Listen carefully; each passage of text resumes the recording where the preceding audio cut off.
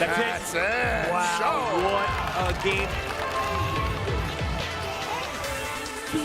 Just needs to get the super, that's it. It is, and he got it.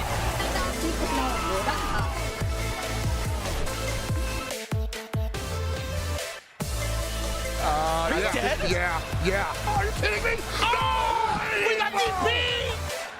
Didn't get the hit. Wait for it. This dude, Pimpus NYC. Jinkorin sweeps it up.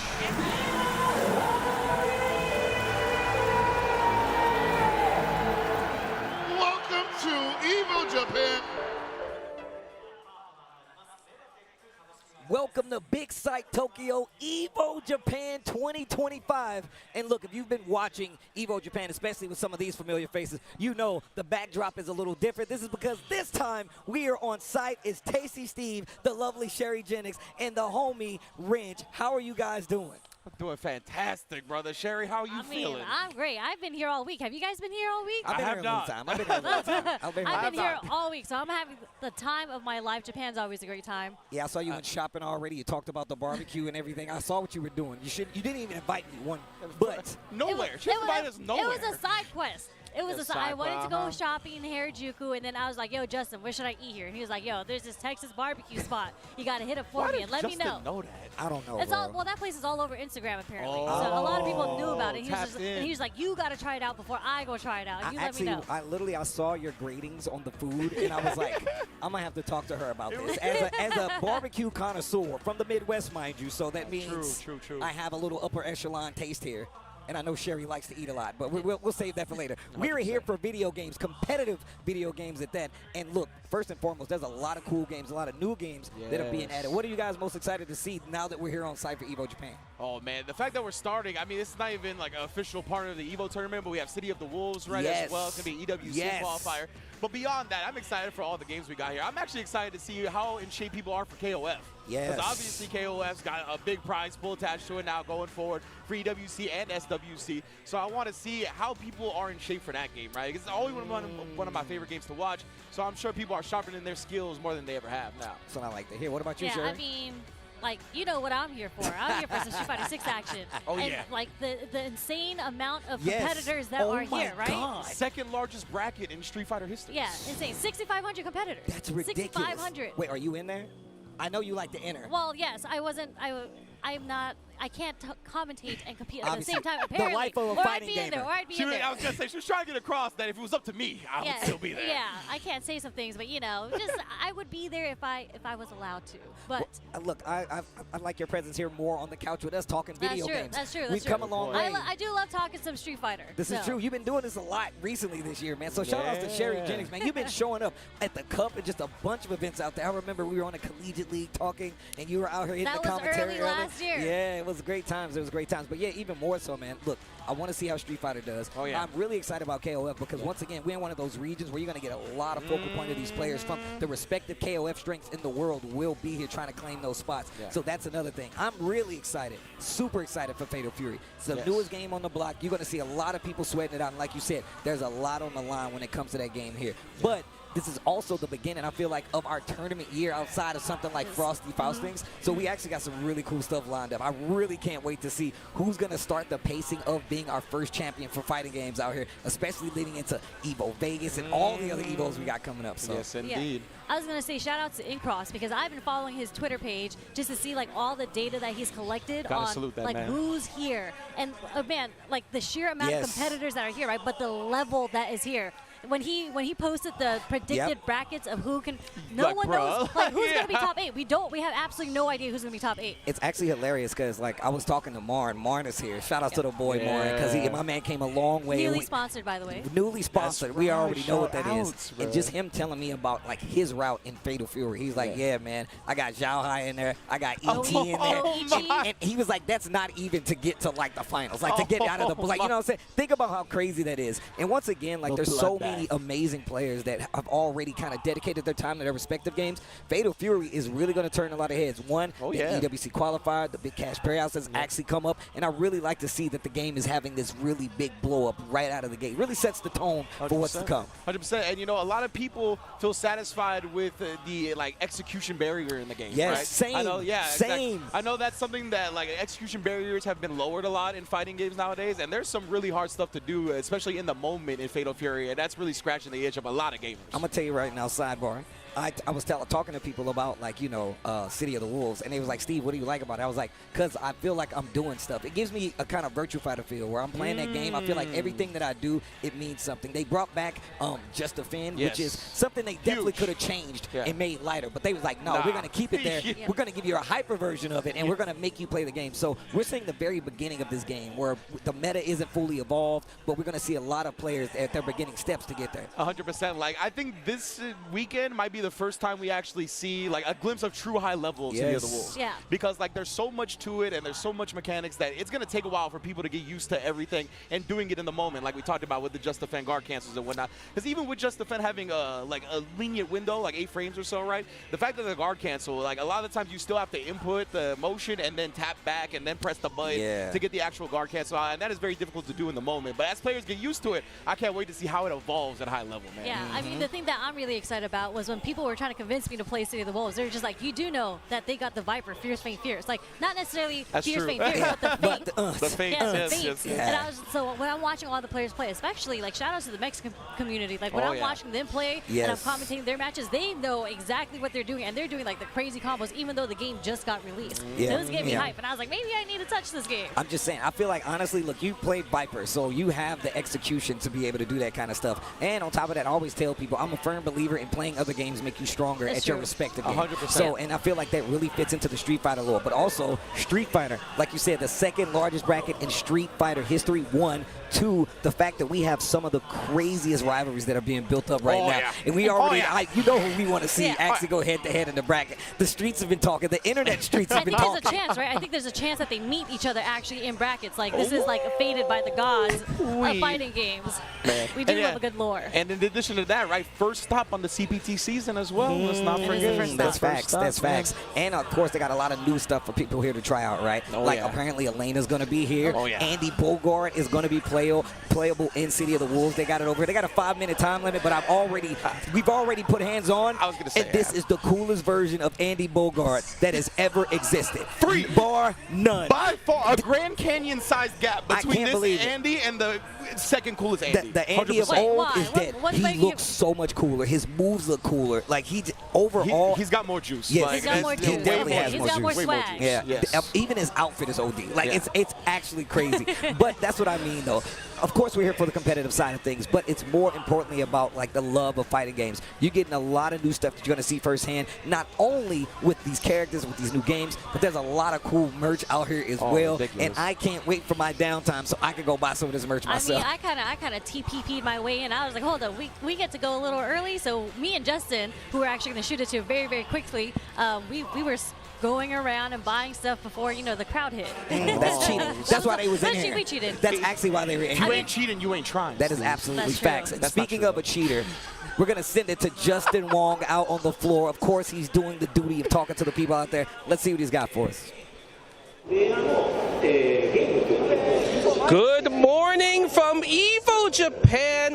Good afternoon, good evening, wherever you guys are. My name is Justin Wong, and I'm so excited to be back. I was here last year reporting on the floor from all the games, all the merch, and guess what? It's again back for 2025. And the Street Fighter 6 tournament here, it's going to be insane. 6,000 plus entrants, and there's a lot of names out there people are talking about. CotW, is he going to be defending the home turf Capcom Cup champion, or will Mena, our literally Evo Japan 2024 champion, will he win back-to-back?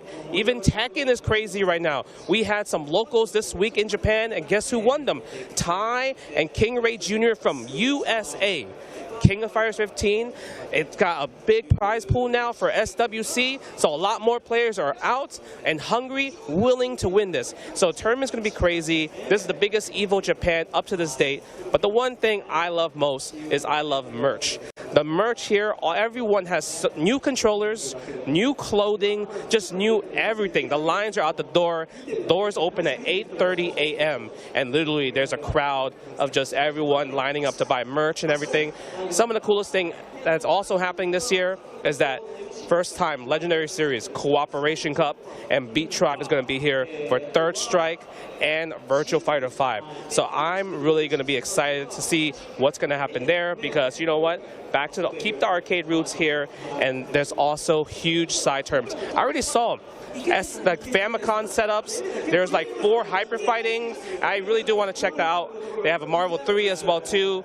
Man, there's just so much fighting game action this weekend, and the best part is we don't know. We don't know what we're going to see in terms of announcements, maybe possible characters, possible trailers. I'm curious to see all that type of stuff. But we're going to be here throughout this whole entire weekend to kind of walk around the venue, see amazing cool stuff. And I'm not going to spoil it for you, but we have some really cool stuff down the road. But enough of me. Let's get back to the games. Let's go back to the casters.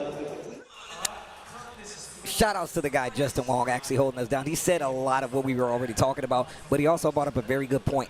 Tekken. We already know that we have this EU versus NA rivalry that's been brewing, but what happened at Tatakai Tuesday, shout out to Tatakai Tuesday, one of the locals that happened out here, King Ray Jr., an American player, and a young player at that, actually getting the big W. Speaking of another young player that's out here, Noah the Prodigy, or Noah the P, that I like to say. He's been out here. I feel like he's been on a campaign trail. We've been seeing all his, dude, he's been out here talking crazy in the best way possible about his trials and tribulations going through Street Fighter, how he approaches it. But I love the fact that we've had this big shift for people to see and get introduced to a lot of these newer, younger players coming from all around the world. 100%. Yeah. He's spent the week kissing babies, shaking hands, and handing out Hennessy. I don't know about kissing babies. I feel like Noah would have chucked them babies Right, out. he's really like, he's like, go to J Street.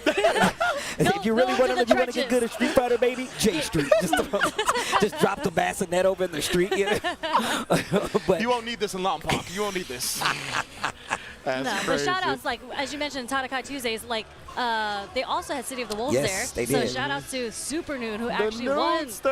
Like I feel like because he just got recently picked up, yes. right, for City of the Wolves. So it's good to see that, because we were at Level Up Expo in Vegas. What, like how long was that? Like 2 weeks ago. 2 weeks ago. Yeah. So he was saying that he didn't want to show up because he wanted to grind and kind of practice on City of the Wolves. So it's good to see that he actually came out here and won the local out here. So that hyperbolic time chamber is working for him. Listen, as somebody, and Rand, you know this, Super Noon used to come over to the house and play Marvel with us and Dragon Ball. He's one of them. He's a grinder, and on top of that, I love seeing his updates when he's like, I don't like this character, I like this character. So the fact that he's putting his words where his hands are to play these games and actually come out here and qualify and just get these big dubs, always been a fan of Super Noon. It's good to see him coming out, and it's also amazing that he got the dub like that. Man, and just to get like a thorough line of these 3 players that we talked about with King Ray Jr., Noah the Prodigy, and Super Noon, like they're all young players, but they've all also been playing for like 10+ years. Yes, because they all started when they were like 9 years old. That's it's true. Actually ridiculous. Yeah, Noah literally 9 years old. Well, I mean, look, it all begins somewhere, and we're going to begin these games. Tekken, like I said, is where we're going to go. Yummy Yu coming in with the Eddie Gordo and Dr. Ken with the Fang. You know, I'm still not used to seeing the combo counter and the damage on the screen. It really throws me off. I mean, yeah, like I'm still not used to, for sure I don't see that, but is Yummy Yu, is that Thailand? I think that is THA. I'm pretty sure. Maybe that is Thailand. Yeah, I would assume too. I was going to say that's also something that's really, really cool to Evo Japan is the different countries that show up and show out at Evo Japan. Even Evo in Vegas, there's a whole lot, right? But Evo Japan actually brings out a whole bunch of, I say, more Asian players. Yeah, 100%. I'm going to say right now, like one of my favorite things about just Evo Japan is just where it's held. We get so many of like Asia that comes here to play. And a lot of people know that it's one of the strongest territories just in fighting games overall. And there's so many players, and I say this a lot, that don't get to travel, that we will see first time that Rage Art is going to hit Dr. Ken. Yo, the Eye of the Dragon, though. Peep the pupils. Dead. Not yet, still alive, but big damage. Yes. This animation's kind of lit. I'm just saying, bro. They bring the spotlight down on you? Oh, nice. The little side step right here. Oh, gets the wall splash, spins the rest of the heat. Ooh. Yummy Yu is in trouble. Yummy Yu, you're in trouble. The stomp to close it out. Doctor can't hold strong with the Fang. And once again, this is season 2 of Tekken. A lot of characters got brand new moves. They've added a brand new system mechanics as well as just adjusted quite a few things. Still in the part of adjusting it because that's what happens. But there's so much changing when it comes to the meta of this game because a lot of the characters got changed for the better. Characters like Asuka, one of the reasons you see King Ray Jr. doing really well is this character's got really strong and they've made her a lot more prominent when it comes to the meta. But this is exactly what I want to see from Tekken right now because once again, I ain't gonna say we're in the motherland of Tekken, but we are very close to one of the original places because, you know, Korea, Japan, but of course, Pakistan, who unfortunately has not been able to show up to a bunch of events like this because of visa stuff. So. Yeah, but it's funny that you say that this is like the motherland of Tekken because this is actually where Arslan Ash had his first win. Yes. Like that was his That's debut true. at Evo That's true. Japan. I remember, shout outs to Kenny Omega, he hit him with the interview the minute he got off the plane. Yeah. He was like, yeah, man, I just came from the airport. I'm tired, but we still here. And my man still won the turn. Do you know how crazy that is? It's ridiculous. And wasn't it like, was it Nobi versus Knee or something that happened a while ago where Nobi won and he was like Tekken is Japan's game? Yes, and I love reminding the world of that. I love reminding the world. But that's the pride that comes from, like, especially some of these older games like Tekken, right? A lot of those players, they hold it high in their heart. So Nobi saying that, not a stranger to it, but also that kind of calls for the people in power to be like, Pakistan was like, you're the what? This is what? Exactly. And then we saw like this big event where, I can't remember, it's probably like a couple, 2-3 years ago, that John and some of these big players came to Japan and literally just beat every player. And it was nothing but Pakistan top 2. That lets you know just how strong they are. And now they've become the more powerhouse of Tekken than anybody. So, And speaking of powerhouses, I feel like I've heard a lot about Fang since the release of Tekken 8. Is he still prominent in the meta? I think the thing is that like he has so many great pokes. And he's historically had great pokes, but even more so, they gave him new transitions out of certain stands. That means he can keep the pressure up even more so. Okay. And the fact is, like, he is one of these things where you're going to be really aggressive with it. His poke kind of put that to a test. He's like, how good can you navigate my pokes? How well can you sidestep my offense? And it's about keeping people honest.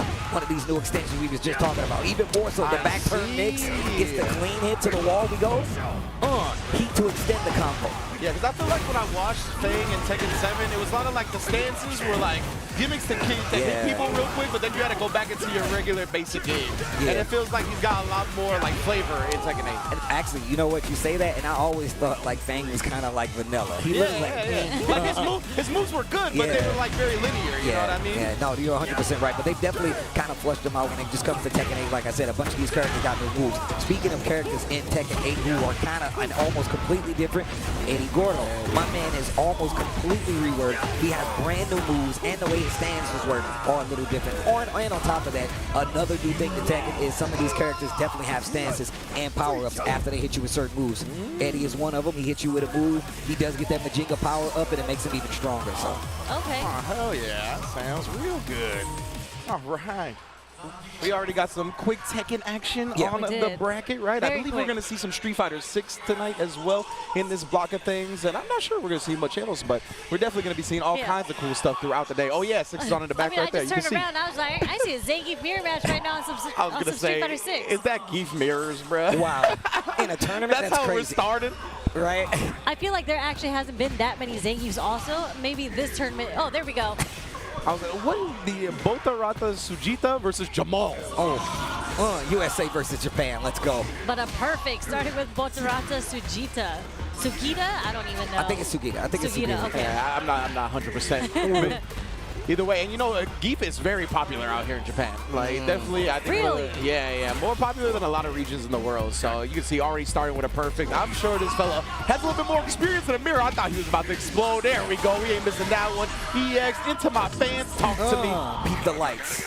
Like, speaking of Zangief, we do have like some of the best Zangiefs here, right? Obviously, we have Kobayan here representing Japan, but we also have like Zangief Pilato with his debut. I don't want to say debut, but his performance at Capcom Cup, right? Hot off the heels, man. Actually, that's when I love seeing players like come out more. So we always like these big pop-off tournaments, but even more so, I like the follow-up because after that, people are looking at you. They're ready for your character. And look, even though we might not see them all the time, having those people to kind of stand above the rest with these specific characters are kind of like the bread and butter of like fighting games and what it means to be good in these games, right? 100%. And like you said, Sherry, Zangief Mulatto's had very few offline performances, right? But all of them have been extremely strong. He got top 8 at UFA. He had a real hell time at Capcom Cup with his block, you know what I mean? Those JPs, that was not fun for him. You know, going up against CotW, going up against the different JPs, so it was tough. But I can't wait to see what he does in this tournament. Oh, and he got him! The walk-up. The meta of Zangief is that 50-50. Are you going to headbutt me or are you going to SBD me? Yeah. The grappler's chance, baby. I was telling, I remember a long time ago, in the early days of Street Fighter 6, I was telling Problem X, he was like, man, I don't think Geef's going to be that big of a problem. I was like, do you not understand Drive Rush? I don't know if you seeing what I'm seeing. But this character is definitely going to be a problem. Still not as easy to get like the full leg up on people because obviously Zangief has historically had like bad matchups across the board in some instances. But in this game, it is definitely possible. Well, what's so funny is I feel like all the Zangief players, shout out to them, when they had to switch over to Street Fighter 6, I think a difficulty that they had was that he's not like a traditional low forward drive rush character. And a lot of them were saying, this character sucks because I can't low forward drive rush. But you see, like, as the time goes on, how they evolve his meta. And he doesn't need to low forward drive rush. He really don't. I'm terrified after he knocks me down. The range on Light Punch SPD, like all those things really make him a bigger threat in this game. And obviously we're looking at a mirror match right now, but when you see people play experienced Zangiefs, they're never not afraid. Like no matter who you are, you're like, I can't get caught. Because if he catches me, I lose 30% of my life bar, and that is my combo, you know? And like you said, Jared, he might not have the reward of the crouch medium kick drive rush cancel, right? But his bullets are solid on the ground, man. Very annoying to play with. Yeah, exactly. That target combo does really good damage. The stand medium punch really far. You saw it even counter poke. I think his crouch medium kick, Jamal's that is. Yeah, but the stand short is so good. And like I get the privilege of playing against two of the best US Zangiefs. Well, I can't say that about Stupendous anymore, but Dr. Danny Bam. Yo. So shout out to Dr. Danny Bam. Stupendous. And that's her friend. He just took her straight for no reason. You were just hanging out somewhere. You were just hanging out with him at Level Up Expo. That Stu guy, he's so mid now, but everybody else. I'm just saying he hasn't adapted to the Street Fighter 6 Zangief yet. I'm sorry, Stupendous. I'm just saying, when you play, like, if you play against ranked on Street Fighter 6 all the time, you run into Dr. Danny Pham all the time, that's right? Facts. And then people talk about, like, how the hell do you play against a Zangief that gets us right all the time? Yeah, it's almost impossible because once again, you're so afraid of the throw, like it actually magnifies. You're like, if you're fighting a good Zangief, you're like, I don't know when they're going to SPD me. So you're trying to navigate these buttons. It's crouch your medium kick, that drive or sweep, trying to make sure he stays out, and then you get scooped. And then you're like, it's real fear. It becomes a horror movie.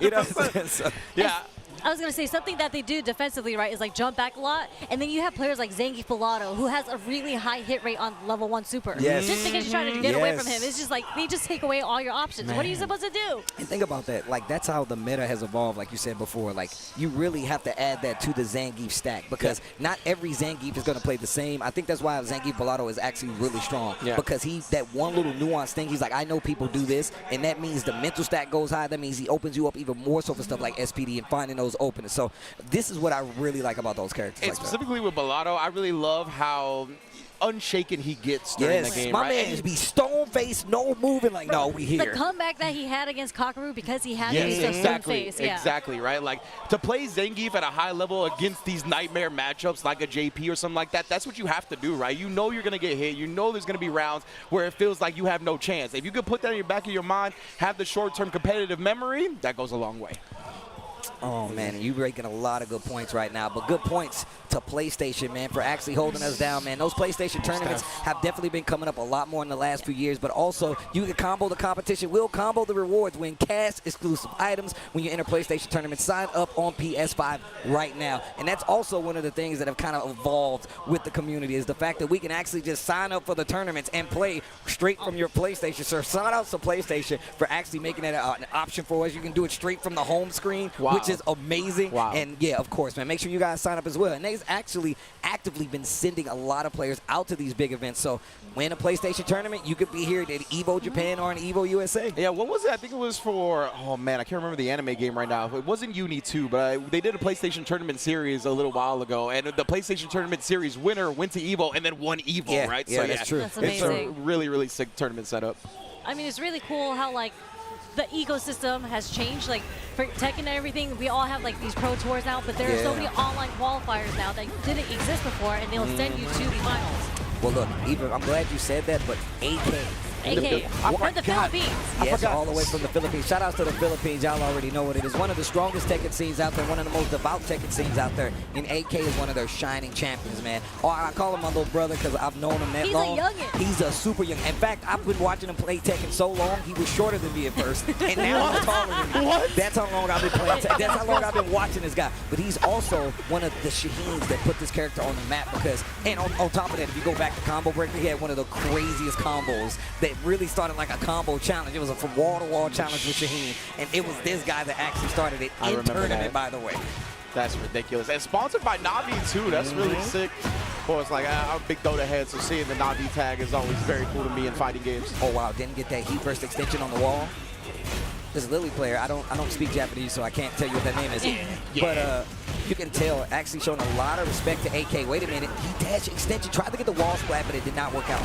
So is the Lily player base beating the allegations in Tekken 8 or not? Well, the thing is that... still What the are same. the, wait, what are the allegations? Don't worry about that. So I will say this though, one of the things that they've changed recently in like Tekken 8 Season 2 is that it made sidestepping a little easier, a little stronger. Yeah. Lily has historically had a better sidestep than most characters in the game. So now if you fight a good Lily and you are doing a lot of linear moves, you are probably going to get beat up pretty bad. But that does come in lieu with the fact that they've gave a lot of characters in this game better tracking moves across the board, so you have to outplay your opponent. It's not just simple as having a great sidestep. Yeah. So a lot of people default to, right? Try to get out of the pressure that they think is coming. Is a good, just like defensive flow chart to do, and now it's a lot harder in this game to get away with that. 100%. It's definitely a lot harder. Even with like Heat being there, once people know how to actively defend against Heat, know how to sidestep properly, then you can see how they actually approach it. Great break. Hold on. The low, 18 seconds left on the clock. Rage is on the side of the Lily, is down for it too. This should be it. Back turn combos in Tekken are always questionable, but you can't say that about AK. He's got one on the board. And man, you see the time winding down right there. It's like in every fighting game, whether it's 3D or 2D, when the time's winding down, who's going to make that first move?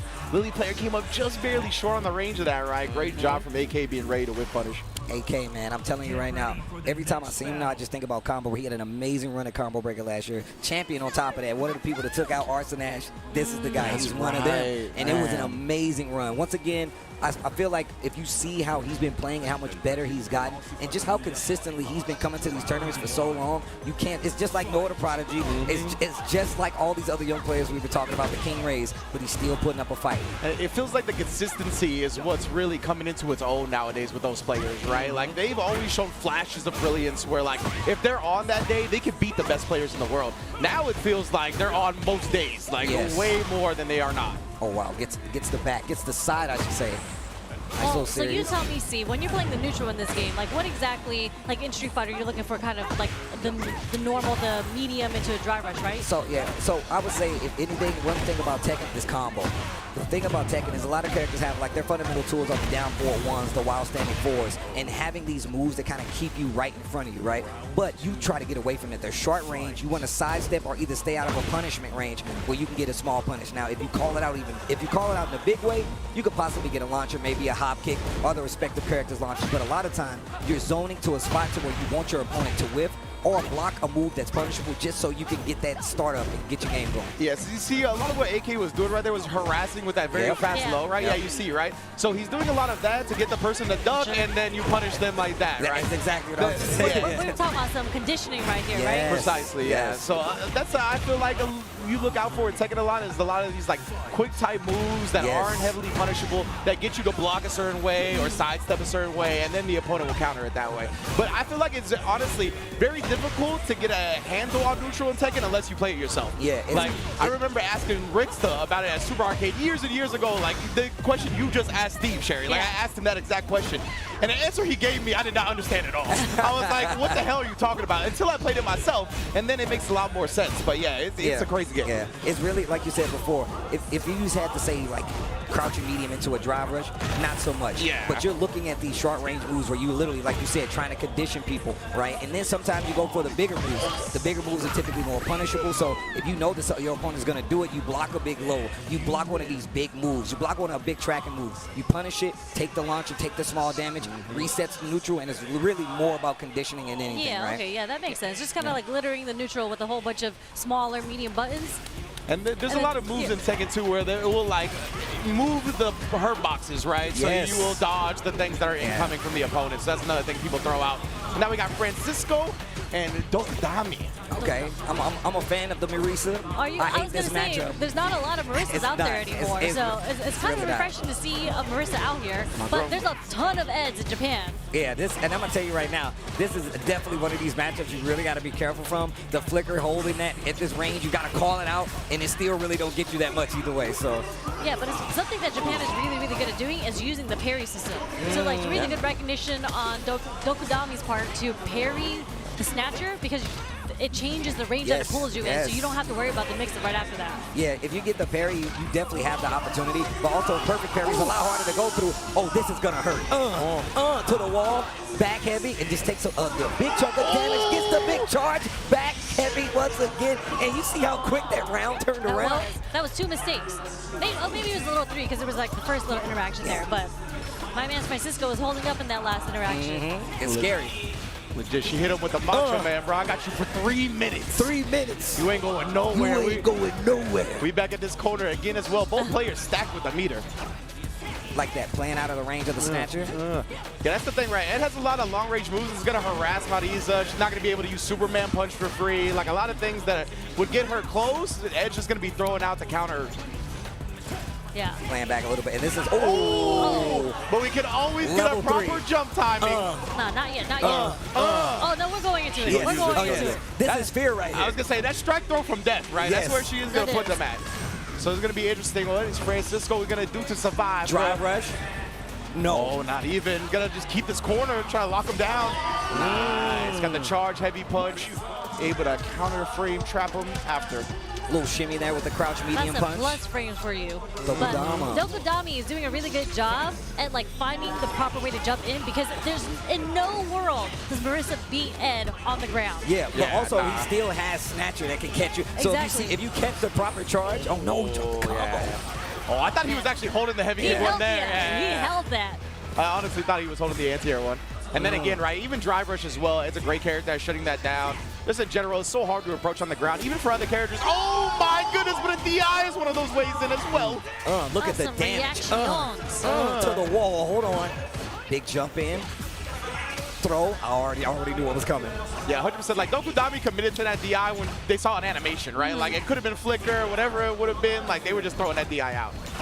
Which is actually really, really smart because that's kind of how you counter Ed on the ground is to DI. A lot of his strings, a lot of his moves are DI-able. 100%. Especially for her, right? Like, literally, you either do, like, scoot him or you do defense just to make sure, or you literally have to just DI at a range where you assure that he's not prepared to deal with it.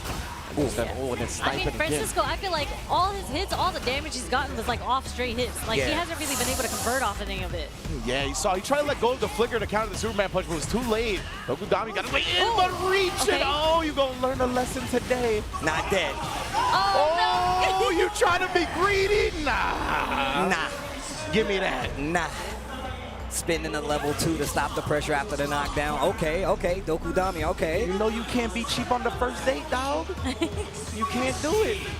Drive rush. And another thing, Francisco putting himself in a situation, getting backed up to this corner, and that drive bar be looking a little dry. Hold on. I love that. The step kick snipe, too. That's a great trade for Dokudami. Well, no bite on the throw there. Oh, my.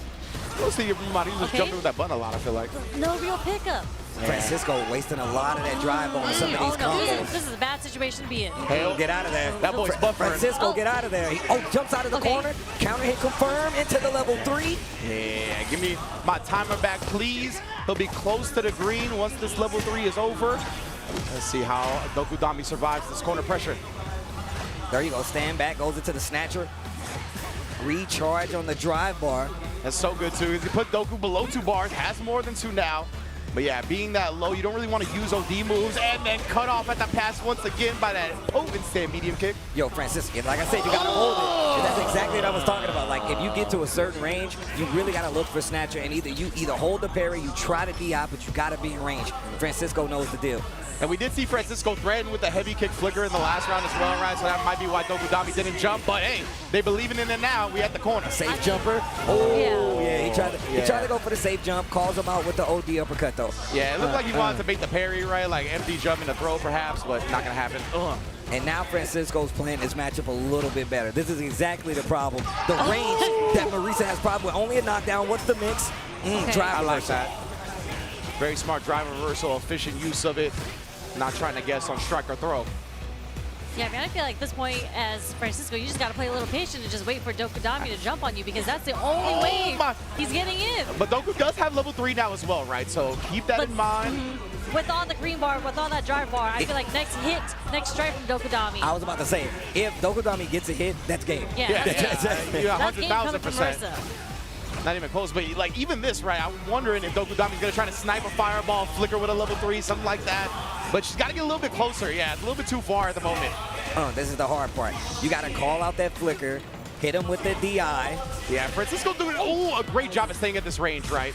He knows where the danger zone is, and he's avoiding that was it. game. That was game. That was the danger zone, though. No, that's a big reach. That's a big reach, and this is the frustration building up, right? Once again, I fight this matchup so much. I know exactly what this feels like. Is that what you would do? You would do the OD step kick into a DI? No. No? I like that. I like that. Because you never know. That's nasty, but I like it. They might want to hit a button on you, right? Yeah. So the DI might have hit in that situation. Who knows? Yeah, I mean, because what happens is, right, if he had done it, gone in the snatcher, the DI, bow, would have hit him, big damage, you could have cashed out. Okay, wait a minute, to the corner we go. Yet again here, Dokudami. Oh, that's a bird down opponent. Francisco doesn't have any meter either, but it managed to escape. Doesn't feel like he's still long for this fight. Where are you going? Still my favorite command grab in the game. Yo, it's one of my favorite command grabs in any fighting game. 100%. 100%. It's so disrespectful. It's so disrespectful. You know what's funny? I like to remind people, if you go back at Street Fighter V, they actually tease Marisa. If you go to the Coliseum stage, there's the character, the statues, they're doing that exact command. Oh, what? 100%. 100%. Wow. And I saw that and I'm like, oh, that's actually kind of dope. I don't know if anybody else called that, but I definitely No, called I that. did not catch that. I did not know about that at all. The only thing when I think about stuff in the background are the hippos in Elena stage. Because those are the best hippos. Oh, man, speaking of which, Elena. The Africa stage looks sick at 6 already. Yeah. Yes. From the trailer. Call that bit the Lion King. Okay. Dokudami locked down. And again, Francisco, when he's had Dokudami in the corner, right, he just kind of backed up. This time, getting the strike throw off the drive rush cancel, putting Dokudami down. The Like, Evo. last game, last round. Slowing this game down is really what's going to help Francisco get the dub. You can see he's starting to get more control of it, too. Knockdown in the corner, level 3. The parry. Oh, tried the armor, just threw her out of it. Yeah. Very nice. Perfect parry. That's exactly what you want to do versus Flicker, but Francisco's on the run. The throw strike guess is not working out, and Dokudami's favorite. It worked that time. It worked that time. Oh, no. What are you doing? We literally all looked at each other and then back at the screen, and the combo wasn't there anymore. And Francisco, best believe he ain't dropping this one. Wrap it up 2-1, just like that. The punching bag. I mean, I feel like when you make those hard call-outs with like drive rush GI, you really, you've already committed to that, which would kind of help you realize you got the hit. Yeah. It's a weird spot to drop the combo. Yeah, I'd 100%. say. Yeah, it could just be like stage nerves, right? Like Evo Japan You're type on nerves. the big stage. Yeah. You're on the big stage of Evo Japan right now. 100%. There's thousands and thousands of people watching you play. Shout outs to everybody watching at home. Speaking of the thousands of people, I know you guys are probably in a different time zone. I know you guys are probably in bed, maybe hanging out, but thank you guys for joining us here at Evo Japan, man. Once again, big site, Tokyo, Sherry Jennings, the boy Wrench. Man, it's good to have you guys here on the couch talking about some fighting games, man. Yeah, man. And in addition, I want to bring up the time zone thing, right? If you're up late right now, if you're barely holding on for dear life and you know you're going to sleep soon, there's actually going to be like, not a rebroadcast, but Wooly is going to take over on the Evo channel once we're done here. He's going to be looking at all the matches, all kinds of cool stuff from the event. So if you're going to sleep now, so be it. It be what it be. You know, I've fallen victim to none of my time zone That's tournaments. true. I've fallen asleep to some Street Fighter streams, Yes. for sure. Yeah, exactly. But we're going to be live almost 24 hours with Wooly also going over everything at probably your normal time zones for those folks in the West. Good point to call that out. But yeah, man, look, personally, I definitely try to run the gauntlet though. When I'm watching tournaments, I'm like, I'm in bed and I'm like, nope, we're locked in. I don't care what happens. I will stay here. If I fall asleep, so be it. A lot of times they just keep running them back and forth anyway. So it's always good, always good. Oh, man. No, and just to get back, I was thinking about this. I'm like, man, every time I come to, like, big tournaments like Evo, like, I'm like, man, I really wish that I could, like, enter. I remember my last Evo where I had to DQ myself, playing amazing. When was the last time you entered a tournament, Steve? Last time I entered a tournament, maybe, oh, man, it was a NorCal tournament. Oh, sugar. The Foundry. The Foundry. It was at the they still have tournaments there. They still have tournaments. Oh, they do? Yeah. Okay, I know, like, shout out to the Guild House. I know a lot of tournaments are held up there. And I keep saying that I'm going to go to Guild House, but I'm never home long enough to actually make the trip. So shout out to Guild House. I will be there one day. Yeah, it seems like a super dope local. Hoping to make it there one day myself. Now we got what? Zugal? Zugal versus that's an L. My bad. I do glasses. Fu.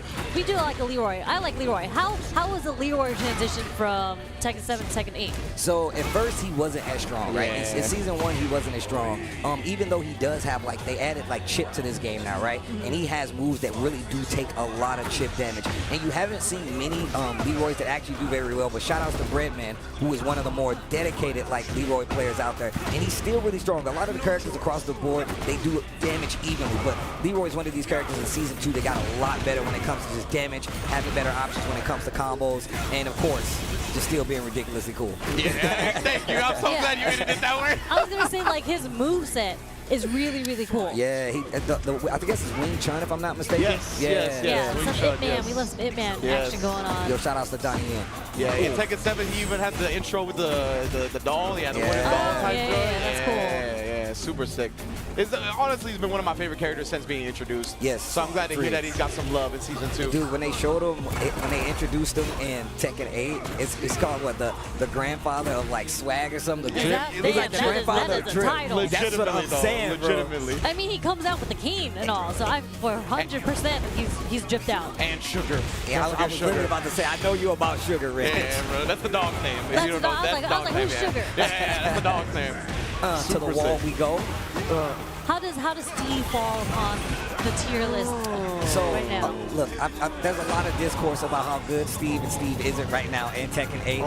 But I think just overall in Tekken 8, they did make it to where his up-close damage, he used to have back one, but that lion stance now, he actually has a way to get out instantly and get a free launcher. So even though he has to keep his approach up close, now that he does have that stance, he can get out of way and he can still get in, and it's a heat engager on top of that. So he gets to start his offense in a lot of instances. Oh, the cane? The cane launch, bro. Big damage. I do love the combos in this game. Like, they look so sick, especially if you're getting it off a launcher. It's just like, ooh, it be hitting. Look at the damage. Yeah, for real. Leroy doing 50% off that joint. And one of the things, and I haven't really like talked about it, but one thing I do notice about Tekken 8 in this more recent version is that they have like kind of the Marvel approach. You have these longer combos, but you have more instances in which to drop them. So yeah, they are flashy, but you do have more instances to actually drop combos in this game. Actually gonna bring this back from the brink of the Steve. My man had all the magic in that pixel, bro. I was about to say, my man had a little bit too much magic in that pixel. Look at that. The 1-inch. With the black dragon though. Let's go. That's fire. Always be a fan of 1-inch punches. Look there goes Sugar. Damn, she did the dog head tilt. Yeah, like, what's wrong with you, bro? She's like, what's going on with you down there? Yo, shout outs to Leroy. He's one of them, bro. That's so cool. I don't know who on the team. Yo, I actually asked her, right? I'm like, yo, who was up? What's up with Leroy? He was like, oh, that's me. I'm like, get out of here, bro. I always got to call him on I was going to say, whether it is or isn't, if I was him, I would take credit for him, too, if I was in that position. Oh, man, look at that. Yeah, he's like the grandfather of drip or the grandmaster of drip or something like that. Yeah, bro. The forefather. I taught y'all how to do this. Dapper Dan stuff. Yeah, you got to be careful. He does have his stance. His stance actually has an auto-low parry on it, so you really have to be careful when he goes into it. But his transitions in the stance isn't the best, especially in this game now where you could just get hit, they go into heat, and then they just take the offense back. Is the double slap down, is that a strong heat engager? Yes. Yeah, I feel like, I remember that from Tekken 7 being just a strong move in general. So the fact that they gave the heat off of it now, that's really stoked.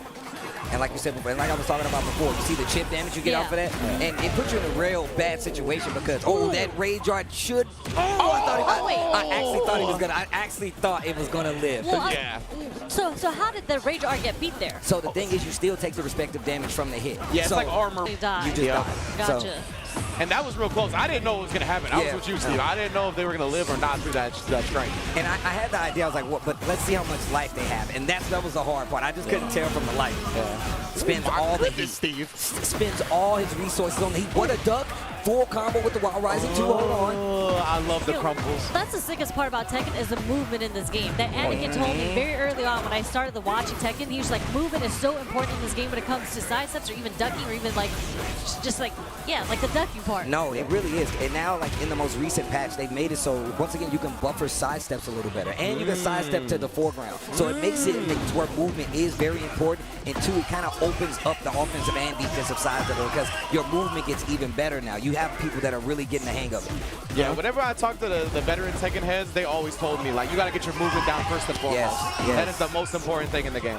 It was an old meme where it was like, people was like, I got this cool taunt jet upper, down forward 2 into electric, and those are the other steps, but the first step is movement. Yep. So you try to jump over all that stuff and get the cool combos, you play somebody, and they're like, man, I can't even touch this guy. And it's because you need the movement more than anything. And I fell victim to it. I definitely practiced taunt jet upper before anything else. I've seen people be like, yeah, bro, I can do down forward 2 electric. I'm like, bro, you don't even know how to move. Yeah, you ain't never going to hit anybody with it. How you gonna get that land? Yeah. Oh, nice. Sidestep. That was a perfect example right there. Sidestep to the right. Keeping the pressure, goes in the stance. Get that lion tamer stance. Lion tamer stance. That was beautiful whip punish. Great reaction. I'm done playing around. I was to say, points at you with the glove. Yeah. I love their heat activation. They always say something snarky like, no, it's not over yet. They're like, I'm just getting started. I'm like, let's go. It gets me hyped for no reason. Oh, nice. That's big damage right there. And his launch punishable as well. Takes the small string on top of it. And also, he has one of the things, one of his newer strings in Season 2 is so dumb. On top of that, like, he's at advantage. You have to hold it, but it does take a bunch of your heat, so you really got to be careful spending it. Steve or Leroy? Steve. Steve, okay. So I think we saw that, right? Like one of the other rounds? Okay. I know what you're talking about now. Oh, the cane. The cane. He only gets one of those, but you got to make him count. That's right. I knew there was something with the cane. I couldn't remember. You can only bust the cane out once? Yeah. He only gets one. He only gets one. Does he get to choose between low, high, or it's always a low? He gets to choose. He gets to choose. Right now, oh my goodness, the heat.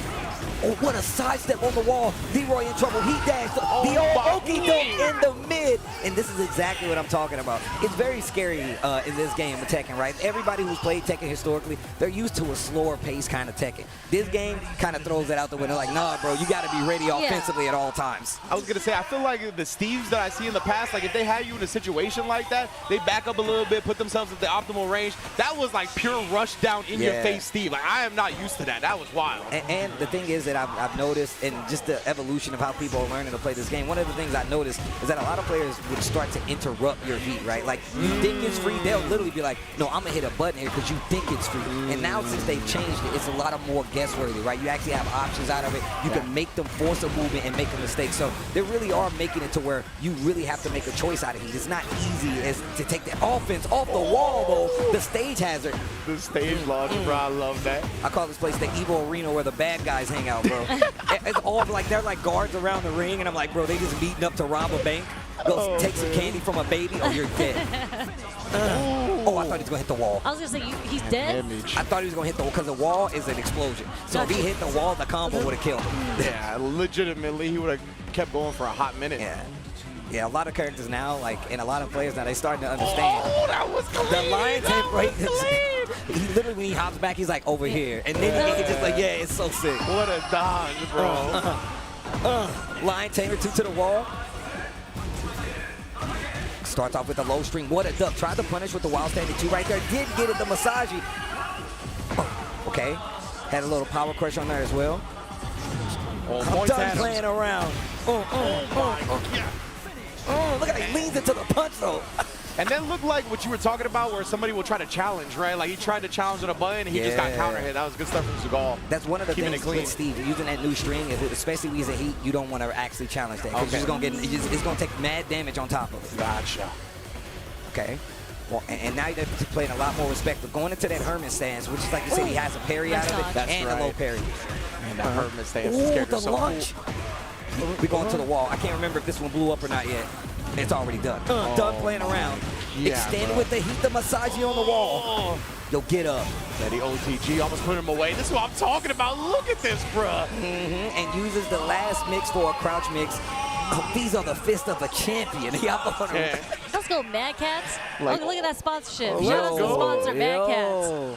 And we recently, I just saw they got a booth over here with the Mad Cat shirt making They a do. comeback. That's crazy. Yeah, bruh. You seen the leverless joint? No. Oh, really? It's That's like a the new design stick. of the old Mad Cat stick, but it's leverless. Yeah, it's Yeah. hard. Yeah, I might have to There's a investigate. lot of buttons on it. I believe we're gonna have a segment with Mark Mann showing off That's a bunch right. of cool stuff later. Later So today, yeah. most definitely y'all will be able to get a glimpse of that at the very least.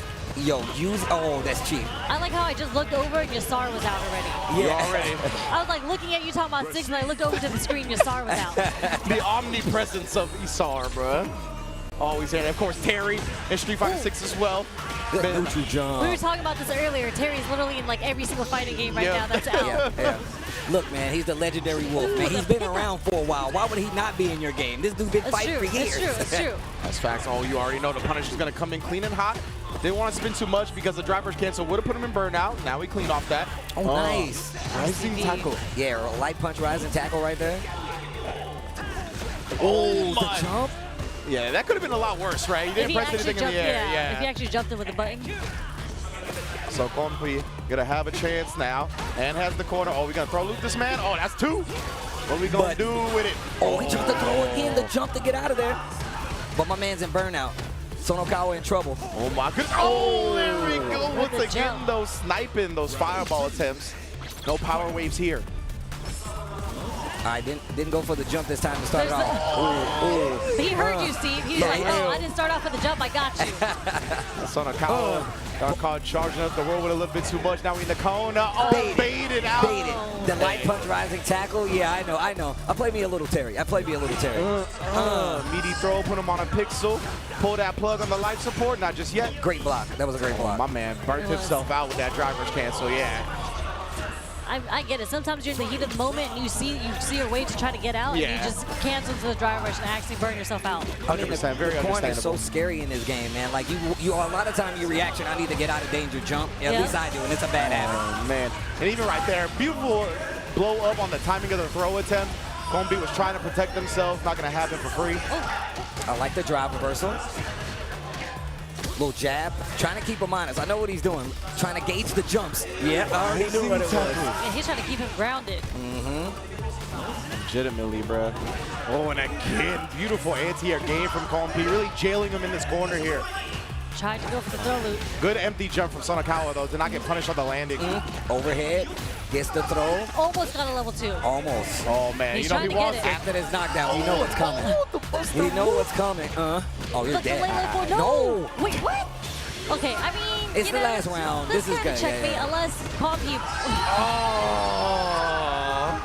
Well played, though. Sonokawa was in burnout, using a level 2, knows he wasn't going to step forward because he had Yassar out there. Yeah. That was really good. That was Yeah. a nice little checkmate situation. That was a good attempt as well. To stay medium punch, like, it was almost perfectly spaced, right? Like, Can the Sam medium punch the first hit cancel into critical art?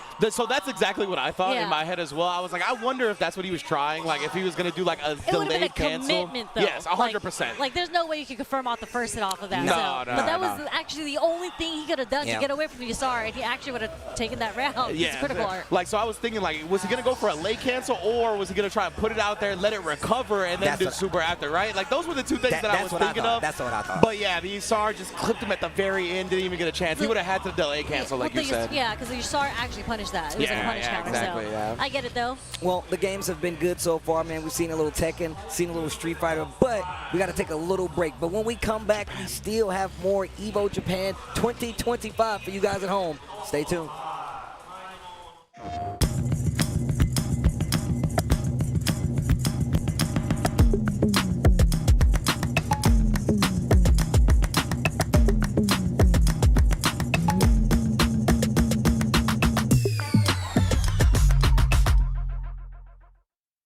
PlayStation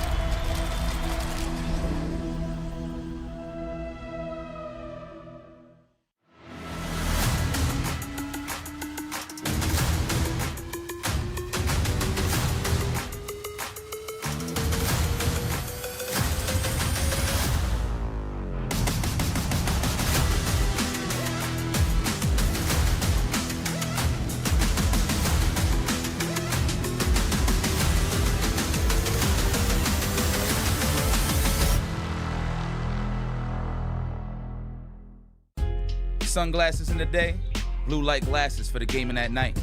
Zenny's got affordable eyewear for everyone. Vibe and style while protecting your eyes. Evo sunglasses, available now.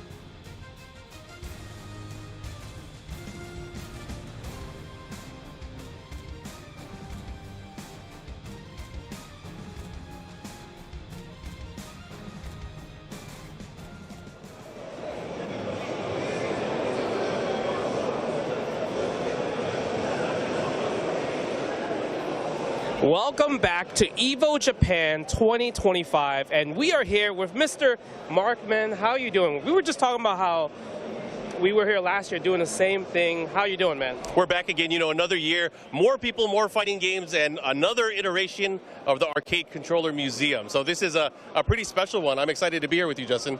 Yes, you know, I love collecting joysticks, controllers, anything in general when it comes to just plugging in a controller to play fighting games. But this guy has me beat probably by times 10 the amount of controllers. And let's talk about it. You were saying this is some of your this one's your personal favorite when you were a competitor. Oh yeah, the Namco arcade stick. It's actually starting our timeline. So on this side of the museum, we have the officially licensed PlayStation fighting game controllers. It's a little bit of a timeline of history. So everything from the PS1 all the way up to the PS5. The Namco arcade stick was one of my first like real Japanese quality arcade sticks. So it's been one of my favorite ones, and I'm glad we're able to feature it here. But this was back in the Tekken 2, Tekken 3 days, so it's nice to have it here again. Okay. So when what about you? Ooh, when we're looking, okay, this one right here, like I enjoyed this one a lot because I never owned it, but I've seen friends that own it, right? So yeah, the Real Arcade Pro came out in 2005. It was really the first time we started seeing Sanwa parts that were more in a commercialized state. But again, this was like the nice pro level one. But after that, the Americans got a different version when Tekken 5 came out. And I think that's the one a lot of people were rocking. You were talking about that as well, the Tekken 5 Anniversary arcade stick. Yeah, when it comes to just like getting a Japanese arcade stick, before we were using Moss sticks, right? You know, mom and pop store. This was the first one that we were selling at like video game stores, and that's the one I introduced to a lot of people to the Japanese style, like you mentioned right there. Yeah, the 10th Anniversary arcade stick that came bundled with the game in their collector's edition. Everyone started getting that. They started modding it, and I think it helped with like the arcade stick tech culture in the United States, especially, or in the West, and people started buying and modding arcade sticks, and it went crazy from there. As you know, I joined Mad Catz after that, and a lot of the landscape for arcade sticks from the PS3 era onwards kind of really changed the trajectory, and you started seeing more and more these cool weapons, these weapons of the trade started coming over to the West, and there was just like it's a big renaissance pretty much. Two controllers that I saw, I didn't know they were back-to-back, and that's godlike. It's right here. The Vulix, right, from Hori, and the Mad Catz, the VS, right? Talk about these two right here. So this was the Vulix arcade sticks, which was officially licensed by Taito, and it really emulated. You know, a lot of people were switching to the Vulix style layout, but this is an actual Vulix control panel modeled from the arcade cabinet. So they took it to the next level, and Hori obviously worked with Taito on this. Amazing. Mad Catz kind of had the same idea. They wanted to make something more the size of an arcade cabinet, and that's why the Versus stick was created. You could connect two of them together to emulate a two-player control panel, but you know, this was in 2012, and things just started getting crazier even more from there. And I don't know, I thought it was a really fun time. I know you started using a bunch of different arcade sticks. I started using a bunch of different arcade sticks, and then you had companies like Razer and Quanba also join in as well. But again, it kind of rounds out the history of all the different controllers that you have that were officially made for the PlayStation. So again, I love the ecosystem and where we're at, but this is just like the PlayStation stuff. Yeah. What about the community stuff? There's so much stuff. We need to go check out the community edition, the Evo Arcade Controller Museum, because I feel like with the boom of all these companies doing official stuff, it it boomed a lot of mom and pop stores. And we're gonna see it right here. Like, which ones out of these are kind of like some of your favorites? For me, the TR, the new one, the new one. This octopus right here is so good. So the octopus arcade stick from Fight Stick TR, an amazing labor of love. Again, shout outs to Hersit and the team that have created this one. This one has ultra compatibility. Any console you can think of, it is compatible with it, but obviously you can see it takes so many design references from so many of the arcade sticks that came before it, an aluminum chassis, and you really could fit almost any arcade stick there and really cater it towards what you like. But I mean, there's so many great ones. You have the Ismal arcade stick, you have a lot of stuff from the Golden Lever team from Arcade Stick Indonesia, and then there's a lot of the Evo stuff here that's available at this event. We got Punk Workshop, where they have their new PWS system, and of course Arcade Shock with their Sakura-themed Traveler. And I know you guys were shopping and buying a lot of this stuff yesterday, but if you're here at the event, and you're not here at the event, you're probably missing out because these are event exclusives for Evo Japan, so hopefully a lot of people are able to check this out. But right now, we're on the Community Evo side of the Arcade Controller Museum, and I think a lot of this stuff, you'll see so many different varied tech. You know, there's the rise of the leverless controller. We see a lot more of those nowadays, and even new and novel ideas. So if you guys look towards the end there, we'll walk over there. I'll kind of walk you through there and show you the new stuff that we have. But anything that stands out to you, Jay? So I already got both of those controllers right there. So I'm waiting just to get them to like kind of like install. The Sapphire right here, that one is beautiful. So I'm excited to try that out when I get a chance at the combo booth right there. Yeah, shout out to Kwanba, of course. And again, there's a lot of cool stuff here. We even have the Virtual Stick High Grade, which in my opinion, one of the most influential arcade sticks, came out in 2007. I had to include it here just because it influenced so many of the arcade sticks that came before it. But again, looking at the future, we have Vermillo. You saw Vermillo's new arcade stick, the Kasai. It looks really cool. Yes. We have Junk Food Arcade with the Swirl that just released, which is a mix of a WASD format, but of course with the analog domes and of course the familiar kind of like leverless button layout. But there's a lot of great stuff here. And the one I want to call it in particular is, you know, we started putting some fight pads in here as well. We have the new iteration of the Fight Commander, but also the Arcade Pad Box GS, which was just announced a few days ago.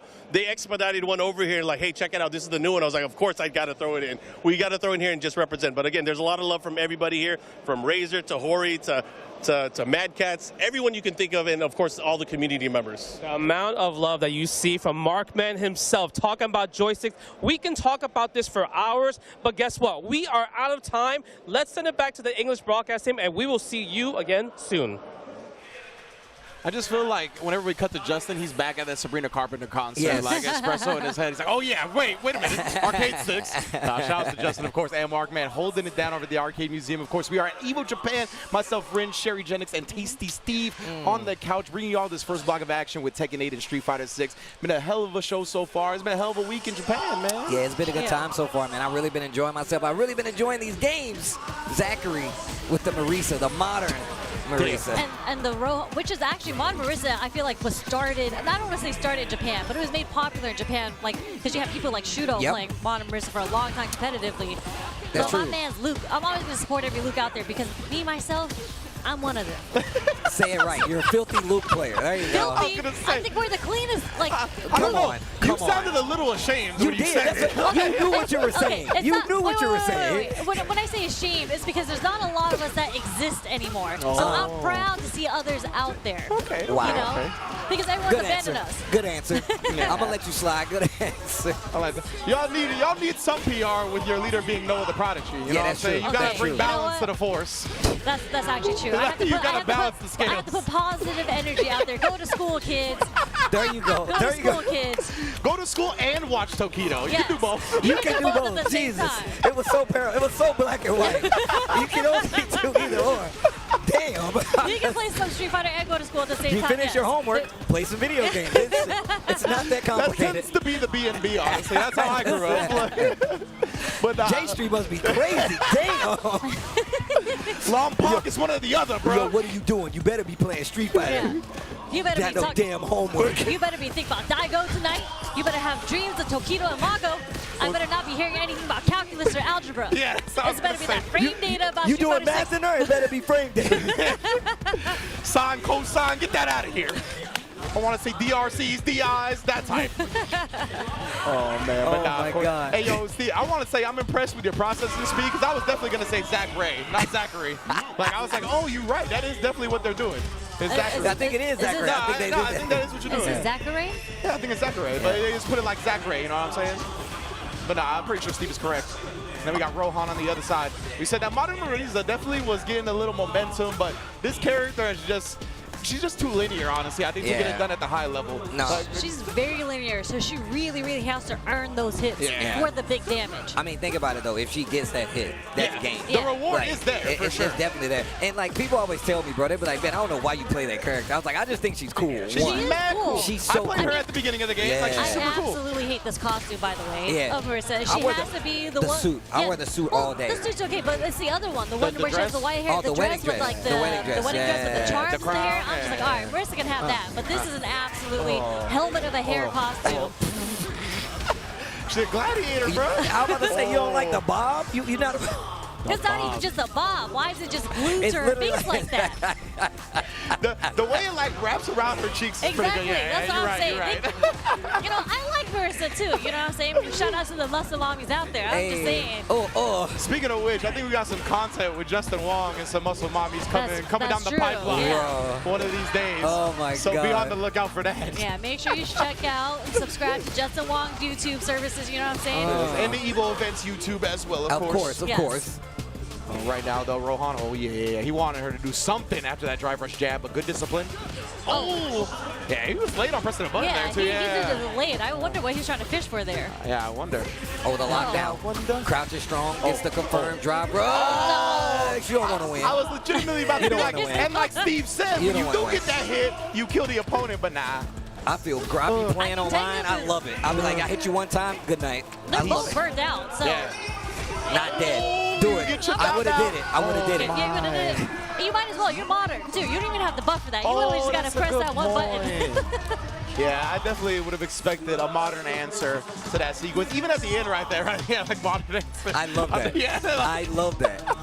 But like even when pulling back on the burn knuckle, right? Actually got chipped out twice in both of those rounds. Yeah. And as a modern player, you should be able to defend against that pretty well. Point, the next sequence is the end of you. Yeah. You're on the stage. You're sitting on 3 bars. You might as well just let it rip. Yeah. Whatever happens, happens from that point. 100%. Caution to the wind.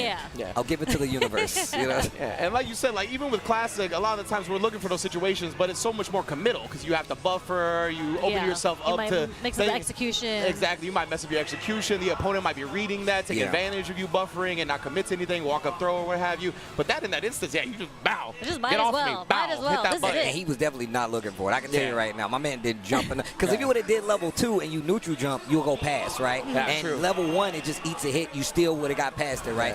Just do level 2. You win. Like, it would have worked. It would have worked. So, but man, big stage, of course. Evo Japan, as we talked about, the second largest Street Fighter tournament in history. With Evo Vegas being the first one 2 years ago, too. So it's just so cool to see how much it's growing. Like, sometimes when I was playing Street Fighter 4, it was actually like declining in numbers until the very end when it went up.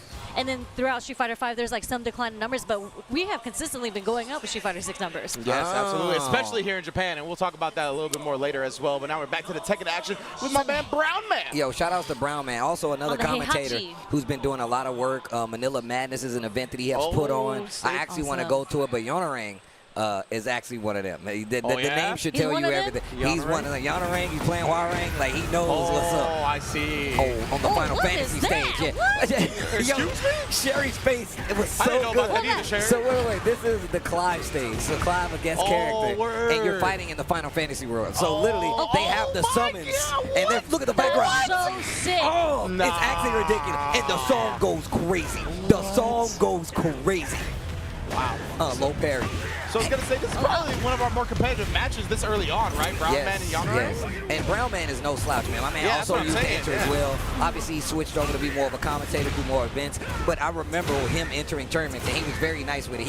One of the things was he was a Heihachi player, so he wasn't in the game until, he said he was dead. And that's what I was going to say. Wasn't there lore for Heihachi being dead? Bro, you know what's crazy about the lore is that in the in-game promo where they was like, Heihachi Mishima is dead, they cut to the live footage of Harada saying, Heihachi's dead, and then he's alive. And I was like, bro, are you kidding me? He's here. Yeah.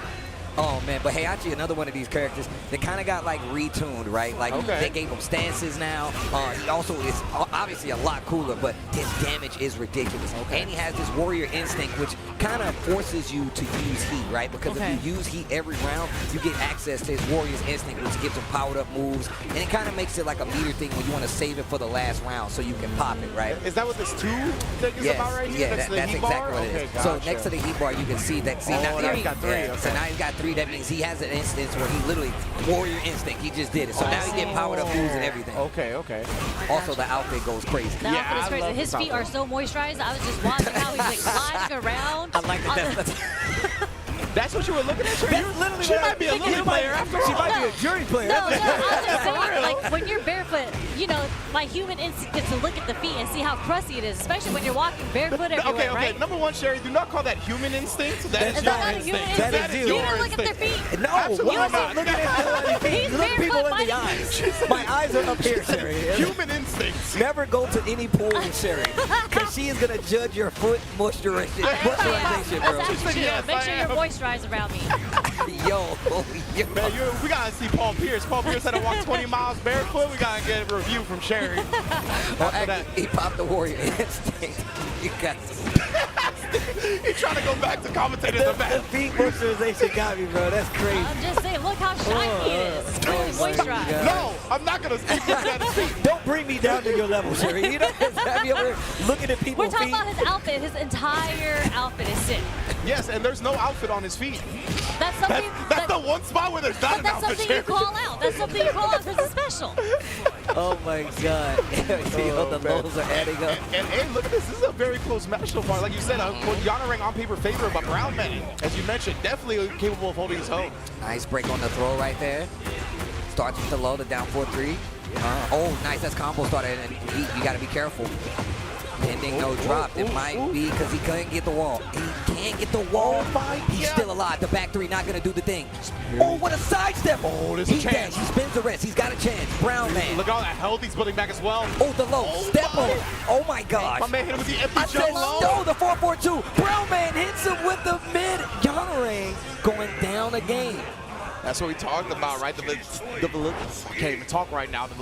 What word am I trying to look for? The validity. Validity? Validity. There you go. Validity. That's the one I was looking for. Yes, the L before the Yeah, but it could be a very volatile experience, right? You get knocked out one time, that's why I should have just said volatile. Yeah. Validity. Yeah, it's just a volatile experience. Once you get knocked out, the game can get away from you really fast, as we saw right there with Brown Man bringing that round back up against Yanarang. You all right, Steve?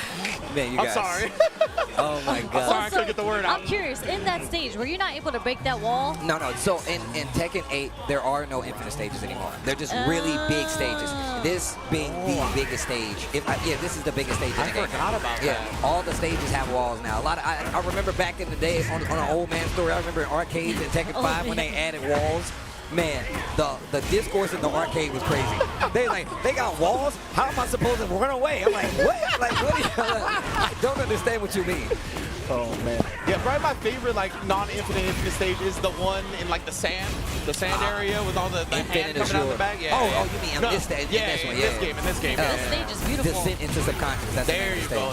I actually just watched Princess Mononoke. This reminds me of that movie, You saw the 4K remaster? I saw it. did. Oh, it was Well, I God. saw it in IMAX in the theaters, yeah. God. Oh, it was amazing. Oh, it was amazing. It definitely reminds me of it.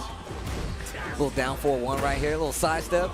Look at the wave dash, though. Let's say Brown Man. Brown Man was nice. The commentator? Yeah. Actually, that's something that the Tekken commentators do really good in. All you guys play really well. Yeah, that's facts. Oh, the power crush.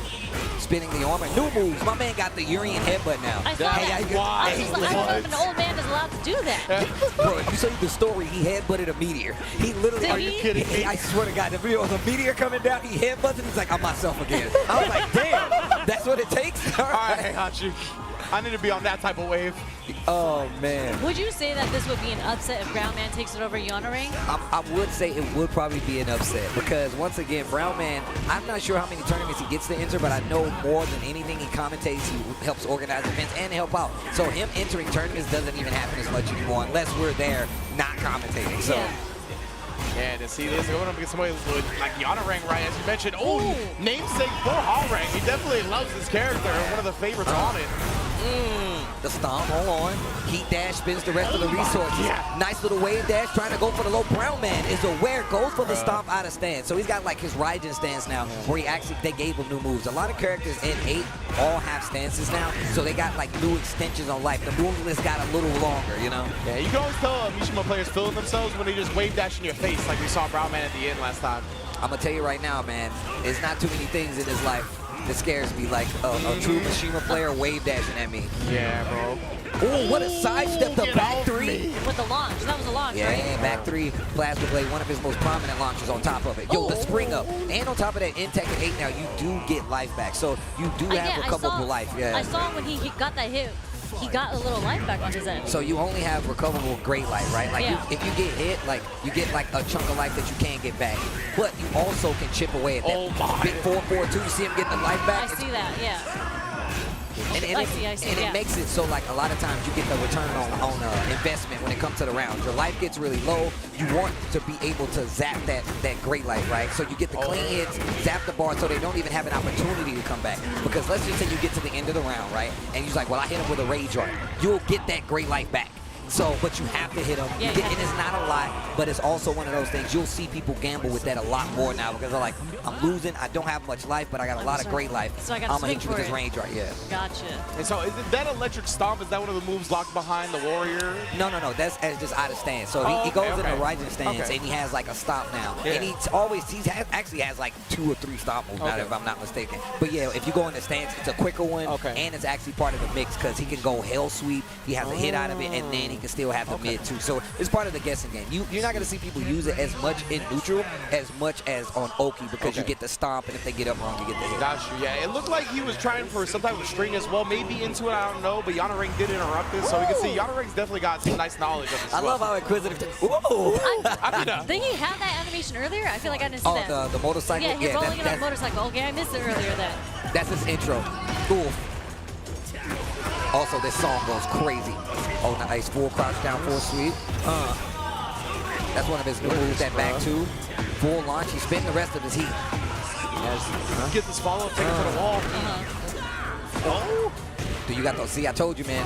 Yeah. Back turn combos are not the easiest in this game. You really gotta have some knowledge to get those. And then at the wall as well, it definitely adds another layer. Breakable wall. Oh yeah. Extended the stage. The death fish. My goodness. To the other wall. Can that one break as well? No. Okay, I was about to say. The floor can break. So if it goes to a 3rd round, you can break the floor, or in the 2nd round, you can force the floor break. Okay, sick. I'm a big fan of floor breaks specifically. I like those a lot. When the whole ground breaks, they all fall down. Okay, wait a minute. Brown man getting the lead in the set again. Yanarang, see? Yeah, that's sick. I like how they just keep fighting. You gotta have real beef. Yeah. To fall through the... Get the kids out of here. I'm still fighting this dude. What's going on? These dudes are fighting. I don't know why. Oh, man. The yikes. What's going on? What's going on? Oh, nice pick up. Oh, trying to grip him up. I can see the damage behind Heihachi's hits. See, it makes sense, right? That old man is trying to kill you. Facts. It's just like the sound and the animation. If you can actually see the damage from the bar, it's a lot of damage. Bro, man, he's got some of the craziest animations, right? Like now he's got like a new move, like his uppercut out of stance. He hits the like a Buddhist palm and uppercut at the same time. It's actually ridiculous. And out of stance, he has a throw as well, and it's unbreakable. So you really gotta be on your toes. Unbreakable. So do you have to sidestep that then? You duck.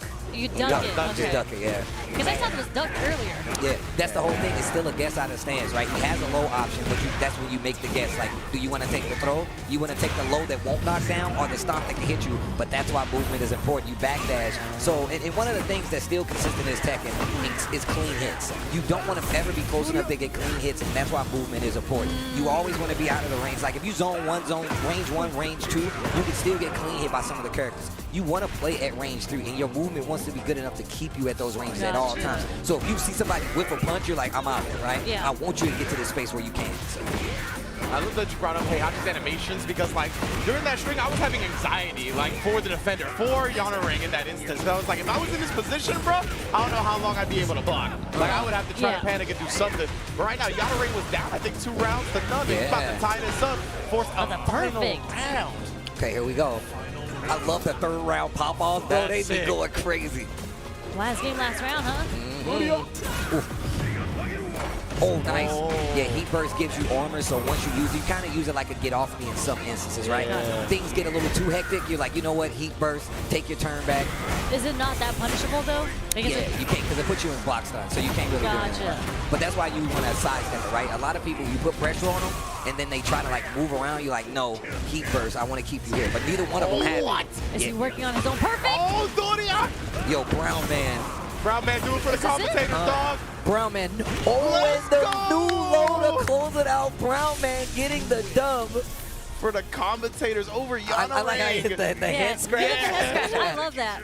Usually you do the head scratch when you're losing, though. So it's really funny he did it after he won. He's That's like, wait, Brown was I Man supposed activity. to win that? Yep, that was Brown Man activity. That's definitely something that he would do, man. Shout outs to Brown Man taking it over Yana Ring. And like I said before, we actually talked about this where he was like, yeah, man, I can focus on commentary because there's no Heihachi. They added Heihachi later on. He was the last character for season 1.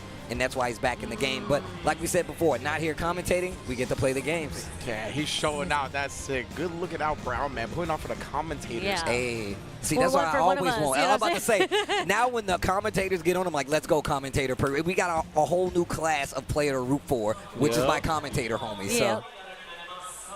Oh, we got more Luke action. Oh, up against Aki, huh? I hate this character Junta. too. Same. Aki? That's because she's a funky character. Yes, that's true. That's true. But I mean, look, she's really cool. I just hate fighting. She is cool. She's an annoying character, which she is. She is very annoying. But yeah, definitely a cool character aesthetically, and just in general the way she plays. It's just Usually when characters are cool like that, they're very frustrating to fight against. Yes. Yes. It's true. Just because they're so different too, you know? Yeah, absolutely. I actually, as a Luke player, I don't mind this matchup too much. I mean, you got a good fireball to like kind of keep her honest. Obviously, she has like ways to get around it, but I feel like she's got to commit to those. Yeah. Like cool face, she has to commit to that. Yep. And you just jump. I feel like in this matchup, you just like you pull the Chris Wong. Yeah. You just jump fierce all the time. Okay. That makes sense Jump to me. fierce. Jump roundhouse. Yeah, Akis usually have to be very on point with their anti-airs, right? They got to be a little bit like preemptive in comparison to like characters with DTs and whatnot. She's got slower anti-air, that's facts. So the jumping does make a lot of sense. Oh, parry after getting hit, like you mentioned earlier, Sherry, right? Japan, the land of the perfect parry. They're just so good at it for some reason. Give me that drive reversal. He might be dead. Yeah, he can spin the ball. Ain't nothing might about it, baby. I don't think he needs to spin it all. He got to spend one. He got to spend one. Junta. Pop. I like how she hits the Dave Chappelle down. The little flutter in the air. He's how she's double jointed too, because her fingers be going up. Yo, that's at weird angles when she's flapping. Oh.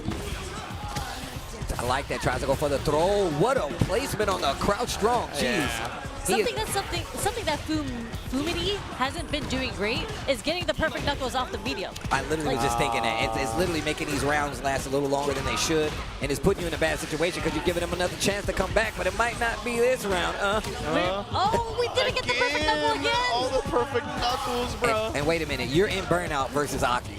It's not fun, but if you just go and jump roundhouse like that, then maybe it's gonna work for you. I like how my man was like, I'm still gonna hit these buttons. You think I'm gonna stop? You have to. That's the Noah right there. It's that's just like just because I'm burnt out doesn't mean I'm gonna stop hitting these buttons. Just because I'm burnt out don't mean I'm burnt out. Yeah. 100%. And in this game, I feel like if you just in crouch medium kick range, you have to expect that from the opponent, right? Yeah. Like whether you hit them, whether you put them in a block string, like crouch medium kick is coming if you in range. That's just how it goes. It literally wakes me up. When I get hit by the first medium, it's double hit. He wasn't ready for You the have to second practice hit. for that. There's a lot of moves like that forward roundhouse where it's a double hit and then people don't expect it and they try to like do a throw or jab after. You actually just have to DP it. I was going to say, can you DI? Okay, I don't know if she would recover in time or not, but yeah, it looks like you could DI it, right? Gets it. Look at the perfect knuckle. Let's go! The perfect knuckles. Kurt Hennigs, as IOC Yipes would call him. Shout out to the bro. The question is Junta going to wake up level 3 here? Do it.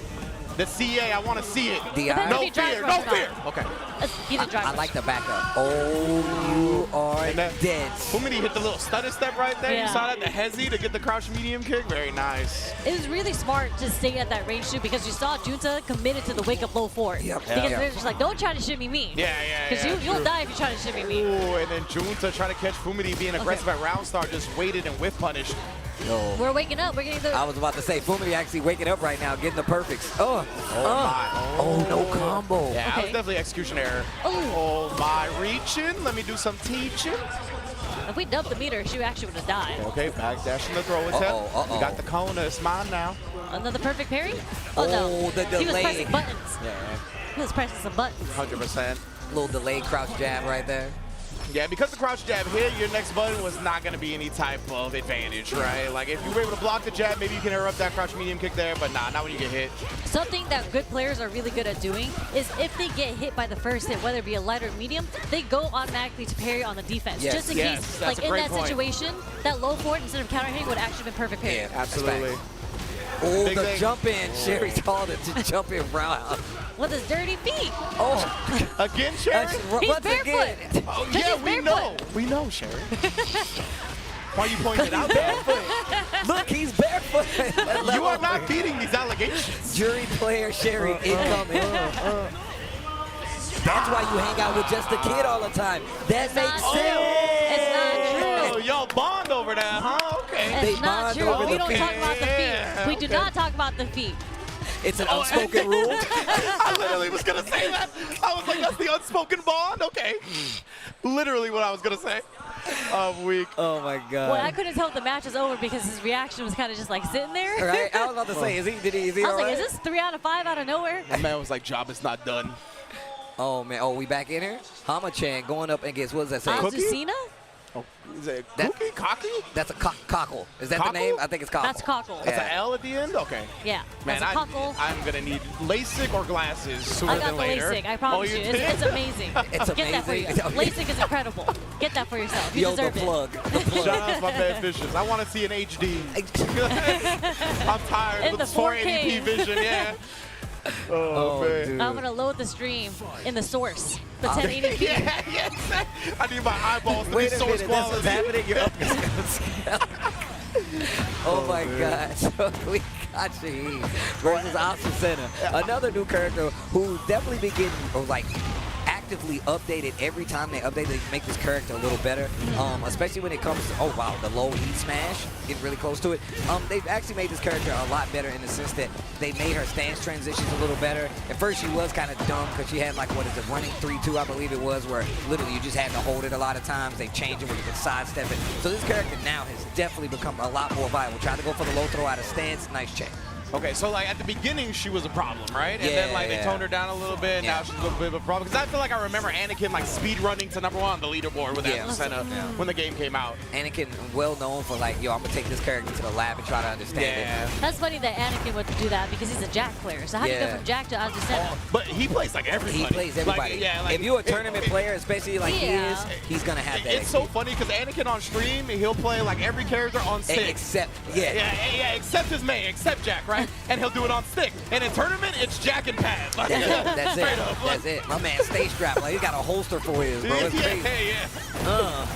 No, but Azucena, she looks sick. I don't know much about her. Just her fit in itself, that's a sick fit. Like, I would wear that. I'm telling you, first off, Is she what the do you think coffee about lady this or not? character? She is the coffee lady. She's the coffee lady, this right? I Is remember This is now. Sajam's Yeah, character. Sajam's character. She's an evil coffee lady. Yeah. She's a bad guy. What She's does that even literally mean? So literally, she wants She's to trying to sell put bullies coffee. out of business. Yeah, Sherry. That's what What it do you is. mean? That's my literally- enemy then. She's literally trying to sell. She's trying to get her coffee brand to be #1 in the world, so she aligned with the bad guys. Yeah.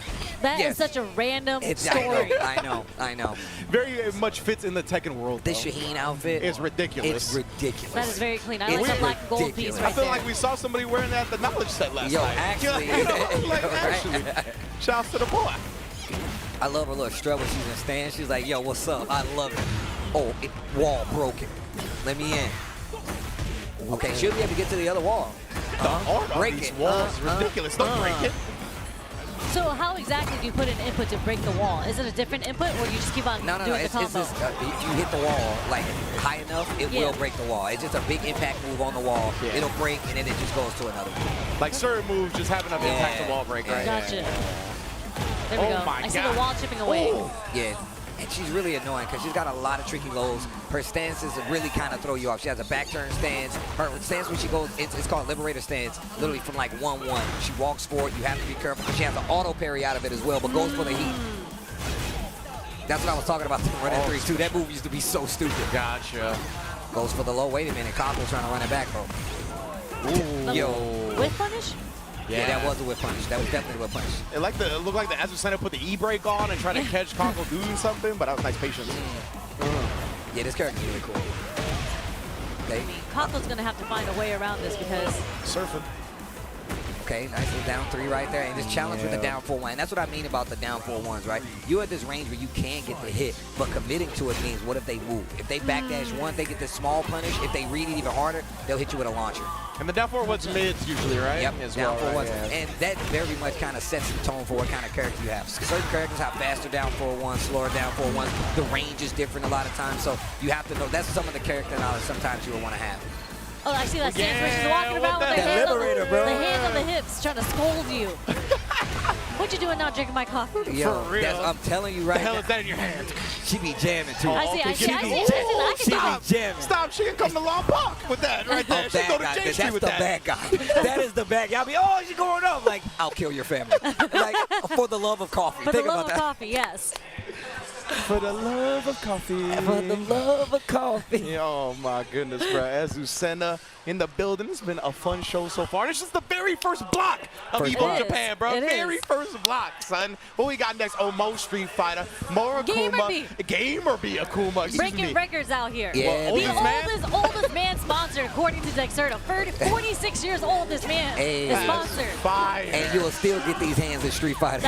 That's facts, because Gamer B has been godlike for so long. Let's not forget that is an Evo champ right there. Yeah, man. A lot of people don't understand, man. I love that, like, one of the largest discourses about fighting games is when you have to stop playing them. And it's really all up. You never have to stop playing. You never have to stop playing. Look at Gamer B right here. As you mentioned, been godlike for so long as well. And one of the things I love about Gamer B is that he's really taken that responsibility for his country, right? For Taiwan, for his region, of being like one of the premier people in the scene. And he's done so much work in Taiwan building up the FGC. It's a beautiful thing.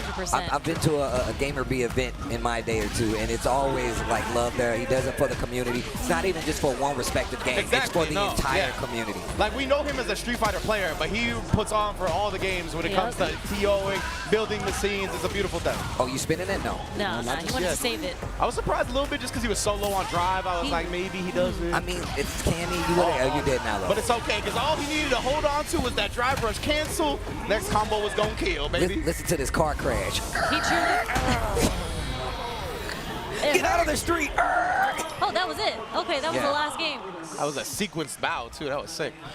Oh, Shout out to Gamer B. He's been using that stick for God knows how long. I've seen that stick's stick older than some of these players out there. Yeah, for sure. Like, straight 100%. up. Straight up.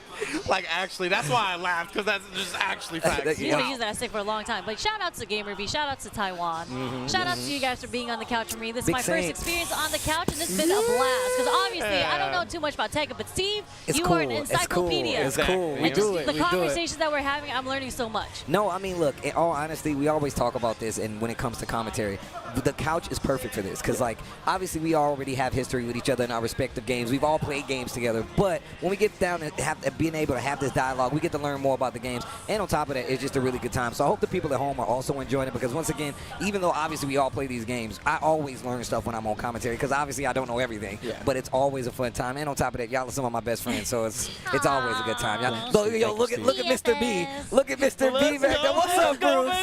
What's up, Bruce?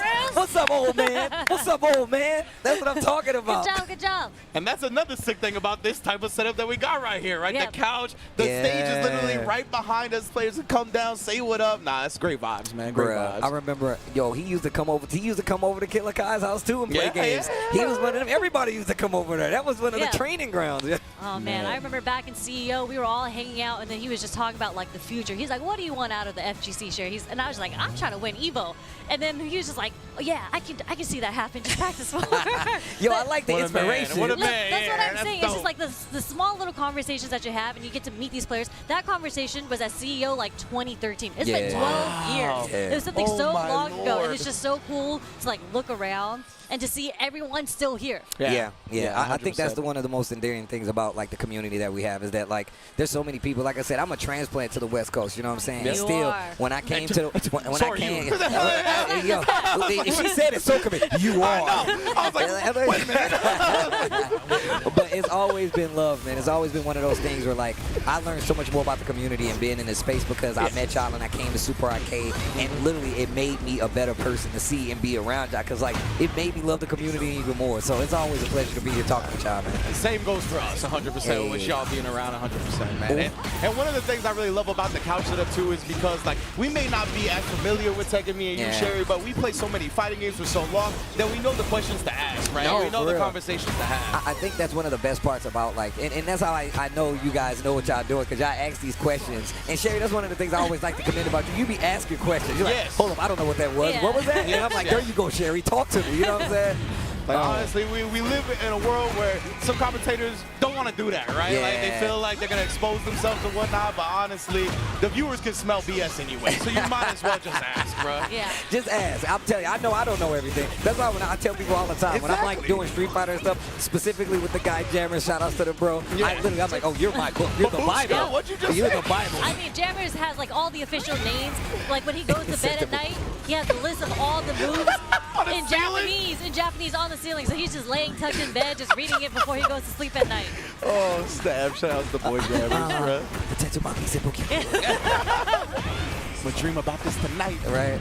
Oh, man, but his Z versus Bear Chief. And also, this is another one of these characters. June specifically has one of the best mid-track moves in the game, which is it's super scary to deal with because, one, her damage output is really high now. And obviously, this is her first game in a while, but they made sure she returned with a fashion because she be taking people out. June's lore, she's the mother of Jin? Of Jin, yeah. And Kazuya's old significant other. That's right. Wait, so Kazuya is way older than Jin? I felt like they were the same age. No, that's his son. Kazuya is the father of Jin. Oh, that's godlike. That's why he got beef with his dad. Yeah, though. I was He, gonna say, Okay. I thought they were just like brethren. Like they kind of look the same age. And then how did Devil Jin come into this? Because Jin is, it's like Evo Ryu 2. I see. So That it's is just like bad. another. Okay. Precisely. 'Cause I'd be a Devil Jin player if I played this game. Really? Yeah. Okay. I'm a regular Jin fan. That's like one of my favorite But Tekken I want the characters. wings. I want it all. You trying to fly? You trying to get this Red Bull? I want it all. Damn, you the woman at the garden Yeah, center? yo. I deserve it all.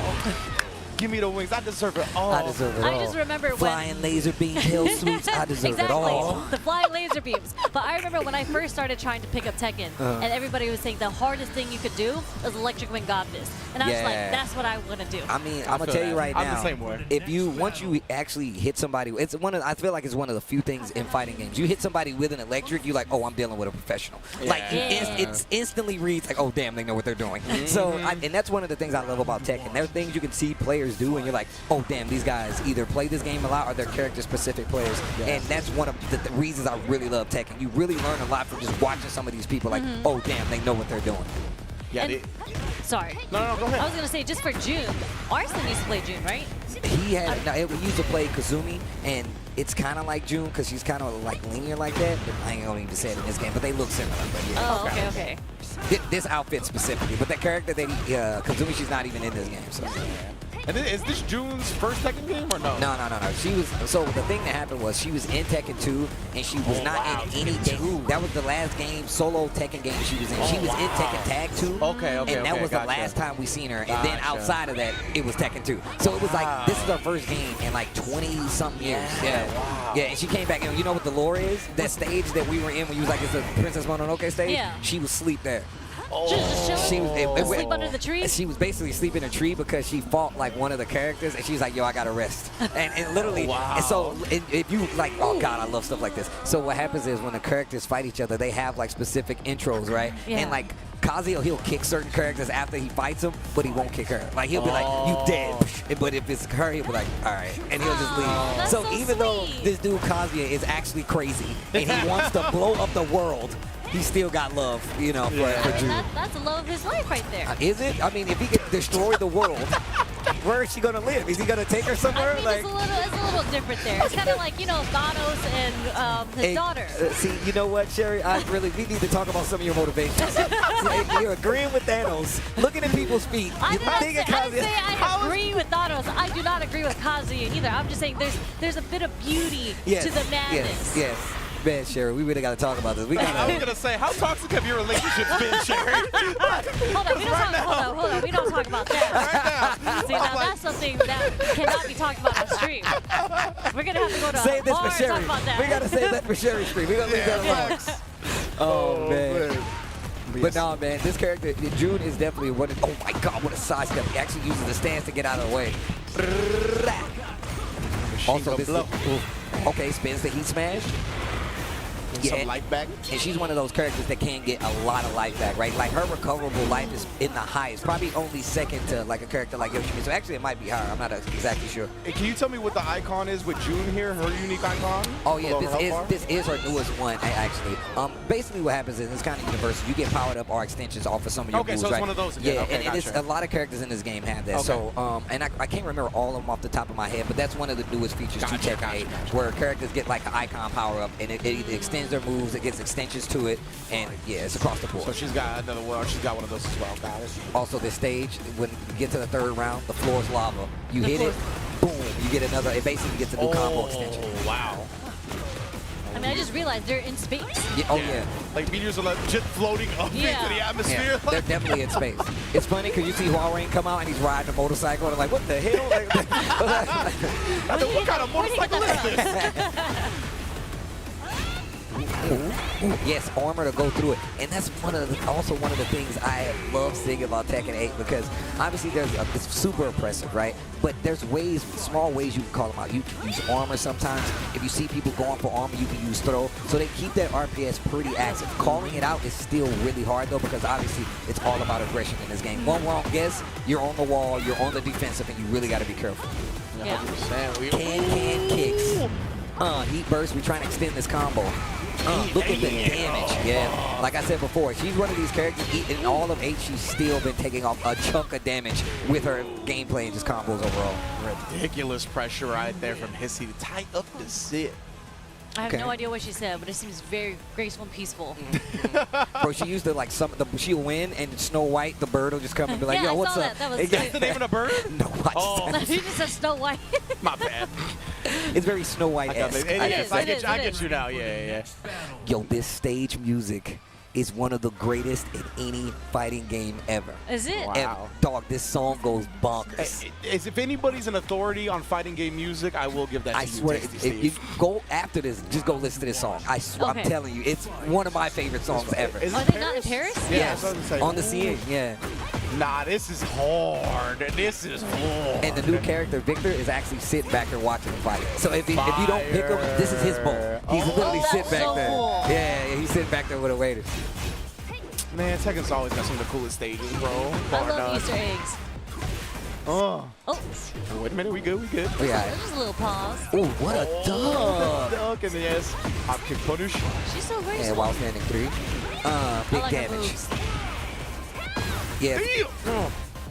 Is that an overhead, that kid? No, yeah, it was a mid, so yeah. Yeah, so yeah, my bad. You have to block it standing. Standing, yes, sir. Oh, we gotta be That's careful the on block the wall. stun you're talking about, right? Like, Yep. you can't punish that. Heat dash. Uppercut.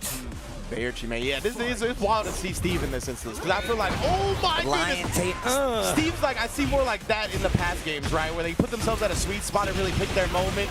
Now you on the wall, though? Oh my goodness, this character is oppressive. Yeah, like he used to have like one of his main things from the older games was back one, right? Yes, He yes, counter yes, hit back starter one, yeah. where he literally was like, all right, that's how I start my game. You would just snipe with that. Yeah, but now he used that new Lion Tamer stance because people like, I know they're looking for back one, so now they swing and he's like, over here, launch, instead of getting the big counter hit. Okay. But it's going to be a little harder versus a character like June. She has really good pokes. She has a stance where she has nice lows out of it as well. And Steve has a problem where he can't launch all the time. He doesn't have fast launchers. So a lot of times when he gets the block, he's only going to get smaller punishes. They've made it a little easier now where he does have like some clean launches, but they're still typically slower than a lot of the other characters. And now they see building that life back. Admits the combo. I like that. I love the moves with the bird. Yeah, like sending it. That's what I'm assuming. Do you hear the Sending bird at saxophone you. in the background? Dog, this I song do goes hear the crazy. saxophone. My man It Steve goes- was doing the air sax. Dog, it goes crazy, bro. What is that palm she's doing? Yeah, she's sending the bird? Yeah. No, it's, That's what so it looks like to me, bro. so one of the few characters that has like a projectile, right? That's what that is. And on top of that, once again, it goes so far that it controls the mid-range. This is one of the characters that has one of the best, some of the best tracking in the game and some of the best range because of those moves. Gotcha, and Bear Cheeto really gathered They themselves hit up. the kill with the rage drop. They always do extra animations and stuff like That's that. dope, that's dope. I like little stuff like that in my fighting games. Just like what we saw Victor on the boat and whatnot, like you mentioned the kicks as well from Heihachi. Or no, you said Kazuya. Yes, is the one yes. that kicks them after. Yeah, little stuff like that, always a big fan. I remember I was talking to, I did like an interview with Harada a while ago, and he was like, yeah, Steve, like, what are some of your favorite things in games? I was like, I like character interaction, like special intros, Guilty Gear and stuff. You already know how I feel about that. They always do these big things. So and they kind of like removed it from Tekken, right? And then they put it back in this game, and it's like overhauled. They got like third round interactions. They got special KO screens. They got literally characters come in and they do very specific stuff to just kind of accentuate their relationship. So like Jack and Elisa fight, right? They two robots. Elisa comes in, she's like, hey, how you doing? And she does this and her head falls off. And it rolls to Jack's feet and he takes it and he throws it back to her. And then they fight. So stuff like that, man. It's really beautiful. So sick. Either way, we are going to go to a quick break. We got plenty of games left. Don't you worry. This is only day one of Evo Japan 2025. We got more games right after this. Don't go anywhere. PlayStation tournaments are on PS5, featuring the biggest games, more players, and more ways to win. Get ready to compete on a global stage with new and exciting daily tournaments, all at the press of a button. So whether you're a seasoned competitor or just starting, come for the challenge and leave with glory and incredible prizes. It's time to join the competition. Sign up now on PS5. PlayStation.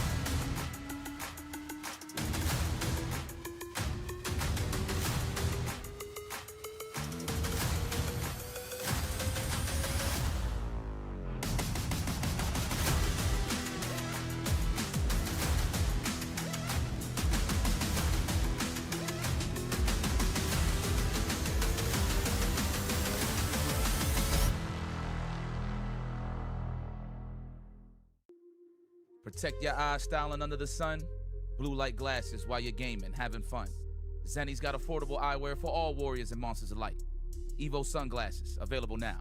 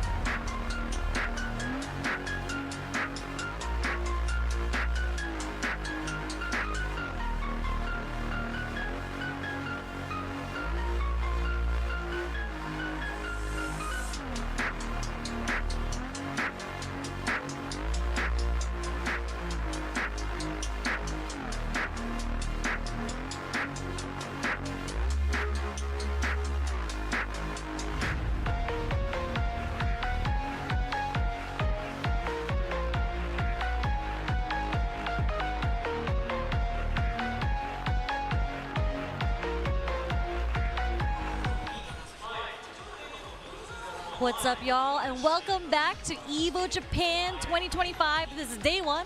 I am with the lovely Tasty Steve and the lovely Ringe. Thank you guys for joining me today. Man, it's been fun, man. You've been holding it down with us. What do you mean, us joining you? We've joined each other. We're all here together, okay? Yes, that's true. It is a collaborative effort. It's been good, though. I mean, we've been seeing a lot of games so far. We've been seeing a few names, a lot of unknown names, but that's what happens on the day one, right? We work our way through the pools, and then as it progresses, we kind of whittle out all the people that, you know, we're just feeding the pools until we get these winners. I mean, between Tekken 8 and Street Fighter 6, there's literally, what, almost, that's over 7,000 competitors. Look so, at the shot. Yeah, Quick just look at this. Quick maths. That was crazy. That was the way you just did that. Bro, obviously somebody was in school instead of playing Street Fighter. Don't tell no other prodigy.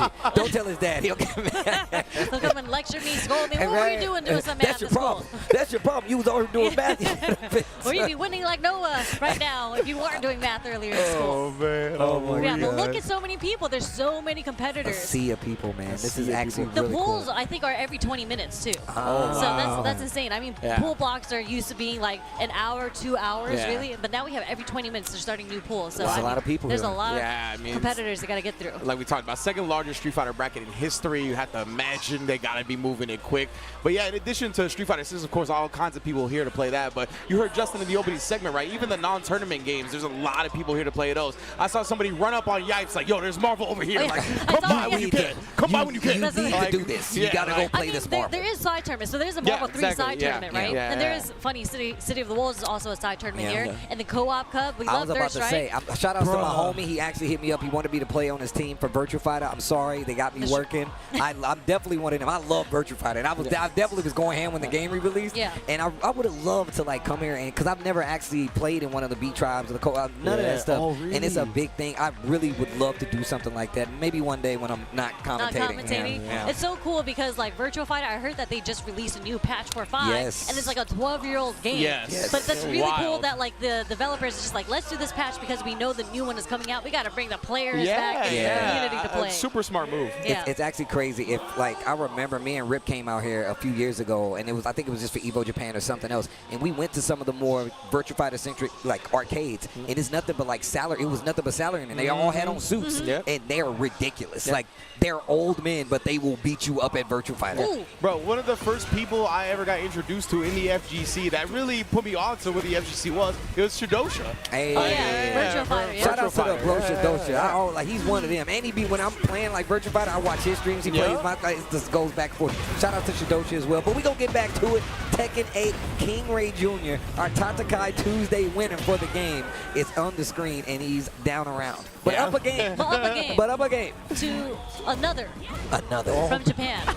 Is King Ray Jr. sponsor Rear Side? Am I reading that correctly? Rare side. But it's a 4 and a 3. Okay. I don't Rear know. Side makes more sense than Rear Side. I went a little dyslexic there. You're so gloomy. Oh, wait a minute. Big damage, bro. Goes for the low.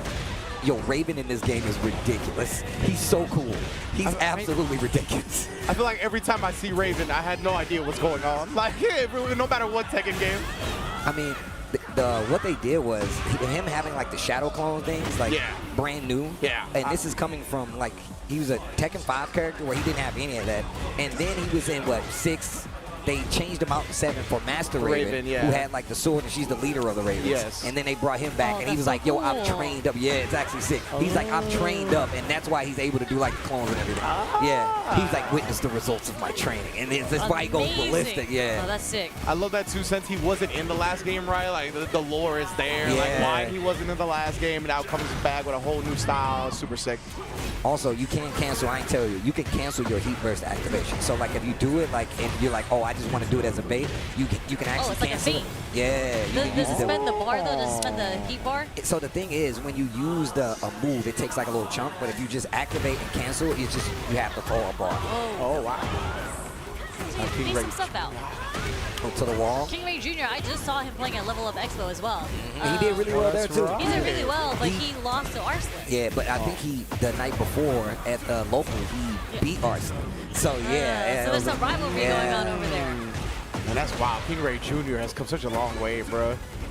Oh, yo, and Raven has like a back turn counter. So if sometimes you'll see him, you'll Like see him his back standing there. move? No, he'll literally be like, "I got you," and he'll like for real. But that's the thing. He's not a crazy stance heavy character, but you have to respect his back turn stance because he does have options out of it. He has a low, he has a power crush, so even if he chooses not to do the counter, he has an armor move out of it as well. That's sick. Yeah. Okay. Does it have anything to do with like the power of his clones? Well, no, not really. It's just him. It literally, he'll be back turn and he'll catch your hand. And but he also has like the true ninja move where he can make a clone of himself and the other one just drops down, Yeah, so he because gets I away saw from that danger. earlier. Yeah, he'll literally just be like, nope, and he's further back. So but it takes a piece of life, and people do it to like delay the game just in case they're getting overwhelmed. Okay. That's really cool. I love it when fighting games have that little extra element with characters. For example, like Zato, like you have the shadow that you can control, and then like Blanca-chan. There you go. That's what it was, right? Okay. That's really cool. No, that's it. He's a Zato. You're talking to a Zato you said the words of my heart. Zato? Yeah, that's my guy. When I was watching Guilty Gear, I was just like, if I was to play Guilty Gear, I would be playing Zato. Oh, because, really? Because his execution is super hard. Yes. But when I saw his mix-ups, the 50-50 with the shadow, I was like, I'm about that life. Yes. Nah, that character, I mean, he's my favorite fighting game character across all fighting games, straight up. Like, Yeah, it's no, super he's sick. Yeah. But unfortunately, he got super nerfed in Strive, right? Yeah, they just shoot that character over and over again. I want you to know, and I've always felt this way, that character can never be bad. I don't care who you are. Put the camera back on me. Look, I've been scarred, okay? I've been fighting this character for too long. That character can never be bad to me. You can't tell me that character. You can't tell me that character's bad. I don't care. You cannot. I don't care. He is just not as effective for the effort you put in as compared to some of the other top tier characters. But he is strong. And, Like and also Chaos. Strive, right? Yes. The Strive is definitely a different kind of mix of what Guilty Gear has typically been. And obviously, and when you put him in that respect, he's definitely not as strong as he used to be. So I'm not completely on the other side of that. To be fair, though, he was cooking a little bit at the beginning of the game. Yes, he was. You know what I'm saying? And Oppose? Spooky hands? Where they were just like, no, we can't let him cook this much. So we got to bring him back. That's kind of how his trajectory has been in almost every Guilty Gear game. He starts out really strong, and then they're like, all right, he's cooking too much, and they got to tone him down a little bit. See, the thing is that I need to talk to all the developers so that they all agree on this. It's just if there's something that takes heavy execution, they should always be top tier. That should never be taken away from them. I'm with you. I'm definitely with you on I'm a that. Sea Viper player, you know what I'm saying? So Hey, you should never one nerf of the Viper. same. I feel you. Like, I'm one of if them. you're doing that much work to make things happen for you, you should always be top tier. Look, I personally just like doing cool stuff with my hands. Exactly. 100%. Like, I'm one like of them. pressing some buttons. Yes. If I could do combos flashily in the game, and we used to talk about, we was playing Marvel 3, and you was like, yo, Steve, the way you hit combos, like, I want you to know this is with intent. It ain't no slacking over here. I forgot about that. You know. I forgot We about used to that. play, and he was like, yo, Steve, you kind of, I'm like, I want you to know. Yeah, I'm a more gentle when I hit this thing, and my man Steve, with that. I smacked the hell out of my stick. That's why when we were talking about sticks, the versus fighting stick from Mad Catz was my favorite stick because of how heavy it was. Because when I was playing Sea Viper, I was like moving like, because I'm used to the arcade. I'm used to sitting at the arcade where you can't move the machine. So I moved a lot, and I would press, as you say, with intent. I had anger behind my buttons. So I had to play on the versus stick. Can't believe I can't see this character's feet. This is crazy.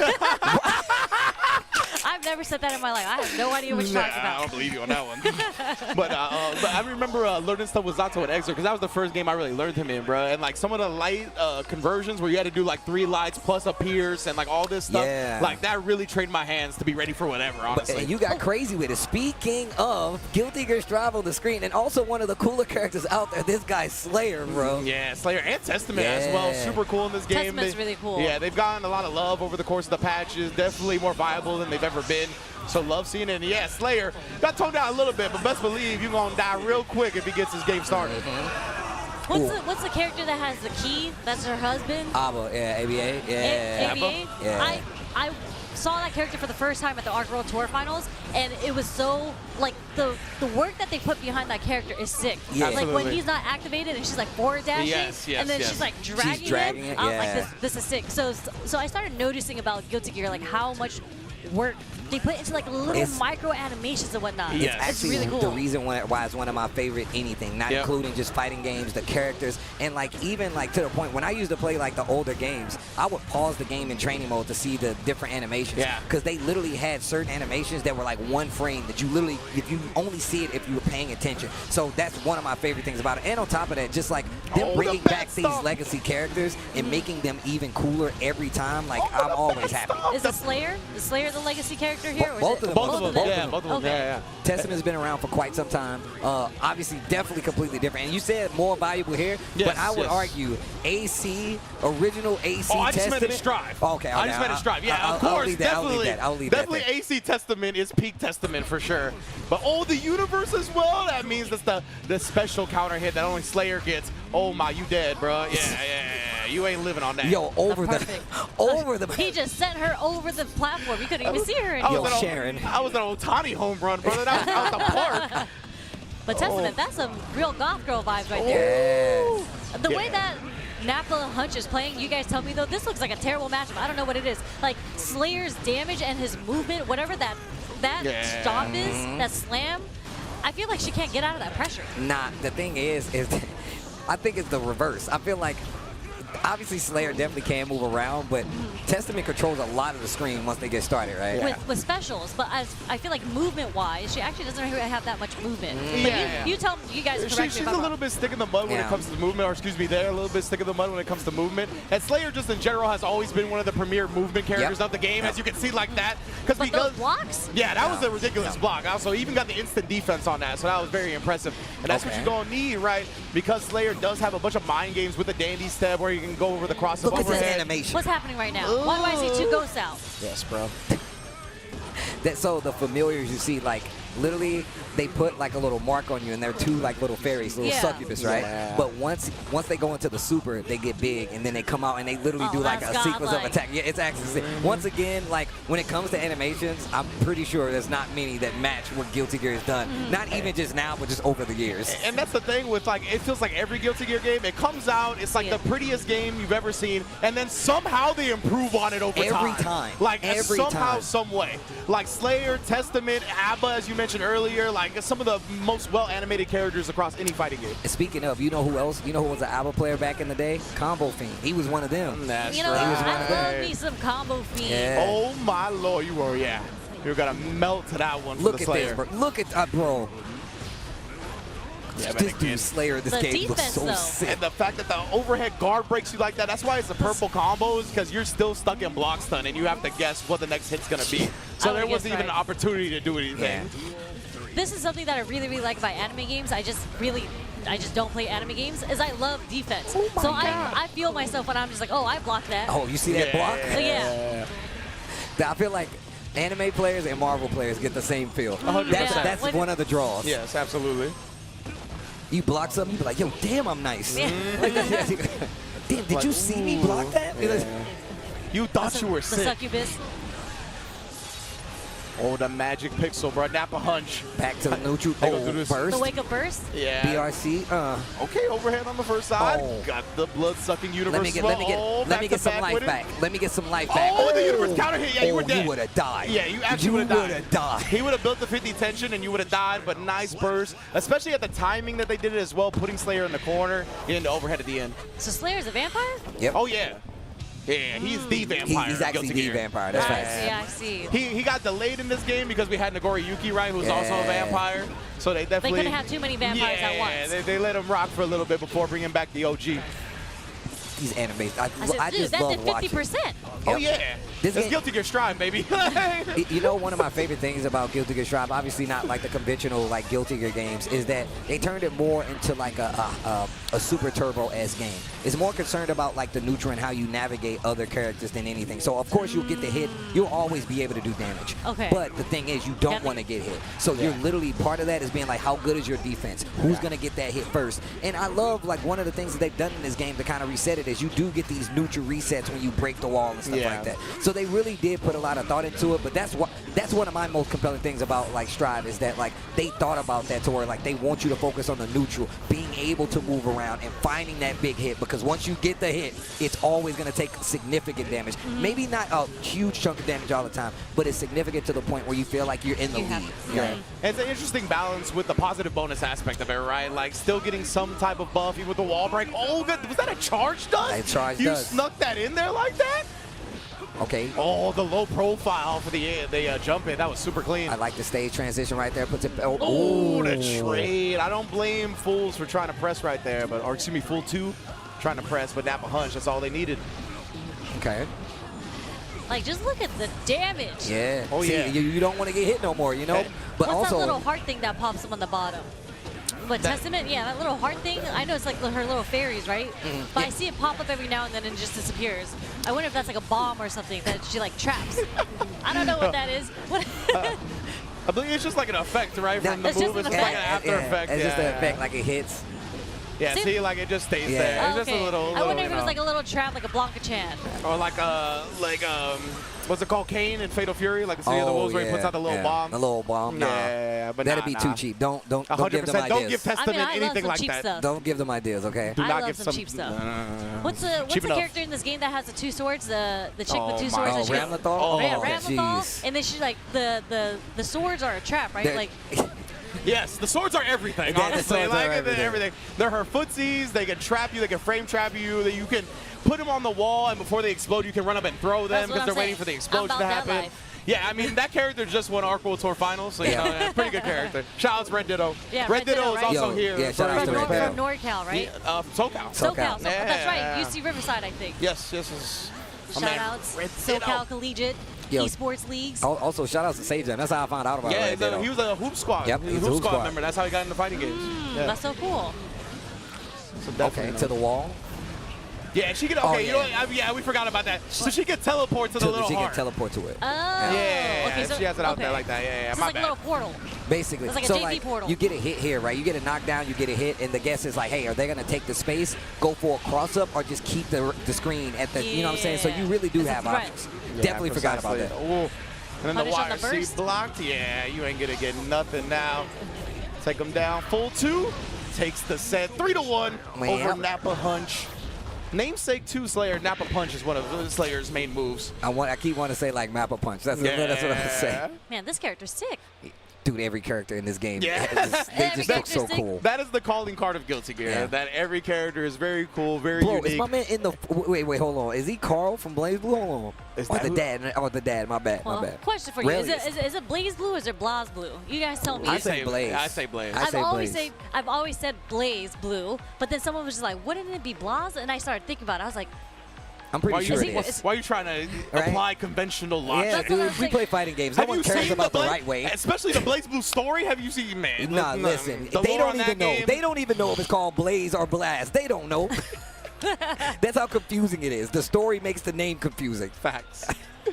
Oh, man. But, yeah, man. It's been hell of a show here at Evo Japan so far, man. Nah, man, it's been a really good time, and I love that we're starting to get some of these other games in there, too. We got to see some Guilty Gear. Obviously, another region that's very strong, Japan and Guilty Gear, but also we're in a spot where every player, a lot of players are going to be coming here, getting some games in for Guilty Gear specifically. Yeah, absolutely, right? Like, yeah, America actually went home with the Evo Japan title last year for Guilty Gear Strive, so... Yeah, we are going to take a quick break, though, before we get into any other games. Please keep it locked and loaded right here at Evo Japan. We'll be right back.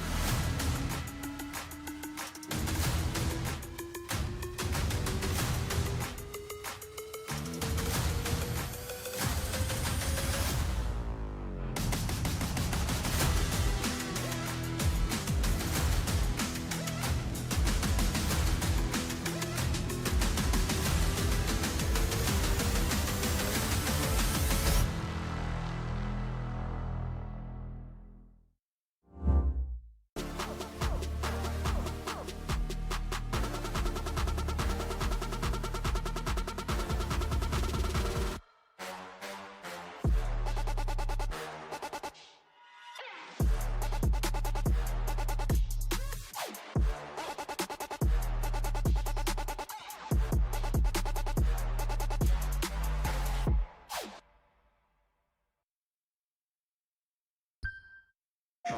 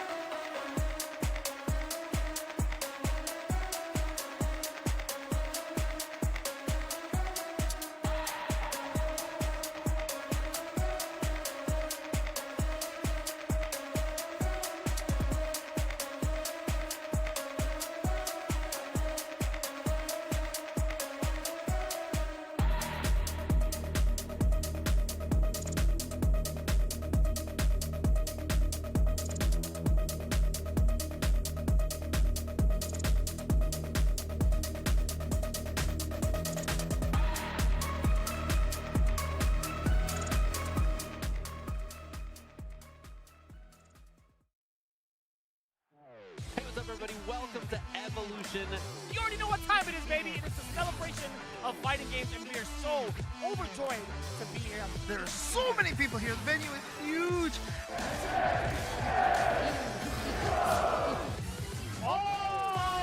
He doubles Nitro! He closes out the first stand! And there it is! Punk gets his retribution! This is the spectacle of fighting games. Welcome back. As you can see right there, Evo Vegas is upon us June 9th. You need to get your tickets before, especially if you want to get in before you can't get in. Get those tickets now. I'm pretty sure all of us are planning to be there. And look, if you like anything about fighting games, if you think this is cool, Evo Vegas is the one you want to be at. The big shindig, the big party is going to be a lot of people. One of the largest free play areas ever, one of the largest community arcades. You get to see the Stick Museum. You get the cool art gallery as well. There's so many things there, and I tell people all the time, as a big intro to the community, you want to go and see something cool and see how this community actually festers in a big tournament setting in the States. Make sure you come to Evo Japan, or Evo Vegas, excuse me. Yeah, I mean, when was your first Evos? Oh, man. I know you're before me. I want to say mine was 2010. Okay. Which, yeah, okay. like, you know, it's pretty old now, but at the time I was like, damn, I'm such a new kid on the block. But, yeah, it's been, what, 15 years since my first Evo now? And now you, I mean. Yeah. Mine What's is your first Tasty Evo? Steve. I really don't remember the date. But it's not. I think maybe went before you. I think you were there before me though. I don't even think Was I? I mean, he was in the 2010. I didn't go to Evo before I lived on the West Coast. Oh, okay, so okay. That never makes more been sense. one. My first Evo was after I moved. Oh, So, okay. so you're actually after us then. Yeah, yeah. If you guys went before wow. that, but if you guys went to Evo before you knew me, then Yeah. you're an Evo vet, and I'm not. Yeah, yeah. Yeah, Evo 2009 was my first one, and I haven't missed an Evo since. Yeah, that's facts, though. You know when my first Evo was? Jeremy still had hair. That's facts. He still had hair. Jeremy was a Rufus player in Street Fighter 4, and he had hair. I bet you guys can't imagine that. Vicious. Yeah. Oh, I was going to say, yeah, for all those at home who don't know what we're talking about, Vicious, of course. I know it's hard to imagine, but there are pictures out there. Yes, I got a few on my phone, just for memory's Same. sake. Speaking of which, you need to show the pictures of you, Steve, from back in the day with your long hair. Bro, Different from the long hair you it's got now. It's definitely different from the long hair we have now. Ooh. Sherry's favorite character, Jury on the screen. I mean, she's not truly barefoot, though. Oh, okay, you would notice. I was going to say, you got a problem with that, though, huh? Okay. I'm just pointing that out there since you guys are trying to say that I'm a Jury foot lover, you know. Okay, All of you, all and right. also, I actually absolutely hate Jury. Oh, yeah? Oh, word. Coming as a C-Viper player from Street Fighter 4, Okay. you know, like, Jury just wasn't it for me. Yeah. I'm going to tell you, I just hate Jury because she's too good. No, she's really, really good.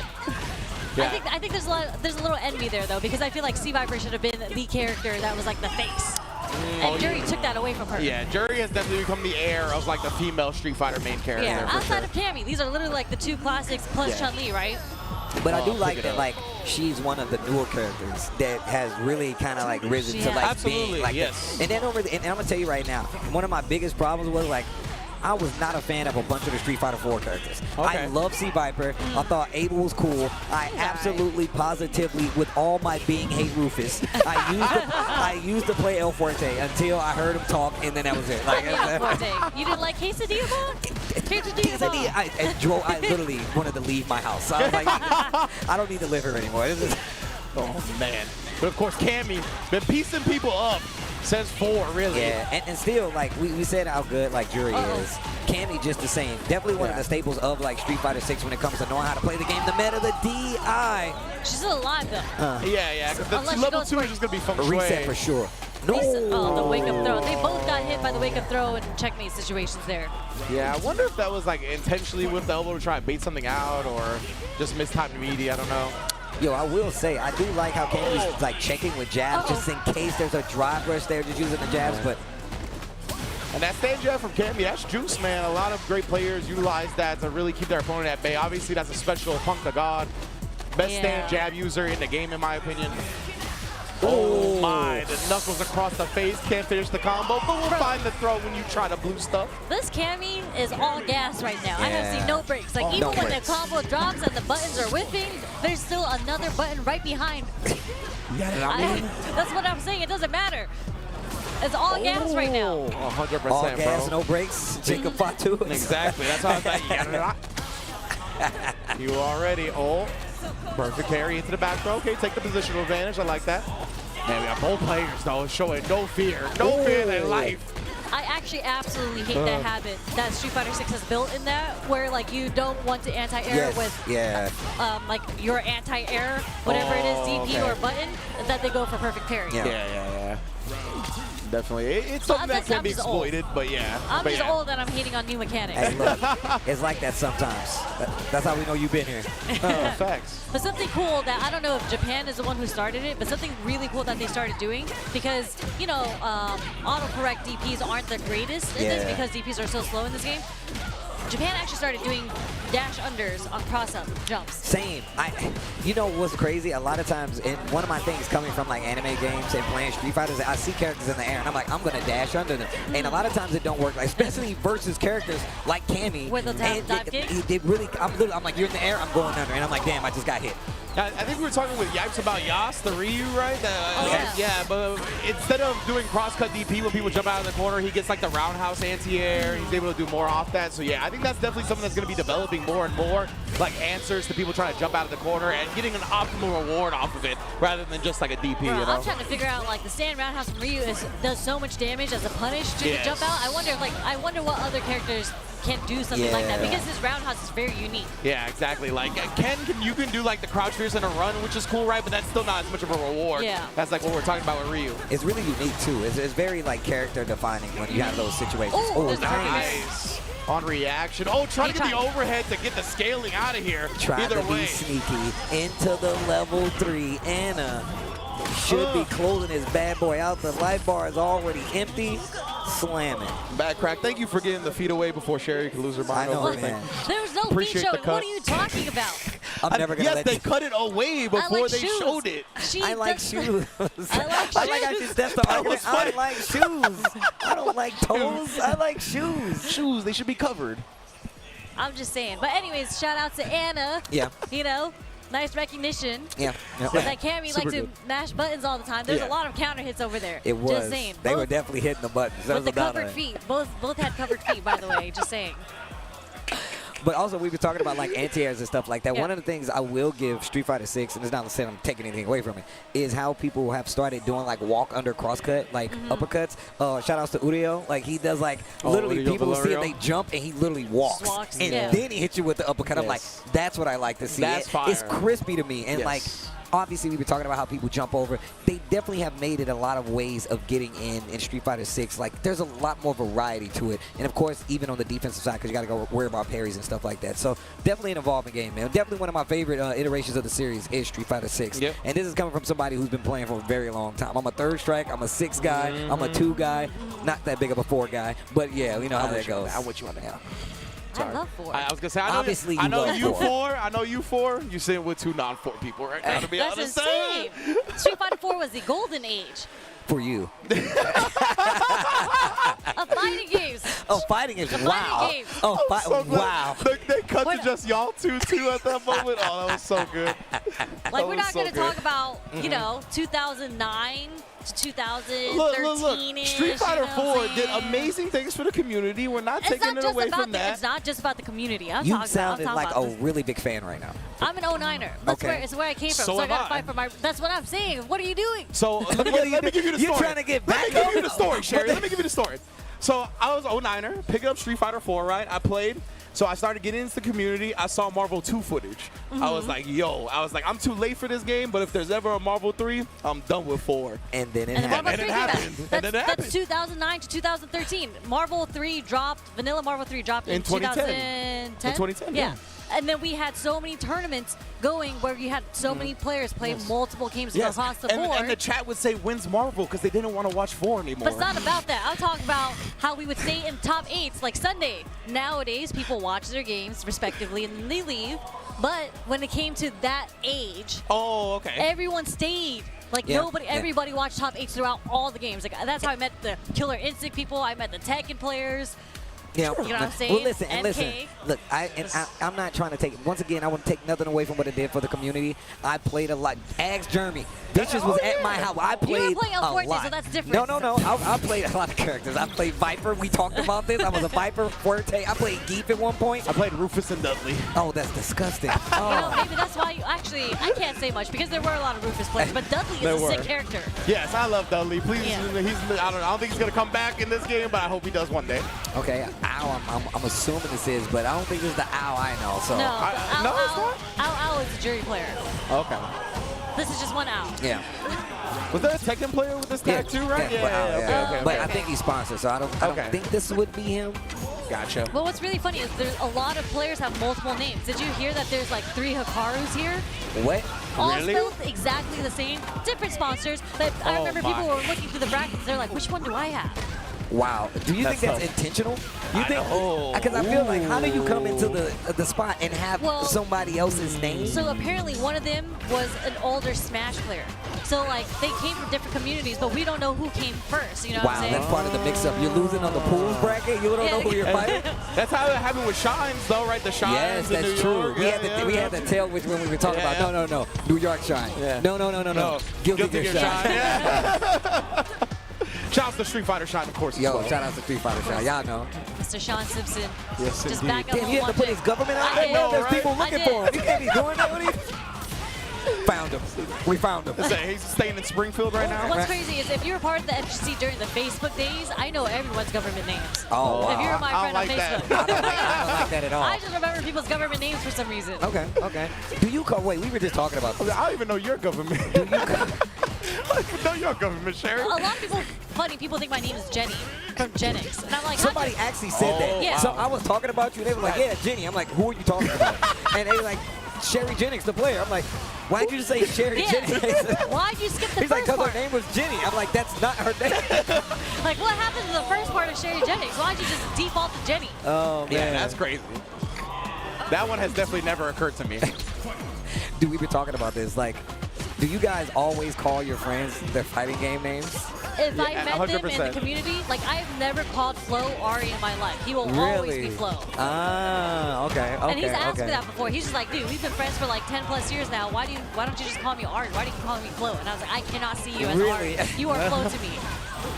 No, that's true. I remember I introduced other people, and I'm like, yeah, man, Nerd Josh and Range. They're like, who? I'm like, oh, Jesus. That's Josh.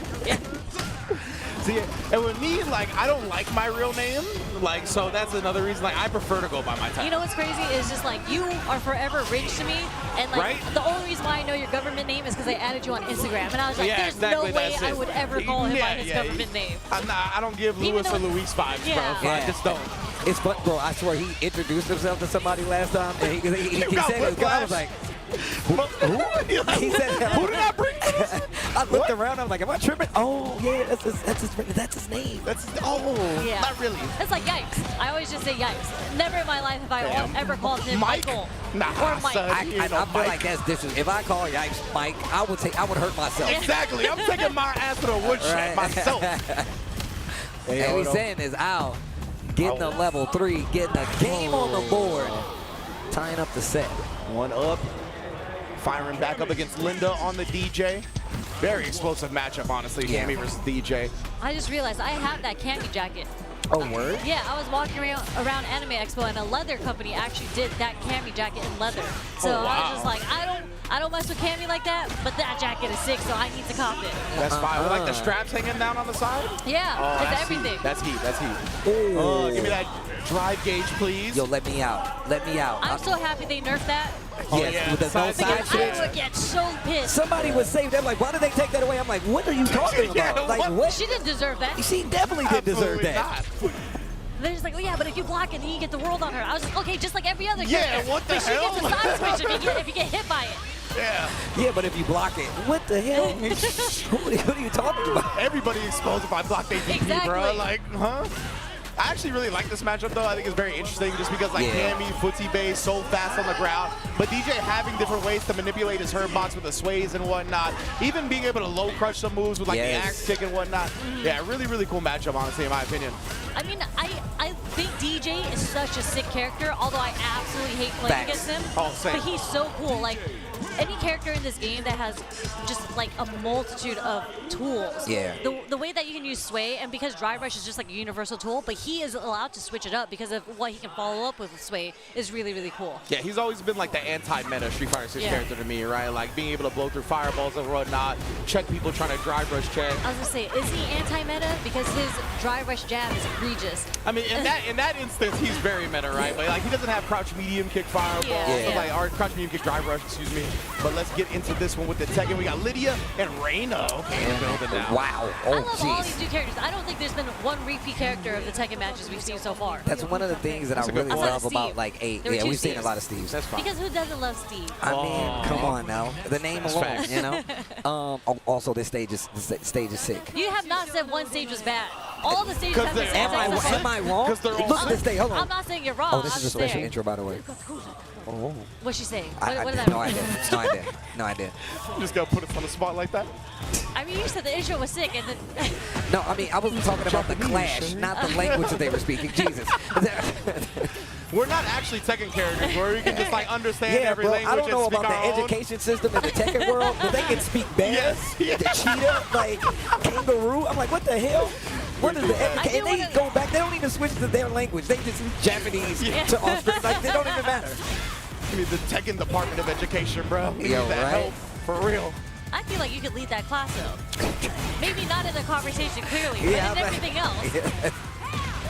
Yeah, Lydia is another one of these characters that came back and benefits a lot from the Tekken 8 like revamp.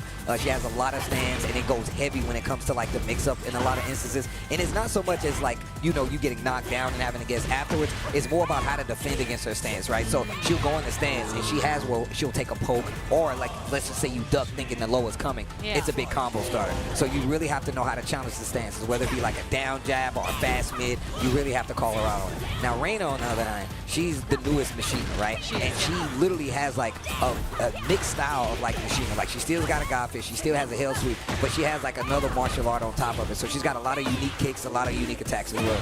Is she the daughter of Heihachi? So the thing is, they don't, I don't want to ruin it, but as part of it, like they don't tell you, right? Like literally they allude to it because in the story she's like, they're like, yo, who are you? And like, what are you doing? And he's like, no, I'm just here to help. But she literally is like trained by Heihachi. Okay, so trained by Heihachi. that's why she has like a God Fist and stuff like that.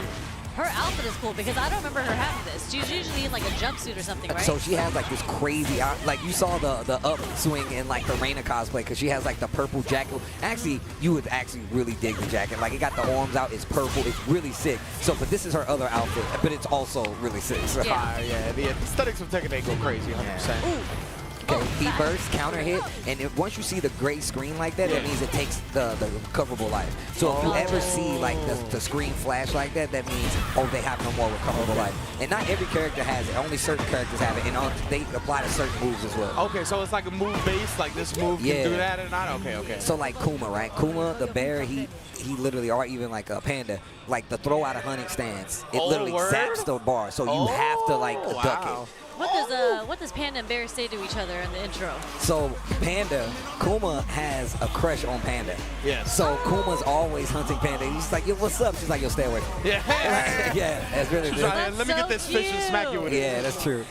But now we got, oh boy, JB in the building right now, going up against Nabara on the Cammy. And JB should have plenty of high-level Cammy experience, to say the least. 100%. I mean, like, he literally plays in almost every single weekly online tournament, right? I've commentated so many of his matches already. Yeah, legit. Bro, that whirlwind was meaty as hell. He comboed on us. Oh, yes, it was. Mark keeping him locked down in this corner. What are we going to do with it? Drive rush. That's a 50-50 there. Yep, strike throw. And it's an equally weighted 50-50, right? Because you're going to die from the throw anyway. So at that point, you can't just take it. And once again, you already know. After the forward throw, we got 2 bars. The SR is not far. Missed the follow-up. I think it was a crouch strong after that. Oh, the fake side switch. Damn. Yeah, JB's just keeping the pressure meaty, right? Really testing Navarra. Oh no, and the parry came out. Faked them out, caught the recovery. I love that from JB as well. He didn't even go for throw, right? He pressed the button on that, and Navarra just wasn't blocking back. You can block out of parry, you just can't do anything else. You know, one of my favorite, like, kind of like meta, like, mental stack things is, like, Kirk, we were talking about it a little bit with DJ, how he can kind of feint you out of using your drive bar, right? Where you use the parry. I mean, JP does that as well, quite a few characters. This is one of my things in this game that I really like, because it's kind of new to the Street Fighter universe where you have to worry about that resource so much that you want people to spend it by feinting them. It's actually cool. And one of the evolutions of what we've seen in the meta so far, and maybe why JB did that stand medium punch in response to the parry, is that a lot of time now, people will hold parry and then drive rush out to avoid the punish counter on the throw, right? So and that's how you counter that. If you just put a button out and then they drive rush into the button. So that could have been what JB was looking for earlier. I was trying to bait something out there. Trying to get a reaction out of JB, but he's not doing it. But he gets the jump in, though. Navarra, hold on. Wait a minute. Yeah, something that JB actually does really well in this matchup, he almost got it there. It was a pickup when he gets to juggle off like Cammy trying to do the dive kick. Because if you hit her when she's trying to do the dive kick, you actually get a juggle because she's in juggle state in the air. The force knockdown. Yeah, I definitely have to get used to that. Like, even when I'm like fighting this matchup, you get the float, and I'm like, oh dang, I can get a fight. Like, I'm gonna show those characters, I get a DP or something like that. Or even if it's just a jab or a medium punch for a reset, still works. Yeah, so I see, you can see again, JB doesn't go for the throw right there, right? He's really, I think, expecting the bar to cancel that parry in a drive rush. But either way here, oh no, he wanted the back throw. I swear, when people drive rush out of the corner, 90% of the time they do back throw. 90% of the time. They're trying to put you in the corner. Exactly, yeah. And that's what makes characters that have like side switch combos really dangerous. Like Ken, that's like a great thing for Ken, right? He drive rushes out of the corner, you think it's a back throw, he just side switches you with the combo anyway. What isn't great for Ken, you know what I'm saying? Wow. All right, you know. Oh, and again, JB has been working this corner, bro. Block the DP. Oh, my goodness. Okay. Optimal. Yes, indeed. Efficient with the meter usage as well. Again, Navarra is not letting that drive rush rock long enough to get close for the back throw. Oh, JB got caught off guard by that jump. It was definitely one that I wasn't ready for either. Oh, to trade. JB's got 3 bars sitting on deck. Force knockdown, juggle state, as Sherry Jennings pointed out before, and he gonna get, oh, never mind! There's no way, that was way too far. I mean, I didn't know that, but like from the... I knew that was gonna work. I was like, there's no way that hits. Because the very last hit before he activated it, that's how I was like, wait, you did level 3? I know if it was closer for sure. That was like, man, once I saw, I was like, that's really far. And I was like, nah, I don't think it's gonna hit. Like the hitbox on that is actually pretty close to his body. It's a little deceptive. A little deceptive. Like maybe he knew something I didn't know. Yo, me in the building with the textbook, Brian. Man, one of the things that I love about D, and I've been seeing in a lot of tournaments, is he's really starting to play like Tekken 8, right? Like, he's really starting to wrap his mind around. He's like, yo, I can't play it this way anymore. I actually have to play it this way. Yo, he got the sparkly one, too. Was that a man grab? Yeah, so it's a hit grab. So if you, it's an input. So if you get the hit and input, it's a combo start if you do it right. Amazing, yeah. Something as you were mentioning, like when people transition from different iterations of the game, like they always have difficulty in the beginning because the meta is a little different, right? But it's always beautiful when you see the competitive players starting to understand how they need to change and they start adapting. Yeah, that's absolutely true. And like, and now even talking about this game, like specifically, yo, the punch, that was so god. Like he did the punch parry on the gun hit. That's actually crazy. And Brian, he got juiced in Season 2, right? Yeah, he's got like a brand new low. That wall splats is actually stupid. And just dealing with this character. But one of the characters on the opposite side of that, Victor, even though he's still really good from the original version, he's definitely been toned down. Okay. Yeah, I remember him running amok online at the launch of the game. Like, everybody was playing Why, Victor. what, is that a gun that he has? Yeah, he got a gun on his hip, and he's got like a plasma sword thingy. Yeah. I mean, why? It's so funny to me when like fighting like games bring in characters with like swords and guns, like Happy Chaos, when you're trying to like melee people. Like you're trying to go punch for punch, and then he whips out the sword on you. It's a knife to a gunfight, man. My man's trying to win. You ever thinking you think this is a fair fight? You think I care that you don't have a gun and I have a gun? Bro, he just pulled out. To be fair, like you'd be like, oh, he got a gun and a sword. My man Brian got a knee that's unblockable. You feel me? I don't know if he has that in this game anymore. Yeah, it's definitely. It's hard to get over. It's still there. It's still unblockable? It's still there. Sick. Yeah, so you know, if my knee's unblockable, then I guess, you know, bringing a gun is pretty fair. Spins the heat. He goes forward. I don't know much about Brian, but he does look very buff. Yes, he's sick. Brian he's is one of also my favorite crazy. characters. Yes. My vibe, edgelord vibe, 100%. 100%. Oh, because he's an edgelord. Yeah, he's very edgelordy. Bro, the entrance, he literally is holding a minigun. Like, it's crazy. Top jet upper as well. It's one of the hardest things to do in the game as well. Yeah. So, like, that's another reason why I really like him. He's got, like, a big execution thing with him, too. Oh, just breaking the camera, bro. Victor's like, bro, why you gotta do all that? He's like, what's up? He's like, yeah, you cool. He got into CQC stance. What a sidestep forward back to jet upper. Nah, that's knee right there. That's big knee. Oh, I love that. I love that combo. Yeah, bro. Oh, was that counter immediately after? It looked like it. Oh, what are you supposed to do about those dashes? A lot of you get interrupted if he's not doing an attack. He's got a high out of it, so if you see him do the big swipe, it's a high, but he also has a mid. So it's literally just if he knocks you down, you see him do it, it's a guess. Okay, so you can't interrupt him out of it. It's just really fast. Yeah. I mean, it's kind of like I used to have the same issue with when I played Mortal Kombat a lot. Like, you know how when you first see like a Scorpion teleport and he goes off the screen, you're like, how the hell do you react to that, right? But it's once you get the hang of it, you're like, oh, you start to anticipate, you know where people start the placement, and then it becomes something reactable. It's like Bison when he tries to TP on you. Exactly. Yeah. Exactly. All comes with time and whatnot. That's one of the dope things about fighting games, right? Seeing the things that are like so abusable at the beginning, and then all of a sudden, as you get used to it, everything gets toned down. But right now, Chai, heat it up to the wall. Taking the Oki. And there's the low, right? So he has the big swipe and he has the low. You block that low, you can launch it. You duck that high, you can launch it. Step on the kicks. But if you block the high, you hold it. I was gonna say plus frames today. Plus frames? Yeah, when there's like a guess like that in Tekken and there's like a high option, usually Keep the combo. Knee's in trouble. Oh, he missed it. What a sidestep. Wait a minute. But he got quite a bit of life back from that last combo, but he's not going to get the W. I love that character's way he went to the ground holding his knee, holding his shit. So the stun animations when they get combos, like you gens forward, they're like, Jesus. They like topple over. Yeah, bro. Did it again. Did that little sidestep. For real. Man, Australia has came to play today, bro. Brown man taking down Yanarang. Chai out here giving me some problems. Oh! What is that? Yeah, so once he's in heat, he has that same move, and if you block it normally, right, if he's not in heat, launch function. But when he's in heat, you ain't touching it. You have to sidestep it, but it's really hard because the range is crazy. He's literally one of the furthest reaching moves in the game. And he's been dropping a lot of these combos. I was going to say, not getting what he was looking for sure. Trying to force the issue now. Did you catch him ducking? Because he's probably trying to sidestep on the wall and then follow up there. Okay. That's the thing. You do have the opportunity to get like out of the corner situations in this game, but if they call it out and hit you with a good mid or just delay it a bit, wait for you to whip to get out of there. And I'll be the one to say it this time. This stage is freaking sick. I'm telling you, bro. Every time. I like the little candles on the floor. So I'm saying interactable tutor just stepping on the joint.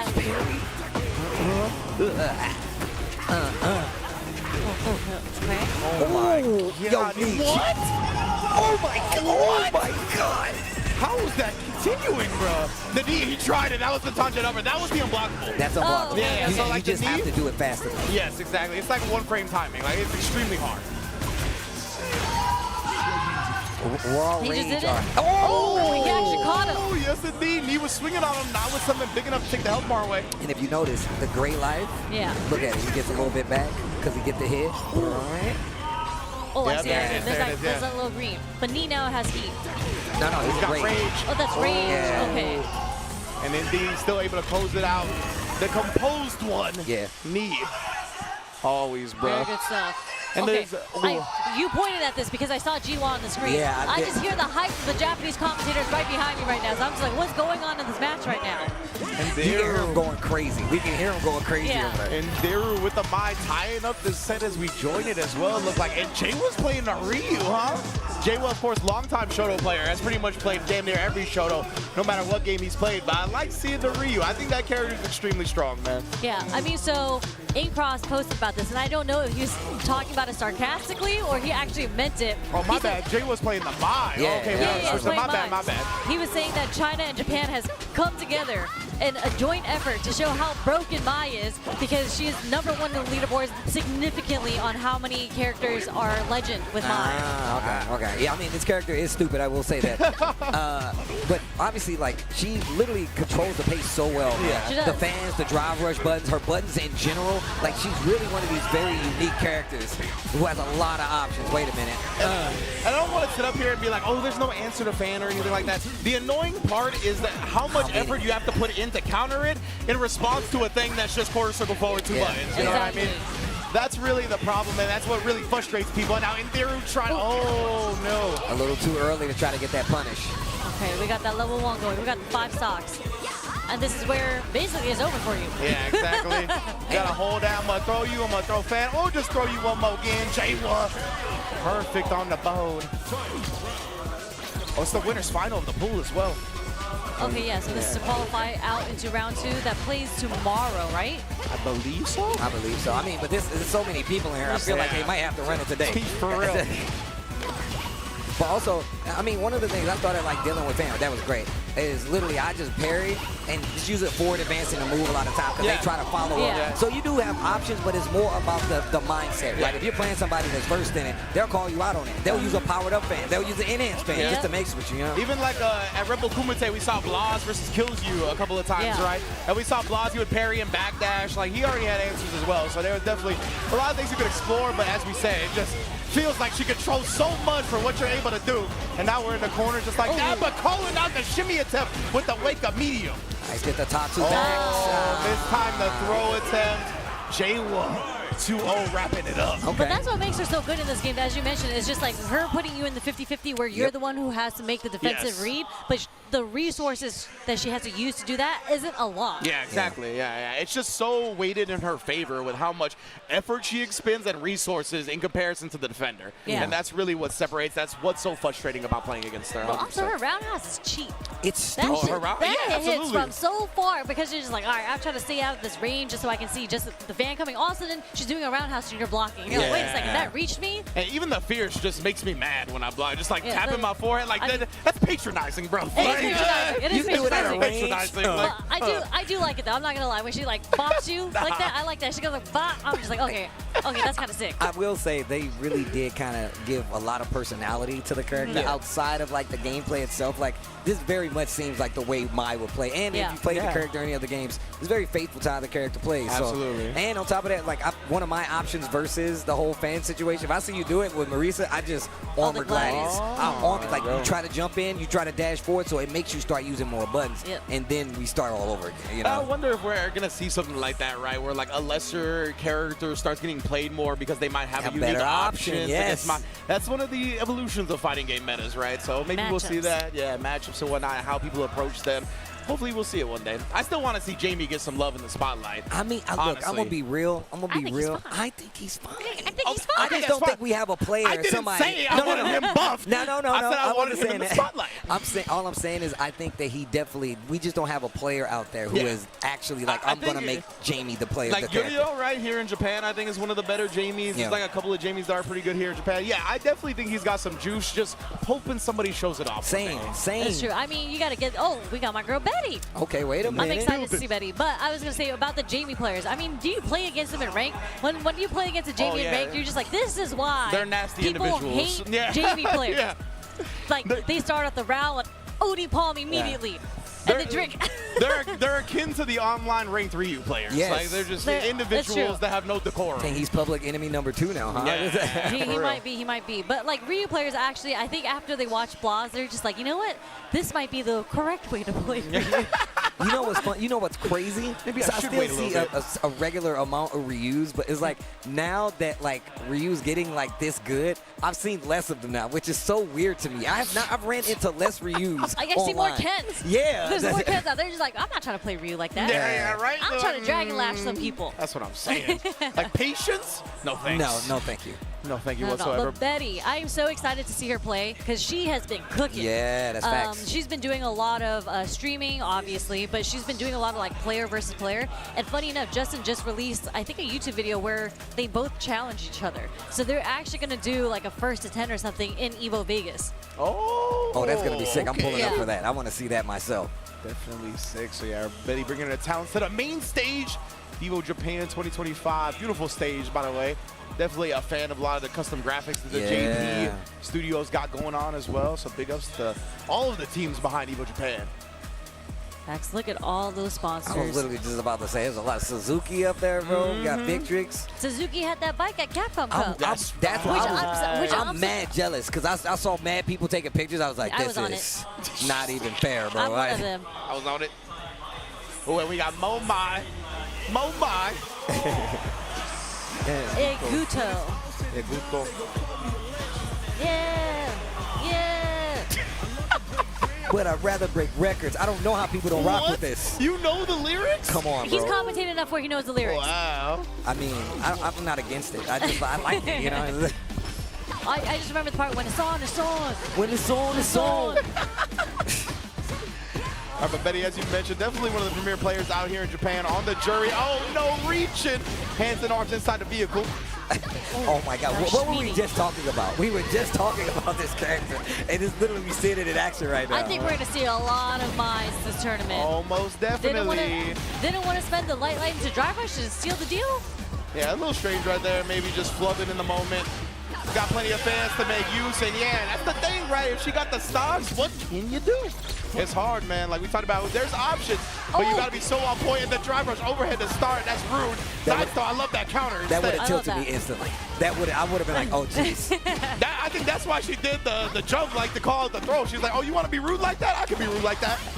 Oh wow. If they got the pickup off of that, that would have been insane. But mine has to me, one of the fastest drive rushes in the game. I don't know what it is. It feels like it goes like it's super fast. Yeah. I'm gonna look it up. Y'all people chopping it up.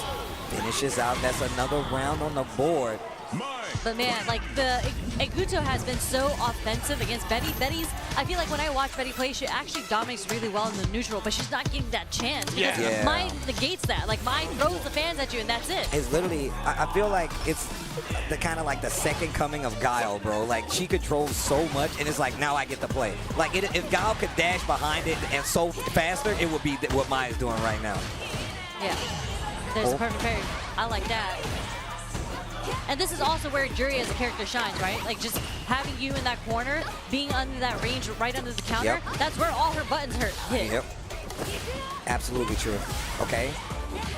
It's the combo knockdown mid. Neutral jump on the wake up. They were looking for a throw. Betty taking the momentum back, getting around on the board. Okay. Let's go, Betty. Definitely adjusted her game a little bit right here. Playing back a little bit more, not trying to take the offense as fast. Damn, and yeah, Guto's had some pretty nice anti-airs as well, honestly. Oh, trying to commit to that roundhouse like you talked about, right? But that drive rush stand medium kick from Jury is potent. Wake up, crouch jab. Yeah.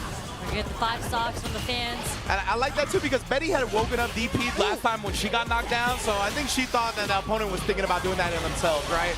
But instead, nah, Betty, a closeout game 2 with a level 3, very much a composed bounce back from that game 1. And a really good rebuttal on top of that. Like, that's how you know Betty's a good player. Because a lot of people see this, so many people are watching, like, yo, that Curry, they got destroyed, blah, blah, blah, blah. I'm like, you don't understand what you're looking at. This is data. You have to have a good rebuttal when it comes back sometimes. And you can't let situations like this tilt you. Because a lot of times, like, you will get a first game, and it's going to be data for some people. Absolutely. And some people are just really good at adjusting on the fly, right? It's a lot of levels to this. Yeah, I mean, that's just how fighting games go, right? And that's the beauty of first to 2, right? And some people, they want the 3 out of 5 because they want to see more adaptation happen, right? Yes.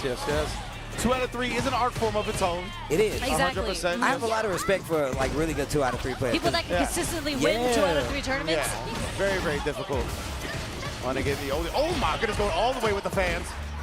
The defense was looking so good. It was. The overhead is there. It was speeding enough to combo off of Guto. I'm hurt. Set point. You can only defend for so long You can in this only game. defend for so long. You're going to get wrong eventually. But also, like, knowing when to, like, properly maybe drive reversal, get the knockdown, and at least get some reprieve, right? Yeah, for real. We're going to see we're already in this corner again, and what a clutch, perfect parry from Betty to switch it up. Yep. Yeah, you're really going to have to start switching up your approach, like you said before. This will be where it all starts. Indeed, and we talked about that, right? Drive rushing out of the corner. They always look for the back throw. Great tech. Oh, but waking up with it. That's not only a super, that's stocks. Oh, what air to air. That was godlike. God. Did so much damage. Legitimately. Betty in trouble. Betty goes down. Oh, my God. That was winners finals of the pool. Is it a 3 out of 5? I can't tell sometimes because they just I know, sit there. I know. Yeah, I feel like they're expecting it to be 3 out of 5, and they just chill there for a second. But nah, that is going to be it. Yeah. Iguto takes the dub. Like Iguto, he started introducing that air-to-air into the dive as an anti-air against Jury, and that last round, because he was buffed, that did so much damage into the level 2. And it's funny, like, well, that's another thing I feel like happens a lot with Mai. You get wake up super just so people can get the stocks. Yes, absolutely. And it clips a lot of people on top of that. So it's a valid strategy. You get the stocks right after it, and we saw what happened when you get the corner, they get stocks. You holding a lot of block. I mean, it's the wake up level 1 that if it hits, gives the most momentum in the game free. But even if it doesn't hit, you still get the stocks Yeah, you on still block, get the right? stocks So at if the you're very doing it in least, a situation where it's just like you're not going to die from it, sometimes it is still beneficial just because you get the 5 stocks. Yeah, absolutely. Well, all right. Take it away, Steve. Oh, you don't want it? You don't want it? I heard us talk at the same time. I want you to you started first. You do it. Fair enough. All right, then. Oh, you want to take I it, was going to Sherry? say, I'll take it then. Sherry, you take it. You take it. Well, I mean, all right, thank you guys for tuning in, but it is not over. We're just going to take a short break before we move on to more fighting game action.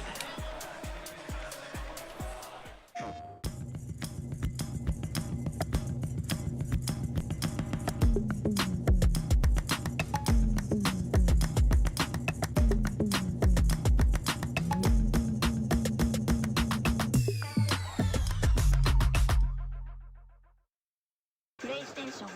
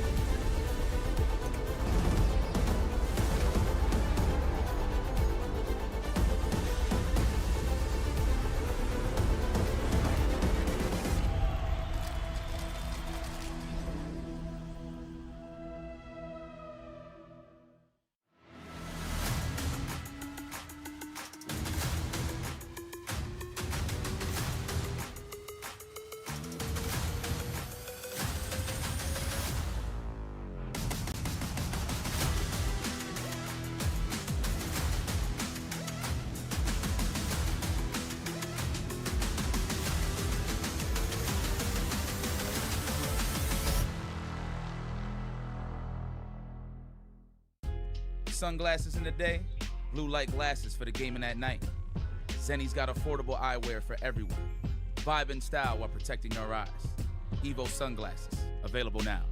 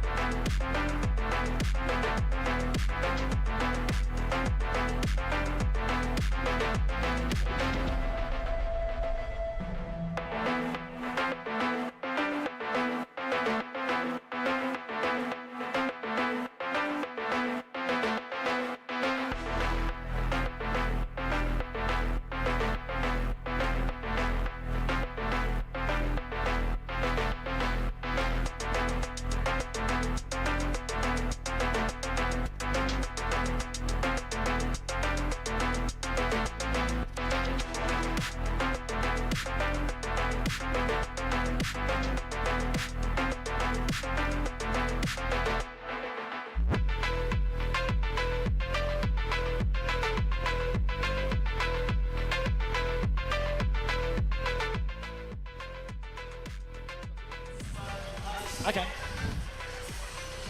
What's going on, everybody? Welcome back to Evo Japan 2025 here at Big Sight Tokyo. Just to change things up a little bit, my name is Vicious, otherwise known as the man himself. We got L Colt for the SNKC, and of course, you know him, you love him. It's the man, Say Jam. How you guys doing today? How you guys all doing? I'm chilling. You know, this block is going to be a lot of fun. We got some good games that we're going to be covering today, and not only that, but this venue is heating up. There's so many people here. It's nice and sweaty with some games going on, and it's going to be a good time. I was watching earlier. I saw that they had a JV match up on the main stage as well. Saw that, yeah. Yeah, and it's been cool to walk around and see all the players from all over the world and all the booths and everything. Every single booth I walked through, they were selling. It's packed. Yeah, it is packed. There's so many people buying all the stuff. This venue is like full of people. 6,000 gamers for Street Fighter alone. There's a lot on the line here, and a lot of the tours also are starting with this event as well, which is really cool. That's right, yeah. That's completely right, but I am hearing that we have a special connection with Justin Wong in the venue. So let's go there.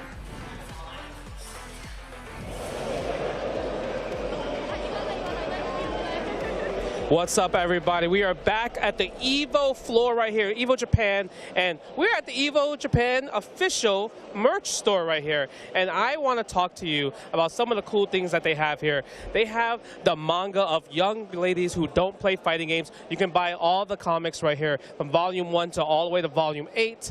Now, let's talk about some of the clothing. The newest thing that they have right here, Evo Japan, the bowling shirt. Bowling shirt right there. It has literally the Evo Japan embroidery in the back, which is really awesome as well. And if you really do like the embroidery, they even have the embroidery magnet right here for 2,000 yen. And I really love the fact that it's an embroidery magnet. Usually when you think about magnets, they're just kind of like metal or like plastic pieces. But the fact that it's embroidered, it's really good. You can obviously go for like the zip-up hoodie if you're a big fan, the Evo Japan t-shirt, a pillow, a buckler hat. That's also amazing. And the one thing, we already got one sold out item right here, Evo 2023 stickers. You know, bring it back, bro. The stickers are really cool. So I feel sorry for all of you guys out there because, you know, it's one of these things that when it comes to merch, it's going to sell out. And you know what I love the most? I love so much when Yipes doesn't get anything. I can't stand that dude. So anytime we get some cool stuff, make sure he doesn't get a single dime. But besides the Evo merch, all the booths here, they're all selling really cool stuff in general. And I just love it. Because when you come to Evo in general, get ready to spend money. But besides that, enough of that. Let's go back to the couch. Let's talk back to the casters, and we will see you soon. Well, that is not the case now, jackass. Yeah. Where the hell did you come from, man? Oh, I've been here for a minute. Y'all been chilling. But listen, I got some merch this time. I remember what you said last year, you piece of... how you doing, Justin? But we're here. I'm going to make sure you don't get anything. How about that? How about that? Is he still on the floor? Or? I don't know. I'm sure he could hear everything you're saying, but now it's a one-way street. Now he can't rebuttal. So get it off your chest now while you can, right? Preach. Well, I'm going to make sure you don't buy anything. Your yens and US dollars stay in your pocket. I'm right here, man, live. But now, check it out. The merch that I wasn't going to get, apparently. Well, here it is. Some swag. Fire Evo, you know what I'm saying? Look at the list. And all that. Okay. It looks very nice. Very nice. Hold on, let me turn a little more. Hold on. Yeah, show off the whole thing. Body. Yeah, that's what I'm talking about. Wait, that's sick, yeah. That's the pose. They've changed the design like every single year, right, in regards to like both the Vegas merch and like the Japan merch. It gets me excited to see what like the other regional merch is going to look like. Yeah, very flavory, very artistic stuff that they bring all the time here for the merch. So get yours as soon as you can. Don't allow Justin to get it, right? Dude, right? I saw him walking with like, he's got like 500 bags already. Yeah, I'm like, bro, come on. He has a little girl at home. Like, he has to be a family man. That's fair. Well, shout out to Justin, though. He actually gave me the tech in terms of shopping. I should have not even took it from him, honestly, but it actually works. I packed 2 suitcases, 1 in 1 suitcase. That's pretty much what I did, yeah. You're a veteran already, man. I'm ready, yeah. I'm ready this time around, for sure. Yeah, it's hard not to like consume all of the things that are here, right? Because there's so many different collabs that have been happening over the years, too. They got like the high score girl coming back into it as well. Right, I was like, I saw that. I'm like, I have to pick it up. And the publishers too, man. They have so great merch this year. The booth for Grand Blue. Oh, there's so much Grand Blue tasty, so much stuff for every character. So even like the Japanese versions for like 10-0 too. They've actually brought in a lot of shirts and collaborations with people. I saw a full-on like Nemo T-shirt with his face just in the middle of everything. I'm like, dude, this is kind of sick. Yeah, there was like a no grab shirt. Also had like the red X through it. And then even on the controller side, there's a bunch of official collabs. Like Victrix and Punk Workshop have like official art from all the games on there. So there's like a bunch that you can pick up, which I thought was really cool. There's a lot of stuff right here on the Evo Japan, guys. Please stay here. Share the boys, bring the people, que venga la raza. As we are enjoying some of the best flavor in the world, the Japanese flavor, and we are going for a match because that's what we are here for. Wait a minute. Okay. Wait a minute. Who are the gamers up there on that stage? I think I know that guy. I think he scoops for a living. He The guy on the left? yeah, he looks a little familiar. He scoops for a living. Wait a minute. The Yeah, you Lily? might be right. Oh, never mind. Oh, we're in a different game. Wait, Guilty Gear? Yeah, I thought it was. You okay. guys are both thrown off on this one. I had no idea actually was going to shoot over to Guilty Gear. I'm with it. Mankind knew. Well, yeah, some Guilty Gear action. This is a big one for the Arc World Tour, obviously. The finals just happened. They got Red Ditto, who's doing some gaming right now over at the booth as well, which is really, really cool. And this game is just, yeah, it's going to be super, super awesome soon to see Unica out as well, and then see the balance match that they have for that character, and as well as the tour kicking off. It's a lot of fun stuff if you're a Guilty Gear fan, so excited to watch it this weekend. This is where I get to pick both of your brains because I know, Cole, Right. you've been also playing a ton of Guilty Gear lately as well. I have always been playing Guilty Gear ever since XX. Yeah. I just love to see some good old Testament right here. Yes, sir. As we are trying to establish the rhythm of the game. No flying zone for Faust. So hold on, sashimi like as in the food? Yeah, man. He's cooking. Okay. Me gustó eso, me gustó I mean, eso, eh? either he's cooking or he's going to go raw, right? He's going to do as much as he can to be as aggressive as possible because, you know, sashimi grade is always going to be like the best grade. Like, imagine yourself, you are a master of cooking, but you always go raw. That's right. That's right. hard. Speaking of okay. cooking, there's a lot of things I could talk about cooking here. Talk to me, Yipes. Talk to me. I mean, you see it? You know it. Yeah, my forehead glistening, but I love it. That's all hype. That's all hype, I promise the you. heat? Yeah, the perspiration. Is that how you say it? The perspiration? No. Oh, Perspiration? There you go. Oh, wait a second. A little cancel over there, not allowing some play. We're going for the storm. Nice. Immediate command grab. Offense time. Safe jump into fuzzy stuff. You know what's so crazy? I always thought that was a plate that he was spinning on, but he's actually doing a tornado. Yeah. This whole time I thought it was a plate.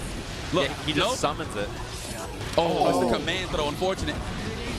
Yeah. Meaty Grave Reaper into the pressure afterwards. You get the stain pop.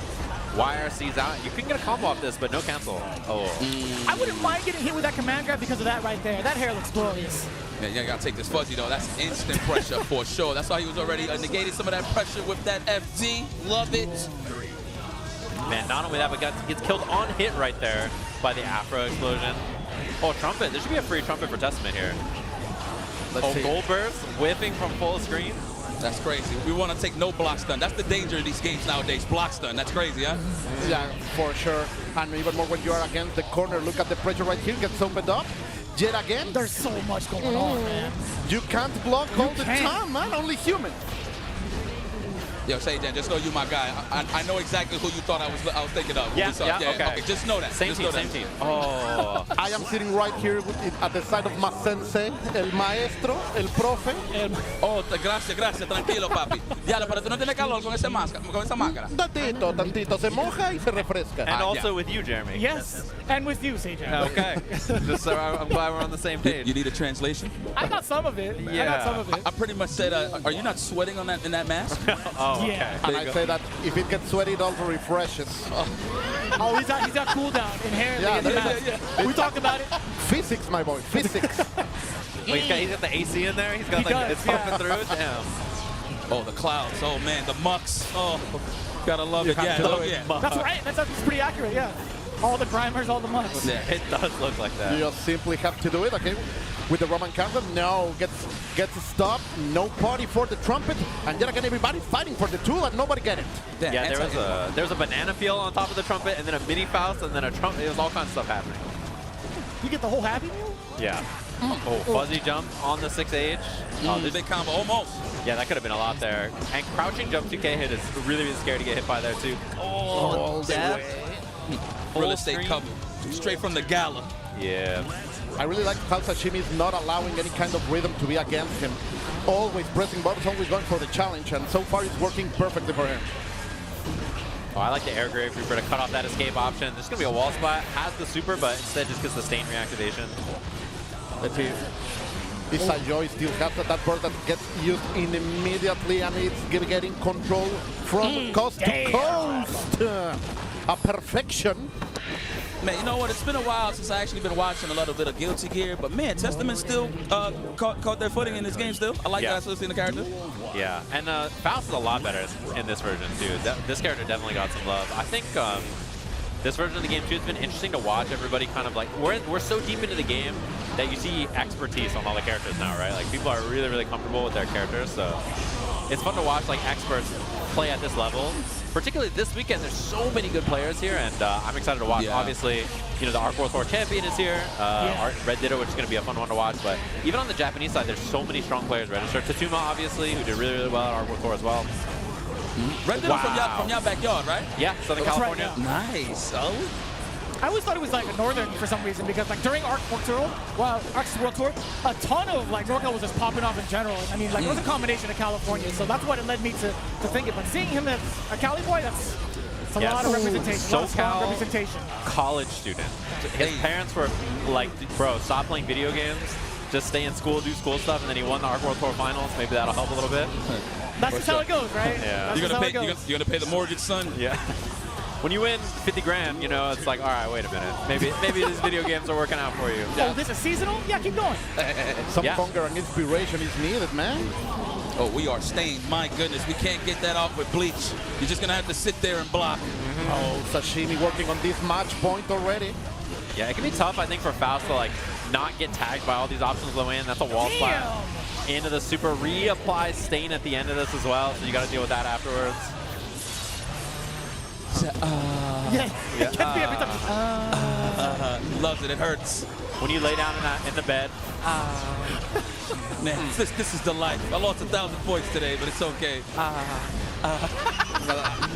I just love the way that Sashimi is playing this. This is a demure, very elegant Testament. Yeah. Always bringing the boss all the way from the top. We are going to have a consistent 3-0 from Sashimi. Man, the shark has a headband as well? Like, what village is he from? I don't know. It's got it scratched out. Oh, okay. Yeah, you don't know. Ah, I see. Expat. Yeah. Makes sense. Expat. Makes It's crazy. When you leave the Hidden Leaf Village, I'm an expat. Yeah. Not a big deal. Yeah. Good stuff over there. Oh, I see a Street Fighter match happening above our heads. Get some of that. Yo, you know what? I've seen a lot of close calls. Just to give you guys a highlight, Angry Bird actually almost got sent to losers early on. He went 2-1 last round. I don't know the Vice's name, but I was just in passing, and he just gave me that look like, oh my God. And then he just kept moving. So I was like, oh yeah. So it's definitely stressful when it comes to the competition. Hey, how many people is it for Street Fighter 6? Like 8,000? Over 6,000. 6,000, excuse me. 6,600 or something like that, I think, is around the number. So that's the second most entrants, right, at this Evo period. That's very nice. Congratulations to everybody that just came in it. They love Street Fighter. Almost 14,000 people in this venue today. Wild, that's a lot of gamers, bro. Yeah, it's absolutely packed. Like if you were to just like walk by and try to check out some of the matches, it just gets so like condensed, right? Yeah, that's the word, condensed. Yeah. Even the air feels condensed. Yeah, well, I mean, it's a good time to actually take a break from all that. We are perspiring a little bit, but when we come back, we'll have plenty more matches to behold here at Evo Japan. Stay tuned.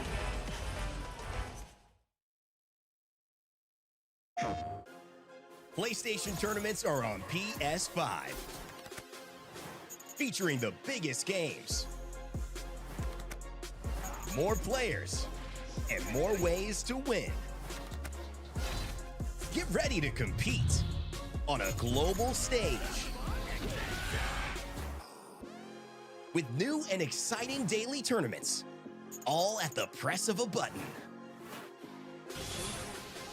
So whether you're a seasoned competitor or just starting, come for the challenge and leave with glory and incredible prizes.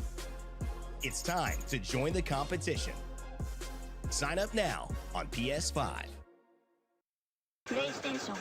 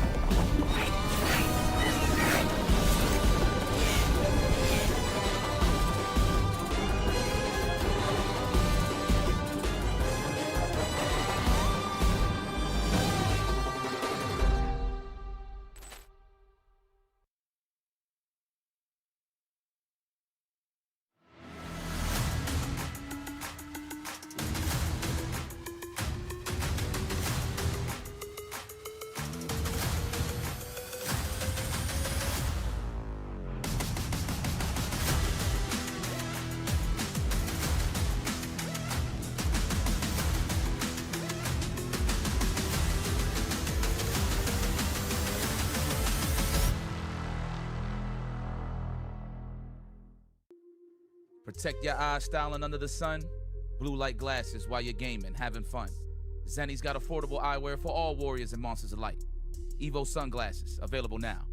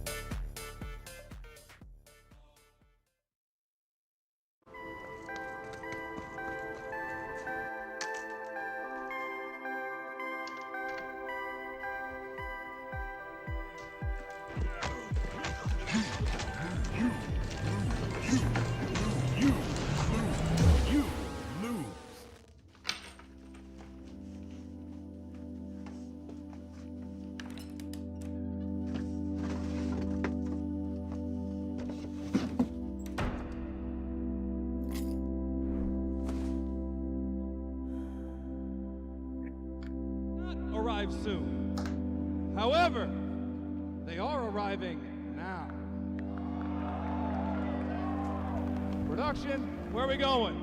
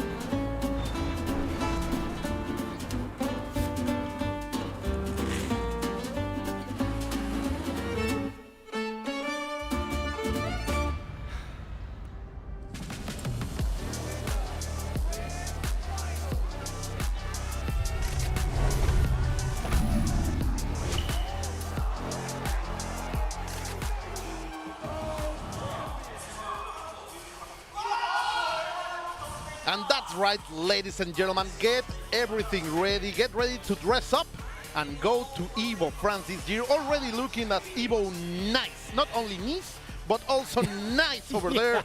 It's gonna be a fantastic travel to enjoy the glory of the fighting game community while also tasting the beauty of the French coast. That's what I mean, a refined trip for your year on October coming up. Get ready. October 10th through the 12th, and he was snacking on that baguette. Was getting me hungry. I can't lie. A little bit, right? That's what I was looking forward to, right? I think a lot of the folks out there had their opportunities to kind of visit Nice, France, and one of the main things when it comes to following like FGC social media is like, where are they eating at? And it seems like there's a pretty good abundance of food places out there, but more so the gamers out there, pretty high end. One of them is obviously up on the stage right now, Will Tupac, a name that's been around for so long in the FGC history. Oh, France. France mentioned. Oh my god, what a jump back air to air. Wait, this Jamie seems kind of... Oh, he's got level 3 available as well. Oh, nice block, and the bait on the throw is clean right there. That was a very winnable round, though. He had level 3. If that forward heavy kick hit from Jamie, could have hit confirmed level 3, won the round immediately, so scary stuff. Immediately going for the drinks, trying to get a little bit of that swelly stuff. But Will Tupac, of course, maintaining the pressure on. Look at from all over there. That's crazy that it hit at that angle, too. Still being able to get enough plus frames to continue on a link. Takes the drink in there. Yeah, two drinks already and full drive gauge. Will Tupac definitely on the back foot, yeah, because of the drive gauge deficit here. Maybe a little bit too far out to continue with a low forward link, perhaps. It was punish counter after all. Oh, a couple of drops from both of them. Missed the air dive kick and then a little drop there as well. Take another sip. Oh! Oh, nice call out. Get the splash. Fully hydrated. Yeah. Why not, But right? Yeah, Even though it's like a moment where you can dive against block, I feel like putting that option out there, especially with like how reserved some of the Japanese players can be, I think it's a good look. Yeah, and also when you just get drive gauge back like that, it's kind of unexpected sometimes, right? Completely. And right now, Will Tupac is feeling the heat, trying to push forward, going for the level 3. Okay. Like, this is how you establish your authority in a match, you know? Yeah, I mean, close to sitting on a perfect, you get a good amount of drive gauge back. You get to bully your way through, unless Takahashi can make something happen. That's the first sip of this round. Wow, double dash from both of them there. Trying to space out on the corner. No reaction! Come on! You got tested and failed the test. Can I be honest? But it doesn't matter. I was also asleep at the wheel. From that far, there's no way I would have reacted to that. Look at him. Man! An old sailor, Will Tupac, all the way from France, proving that you have to go to Evo. But here we go. Oh, let's go. Here we go, El Juego de la Raza. And from all over the world, with a classic. Oh, come on. This is Mock already against Bibi from Korea. And we know, let me tell you guys, Falcon's Mock has been rushing with this Shunei for a good old time, and his offensive prowess is something we will be seeing right here. Look at the damage this pretty boy can do. Yeah, I'm a Shunei fan, so when I saw this character is really scary in this version of the game, right? Yeah, so quite a lot. Very dynamic, a lot of options, and also a great opener because you can do a lot of stuff with very few resources. Yeah, and like I feel like if you like fast-paced anime style stuff, this character, I mean, he fits, right? Not only the look, but the way he plays, his movement is really, really fun. You saw it off of that initial knockdown, right? There was no really escaping some of those safe jump options too with the air dash. It's been very, very difficult so far to even try to consider wanting to press a button, maybe a reversal, etc. But also having him a point character too, being that aggressive as you were mentioning, it just builds up so much more for your team later. Yeah, it's a really great opener for Mock. Oh, that mix! Oh, look at that, the dashes in diagonal. Oh, making them feel it. Help me. La mezcla is here. But it doesn't matter, yeah, because of course Vice is going to get freaky, Seiya. God, I've always thought Vice was so sick. Just the aesthetic. The red and black? Look at her. I told you, getting freaky. Well, the back roll again, and one more to close out on the round. Okay. But look how much life was taken just off of that round alone from the point character. No, and you also, that's a boy that is working extra hours, man. Like, he also delivered a 2-bar lead for Isla, and right now Mock only needs one good opening, and just one bar. There it is. This character is like swag personified. She's cheap. Yeah. Like, she's so cheap. She is cheap. Like, I don't know, we're close to expensive, man. I don't know what you're talking about. They said they were going to nerf her, and no, they didn't. Just a little bit, but she's still is she a squid or is she a kid? I don't know, but she dominates the game. I gotta say too, the way that they brought in Gonit's one of my favorite like villains of like the KOF series too. The first time I actually had experience with this character was in SVC KOF, and I thought he was mad cheap. But he's so cool, man. And he's always looking for you, like Coco this guy. Yeah, all the time. He's worried about you. What a nice guy. That's it. Oh, with a convincing 1-0 victory up here, defending the home turf. He's one of the best players in Japan. So right now he's proving that he is here to defend the land of the rising sun. I always, you can always assume when you see Falcons next to someone's name that he's trying to win. All right, this is somebody who's out there. They picked him up because he's trying to win. Certified gamer, yeah. Probably also playing Fatal Fury, right? Most likely, yes. Yeah, I assume. Like, oh, if you see those names now. Sure, yeah. Yeah, there's a reason. Yeah. Well, not one reason, like 3.5 million reasons. That's fair. Yeah. That's a lot of reasons. Like a lot of 40 years old are getting signed up lately. Yeah. Of course, Mock is one of the. He's a half mil young player. One of the most stylish players in general. Always dressing in style, to be honest. But look at the pressure over here by Mature, but it doesn't matter. Because this boy doesn't like them old. He wants some young girls in his life. And look at that mix. I just love to see Mock doing this kind of stuff. Oh, no. The entire Orochi clan just got dismantled just based off of that mix-up. So I love the Mature Vice combo, right? I'm a sucker for like those two and then putting Iori. But this feels kind of bad, man. Because they're really cool characters. We don't get to see it as often. Oh, you went blocking. Come on, be honest. El Colt, did you block that? No, I didn't. No. He has been conditioning. Going 3 times in a row from below and now 3 times in a row up. Finally, Bebe is able to block it, but Seiyan, how can you do against an insane offense like this? Nah, it looks impossible. And the guard gauge, it was almost guard break right there too, by the way. So even the blocking is not enough. And that should be the kill. Easy peasy. This Shune putting on a clinic. La mano cochina, always over there. The evil hand. and you were saying Goen's is back? Not for long, I think. I'm worried for him. Looking at BB's team, too, I feel like a lot of that is kind of like wanting to be played mid-range. If you can't get him to that zone or keep him off you, I feel like it's going to be null and void, no? That complete. Oh, look at that. Oh, he went for an empty and then the reset for a grab. Jesus, just to give send some help. The conditioning and the feet are going to fly. Mock indeed showing us that he wants that prize right now that he's working for to be a champion, but we're back to Street Fighter. And what a way to start it off. Look at the Chunko Cheeks. Yeah, that was immediately. Storm Kubo. I saw he's the highest seeded Honda main in this tournament, actually. And yeah, one of the few players back on this Honda self. So cool to see, of course. And in this version of the game, Honda obviously stronger, but this, you know, I don't know about JP on the other hand, obviously. Very, very dangerous. Yeah, $1 million character. Really, really dangerous to deal with. But he's playing just the matchup just as you have to. Don't allow JP to start his game. Jeez, how many plus frames did he just take over and over and over again? Standing medium plus, even from certain ranges, you might think to yourself like, all right, I think I could probably press a button here. But there's been a lot of times where even if you're plus, like some people will kind of steal his turn deliberately by throwing out a slower normal to gain even more plus frames, right? Yeah, and that's the thing is he's plus and then he's spaced out so much that you're like, oh, he's stealing frames. I'm gonna mash a jab, and then boom, counter hit, immediately dead. Very smart now, trying to find a way in. Of course, Takum is not wanted to allow any kind of approach. Finally get the opening, and little by little we can see a Takum 10-15 trying to establish gameplay, but not anymore. Here comes from Kubo. Oh, that was bad form! Carry cancel again. We saw that right away at the first time we swapped over to this as well. No headbutts yet. There's the first one we've seen attempt through the ghost. Didn't quite make it on time. Very smart, using his resources as tools, not as strategies. And so look at the footsie right here. Playing it nice, perfect spacing. This is how you play with the Sumo Master. I'm really glad to see Storm Kubo even like up and playing, right? Because there was a moment in time where I feel like he was kind of thinking about whether or not he could continue pursuing on, whether or not he should be a coach, etc. So seeing him on the Evo stage, in the bracket in general, is so refreshing to see.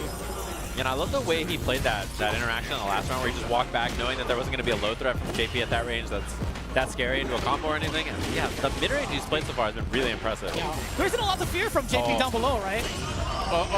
That's big for parry. Yeah, missed level 2 actually from Takum earlier, and then there it is. Let's see, Takum, he's got a great chance. The defense not enough. It's a safe jump. Broke a little bit earlier. Tried to throw it again, but he's still mad far, but not a big punish counter for the side of Storm Kubo. Sitting on level 3, so a single hit can lead to death. Even just a regular combo into drive rush. Trying to work on the match point right here. Finishing early. There we go. Storm Kubo with the Thunder Cheeks. Damn. Well, look at those glasses. Maybe swagging out. Yeah. Wait, I kind of like the look. Dude, that's been very, very popular lately. Just seeing like the rounded glasses on the frame with the little tinted lenses. Yeah. It's been everywhere. Okay. Look at that. Yeah. The Honda pose, you love to see it. Very, very well played from him, though. He was really clean in that matchup, so. Yeah, it felt that way. Really felt that way. Great show, great spectacle over there by Storm Cuba. As you say, good to see him back. Right here on the Evo stream. One of the best in the business when talking about Honda and the big Thunder Chicks. So we will see what comes later. Aren't you having fun, people? Aren't you entertained, my boys? Yeah, matches have been sick so far, and like obviously the venue itself is sweaty. The matches are going to be sweaty. It's going to be some sick stuff. I'm excited to watch I'm loving all this weekend. I am a man of the sun. Like I like heat more than cold, so I'm in my element. Don't worry. Yeah, don't worry. Low-key, I always kind of am. We were having a nice little walk and enjoying the breeze outside. And I was like wearing shorts, but you were kind of sweating. You're like, aren't you like cold? I'm like, no, man. We're Southern California. We can handle any weather, but you've been going through it. No, this is perfect for me. Like, the venue? The venue? Yeah. The moment, the people, the friends? Yes. Like, this is what Evo Japan is about. Coming to a new place, having an adventure, but yet finding the friends you always made along the way. Damn right. Like, this is why you have to travel, people. Come here. Like, I know it's a little bit far away, but it's worth it. Oh, Gobo. Okay, so Gobo has been playing a lot of Venom. Yes. Widely considered to be a very weak character, actually. He just came out, and most people do not have a lot of belief in this character, and then that's where Gobo comes in, right? He's the kind of guy to play a character like this and really just show you the cool stuff that the character is capable of, so you love to see it. He is a freak on this character. Like, his setups, his tech, I mean, he really is next level. This is the perfect kind of character for someone like him, I think. I wonder how much is that kind of like transition from like previous iterations for Venom. In regards to like certain setups? There are things like that. Things like, Carcass Raid obviously is the charge move where he shoots the ball off the ground and then he can hit the ball after. And lots of things where he can put stuff on the screen and then just... So sick! Yeah, he just gets to interact with this. Air-to-air jump P on the way down, tap dust, and then immediate 2H is going to be a burst right there for Raymond. But yeah, so far it's the air stingers, air carcass, everything to hold the spacing so far for Gobo has been very, very good. So far, Gobo is simply uninstalling the wave for Raymond, not allowing the man to play, but still shout-outs for the fashion selection because that color for Elfet, delish, precious. Yeah, and obviously a character that's been improved in this version of the game as well. Elfet's a little bit more dangerous. But the hard part is if you can't get by the zoning, how are you going to get in on this character? And that's what we see so much from Gobo so far. Yeah, right there. Stinger shoots the ball back, goes air dash back, jump S behind him, bounces the ball off the ground, and then using it for the approach, the jump D, which is mad struggle from older games, that right there. It's really, really good to stall you. It's also a multi-hitting overhead dive kick, so very, very difficult to deal with. Even watching from like a casual perspective, because I don't get to play a lot of Strive, like you would think, Elfet has a gun. She might have the advantage of being able to outshoot their opponents or range their opponents, but you can see just the sheer speed of the projectiles that Venom has in comparison to Elfet. Yeah, Stinger is really, really fast. Very, very useful. It's a charge move, and then it interacts with the other balls on the screen. So if you ball set and then shoot the Stinger into the ball, it splits them, and it covers the air and the ground, right? So he can do some really, really interesting things where he can just cover angles that other characters struggle to deal with while zoning. But I have been looking at this, how patient and also calm is when he's around the corner. Look at that. That was a setup. He was so ready for that, and now he's establishing his conditions. We're going to break the window. This character looks so sick. And you saw how he set a ball before the super. That super does more damage if there's more balls on the screen. Oh, the setup off the command grab as well. He summons another ball to kick it in just like that, and he gets the carcass. That's almost a wall spot, not quite enough, but beautiful stuff. This is going to be an RC for the kill there. That's 6-8. Oh my God, Gobo Venom. I've been watching a lot of Gobo, and I'm such a big fan of the Venom play. Right yeah, now. Dude, if you guys can see Steve right now, Sajam's like face is turning bright. Like, he's fanboying over Gobo right now. So, like, this character is so cool. He takes so much work to get anything done with, so it's very, very impressive. Can I be honest, Sajam? I've never seen you this happy in a minute. It's awesome. I mean, just the character is sick, dude. It's so genuine. He takes a lot of work. It's why it's what makes it impressive, I think. A very difficult character. He's a two-step character that really, it takes a lot of effort to shine with, and you can see Gobo's Venom puts in the time. And he's playing all the time in the perfect spacing, just in the right range to not only start his setups, but also deliver pain. Yeah, Dark Angel, and you get the explosion afterward at the end. Yeah, so at the end of that, Robo-Kai does the explosion. Yeah. What in the hell? That was sick. The trick shot? In the corner, yeah. So when he command grabs you, it turns you into a pool ball that he can hit around. So he can like turn the angle of it and stuff. If he command grabs you mid-screen, he can side swap you with the 6K. He's got lots of really interesting setups with that. I never thought there would be a moment where I would see a character team up with Robo-Kai in this sense. Right? Yes. I thought he would be his own standalone character. Yeah. I mean, the Robo-Kai fans got something to feel about that probably, but, No comment then. No comment. Yeah. It's the lore, man. You have to respect the lore in some way, and they are doing. But who is right now respecting everything is Raven, because the game around Gobo is simply perfect in spacing, in the projectiles, on the keep away. Everything is working. This man is not a player, he's an artist agent. Yeah, he is painting right now with this pool cue. That was beautiful stuff from Gobo. Like every interaction just perfectly scouted too. And then the things like hitting the ball with 6B. 6B is an anti-air, but if you hit the ball with a 6B, it also shoots the ball up to anti-air. So there's like lots of cool interactions like that you saw from Gobo, where he would like put a ball out, navigate around it, and then cover the other angle with a different normal or something. So very cool stuff. Oh, let's see. We have a Orochi Chris. Yeah, Chris. Always nice. He is a character that you normally see in this range, a closer, against Kaider, who works in every single position. So, but the pressure is on. I always thought Chris was fun to play in general. When I saw old Chris being announced, I'm like, oh, damn. I changed it. I always yes. yeah. From the past to the present. Yeah, the old like jump CD or whatever it was. That was really cheap. Yeah, like this was one of the characters that always teach you how to play the game, and I want the student normally.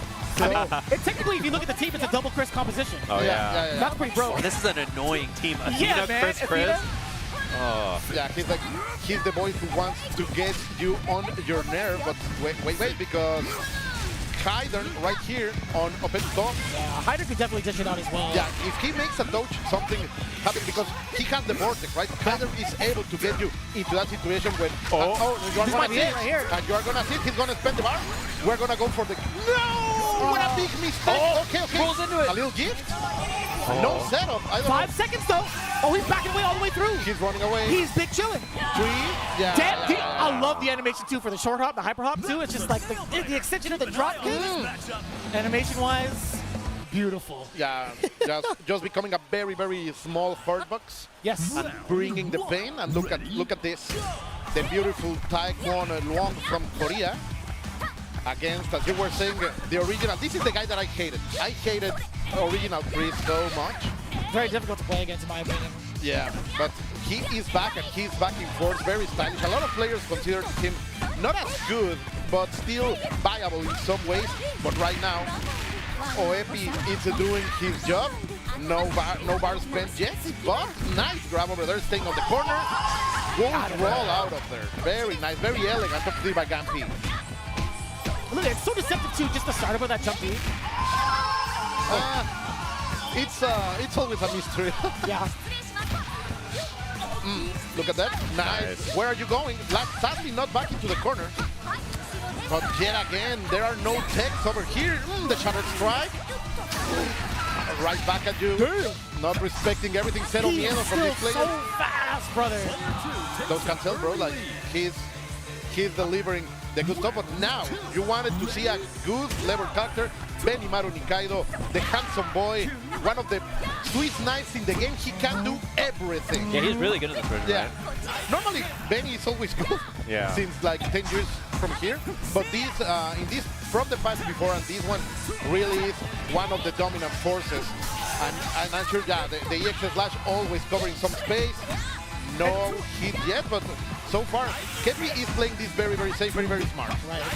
Correct me if I'm wrong, but Benimaru's always been like pretty tournament viable throughout like the history of KOF, no? Normally, yes. No, there are some KOFs like the old ones, but not always. Yeah. But more like the modern ones, I guess. Yeah, at the beginning of 15, he was just okay, right? Just like kind of middling. He lacked damage. Yeah. He always had that fantastic kit that gives him a lot of tools and options, but at the first part of the game, he lacked the damage that Terry and Vanessa had. I see. But little by little, Vanessa's damage was insane. And launch Terry. Yeah. But little by little, he has been climbing up the ladder, and look at this. The bread and butter level 1 super, finishing with the shutdown Geri. This is what you want to see Benimaru stopping everything a zoner wants to do, and that's it. Oh, the flash, dude. I love that. It's the hair. It's the style, man, the beauty. I wish there was a way to kind of just get like a normal hair Benimaru, because like, you know, in the intro, he does like the static shock to his hair so that it might gets up. If you had a regular Remy, he would look a lot like Remy from That's Street right. Fighter 3. That's exactly why I was like, oh, this is so sick. I've never seen him with his hair down. There are some games that he starts. In CBS 2, you can see him with his hair down and he puts it up. Yeah, I've seen it. That's the first time I've ever seen it, actually. Okay, so far, OEP is really doing a great job canceling everything, not allowing Chris to take all these bars anywhere. Like, he's gonna take them to home. He's gonna spend them on his retirement because there is no opening right here by the Benimaru player. Yeah, I like it. It's been very passive, like safe play. Not yeah, exactly. Just neutral hopping in place, just like lots of like jump back, like close fireball, nothing too risky. And you can see that his style was getting into the nerves of Gampi because he made it commit into so many things that were able to be punished. So this is what some seasoned players of KOF will do to you. Like they will learn your style. Maybe you can win a game against them, but suddenly they will find out the solution to that equation that you are placing. And so far, OEP or OEP 14 Cup, I'm gonna my dyslexia is killing me. If you say it, I will say it with OEP 14 Cup. OEP 14 KOF, yeah. I had a little bit of like a PTSD. I stopped Cronin for a bit. I'm like, oh god. Nah. So I'm highlighted. I was like, oh Jesus. That's the pass. I know. Oh, King on point now. We're gonna. Oh yeah, wow. Like this man doesn't care at the tier list at all. We're gonna go for a very heavy Sonic match. Like King and Athena, of course. Yeah. Great projectile characters. Right. You got much more of a difference, a lot more control on the screen by the speed and variations that King does have off of her Venom shots. But against Wong and Benny, they are very fast. They will have the chance to get in very, very easily. So let's see, one opening is what OEP will need to open up. Let's see. Venom Strike, excuse me. I gotta hear the okay. Venom Strike. Oh. Venom Strike. Look at that control. Yeah. He let him go, but yet again, Gampi trying to go inside with a tornado kick too. Yeah, the zoning not been that effective so far. Wow, she can low profile it. Yeah, there are some bottoms. Like Wong is a very flexible girl, so she can get below some projectiles in the game. That's pretty huge. Yeah, just encroaching on the space pretty consistently is OS, right? Even though Gampi's trying to play that kind of projectile game, it doesn't really last too long. Let's see, the pressure is on against the corner. The trap is working. Mother. Oh, no reaction. No reaction over here. The roll is gonna get punished. OEP is really bringing the hit. He is tracking Gampi down, no matter where he's at on the screen. The strategic change is gone. Now you have to play with your old plan. Stay to the basics. And let's see, little by little, Athena is bringing the hit. The little idol. By the way, there is a girl in that exact color of cosplay today here at the venue. Oh, really? Yeah, that exact Athena. Oh, no, that's gonna be big. All in on that. I love that little walk. That was elegant. Yeah, gets a side swap into the corner, dumps a bar, baits it out. There's so much instinct. It smells like fear. And OEP knows it. The punish is right. And oh yes, please step on me, Wong. Queen. Damn. Queen. Man, both of the games we haven't seen the Athena get much started. That is a big shame here. I mean, it's all down to this whole Chris, which is what we saw in the beginning. And people in Latin America will love me to say patas. That's what they are thinking right now when Wong is looking beautiful. That was mad ambiguous. Are you kidding me? It was a sick block, but and you can do it on every single forward jump out. Like it's disgusting. Wong is a fantastic character, to be honest, guys. Like she got nerfed in that last pass, but not a lot, and very viable still. Chip? Oh yeah, looking for the chip there. Very smart, very smart. Gampi, 3 bars. That's a lot. Like he can confirm 2 things and get rid of Benimaru, but he needs that opening that he was unable to get last time. Yeah, this Benny was just a wall. And look at the page, like he's not going forward. I am winning. Why should I come to you? Come to me. Chilling. Offend me. Backing it up, not playing in that space. Yeah, see, defensive jumps, just big chilling. And Benny maybe not the most damage in the game, but he will chip you little by little. Those 2-3 openings are everything you need to control the space. And yet again, OEP knows that. Oh, that was nice. Come on, spend more, spend more. You don't need those bars at home. No, come on. Capitalism works by spending. You need money to make money. Oh, and hit again. Yeah, DP.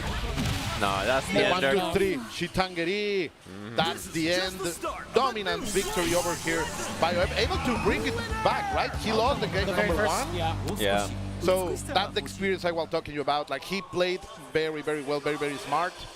Don't fall for the traps of these old sailors.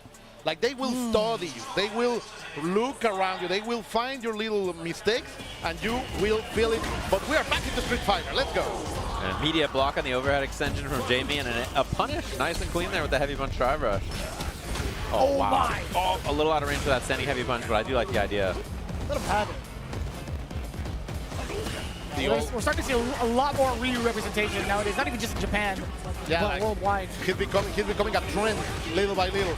The young people, the old people, everyone is playing a little bit of Ryu. He's so popular. It's weird, too, because in Japan, he's not rated as high as I think in some of the other places in the world, but you have all these young guns. Wow, those parries were sick. You have Blas, obviously, who, you know, shocked the world with that. A very, very impressive performance over at Capcom Cup. People like Ending Walker as well. And then even in Japan, there's a lot of really strong Ryu players, so. That's gonna hit. Yes. Don't mash on me. Stop the mashing. That's a message over here by Haraseu. This is kind of tough, right? We've seen 2 Jamies on stream so far. I feel like, you know, like the damage output that this character has, like there's potential behind it, but it's just like not enough in comparison to someone like Ryu. He's a character for a hard worker. That you have to place a lot of work over there, but he pays back. He can pay, and he's better now. It's also get kept by having drinks as well, right? Being able to get some of those extensions too. But we do have Naro here, the best Jamie from Japan, right? So I'm excited to watch him. Also, one of my favorite, I guess, PNG tubers, Nakaashi. He's here in town for the first time. He's kind of shy. You know, he's covering his face to keep up his appearances. He's also one of the favorite Jamie players here in Japan. But Harasu is taking a, you know, pretty big bite so far, and one of the Jamie members up on stage right now with a perfect. Yeah, his Ryu play has been really just solid. Like, everything he's done, I like this as well. Spin the bar, get the corner off this as well. This is just a really rough spot, and the juggle on the extension. Missed time on the meaty, but the play so far has been really, really solid. Ooh. Finally, Enleg is going to get a drink. The hydration is building, but Haraseu's game style and gameplay has been unable to cancel everything. Finally, another one. That's 2 drinks to charge you. And that solar plexus, yeah, I was just going to say, you got a perfect pair of the solar plexus or interrupt it with something here. We've seen it's been back to back to back to back, so. Oh my god, that breakdance maybe could have been a trade combo, honestly. Right now, Enleg is feeling la sed de la peligrosa, the dirty thirst is almost there. He decided to go for the aggression, and it's working finally. Yeah, he spent the bar. I agree. You need this round. Yeah, you kind of have to. Yeah.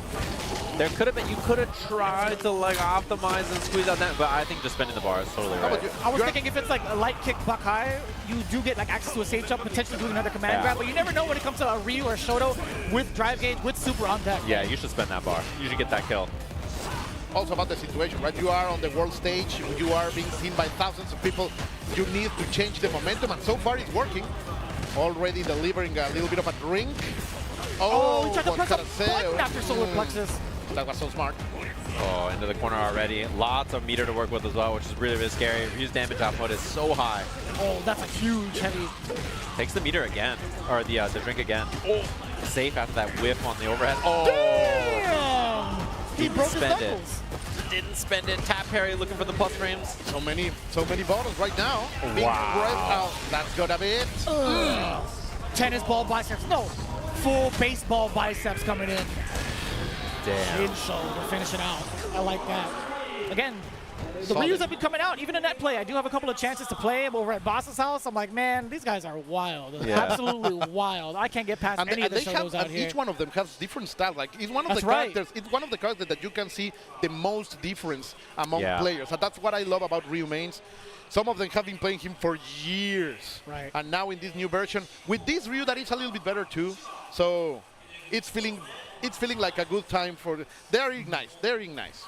Oh yeah, Tiger Pop. Wait, I guess Tiger Pop just won the match there, flashing the card, the Balatro Joker. So, but yeah, that was another top. I think Tiger Pop got 4th place at the Arc World Tour Finals and is out here, you know, obviously trying to get some points here in Japan, doing well. So a lot of the top 8 finishers from the Arc World Tour Finals are here actually in Japan. So. Talking about top players right here, we are about to see T1 hell yeah. CJZ. Also, the KOF player formerly known as Bridget is here to deliver something with Leona to open. That's very interesting. Of course, Leo in front of him defending the home turf.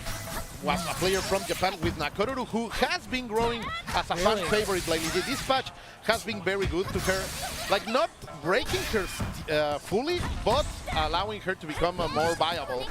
And as you can see, even there are 2 Nakorurus in the match right now. That's what I was going to ask. I'm like, there's got to be something in the water if there's 2 of the same character on opposing sides, right? And Leona is really, really scary, right? She has all these new combos and juggles I've seen since like maybe the Apache or something like that.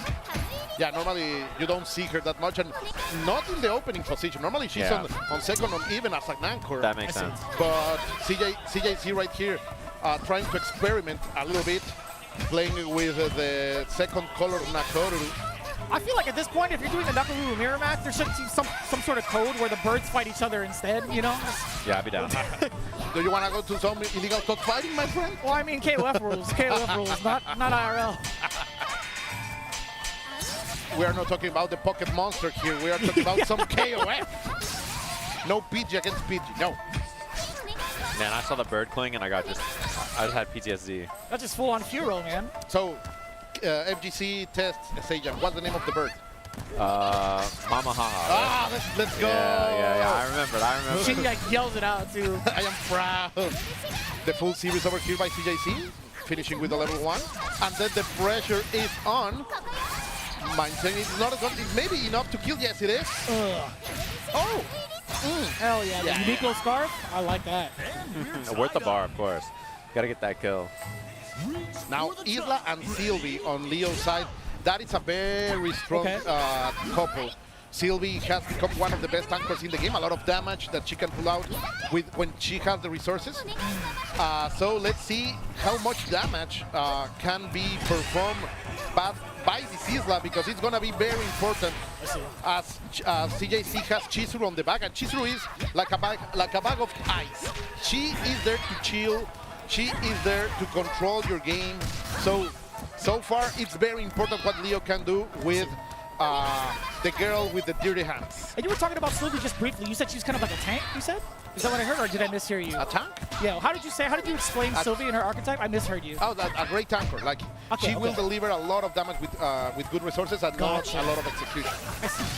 Oh, the Ken caught the backdash there. Yeah, I've seen a lot of Chizuru in this version of the game in general. She seems like a popular character. Chizuru, she was out of the game for so many years. Yeah. So the true Onechan of the Sacred Treasure team, she's back, the guardian of the mirror that sealed Orochi. And you're going to see here a lot of damage. Let's see, CJC is going to spend it. Now she has no specials. As she's glowing, there is no special for her.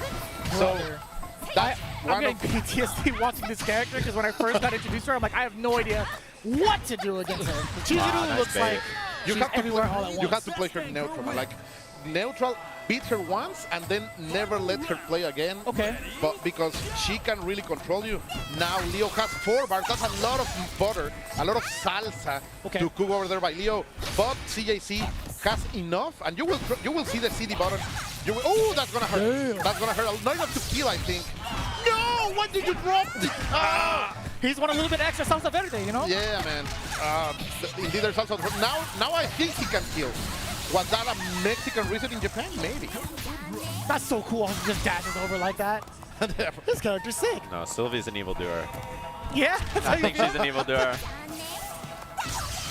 No, that was quite in close. time, yeah. No, CJC fighting for his life. He's used to this kind of pressure, but one single mistake is all he needs to miss this game number 1. No bar to seal. One more. See, going for the overhead. That's it, CJC. He did not broke experience. That was like the last 2 characters too were clutch blocks on the reversals, just like waiting it out, the patience right there. Obviously a veteran of many different fighting games. He's been good at a lot of stuff, so. Yeah, always a specialist in KOF, but of course, as you say, jumping into many fighting games. He's been very active in Fatal Fury right now. I've been watching a lot of his replays too. And he was really good at Street Fighter as well when he played Street Fighter for a bit there. We all knew him like, oh, this is the guy that plays KOF. He's really, really good at that. He came over and he won the LCQ for Street Fighter, right? So. And now Leona doing the work that she wasn't able to do on last time. The Moon Flash over there to control the space. I forgot he beat Dankadias for that spot. Yeah. I totally remember now.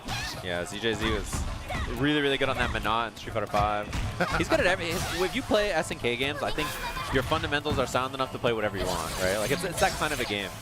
It makes sense. With the pace you have to play like KOF, it feels like you have to adapt very, very quickly. As far as you understand that you don't have the offensive options, because KOF is a full offensive game, right? Like if you can chill down, you can move to other games. Because the fundamentals, the spacing, the execution, the game will deliver it to you.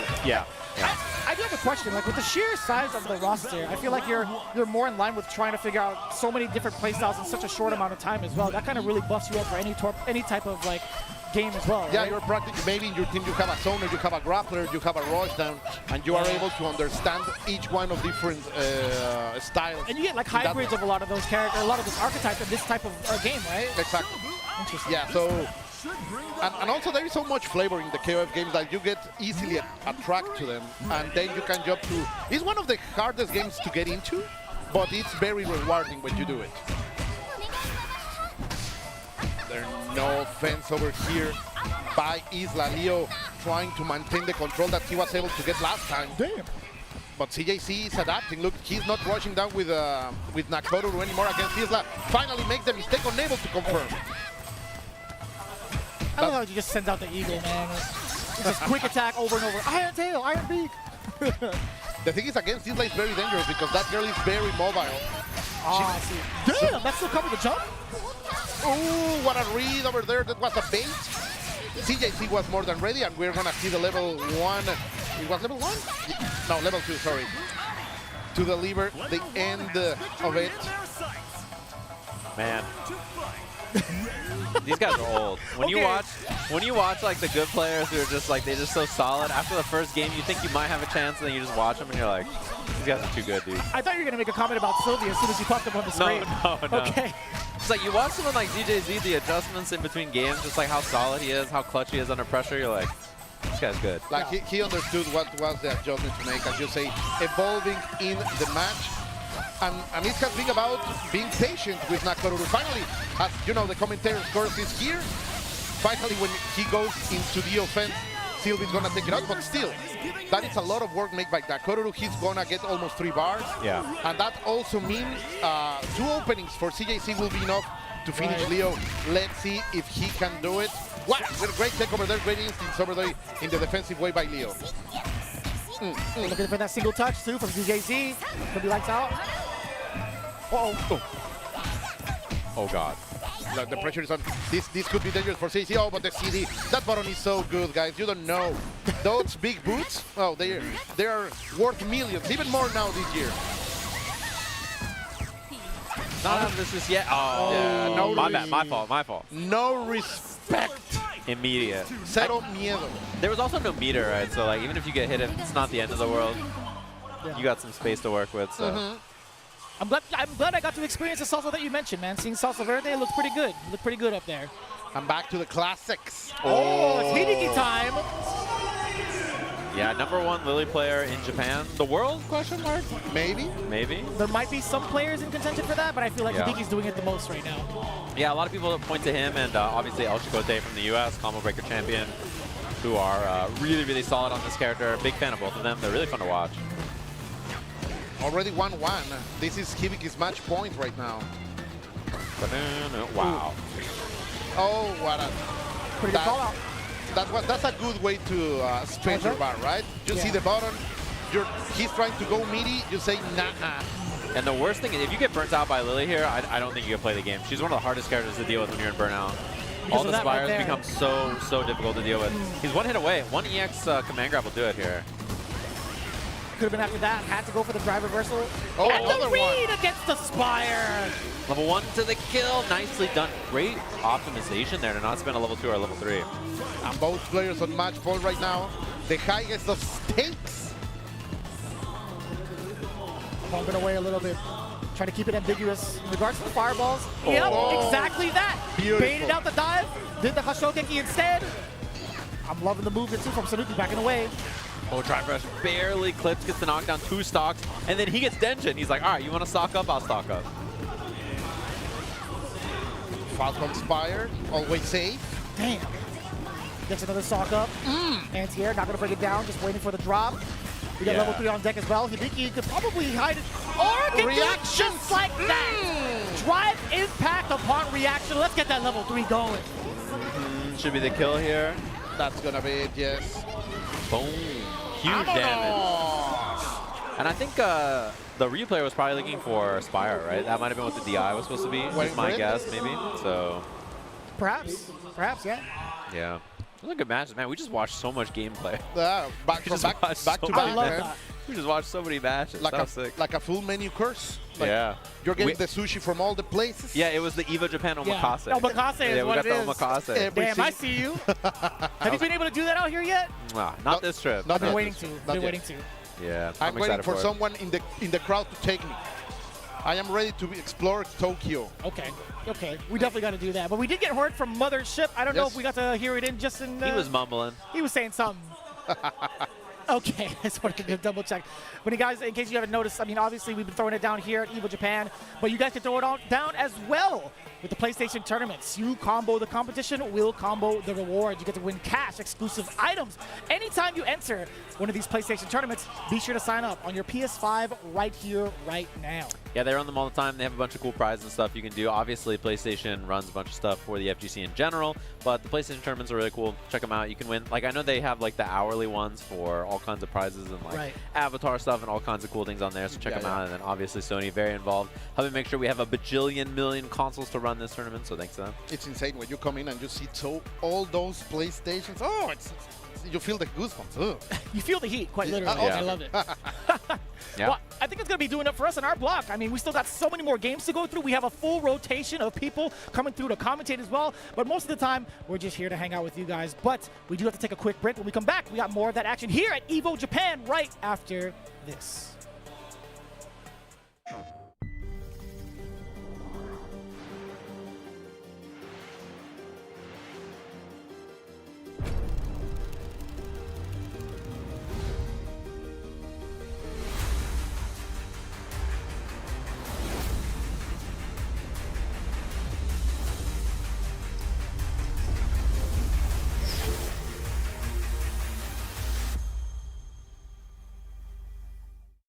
PlayStation.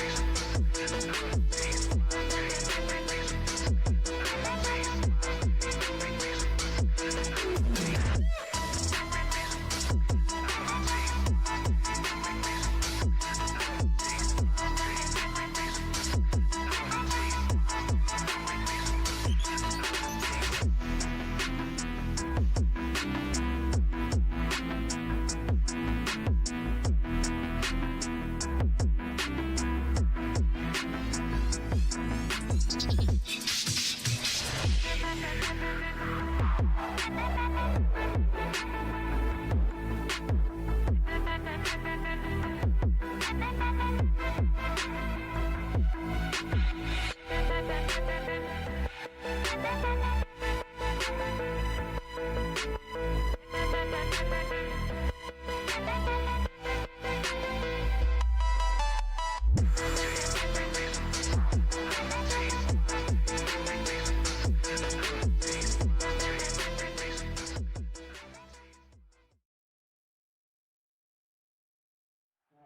what's up, everybody? Welcome to Evolution. You already know what time it is, baby. It is the celebration of fighting games, and we are so overjoyed to be here. There are so many people here. The venue is huge.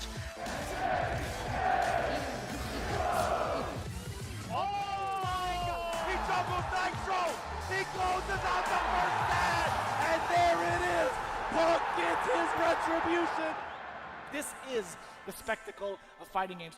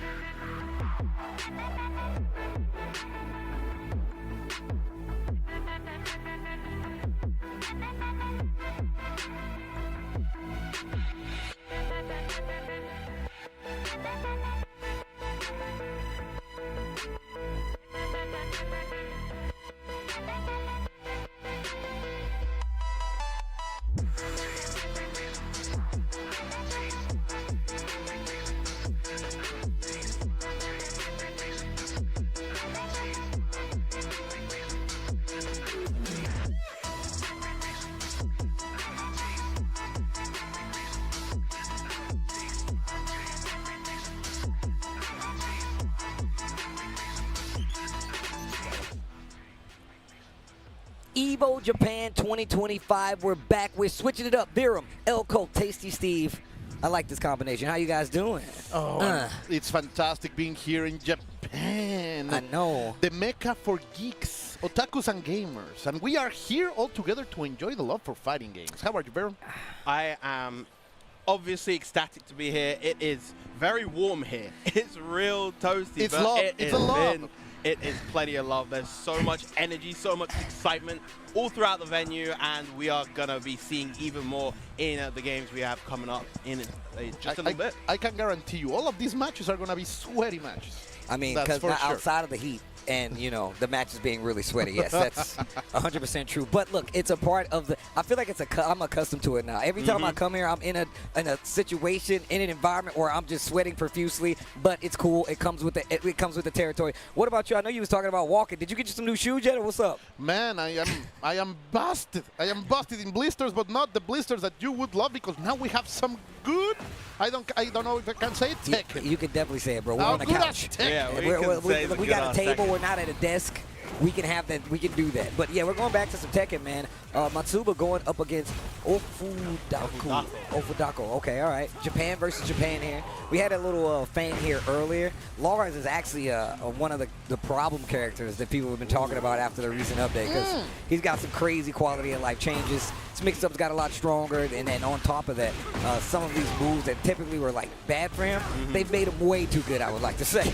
All right. And I know Feng has been a very strong character for a long time. I think he's back in Tekken 7. One of the strongest, and now coming in strong in Tekken 8 as well. No, absolutely true. They definitely fleshed him out a little bit more. I mean, he has a lot more mechanics when it comes to like canceling certain stances, getting into back turn stance.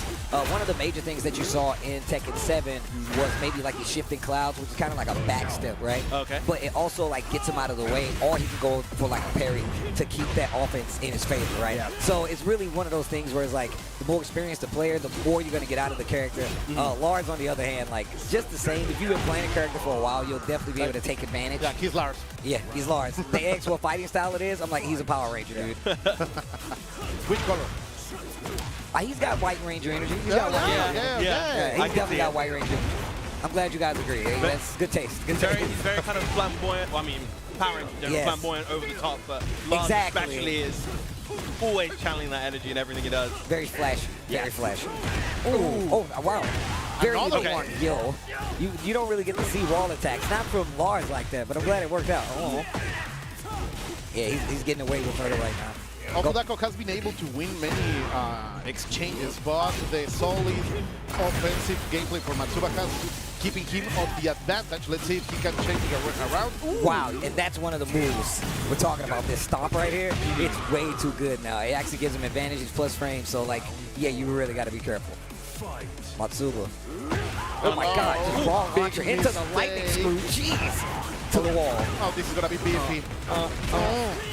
It's the unblockable. He just lost 50%. What a block. Small punish, trying to take his turn back. But that's the thing, man, about Tekken, man. Up close game, the fight is actually very scary. You got to make sure you probably use tools. You see him using that down 4-1, coming from Fang quite a bit, so cool. The middle distance, crossing, coming close.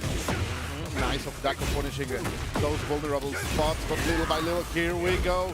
You see that back turn stance. That was actually an extension from the new string that he recently just got in Season 2, so I love to see that they're already utilizing it.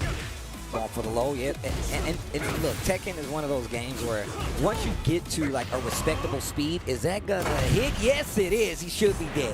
Once you get to a respectable, like, me and you are fighting each other, right? And it's like, look, I know that this guy knows how to move. I know, like, you get the sense, and you're like, now we have to respect each other. So you see a lot more of the back and forth, what I like to call jockey for position, you know? Yeah, it just creates a lot of really good tension in those moments, especially towards the end of the round. You know, we saw like 10 seconds left on the clock, and it's always just, oh my gosh, the damage. Where did his health go? Yep, that's what happens, especially in this game. You can get killed really quick. Matsuba got angry for that rage drive, and he's gonna take it 2-0 convincingly. Like that was convincing. That was definitely convincing. It's a nice way to start this block. Oh wow, we're going to KO. Well, hold on now. Oh, y el señor de los dinosaurios. Yo. King of dinosaurs. So wait, what's the consensus on King of Dinosaurs? I'm a big Tizak guy, and he's always playing the hey, I'm not Tizak, but I don't like him as much as I like Tizak, though. I don't know what it is, man. I'm not a King of Dinosaurs fan like that. I have a chip inside me from SNK that doesn't allow me to take a stance on that topic. But is it because of the mask? Sorry? Is it because of the mask? I cannot answer that question. Wow. I feel like you have to be kindred spirits in that regard. My man went full NDA on this. He's like, I cannot. The chip denies me. I can feel the pissing already. Look at that, the blowback. Yep, King of Dinosaurs, normally you will think that his offensive is over, right? But he has a lot of OTG options. Yes. So you can be surprised by that. Look at the damage over here. Break the camera. For the chill. Oh, wait, no. Almost. See? That is a sick win, Paul. That was a dominant fashion from the King of Dinosaurs. That's just a terrifying gimmick to have as a wrestler. You're a dinosaur? Like, what? Oh, here we go. Some Guilty Gear Strive action. Kai versus Million. Oh, Leroy going up against Sai. Oh, Lyrica. Just love to see this Million. One of the best in the business. We're going to break that glass. Of course, you owe me a window, girl. Yo, you think she cares? You think she cares? It's getting heavy afterwards. Dipper of the stun. Gonna break the wall and keep the momentum. Break. Positive, of course. Gonna build up that 50 tension, but here we go. Oh, get the throw. That was so elegant, man. That was refined. Yeah, what's crazy is he used BRC to try to like get some distance, but it actually put him in throw range, so he got bodied. The 6P not quite reaching for Lyrica right there. I smell. Oh, there's the overhead. Nice. Are we going to get another? Oh, what side am I on? The Amelia guessing game stays intact. Yeah, you have to love that vortex, right? You're getting to dance close, very close with that beautiful Russian lady. Yeah, that's man. the dream. But she's a mixed up killer. heavy. She's mixed up heavy. Like, shout outs to Yipes, man. Yipes got crazy in the Guilty Gear, and he was a Amelia player. You know, he's all about the mix. So I want to see the new stuff coming from this character now, because I haven't seen him. I haven't fought Amelia in a long time too. So I should probably go and do some homework. But this character's still annoying, as I can see just from that match alone. Yeah, I know. I think it's around the start of season 3, she got the new move Artemis, which is like the big kind of bird claw move. Really helps a lot with her combo game, a lot with her corner offense. And of course, as we said, the mixed game from Amelia has always been so strong. But she's in this environment of Strive, which is so powerful, so explosive. You know, you're playing characters like Nago and Gold Lewis, who hit you once with a sneeze and you just explode. So, and by this time, girls, boys, if your partner is Amelia main, he's a keeper. She's a keeper, because like there have been so many moments to drop that character, but they are still here and they are still rocking her. That's facts. That's loyalty. That's facts. That's Stay facts. there. And she's still considered a pixie, so her mix-up game is pretty deadly. But the life bar tells a different story. Yeah, you know she's what made I'm out of glass, bro. Yeah. Well, we're starting to get to a lot more variety here. I mean, we had some KOF. That was my first KOF match of the day. We started going into the Guilty Gear side of it, but we started with Tekken. But we still got plenty of games left for you guys as well, man. I got a Marvel vs. Capcom 3 side tournament going on. I just walked by the Virtua Fighter booth on the way back, so it's a lot of great games happening out there. But also, man, I saw a parade of cosplayers. Oh, it happened already? Yeah, dude, it was a full-body Brawly out there, like the super Brawly with the bodysuit and everything. It was ridiculous. That's crazy. I saw double Aki, two like almost identical Aki cosplays that's so cool. side by side. That was very cool. Oh my God, so for the Grand Blue, yeah, we got some Zoe versus Jita action. I already dropped $250 on that booth. Let's go. There's a lot of good stuff in that side game booth. The art book, man. The art book is so cheap, I can't believe it. It's so cheap. Yeah. The joys are coming to Japan. And we are bringing out the special outfits. The joys are coming to Japan. I like that. Go off. Bro, okay, this is how long I have not played Grand Blue. Who is that character? That is Zoe. She was added to the game right before Belial. Ah, okay. Both these characters, towards the end of Season 1 of base game, they've seen their share of changes coming into Rising. Rising a much faster game, as you can see, a lot more aggressive in the way that offense works. She's somewhat a set play character. Like she will bring a couple of little dragons to you and deliver some situations for you on your wake up. Yep. So okay. She's a very fun character, and of course she was playing Jita, who is, in my opinion, the best Shoro in the game, maybe? Once upon a time, she was. Not anymore, okay. But in the current version of the game, it's kind of been rotating between like Belial. I think I would say either Beatrix or Catalina are up there as the best Shotos. But Beatrix is the best soul in the game. That's true. Not Shoro. It's all similar I just love to see her doing like the DOS loop pose, like Jatai.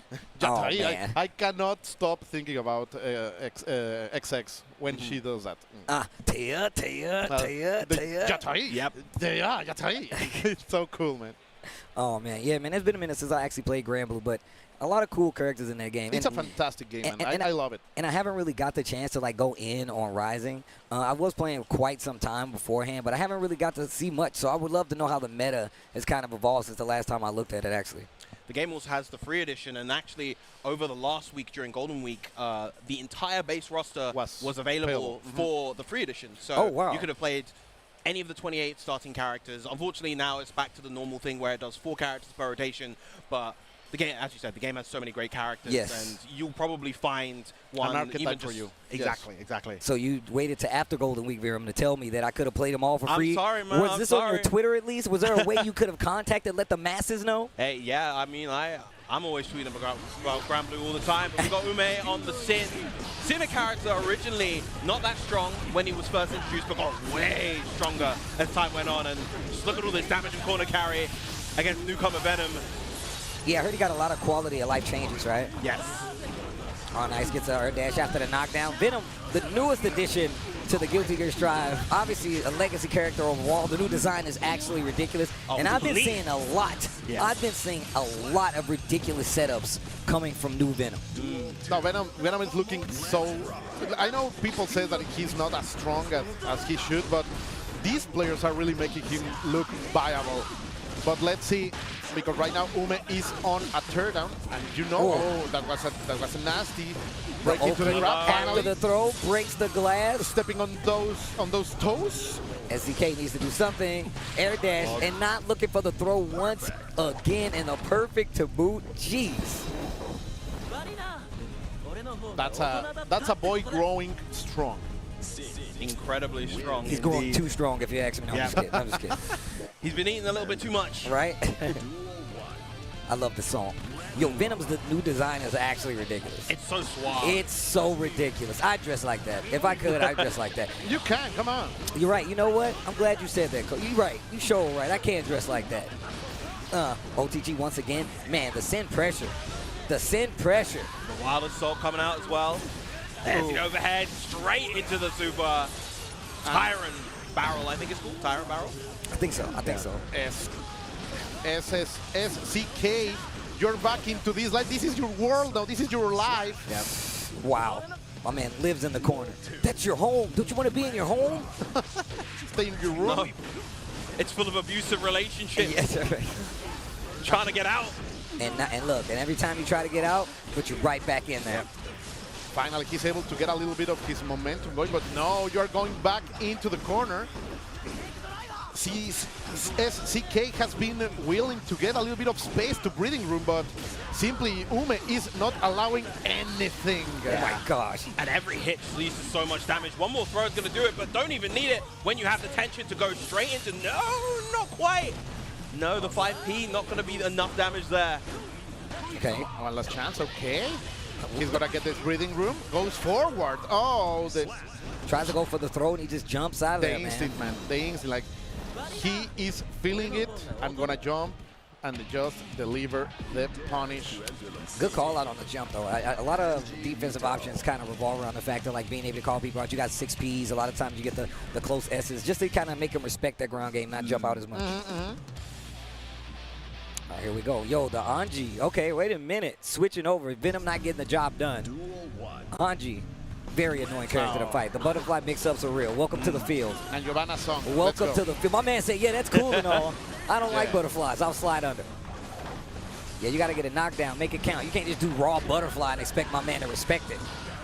Especially when they're playing Sin. There's a lot of passive movement right now from SPC. I think finally he gets a little bit of an opening. But look at that, the reaction from Ume. He's not going to respect anything because he has been able to play. And right now, with the RDL, ride the lightning. Ride the lightning. Trépate al rayo, Steve.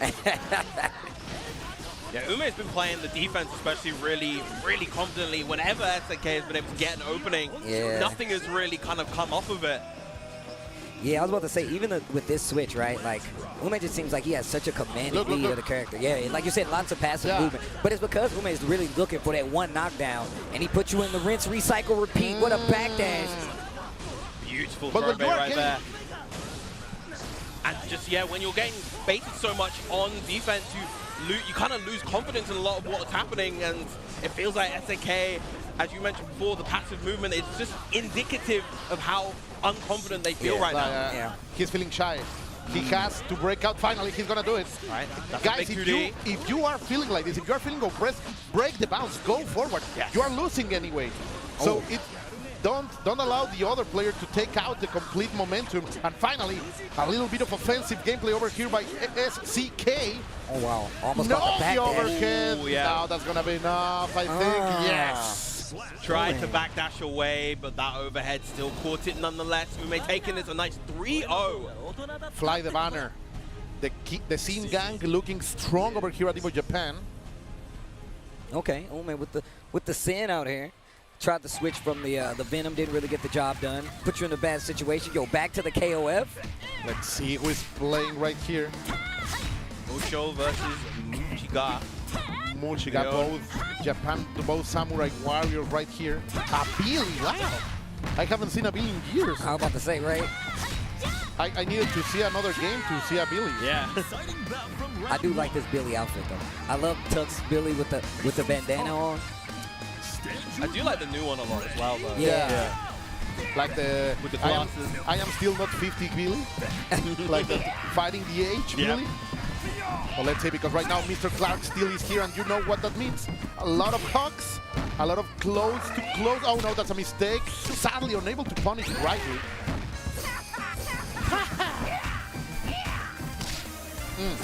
Stop it. Let's see, very passive. Finally a mistake over here. Able to confirm. Good solid damage over here by Gosho. My boys against the corner. What are you gonna do, Mushika? Oh, just run out of there. RC didn't get the hit though. This feels like such a quintessential Zona grappler matchup where, you know, Mujica having such a hard time finding the way in. But, you know, if given that opportunity, that's where it can begin to snowball. And now Andy as a ganker, that's not very normal, but with those 5 bars, we will be able to see like the climax for sure. In the first confirm that we see, that's gonna be a lot of damage, and maybe able to kill with those 55% of health still there for Gosh. The hop. La mezcla, que rico. And that said, though, big damage. Even if Mujica is able to get through this Billy, there's still the Rolf and the Oyashiro on the back for Gosho, so this is quite the mountain to climb. Ooh, what a confirm. Okay. Nice from Gosho. If you want to know how to win, that's a good starter for him. Like we weren't able to see his Orochi Yashiro, who is one of the solid characters in the meta. Oh, really? Yeah, See, I'm a Oyash player. Like, I was one of them. Yeah, I was one of them. Definitely Oyash was the one that I was running last. The Magic Cans? Yeah. My man be ready to grip, bro. Man, he is really going in with the Billy Kane, though. I ain't even able to get anything started. Oh, the confirm. Like, I think Gosho changed the order, like noticing that Mugicha was unable to, it's clearly unknowing of the matchup, and he's abusing that. These guys, man, they are chaos players. They find your weaknesses, and they are going to pick those pressure points. Like, they really take advantage of it. And I'm glad you pointed out, like, the thing about KOF that's different from, like, every other fighter is that, like, you get the opportunity to adjust your lineup to their matchup, right? Like, you literally like, yo, look, this isn't working. I got to switch it up. So I'm glad you pointed out, like, he should probably switch up the order of his characters. According to the rules, when you win the match, you cannot change your character, but you can change your order. Yeah. So, Gosho here abusing that. Of course, not an abuse. Oh, a little bit. A last scope? No. Couple of little drops here, but again, Gosho has been so firmly in control this whole time, and it's very clear that Mugicha having a really hard time just getting around all these buttons, dealing with the mix-ups. We're back to the Andy. Let's see if he can show up a little bit of something, because right now Gosho is feeling himself, and this, when you are having a match with this level of momentum, it's so hard to break away from it. Like, this is Operation Session right here for Mujica, and there is no escape so far. Yo, the elevator from the bottom floor to the penthouse. It's broken. Okay, wait a minute. Andy trying to get something started here. Hold on. Hold on. Yes. He needed to. Wow, that damage. Have you guys seen Andy in City of the Wolves? Not yet. He has a mullet now, but he's looking cool. Y'all gonna tell me that Andy is not significantly cooler than this Andy right here? He blows this Andy out of the water. Like, we finally see what Mai sees. I was about to say, I was like, Mai, I get it now. All right, okay. It took us 35 years, but now I get it. I mean, if a man can rock a mullet and still look cool, then there's something going right. And he legit, his idle stance is him slicking his hair back. I'm like, oh, you know what? They knew exactly what they were doing. And he has no truck, man. Like, bang! Ralph for a win. Is this year one? No.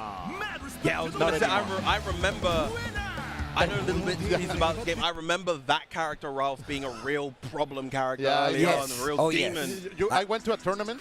At the year number 1, it was Tijuana. 38 degrees Celsius with the mask in that tournament, by the way. But Committed to the gimmick. Like in the top 8, there were like 6 teams with Vanessa, Ralph, Terry. Jeez. It was like, wow, disgusting.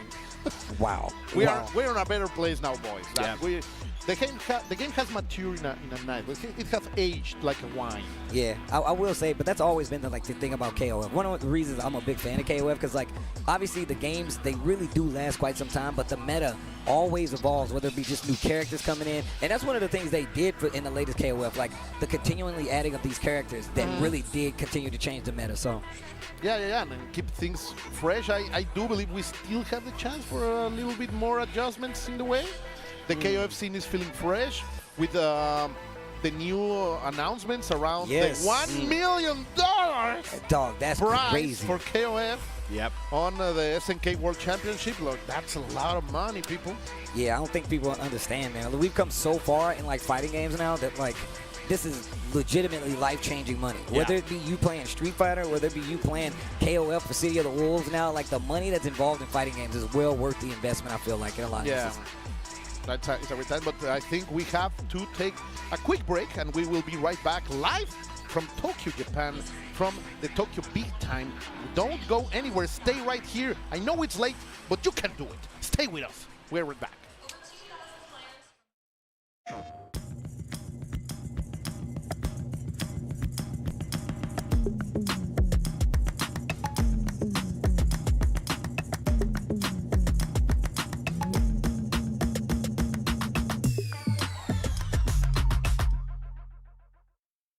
PlayStation.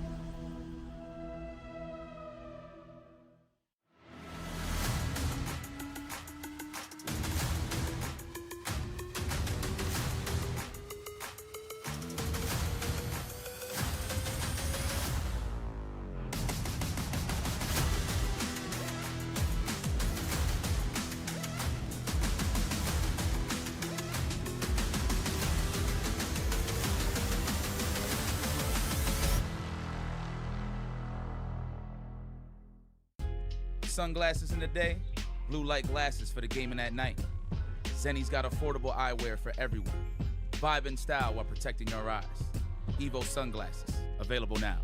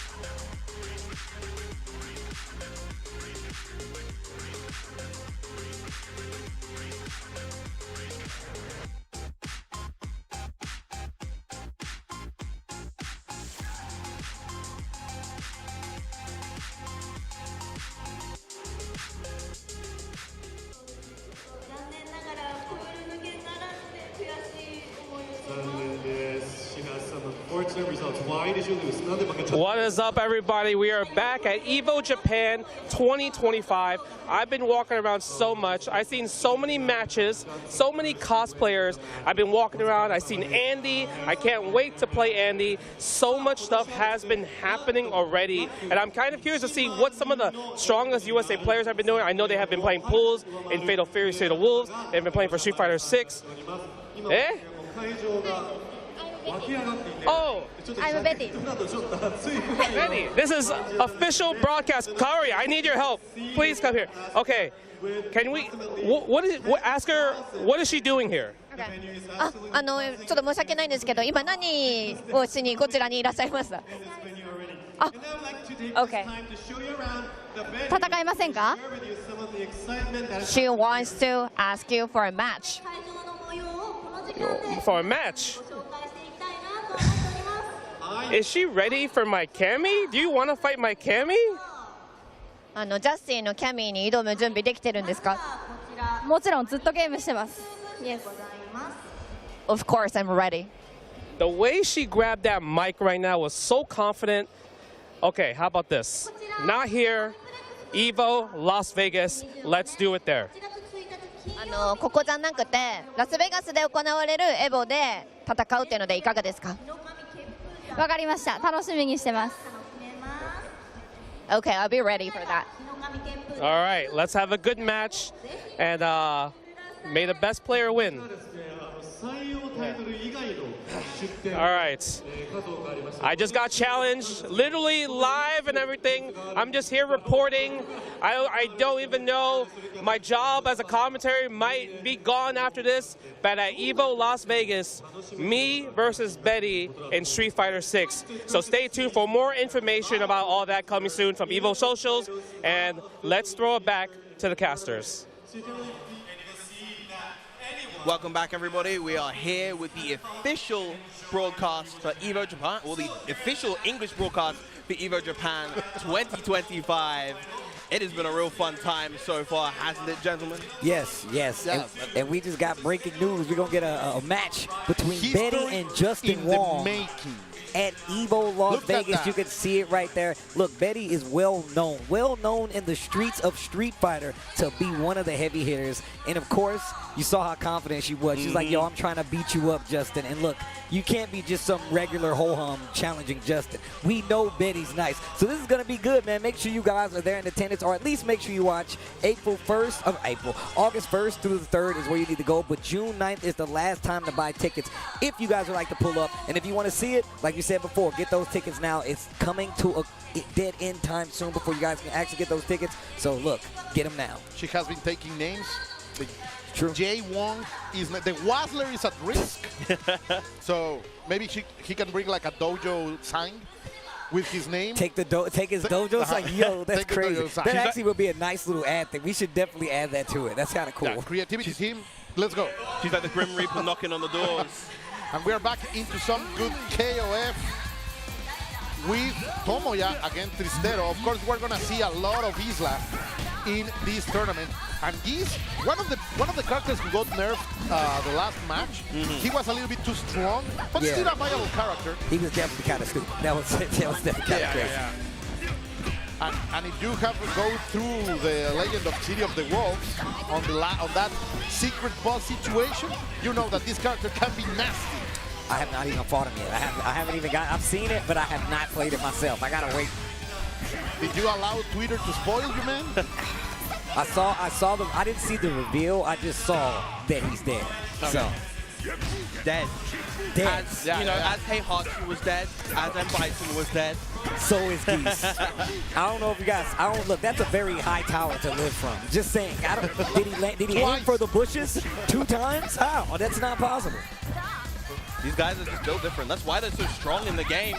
You know what? That makes a lot of sense. When you're producing that much testosterone, man, it means nothing. That character is the embodiment of masculinity. You can tell by the way he stands. Toxic masculinity. Look at the way he stands. That's not you. You can't. If you're not manly, you can't stand like that. You see the The fingers. Look at the fingers. Always like claws coming for your heart. Even the way he runs, bro, like it's just intimidating. And he's fighting the machine right now, Maxima.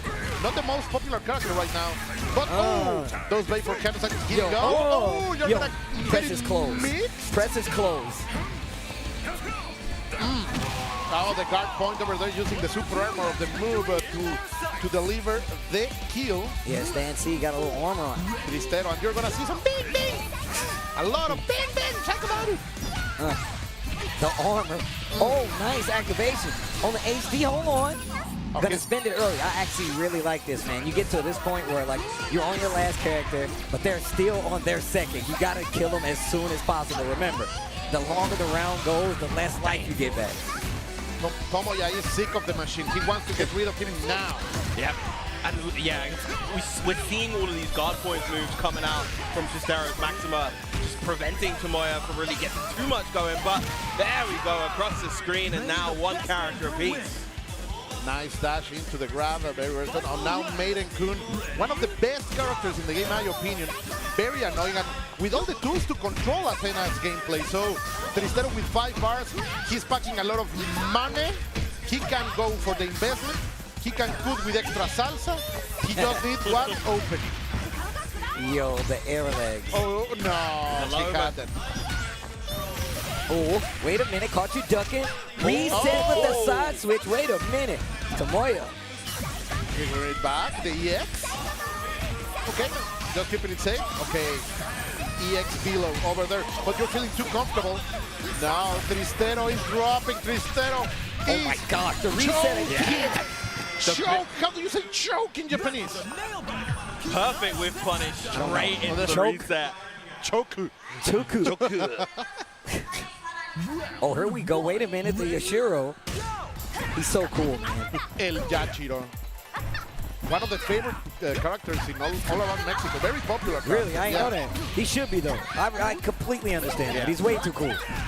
The young gangsta from the high school right now delivering a lot of damage over Isla from Tristero, trying to go for the empty jump, but not able to get it. But the bread and butter is right there. Gets the down C, almost had the full combo conversion right there. He definitely could have got the kill if he confirmed that combo. He was even close to get Kerdisi, by the way, but not enough. Tristero staying alive by a hair. Oh, wow, man. The preemptive down C right there. Hold on. And look at Tomoya, like, he knows the momentum is him. He knows that he stole that last game. Yeah. He knows that the emotional damage is over Tristero, and he's playing around that very, very smart. In the I like the patience. Yeah. In the grand scheme of things, it is people versus people, and you've got to capitalize on when you can sense that a person is crumbling mentally. And that is so very important. That's why I tell people that never show your emotions in the when you are sitting on the stick. Like never do heavy movement. Never show that you are desperate, because these people, they are sharks. They can sniff it out, bro. It's blood in the water. They will destroy you when you show weakness. And little by little, Tristero is bringing it back. Yo, the hyper beam. Hyper. Or the unibeam. Unibeam. Some Stark technology right here. Jump D. Oh, wait a minute. I like him playing back. Tomoya playing back with the Yashiro. Oh, Coco. Oh, Kokaso. Big cross up right there. And he's gonna kill. You're dead. You're dead. Yeah, spend the bars. Spend the bars. Spend the cash. Oh, Yashiro. That's why he's here. Delivering a lot of work with small money. That guy is a worker. Man, I'm trying to get the Yashiro jacket, bro. Now that I think about it, every time I see it, I'm messed up. This is on my list of things to wear, the Yashiro jacket, bro. It's clean. It's very clean. All right, here we go. Look at the hands. Look at the hands. Man is ready. Starting strong with the fireball. The Republican. Oh, the light The confinement was so good. Look at the damage. Like, Maiden-kun is insane, man. Like, people hate Guile for turtling. That this boy will annoy Guile. My man, look, my man turtles so hard he falls asleep. That's how you know. Yeah. Nice again with the launch punch. Tristero more than ready. Willing to bring it back with the grudge match against Athena. As a Mia herself, as an anchor. The Psycho bonus are here, but of course, She has to be very careful with the EX pillow because it will destroy every kind of projectile. Yeah, it definitely takes out the projectile. No, you good, you good. All right, activate. Oh no, money in the floor. I like the little OTG right there. It's constantly taking advantage. Try to go for a little empty jump. Double overhead, like another one. Oh, yeah. Oh, that was so good. That was so good. But he was unable to punish. I was going to get nuts out of that Baron. And the reflect on the projectile, and just a little late baits out the uppercut. Wait a minute. That like launching uppercut has been so effective, but in this particular match between the Athena right here, it's just been kind of missing the mark at times. Oh, come and grab her. Spend the bar, yes, you got a lot of resources to spend. Very close. Last characters on both sides. Is Tristor gonna choke again? Oh, wow, the read on the angle. No, oh my God, that was so sick. Like, where are you jumping for? Stay on the ground. Do not jump. Yo, the scout was crazy. The full reverse comeback. Is that Geese up there? I think so. I think slick that back hair Geese? Yeah. Instincts. Like these guys. That tournament, I'm going to finish this block and I'm going to see what's happening over there because there are 2 Mexican players over there. La Raza is being represented here. I know La Raza. I know what you're talking about, yeah. Yeah, BK and Tamago are here. So okay. I want to see how they are doing. Of course, also Lacid is there too, great friend of all of the Chaos community. So I want to know what's happening over there because that's a lot of hype. And of course, we'll still have those 6,000 players dishing it out in Street Fighter. Yeah. So that's a sea of people right now. Yeah, I mean, even when they were showing like the floor and how many people were out there, bro, there's no space. I mean, I'm used to it. You know, I'm definitely used to it. However, there's so many people out here. I mean, the temperature should tell you just exactly how many people are here. But this is only day one. Street Fighter having such a crazy pool, so many players. But then we still have so many people that are traveling for some of these side games too, which is really exciting overall. Yeah, man. There's a lot of things happening. What are you excited about, Baron? Well, of course, I'm always going to be excited about Grand Blue. But yeah. I know that there's Marvel that's going on. I know there's a Third Strike, the team tournament, I believe. Yes, the Co-op Cup, yeah. Yes, that's a very exciting one coming up. And honestly, I can't not be excited for Street Fighter 6. Yeah. When you have a tournament of this size, of this pedigree, arguably the hardest Street Fighter 6 tournament to date, I would say. Most likely, yes. Yeah. It's definitely going to be a tournament to watch. I mean, Minna is here defending Evo champ. Yep, Punk and Minna. It's actually going to be crazy. Yeah. And just, the best players in Japan are here as well, man. There's a lot of big names out there, a lot of big people trying to take that title away from Minna. And both Minna and Punk have big targets on their backs right now. Yeah, of course, of course. Everyone wants to be the player that says, I stopped him for getting into top 8. Yes. Like, and they are hungry here in Japan. And these people, this culture can really carry a grudge. And they will deliver it right here. Fighting game grudges I don't think people understand how crazy fighting game grudges are. Because, like, you go to a tournament, you lose to somebody, and your chances of running into them again at another tournament, unless you're ridiculously good, are slim to none. Low. You have to be so consistent to be like, oh, I'm going to run into this player again. But even more so, you was talking about having targets on their back. Like, I think they have targets on their respective backs, right? Like, Minna is trying to take out Punk. Punk is trying to take out Minna. So not only is the masses, you got 5,999 people over there, you still got one that's specifically aiming at you. So, look, the waters are scary out here, man. Yeah, it's going to be a fantastic weekend. People are you not entertained? Are you not happy that this phenomenon is traveling all around the world? Today we are in Japan. In August, at the summer, we are going to be at Vegas. And then in October, we are going to be nice at Nice. Yes. Oh, it's going to be such a great year for fighting games. Millions of dollars are being delivered. Yeah. A lot of... What's happening, Steve? We are suddenly living the dream. Look, I ain't living the dream. I ain't got none of that money. But I'm happy that it is available for people who choose to take the familiar or the similar route of playing fighting games and making it and trying to make it a career. You know what I'm saying? And there's a lot of people that's obviously been doing this for even longer.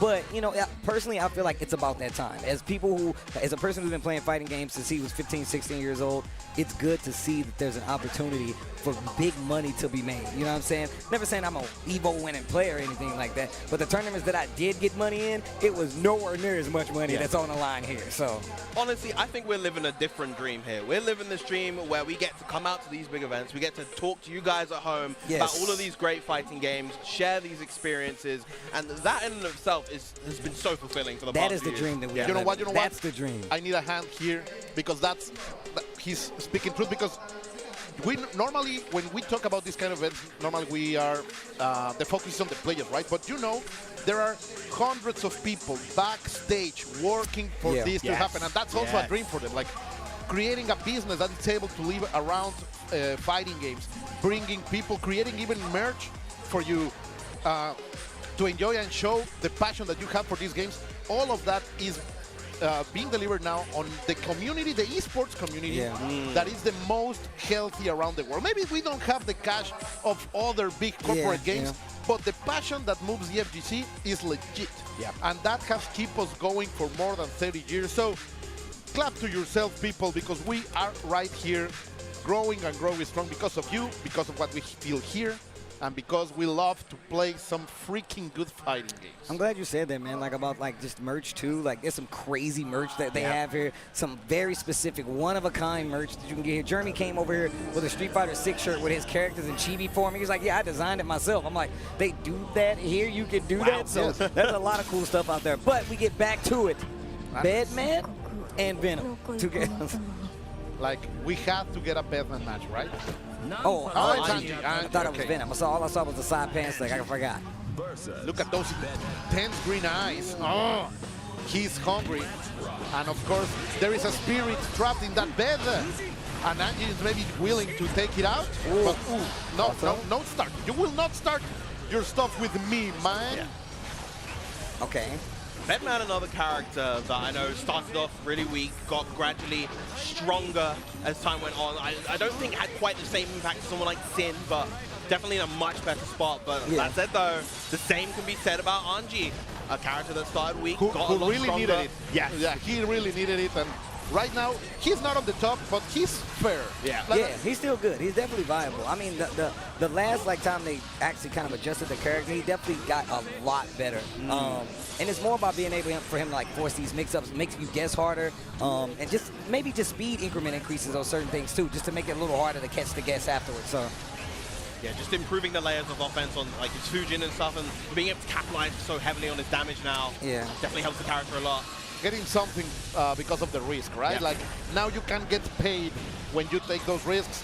But let's go forward because right now he's feeling the pain. A-Chang is really bringing him the Onichan damage, and that's gonna be enough. Yes, with the OTG at the end, just enough for the perfect. Yo, Bedman. Wow. Just the opening wild assault straight away, wanting to push Yahari's Anji into the corner, apply that offense.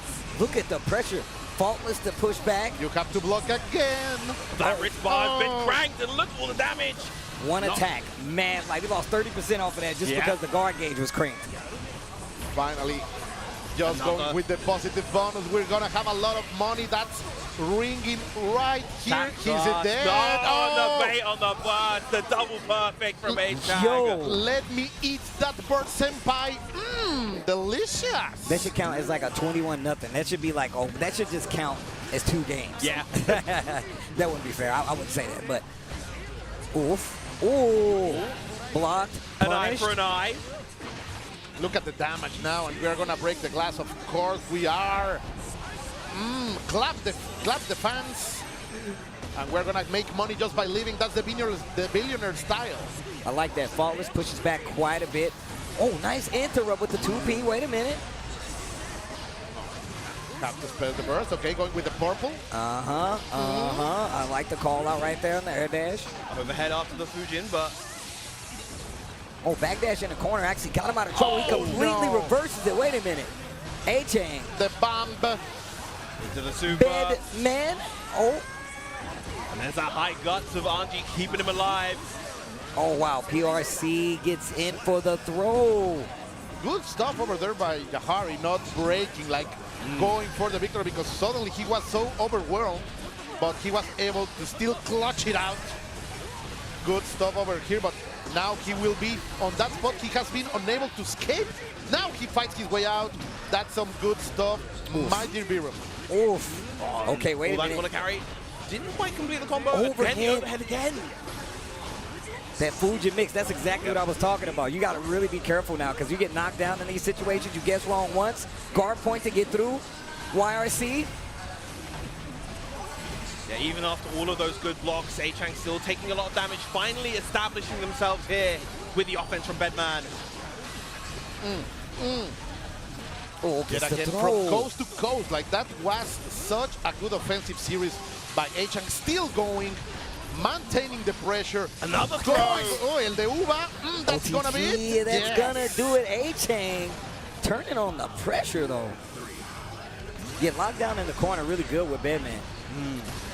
And that round start Wild Assault is working out so well for A-Chang again and again. Just pushes straight to the corner, and he's like, yo, what are you going to do? How good is the defense? Backdash gets out of the throw. He goes out of the vortex, and now A-Chang wants to play. Great challenge over there. Don't come to me, you freak. Right, you monster. That is pretty scary, I will say. Imagine a bed is trying to kill you. How do you even stop that? The bed frame itself is trying to kill you? This is like some horror. This is horror movie activity right here. Yahari this time going for the throws himself. The reversal super. Hit. Yes. No respect. Wake up super like the champs. BRC sets the butterfly. Challenge again. Oh. PRC backdash. He tried the tricky stuff, but it failed. Finally, a backdash over there. No grabs for you, son. A-Chang has been consistently backdashing in the corner. Yeah. And the last 2 times he's done it, it's actually got him out of trouble. And he started his offense just based off of that. Completely right. My dear Tasty Steve. El Esteban Sabroso. Hey. Let's see. Great over there. It sounds so much cooler when you say my name. That's man, I got to learn how to roll my R's better. Jeez. All right, here we go. Yo, a whole new world. I love this super. I love the pose he does at the end. It's so extra. You know what I love? I like it's so extra. You know what? He doesn't need to do it, but he does it anyway. He don't need to do it. He does it anyway. That's good. What I used to love was the storyline about those fans and the 7 pieces of the outrage, and that's gone. Where is Daisuke? I want the other pieces. Where are they? Yeah, that's facts. Where is the lore? Oh, nice. Another wake up Superman. Like, are we playing Street Fighter now? Yeah. Yahari, hold on. Not doing too bad, but every time he gets to start this offense, backdashes in the corner from A-Chang. Yahari doing a lot better, though. Carry. Ooh, look at that, man. That's some Great Wolf from coast to coast.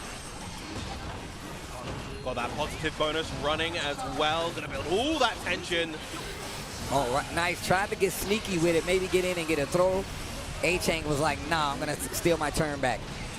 Gets the dust. RC to keep the combo. These matches, man, he's feeling hungry. Look at that, the cross-up. That was disgusting. Disgusting. Right there. Wow.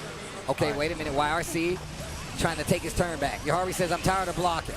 It's time for offense, but if he gets hit again, it's going to be the end. Covering all angles with the plethora of projectiles. A-Chang now 1 round away from advancing in the low. Gonna get the punish, but bursts out. Machu Pointo, as they would say here in Japan. Let's see if A-Chang is able to bring it all the way. When he's playing offensive, Steve, it looks so dangerous, man. Bro, it's so much stuff happening at one time, bro. That's just intimidating in itself. And I bet you he tried to block that burst. He wasn't expecting to go under him, though. The backdash, that was so sick. Oh, the side switch again. And this is looking real rough for Yahari. Another throw lands. Is it up? Nah, he's got one more chance. He was lucky he was on the wall and he got that break, because if he didn't, then he probably would have died. Uh-oh, wait a minute. He's got an opportunity. This is a full combo conversion, and he's got the bar. Do you want to believe? I want to believe. No, he didn't spend it. He didn't spend it. I literally thought he was about to spend at least 50%. Says no. BRC. Oh, 5P to catch you out of the air. I'm not sure what he was doing, but he got clipped because of it. The whole new world. I like using the super here. The burst only just came back. So extra. One so extra. This is tasty. Oh, going for the top. Uh-oh. Gonna get that chip with the super. Oh no, goes for the install super instead. Wow, did you see this? Going through it? That's OD. Oh, Why do you make me believe and you take my heart like that? The dream was so close to being realized. Almost makes that comeback, but A-Chan going to take it with the bedman. That hurt. 3-0. That was hurtful. That was salty. That was actually sick. That was actually so sick. The guard points through the projectiles the entire time. Shout out to the Angie mains, bro. Like no, not shout outs to those guys. They are hard workers. They are hard workers. Don't listen to him. They are hard workers. I respect. Oh, man. Well, look, guys. Of course, we have more fighting game action here from Evo Japan 2025 coming live from Tokyo Big Sight. But we got to take a quick break. But when we do, we have more games. Will it be Guilty Gear? Will it be Tekken? Will it be Street Fighter? Who knows? Stay tuned.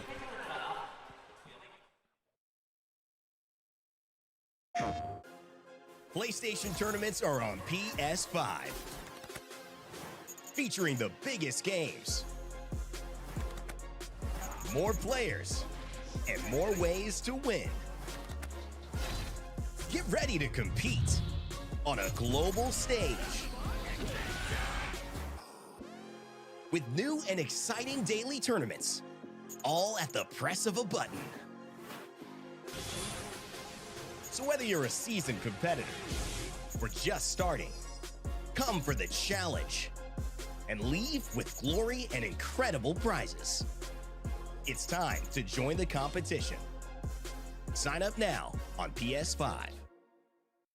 PlayStation.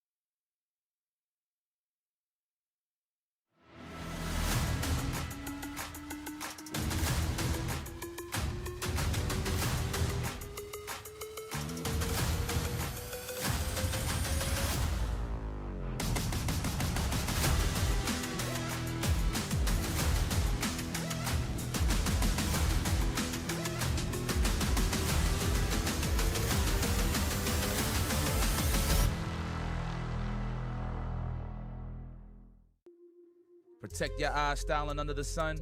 Blue light glasses while you're gaming, having fun. Zenny's got affordable eyewear for all warriors and monsters alike. Evo sunglasses, available now.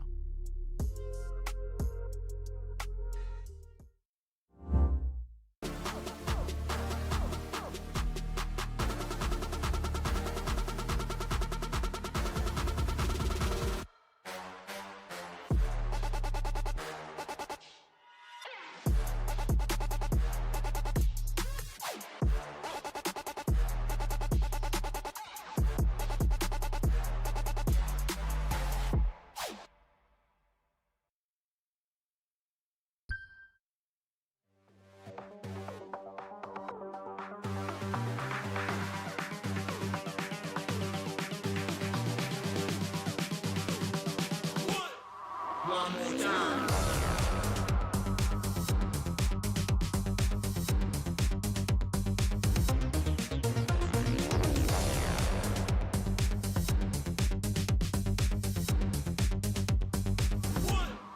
One more time.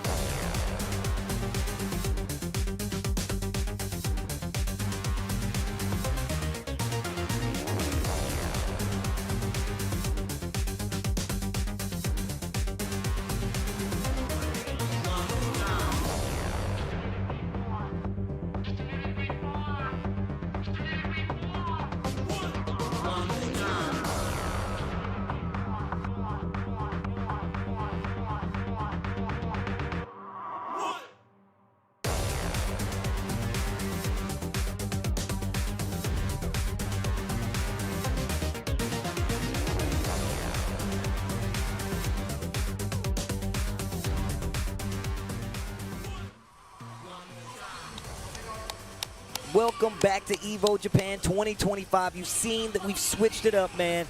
Majin Obama joining the couch, I think for the first time today, yeah? Had to check in, bro. Had to check in. I've been places. I've seen some crazy stuff, man. I'm a different person, bro. But the same Evo Japan madness every year. This pool's going on. We got, what, how many games? 5 games plus 2 team tournaments? Yeah. Yep. So there's a lot, man, a lot of variety of competition going on right now. You guys have been watching some of the matches going on in multitude of games all day long. What have you seen so far today, Viram? We've been seeing quite a bit of Stride. We've been seeing KOF. Yeah. We've been seeing a little bit of Tekken, and we've got some more Tekken right now.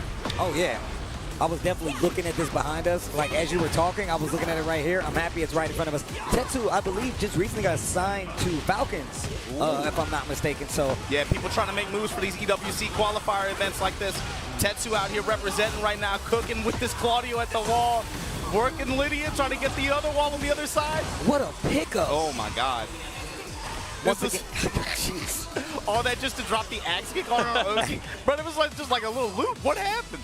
Damos.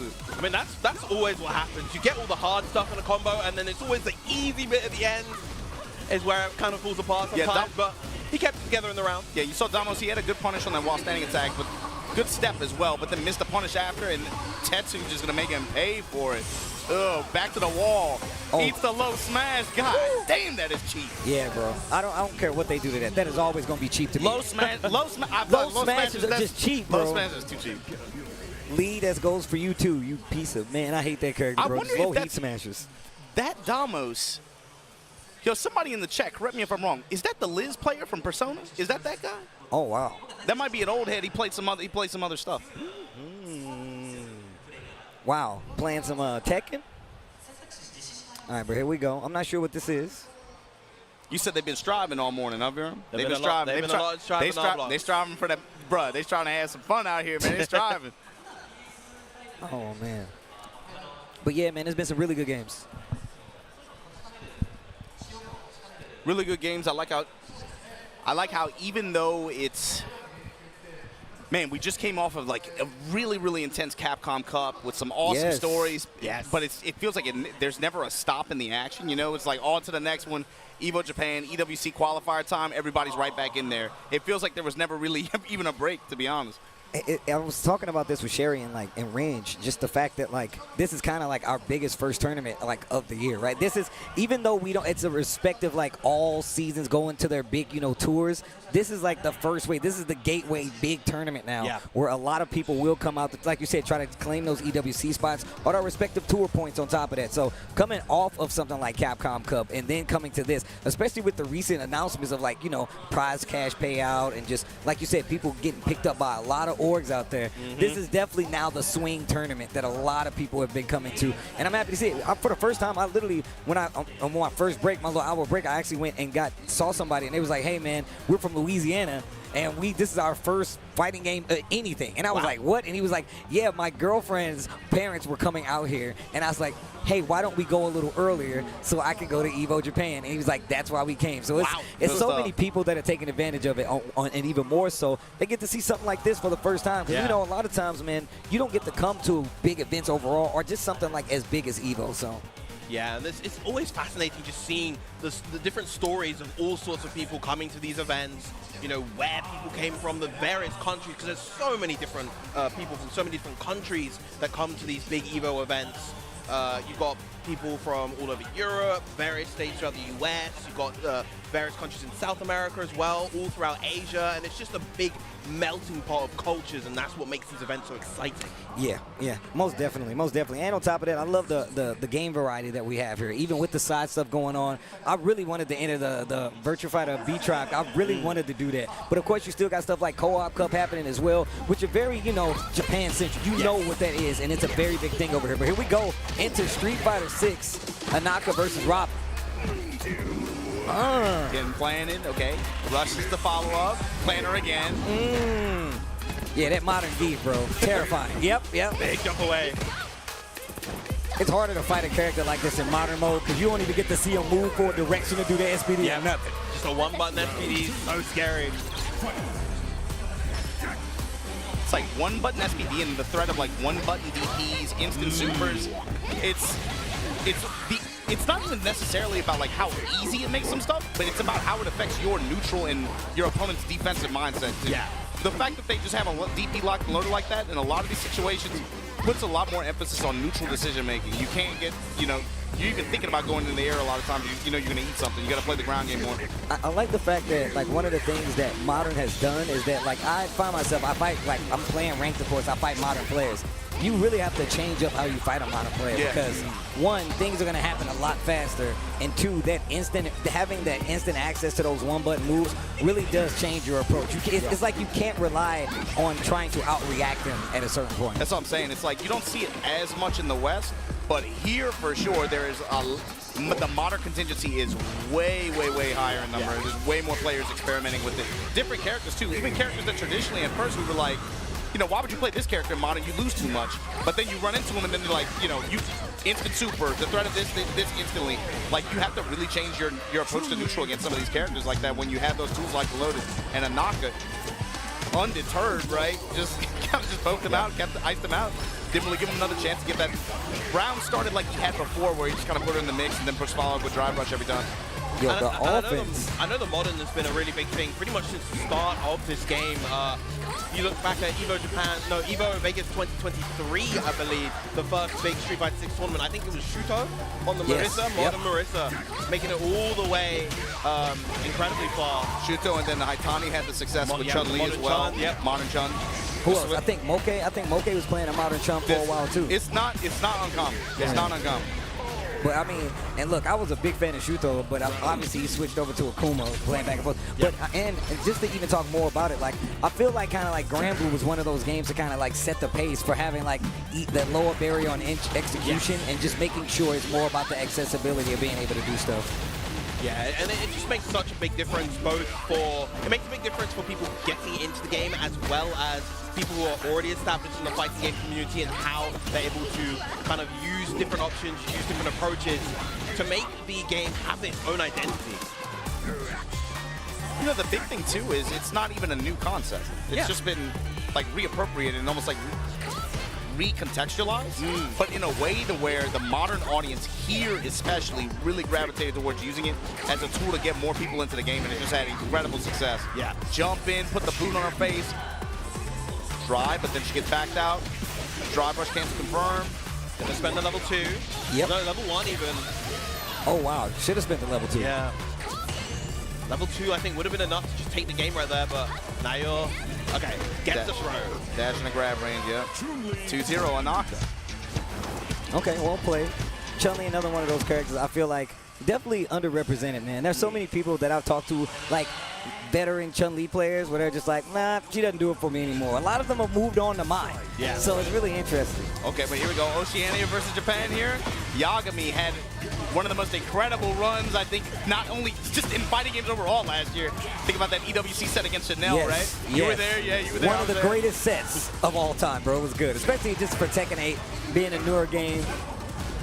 All right, down for a 1-2, no charge this time around. Sidestep, yes, sir. Dead.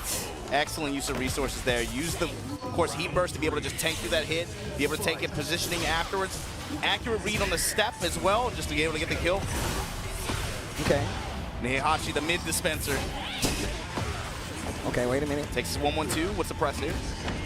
L sweep, goes for 4-3 in the stands just to like try to get a reaction. But Yagami, the thing I think one of Yagami's strengths is like, just to talk about the player specifically, is the fact that like he has what it feels like so much like understandable knowledge on a lot of matchups, whether it be sidestepping properly or just what the characters really want to do to get their game initially started. Yagami always has a plan for it, and I think that's one of the reasons he played so well like last season or in that first season, that first year of Tekken 8. I feel like his decision making is he's really good at simplifying the game. Yes, like he knows the opponent character move list really well. So he's willing to make bets on what is consistently going to give him the biggest opening, and he just has good success with it. That's such a valuable aspect to have of your gameplay, especially early on in a meta. Of course, having that kind of more refined matchup knowledge, as you mentioned before, is helpful for later on in the meta, but having both of those together creates a very, very well-rounded style to play the perfect to end out the round. Yo, somebody got to help Kinko Man out, bro. He eats the mid every time, and then just got blown up at the end by standing into it. Oh, man. He ate, what, 4-4, but 3 times in a row? What was that, 3? Yeah, I'm gonna tell you right now that and the thing is, Yagami will put you in that mindset. 'Cause he's like, I'm gonna hell sweep you to death, and then you're like, I have to duck. He's like, I bet you do. I feel like it was that way even in 7. I felt like watching him do that same kind of mind game. He had it, like you said, simplifying the game, 100%. All right, back to the KOF. Speaking of back, the mad KOF. Nice, back it up. Working those E-slip, that big C button. Yo, bro, I love her normal, bro. Like the C buttons feel so satisfying. We just like big hitbox on the screen. Deal with this. Yo, this character, as cool as he is, I hate him. I hate him, bro. Okay, but did you see that backdash? That backdash was so cool. Look at that. I'm in coma. Has 1 bar to work with. Gonna try to put as much damage on Mad KOF's opponents here as possible. Guard cancel. Gonna push her out.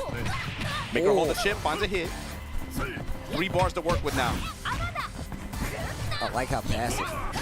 Taking her time to try to get in. Mad KOF. Nice, good jump CD confirmed here. Ooh. And we were told by Colt before that we were going to see a lot of Isla on this stream, and it's beginning to be clear more and more as to why you see how solid this character's kit overall is.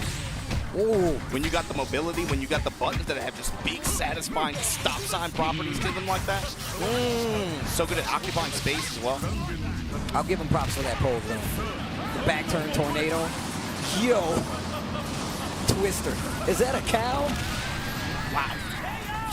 He must think someone's filming him to be posed up on every move like My that. man aura farming no matter what. Right? My man is aura farming no matter what, bro. He dumped, of course, but 20 seconds remaining. He got a little bit of help back just to get barely in the green. But Albion Coma coming in with this king with 2 bars, willing to spend some on the EX. The EX fireball pressure here. Mad KOF with the pressure. Good defense. Coma undeterred. Good guard. Out short. For any kind of interception here. Nice, use the EX tornado right there, the cross up. Working the slides now. The air-to-air is now working out in his favor. Coma looking for any kind of touch. Low altitude jump D. Okay. All eyes are on the winner. Willing to play the fireball game, and he gets a dub over Mad KOF here in KOF 15 bracket here. Early a on. well-deserved pop-off. I'll give you that. If I be Mad KOF, I won't pop off like that, but I definitely give myself a little, you know? Oh, man. But yeah, man, KOF. Like I said, we've definitely been switching back and forth from a lot of these games, man. Tekken 8, Street Fighter 6. We had some Guilty Gear Strive in there. It's been really good so far, man. I can't wait to see what happens even more so down the line, man. I want to get some of the updates on who's still in this, who's made it out of pools. I got to go check that out once I get some downtime. Yeah, I think the Street Fighter 6 tournament's obviously going to take them some time to get through. Obviously, they got a lot of matches to comb through, but with some of these other titles, especially as we make our way towards Saturday evening, obviously we're going to be getting towards the top 8s of those brackets. So, yeah, we look forward to some updates there. There's going to be we're going to hit the point soon where I think some of those games, especially their brackets, are going to start having the big bodies run into each other. Yeah, I know we're approaching the sort of round 2 pools territory for a lot of games. I think probably within the next hour or 2 we'll be hitting the round 2 pools threshold. And of course, not to say that we haven't been seeing some incredible gameplay, because we absolutely have, but that's where we get the real killers consistently going at it between each other. Kuma versus Azucena. Right now, here in Tekken 8. Latifundio from España going up against Will XE. Bear booty. The big bear. Big bear doing big things. Checking out the mid kick at the end like that. Damn, opening with a sweep like that. All right. Will fight back. There you go, power crush. Speaking of. Goes in the hunting stance. I like the low to try to call out what was happening, but it doesn't do much. Still stuck on his wall. Down back 4. Oh, especially against my fish. Especially against the Baron Heat, man. They just got out of hibernation. They hungry. Better take you for a ride. Barnum Bailey. The fact that the fish stays on the stage gets me every time. I like it when it's like a round later and he's still just out there like flopping, you know, like you see like round 2 and it hops past the screen. It's crazy. Here we go. Will with the chance here after the balcony break. Nice. Going to extend here with the heat activation. Gets the wall as well. Great damage. Great coverage. Got the back turn. Yeah, you're a bear player. You are susceptible to getting walked on a lot of his approaches. A lot of big swings from him too. Oh, jeez. Counter hit. Full combo startup. Are you going to break the floor or are you going to take the wall position?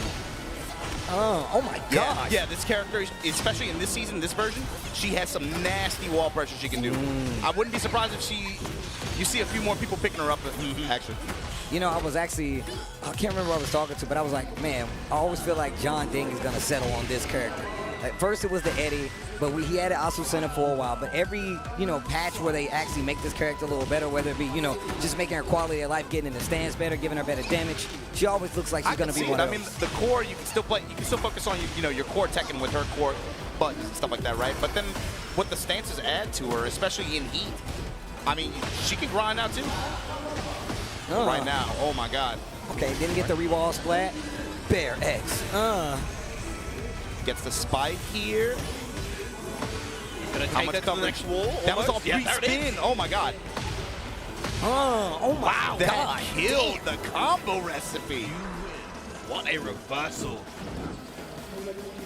Oh, that's yeah. So Will's a Tadagai Tuesday player, actually. Oh, okay, Yeah. okay. Speaking of, Tadagai Tuesday was popping, man. It's two pop. It's two hot for TV. Too hot for TV, actually. You sound like somebody that's working there. That's 235 people. Wow. That place, like, man. That is, what, more than double what it usually is? I would say more than double. Probably like 1.7 or something like that. 1.5. You know, that's the Evo surplus package, you know? Yeah. You see Will taking a much more polite approach here to take advantage of the big whip on the angry hook. Oh my God, G-Clef just banging on the ones. Wow. Great walk. Not sure if that was intentional or not with the hunting bear trying to go for the throw after it. Bear Boogaloo, hold on. Get off of me. Okay. Will's chances to respond, but okay, crucial on the throw right whip. There it is. Okay. Crush the ankles.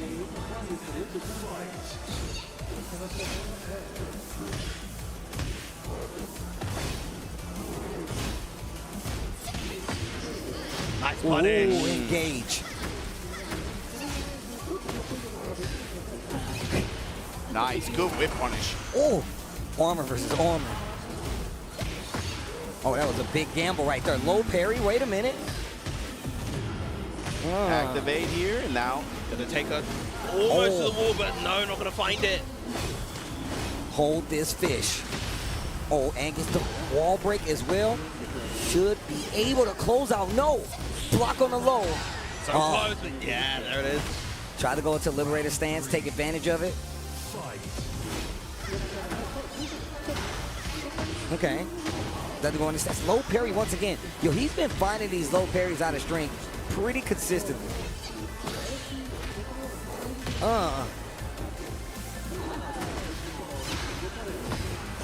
The low this time, okay. Activate. Jab press, goes for throw, bets on it. Or one string. In stance now, cartwheel, goes for grab, break. Oh, what a whip punish with the rage art. I like how the fish is like, yo, get off of me. You mentioned it earlier too, Steve, but especially towards the end of the first game, you saw Will in a lot of those situations betting on down back 3 and some of her other standard lows like that to be able to try to interrupt the flow and try to complement the down forward 1 pressure that he was going to a lot. So that's probably what led to some of those reads too in that situation. He was really trying to get back in the stance to try to force the pressure, but the reads on the low really was what changed that momentum in his favor. So it got him positional advantage quite a few times. And on top of that, using a lot of hunting bear stance as well. You start to see the side steps from Asu Center, so it really kind of, you saw the evolution there. You saw the roundabout thinking on how to like kind of get over on one another. Yeah. Gradual adaptations throughout the set, which is really, really important. Even if you have the lead, making those adjustments are crucial to be able to maintain that lead going forward.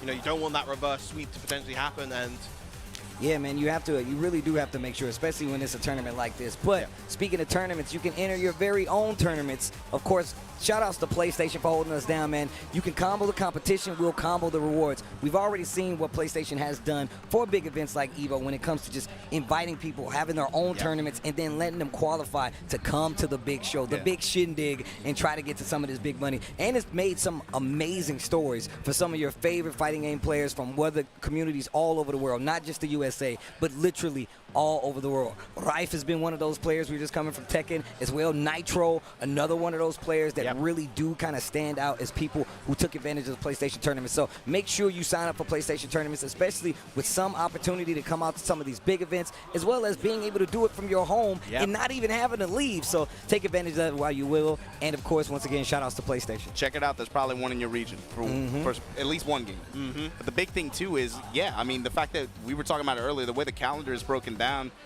for kind of like our season, if we can call it that, is Evo Japan starts things off, but then we move over to Evo USA in August, and then now we have a European addition to the calendar too.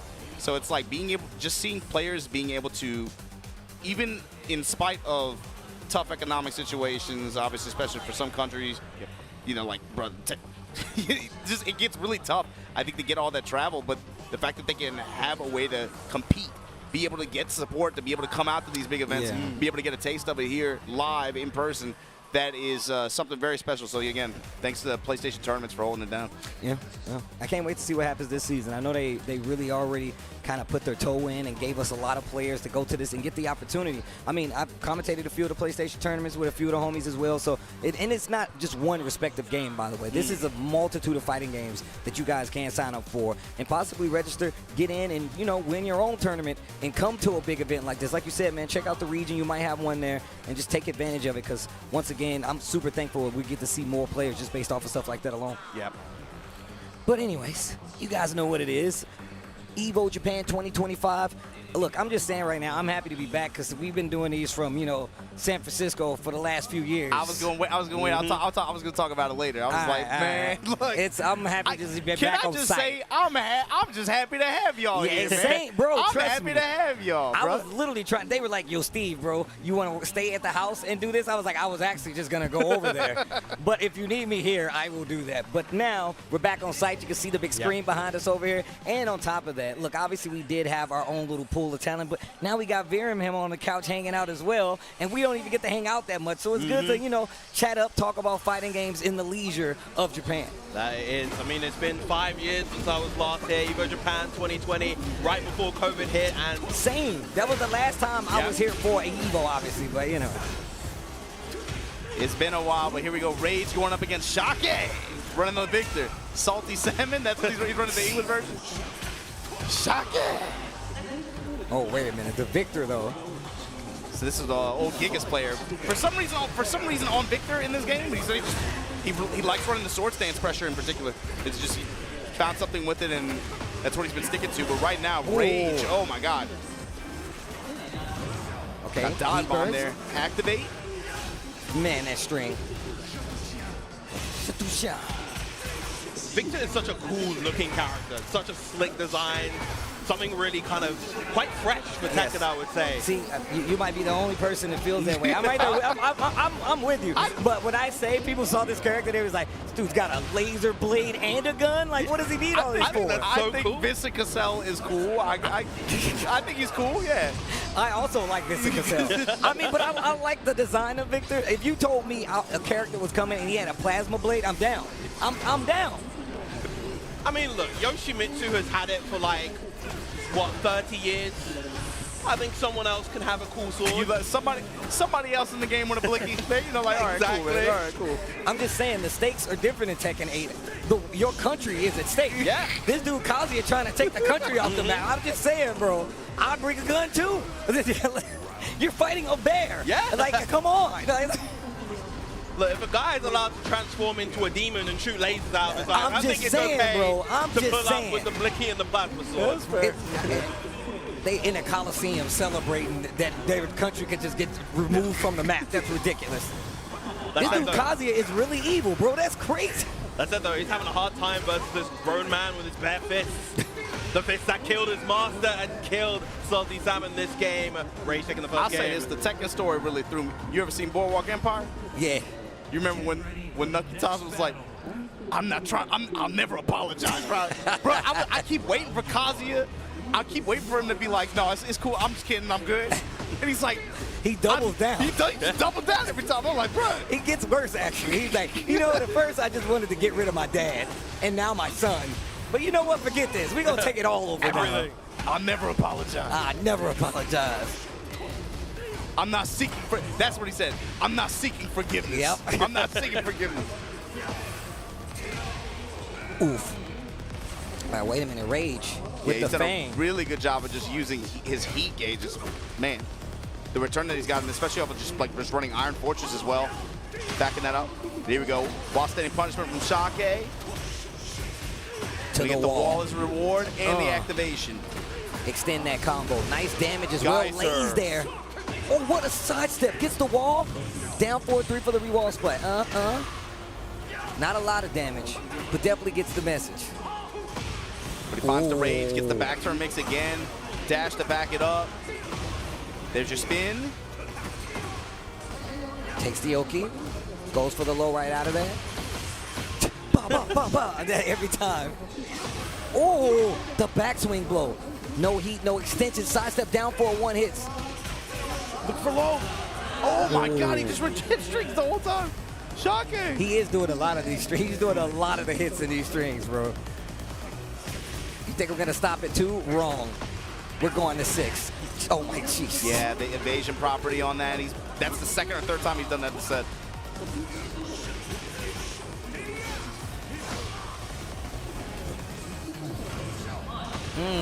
See him mixing a lot of live stance. There we go. Death from above, able to beat it out. Shake trying to bring the second game back. Uh-oh. He's had really good timing on callouts on the so far. The floor is lava. Oh, what a block. Literally.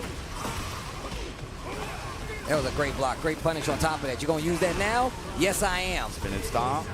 Activate. Straight to the wall as well. Oh, the full charge. Break the glass.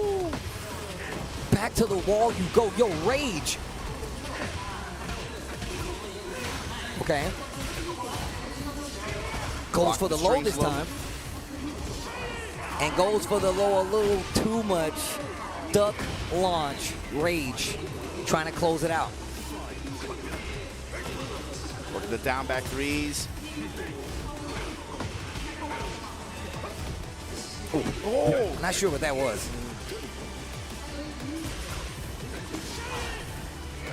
Sloppy kind of mad. There you go. Sidestep right. Got the float.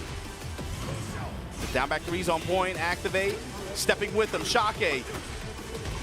Eats another low. Eats the mid. Iron Fortress to back it up. And Rage going to be able to confirm off of that. Takes the win. Okay, okay. Yeah, man, Fang's one of those characters. Definitely looks and feels a lot better in this most updated Season 2 version of Tekken 8. Both of these guys, too, actually. These are probably some of the more well-traveled, I think, players in the JP region. If you know, like, Tekken, I would say here especially, the way it worked last year, when you looked at a lot of the dojo and not Challenger, but dojo events specifically, they would consistently be having, like, a lot of 96 pluses that would fill out. And if you look, it's like the same 120 people at all of them. So it's like if you're competitively pursuing this game, you have like the dojo calendar. You just running the dojos, and what it breaks down to is like you have your strong JP unit of like Ao, Chikarin, the Rangchus, the Nobis, etc. But there's usually like there's a pocket of players like right below that where they're constantly in pursuit of those guys, and they're always either just outside top 8 or maybe one or two of them sneaks in. Maybe one or two of them has a good weekend, you know.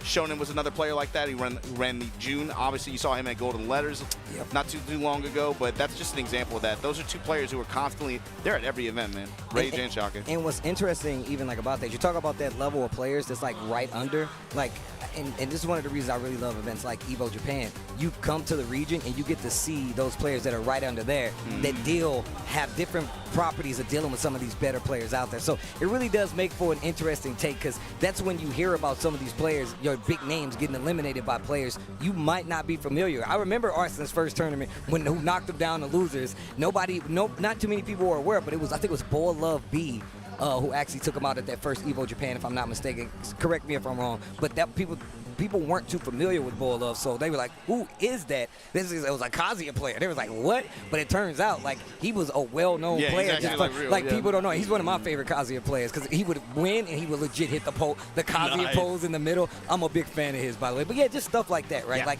you don't really get that with, you know, a lot of region-specific tournaments, like, because, once again, they don't have that big draw like an Evo or a Combo Breaker or a CEO or something like that. That same effect, I think, happens a lot in not just Japan and not just Southeast Asia, but it also happens a lot in LATAM.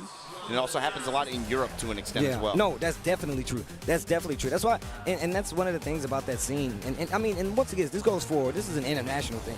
You will always have these instances where there will be names that you won't be familiar with, but once you go to the region, even the better players will be like, no, that guy, he's actually ridiculous. That guy, that's my OG, you know? And that's the case for every game as well. Not even just Tekken, not even just Street Fighter. You'll see that all over the place with every game. Speaking of Street Fighter, Rob versus Aris. Sim, not a very common character, but the one that is deadly if you don't know how to deal with him. And the throw loops in the corner. Yo, the loops get scooped. Little bit off on the spacing. I was definitely looking for back throw. That's one of the common uses you see for Dawsons out there. You see a lot of drive reversal because they want to keep that screen advantage in their favor. So even prior to the Buster 2 drive reversal, Sims were still using that very liberally to create that space. I mean, I think when you play this character too, that's a universal mechanic that you have to be able to use really, really well with. Just obviously because of, you know, teleport can get you into a lot of trouble, especially if you bang on it too hard defensively. Right, spends the remaining drive gauge, but has all of this corner position. Spends level 1 as well. Yo, the animation on that super, bro. So underrated. It's like the EX animation, but the last part of it, he kicks out both of your legs and then he double stomps you. Nah, that's so sick. There's so many sick animations in this game. And as an animator by trade, I'm just gushing at all of the amazing handiwork that they've done with every single character.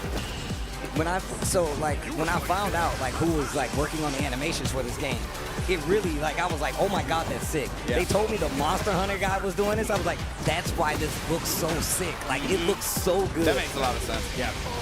They really know how to blend the mocap with the hand animation incredibly well. And it's one of those games where it looks better in slow motion, which is very rare.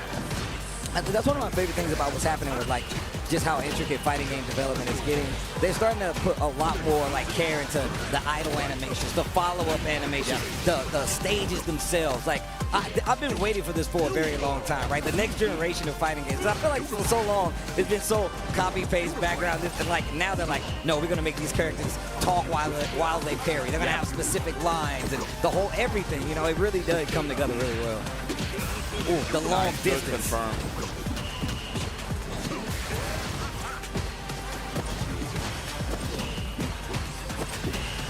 Working that jab. Also of note, players like Torimeshi, you gotta be aware of. There are sim specialists out here.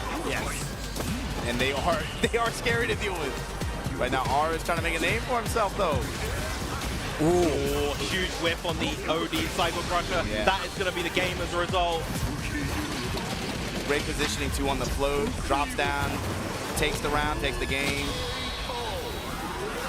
I love you see this happening and these people just back here working on cars. They're like, what the hell? That's the time what the hell does elephant come? What the hell is going on? Dude brought an elephant to Jamaica? What the? The man, he breathes fire. I'm sure he can materialize elephants. So he's David Blaine too? Damn. Oh, okay, we've seen the switch up from the Bison to the JP. JP, a character I feel like, you know, obviously received his little nerfs going, I think, into Season 2. But as proven by players like Kakeru, the character is still immensely powerful, immensely capable. I feel like he plays the Street Fighter 6 system very well, as well as being like a pretty unique archetype to just what Street Fighter 6 typically is. And yeah, you are talking about how they like kind of changed him a little bit, and it did go away to like kind of like managing how strong the character is. But like you said before, man, Kakeru's still like, nah, the character's still really strong. Still very good. His core design is strong, just like the toolkits. I remember when I posted a video about this character, and I was telling Brian F. I was like, Brian F., I think you would really like how this character goes. And I remember he was on the stream, and he got the video, and he ended up watching. He was like, I'll watch a little bit. It was like a 30-minute video. He was like, I'll watch a little bit. And he ended up watching the whole thing. He's like, actually, yeah, you were right. The character's very interesting. Yep. You know, it goes a long way, especially in this game. I love seeing how this game is developing tech-wise, though. Whether it be the hold on the parry or anything. Oh, wow. SA2, this time, wow, just stacks up lows. Oh, and resets with the command grab. Dirty right at the end. Bro, you should have known something sneaky was happening. My man walked up on the sneakiest link like, watch this. Oh, I'm out of there. My man said, yeah, you can set the portals, but I'm not going to be there. Rolf is really insisting on just holding drive parry too in mid-range. He'll try to neutralize any kind of mid-range poking that he wants to run on Aru's side, but teleports past the pot. Okay, nice. Even just the fact that he's just doing stasis to stay in the air long enough. But you can see RS, or RF, he's actually starting to switch it up. He's like, oh, okay, you're going to stay in the air? Nice, catching the teleport as well. But good challenge from RS right there. Yeah, backing off. Doesn't want to actually spend the drive meter right here on the parry. Potentially could have that base down and go into burnout. RS spending the bar. Time Inferno confirmed. Wow, what a throw bait in a huge punish. Genius throw bait the right fireball there. set, he like really sold it too. With the deep dash like that. This is a really interesting matchup. I feel like you never see a JP versus a Dawson. This is so strange. You have to do a lot of position jockeying. Yes. Such is the case What with... the? Yo, that was dirty as hell. That was dirty. That looked like it was going to be a cross-up, and no, same side, and you don't know what's happening sometimes. I'm still thinking about that first round he did, where he did after the SA2 when he just run to the command grab. Here. That time he's still low. Break here. Aris, just a little bit too late. Scary, he has CA loaded. Doesn't he probably, what, 2 sequences here? No anti-air check. Oh my God, just runs right into the staff. Wow, just backs up. Yeah, had he at least got that hit and confirmed into CA, would have burned out ROF and potentially had the momentum right there to take the game, but ROF even evening this up. RF, he's done a really good job too of checking RS's teleports, his raw teleports like that, just with jab strings and just being able to finish out. I'm out of Teleporting away from it just like that, good stuff. Still gets the pickup though. Walking past the fireball arms. Look at the movement. The spacing. Yeah, JP at the drive deficit right now. Yeah, I think that's something that's kind of crucial for both of these characters. The fact that you can reposition yourself to get their respective projectiles off the screen, you know, JP moving forward to get rid of the fireball. Again, you can check on the teleport. Yeah, he spent money on that. And ROF knowing that he just has his lead, doesn't have to commit, doesn't have to play too proactive here. Just kind of wait, react, see what Aris is going to try and do. And he's really slowing this down. Trying to go for the big bet. Oh, puts himself in burnout for the sake of the drive reversal versus JP. I don't know if I agree with that. And now you see him trying to keep the distance close because he does not want to be full screen because this is what's going to happen. Don't want to get chipped out by those pillars. It will happen, and there's the final one to anti-air. 1 round. And another win. And this is winners finals of this pool as well. Next, whoever wins this goes into winner's side round 2. Huge jump in with a jump heavy kick. That's been another small theme of this set so far. Aris's anti-air accuracy has not been the strongest. ROF has been really, really successful in general with jump-ins. He's been banging on back medium punch a lot of times, but maybe he's only hit, he's successful that time, but he's eating a lot of jump-ins or jump-in pressure on JP's turns. The teleport to get past it. Tries to keep him on his toes with the teleport. It's okay. Face him out with the flame. ROF with the slight health advantage. Well, anti-air this time. Yeah, he's willing to jump and give it up though. Yeah, it just feels like, oh, no whiff punish on that. It does feel like Aris is getting a bit more of a handle on the overall pace of the game. Keeping this incredibly close, incredibly competitive. Yeah, now he has the health lead, so every decision made here, this is important. Yeah. Look at how much more offensive Aris is playing right now with Dawson nonetheless. Nice. Goes for the throw. He knew that he wanted to drive parry to get some of that drive gauge back. Had the throw at the ready. You can see some of the development on his mentality with this matchup too. He got the lead and went in. Yeah. Ooh, gets the counter hand. That's good. And honestly, it makes a lot of sense too, considering that I feel like when played at this slower pace, ROF generally is the one that has the advantage. It's when ROF is able to kind of speed up the pace, go in, and apply that offense himself, is where he's finding a bit more success. And the anti-air consistency has really picked up for RS too in this game 3. Finally gets the dodge hit counter. Yeah. Spend that cash, here we go. And it's really tough for RF now. You're in burnout, stuck in the corner, one hit away from death. I smell a throw. I was about to say, I was thinking the same thing, but now he's got to close the distance. And hope he doesn't set up his own. That's going to do it. Aris takes it. Rocking the Chicago shirt. Hold on.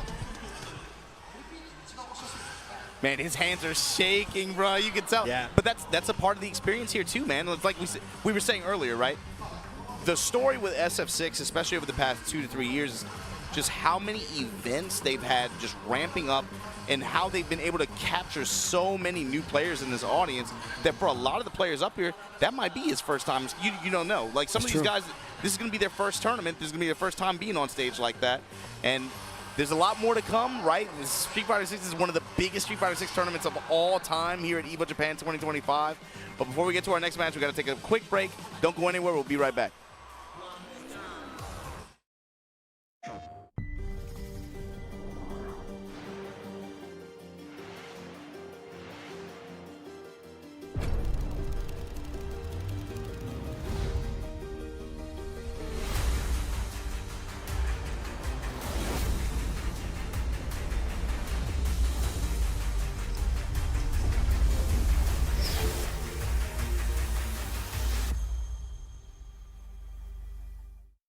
PlayStation.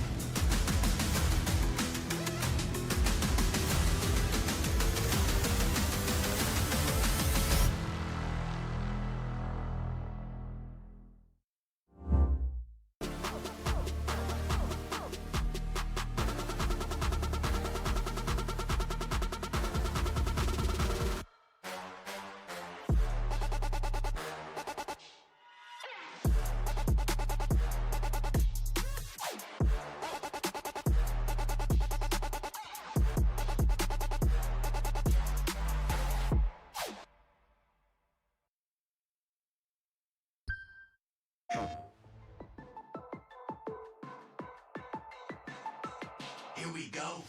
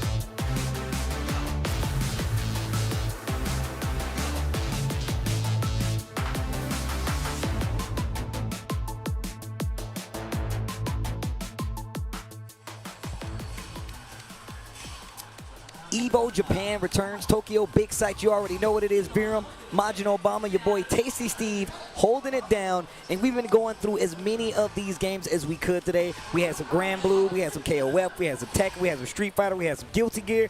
And I'm not sure what we're coming back with them, but I know it's going to be a good time. Shout out to everybody at home watching, and I've been enjoying myself so far. How about you guys? They've been throwing matches on the turntables, man. Just taking whatever they throw at us at this point. Lots of games out here, over 7 games on the lineup. 5 on the main lineup, and then you got the Cooperation Cup and the B Tribe going on in the back if you're down for some Third Strike or Virgin Fighter. There's a lot to enjoy and a lot to look forward to this weekend. Baron, what you been watching so far?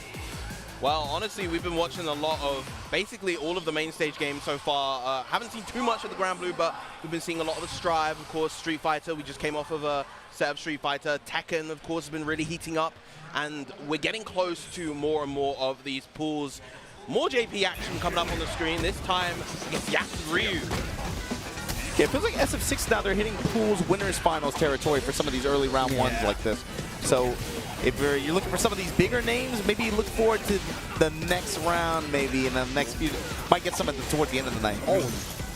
Oh my God, bro. Oh, did he even tip? What happened? Bro, I like the fact that he actually, he could have went for just a small mix-up, but he know he could wake up through a button or anything like that. So even though he did have the departure setup, he still did crouch and jab just to make sure he definitely would. Oh my God, the throw bait. Here we go. Counter hit throw, back to the corner. Overhead. After the drive rush, of course we're getting this combo. And playing it on him. Coming down, okay, he holds up.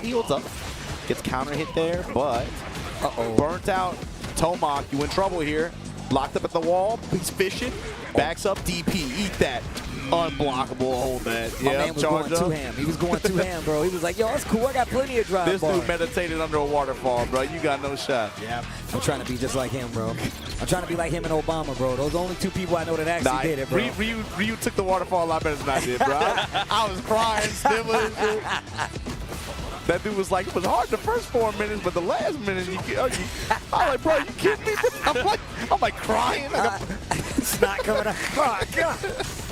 It's an unfair comparison. This man's been training his whole life. He is the world warrior. Ooh, EXTP to deny the further pressure. Low, oh my God, confirms it into the Shin Shoryu. And drive it. The poles after. Get up. Get up. We really sort of have entered this age of Ryu in Street Fighter 6 so far. Nice jump to avoid the command grab. We've been seeing so much more of this character, of course. The big one being like They've been influenced. They've been influenced, bro. They've definitely been. You know what's crazy? I was telling Sherry and Ringe about this. As many Ryus as I used to see online before, I don't see as many now. It's actually kind of crazy. They're more in tournament, but I don't see them in ranked as much, which is kind of crazy to me. It just throws me off. You go with the reversal? I am definitely glad that we're seeing more of this character in tournament, though. He's a very satisfying character in a very sort of raw, unfiltered way. Everything he does is so impactful, so simple, but so effective. This is usually something that happens with him too in some specific Street Fighter games compared to others.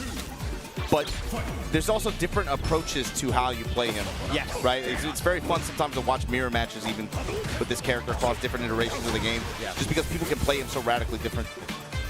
The approach. He really does kind of speak to the personality of the player. They can inject aspects of their character into the way that he plays. We're seeing that so far with the Axel. It's aggressive corner pressure. Nice drive reversal though. I like the patience. Yeah, you're right though. Like, I always say Ryu got grown man damage. Like, if he hits you, no matter what, you're gonna be like, damn, that hurt. You know, like, and that's how he is. So, seeing him get this much activity, this much play, wow, dash forward. Yeah, he's trying to get past the projectile range. Man, I like Gas's movement right now. Not even trying to overextend. Walk up, kick him in the shin. Get out of here. He was,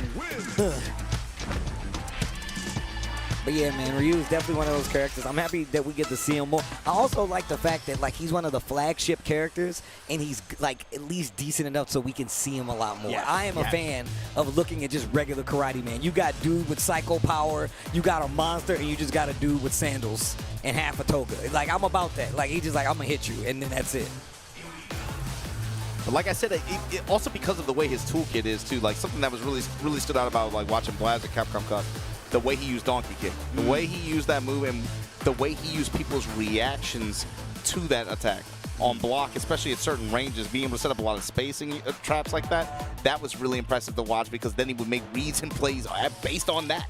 You know, and that's something that you did. I feel like you didn't see a lot of other players really using it that way in that capacity. Didn't. Like, he really did a good job of like making people unearth their own offense. Like, he's like, man, I don't know how to open this dude up, and he's so sure in his approach. Like, I can't jump on him. The fireball game is there too, and he's using his high blade kick at this range where it's like you can't jump, you'll get clipped, and it forces you to stay on the ground, which is like, it's a new thing that Ryu has in, well, you know, in more recent Street Fighter games, and he uses it so differently than everybody else. You can't say that Blaz is not one of them. And like you said, he's changed how people play the game. That wall approach that he had too was just like, I definitely felt like it was like influential. It felt like, so you were saying you don't see him as much casually, but then in tournaments you saw him a lot more. I feel like after Capcom Cup, bro, I popped this. I was like, let me see what people are talking about on it. I feel like I saw like 5 or 6 streams like, yeah, I want to play Ryu too. Like I saw like 5 or 6 different players like, yeah, I'm messing with Ryu now. Like, just they got to influence. It's something about. Something happens sometimes when you watch a player cook a certain way with a character, right? Where even if you don't really gel with the character like that, you're like, damn, that was kind of fun. Like, that's kind of like an ingenious approach to that. I feel like I could do that too, actually, a little bit. You know, you ever feel like influence like that, or you inspired? Okay, so you know me, I'm typically just playing my own thing, right? But when I shoot though, when I see these players play the character to a degree, I'm like, damn, I can do that. Then I get influenced, especially when it's like, I don't get influenced by other people's characters. I get influenced when I see somebody do very well with a character that I'm already playing. So I see, in Tekken, for instance, right? I'm like, man, I love King. And then I see the John, and I'm like, damn, the John is cool. Look how he does these wave dash shining wizard into giant swing, and just the way that he plays.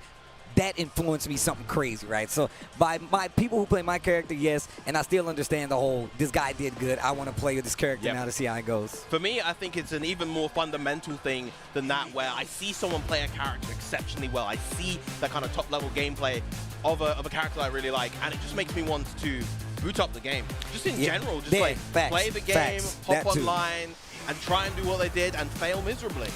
And still have a good time. That's why How did they do that? That's why I can't watch North American tournaments, because I watch tournaments like, damn, now I want to play. And then I boot it up. It's like 4 a.m. I'm like, oh man, I didn't mess the day up. Like, what happened? It's either no one's on or the gremlins are on.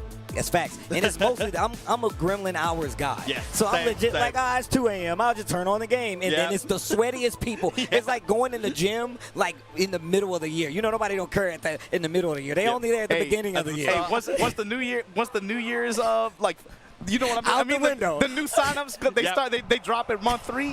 When you in June in there at like 1 a.m. and that's when the bosses show up. They coming over with the half cut off shirts, bulging biceps. Like, I'm in the wrong area.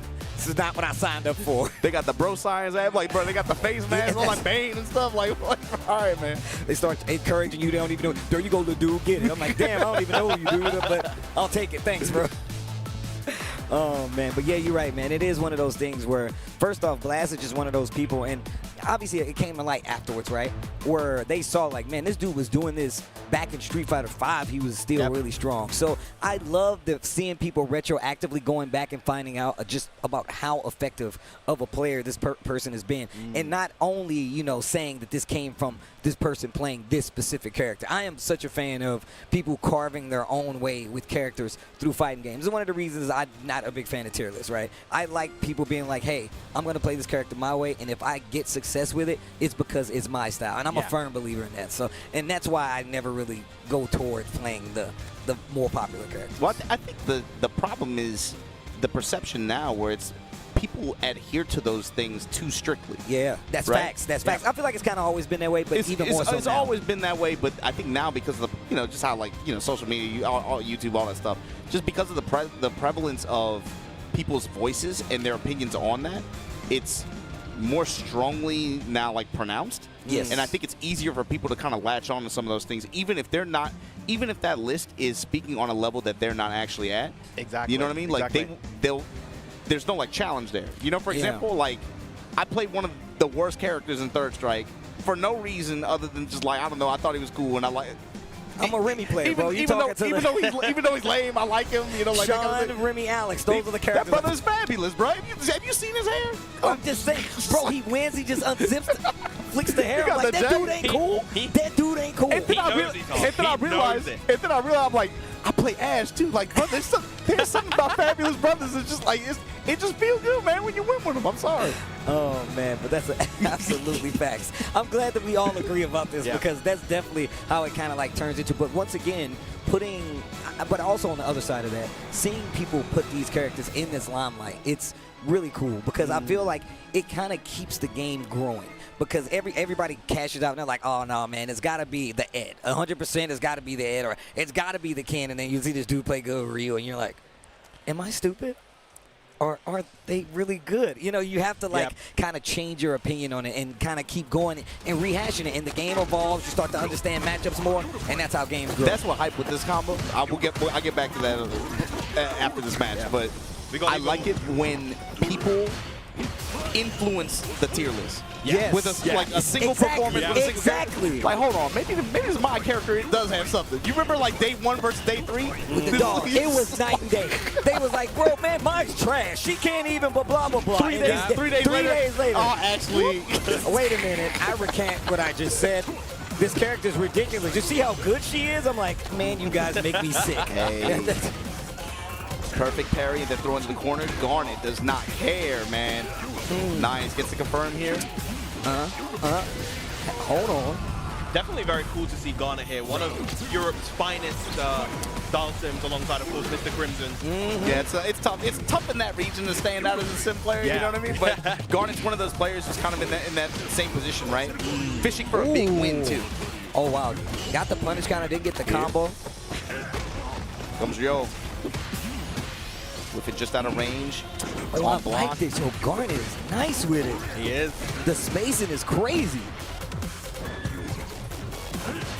Plays so confidently, walking back and forth, back to the wall now. Yeah, just trying to control space. You see him using a lot of crouch medium punch, a lot of the stretchy limb normals, just be able to try to just tone down Ryo's movement here as he makes this push towards the wall. Perfect parry again. This time, back medium kick, side swaps, super. No, Garnet says no thank you, sir. Spends to level 3 as well, gonna get a burnout. Gumbo, gumbo.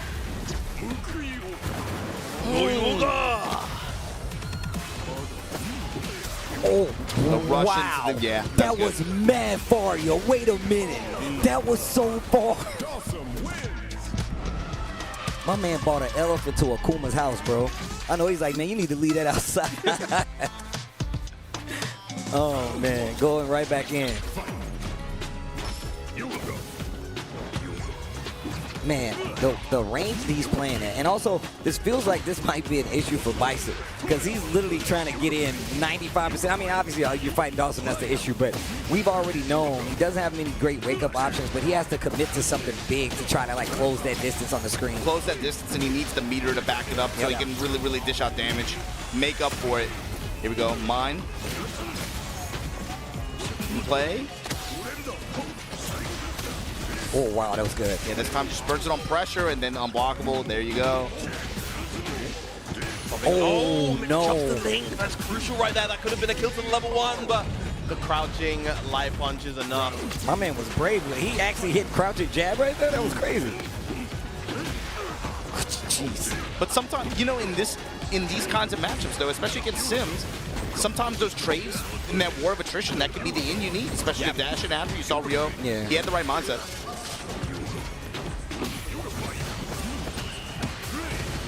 I love how he uses OD. Oh my God, punish counter, stand heavy punch. Yeah. Right back at you, punish counter, confirm. Cook him up, cook him up. Yeah, I like one of the things Garnet is doing is really interesting. He places OD Fireball or OD Yoga Flame like in the spots where you want to try to get your space back. Like he's like, yo, you want to move forward? He's like, no, OD version. So now you're stuck where you was at, and then you got to try all over again to close that distance. Big punish counter on the scissor kick. Smack the yoga out of him. Ooh. I like that. Wow. Medium punch after the delay, too. And another level 2. Once again, the burnout. And you're near the corner, too. Great anti. No, almost don't got the jump. fireball. Don't If do he that. fell on that fireball, I would have been like, nah. That would have been crazy. Garnet, ice, cold with it. Iced him out that last round. Good stuff. Man, that always feels terrible. You get beat up so bad and you got to shake the opponents and like, God, I ain't even having a chance in this moment, you know? But yeah, man, good games all around. That's a character that's fun to watch finesse, especially in this game, too, because it feels like a lot of the characters that are really perform really well can kind of put him in situations where it feels just like on defense, especially. It feels very, very dicey. Yeah. Something that they talk about a lot, too. But when you watch one cook and actually, like, it works the way it's supposed to, it works the way it's supposed to, it just feels like really impressive to watch. I can't really say it in a lot of games where I'm like really impressed with like sim play, you know?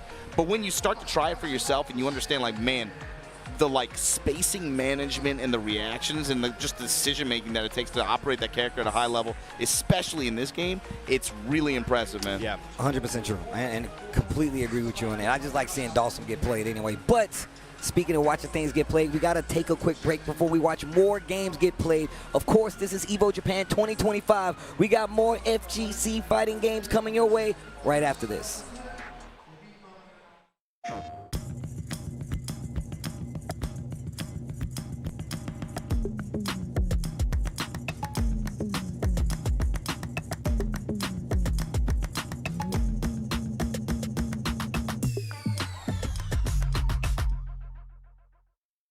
PlayStation.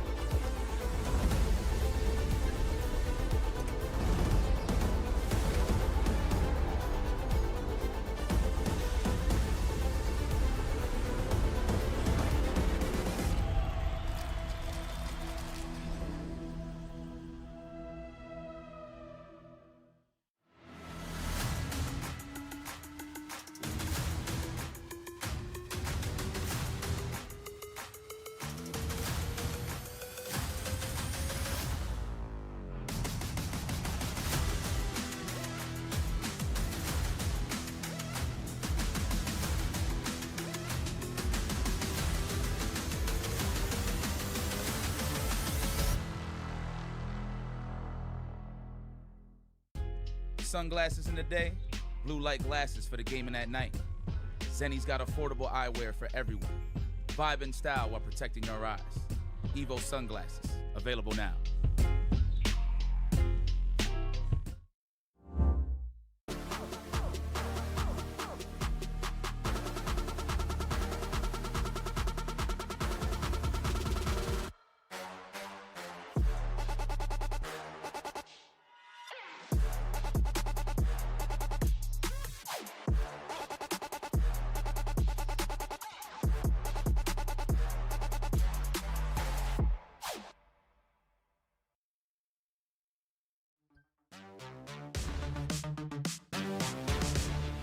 Step into the ring.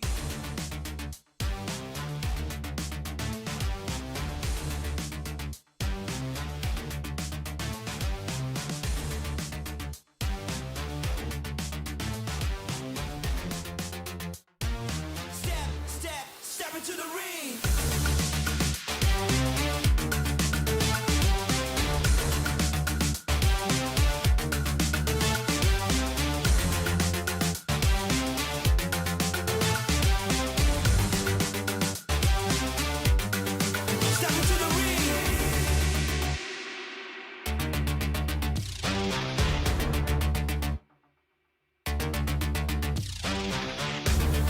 Step into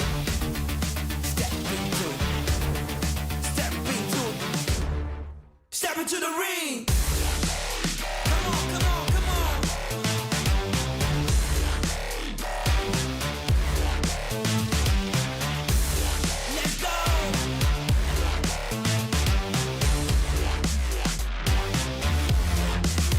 To the ring.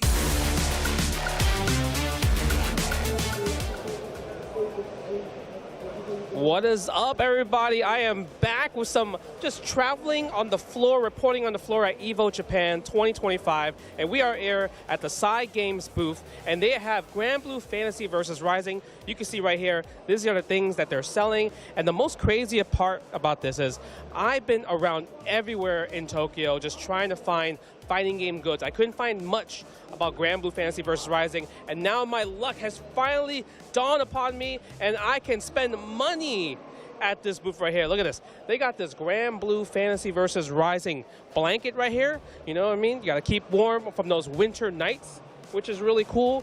This is a gacha pool right here for Join the Fight for like a lot of the different characters from you can see. I'm super excited about are these acrylic stands right here. You have obviously main character protagonist energy, Gran himself, and don't you want the whole cast getting these acrylic stands? Because this is something that's really, really, really popular right here. Ooh, I just got handed this water bottle right here from Grand Blue Fantasy versus Rising. We are in here. You know, you got to keep hydrated out here when it comes to tournaments, especially if you're playing in Grand Blue Fantasy versus Rising. The one thing is, I know, my man, if you're watching Kizzy K, they got you Lancelot. I'm going to get you a Lancelot right here. Don't you worry about that. And we got La Diva, everyone's favorite grappler. I'm not a fan of grapplers, but this one right here, if you're trying to make someone, get upset, put them on the 1, 2, 3 count, you already know what to do. Oh, nah, this is what I'm buying. This is my main character, Eustace, the zoning master himself. I'm going to buy this for sure. After this is sent back to the team, I'm coming back to buy this one right here.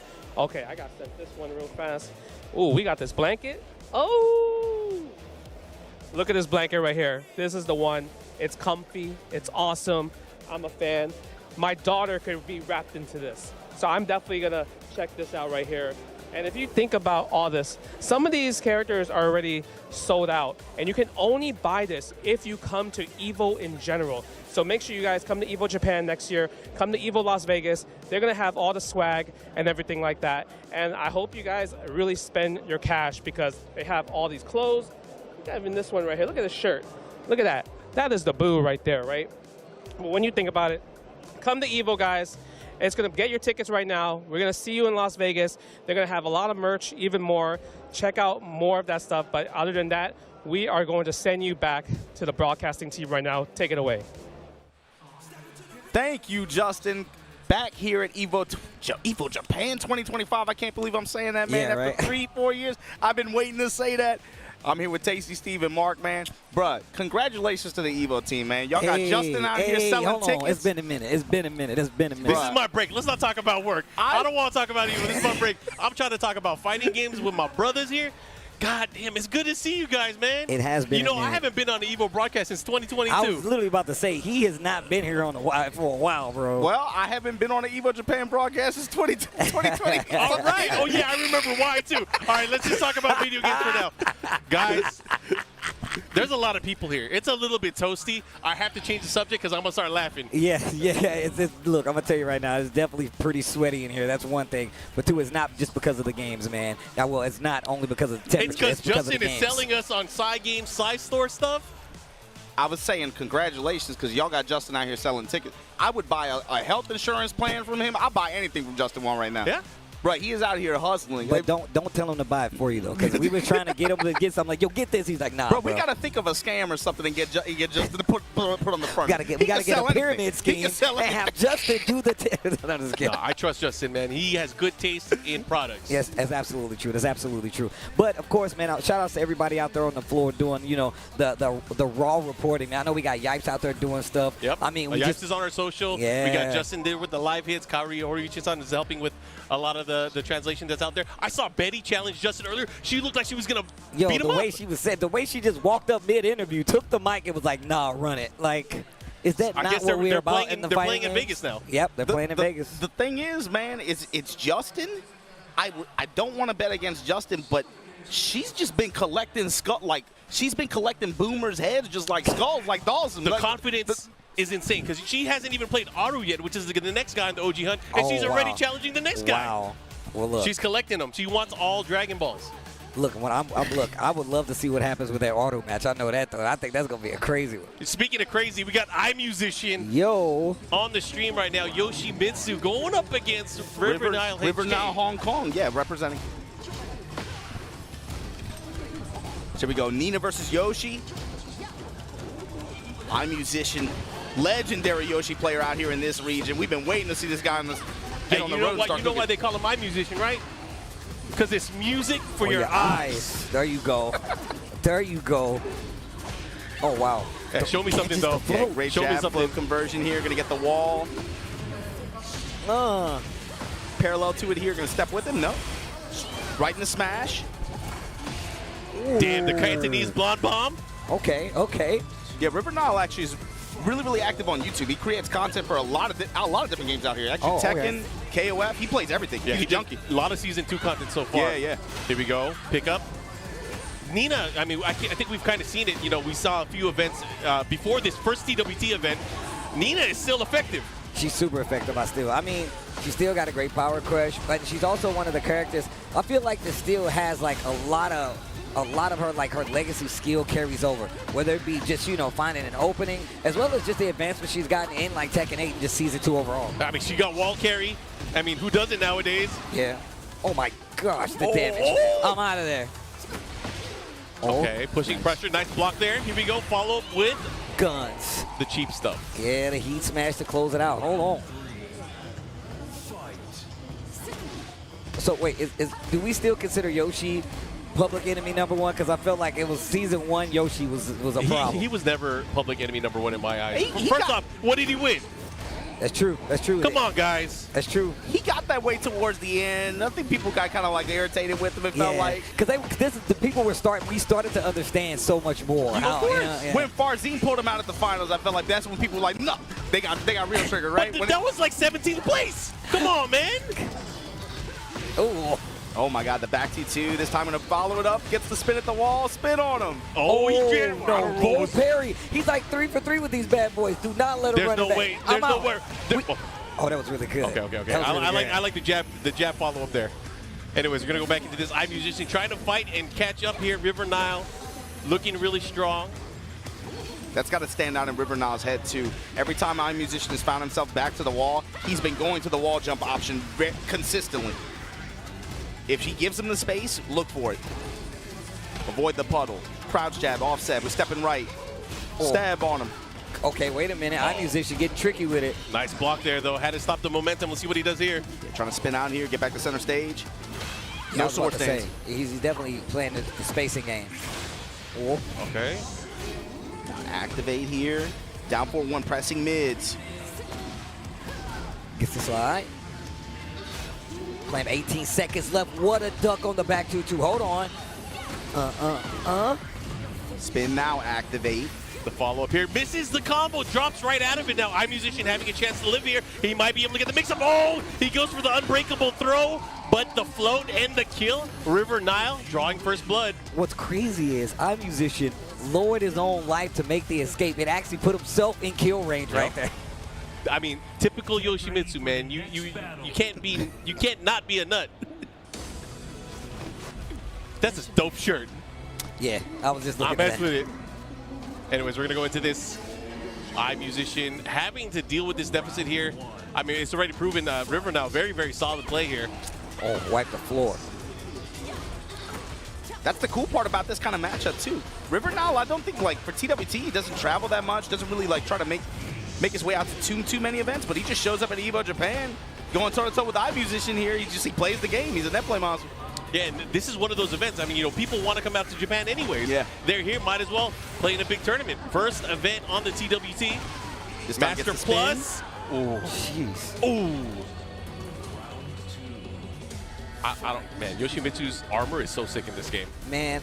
You know how he has a revision every single game, like costume-wise? It grew on me. It grew on me. This one definitely grew on me as well. I was once I saw him hit the rage art, and you see the eyes as flames sneak behind him. I was like, okay, you got me. You got me. You got me. Okay. Keeping him there again. But this is big. This is huge. He's going to keep that pressure by the wall. Yeah, that big mid cut. Oh. And then the spinning wheel. Just like that. iMusician trying to take the second game here. And that has to stick again. That has to be something River now takes notice of too. The Oki selection there at the end of that second round. Get spin on. Oh, wow.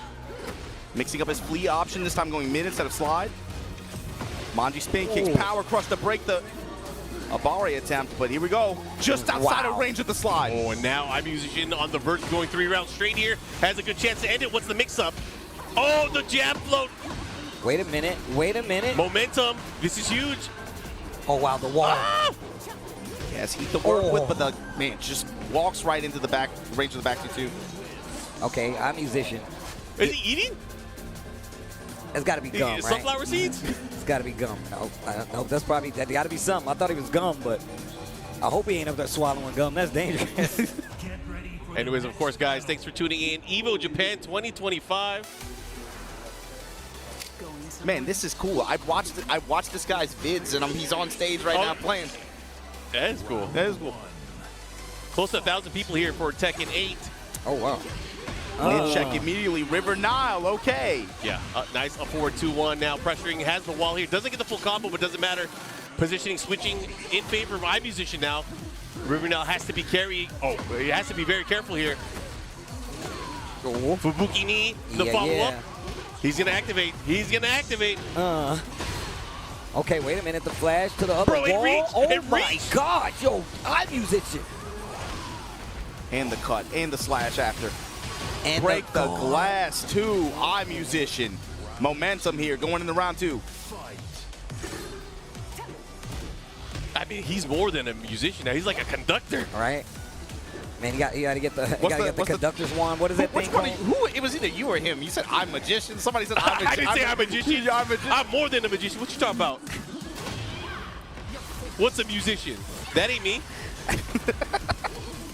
Shout out to everyone that know. That's ghetto. Oh! Damn, the back turn. Oh my God.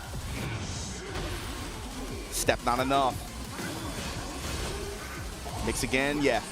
About time he ran the mid option there. He's been getting jab floated consistently out of a lot of those. But iMusician, once again. My brothers, I got to ask you guys, does that extra health make a difference? I think it does, though. I think it does, though. Sometimes I look at the round, I'm like, nah, bro, you got put on the wall, you got blown up like that. I don't know if that HBO. There's been more situations, though, when you hit the rage guard at the end, you're like, it's going to kill. Oh, it didn't kill. Exactly. Yeah, I've seen more of those. It just, you have to remath. New math. I saw a match today, and I can't remember who it was. Somebody did, like, it was a down 4-1 instance into rage guard. I was like, I wasn't sure if it was going to kill it. I really wasn't sure. The life was just low enough. Oh, that's counter hit, guaranteed follow-up. This is going to hurt big time. Oh, my gosh. Great reaction. Yo, River Nile, though. Yeah, the nip up. Trying to get out of there. Yo, the guns, they don't hit. The third dimension. With the splash. Yo, Put flash. Down, flash on him. Oh, I'm like, that was so dirty. If he tech rolled, he would have died. That was game. iMusician on the verge here. Big block. Defense. There's no time. Defense. Oh, my God. I thought he was going to stab. I thought he was going to inflict damage. Hit him with the Manji blood dance, bro. Okay, put the brakes on.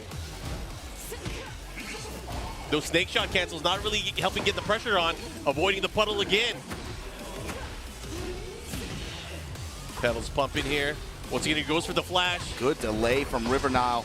Power crush there, able to work. Yeah, that was a big one here. Tries to spin in her mouth.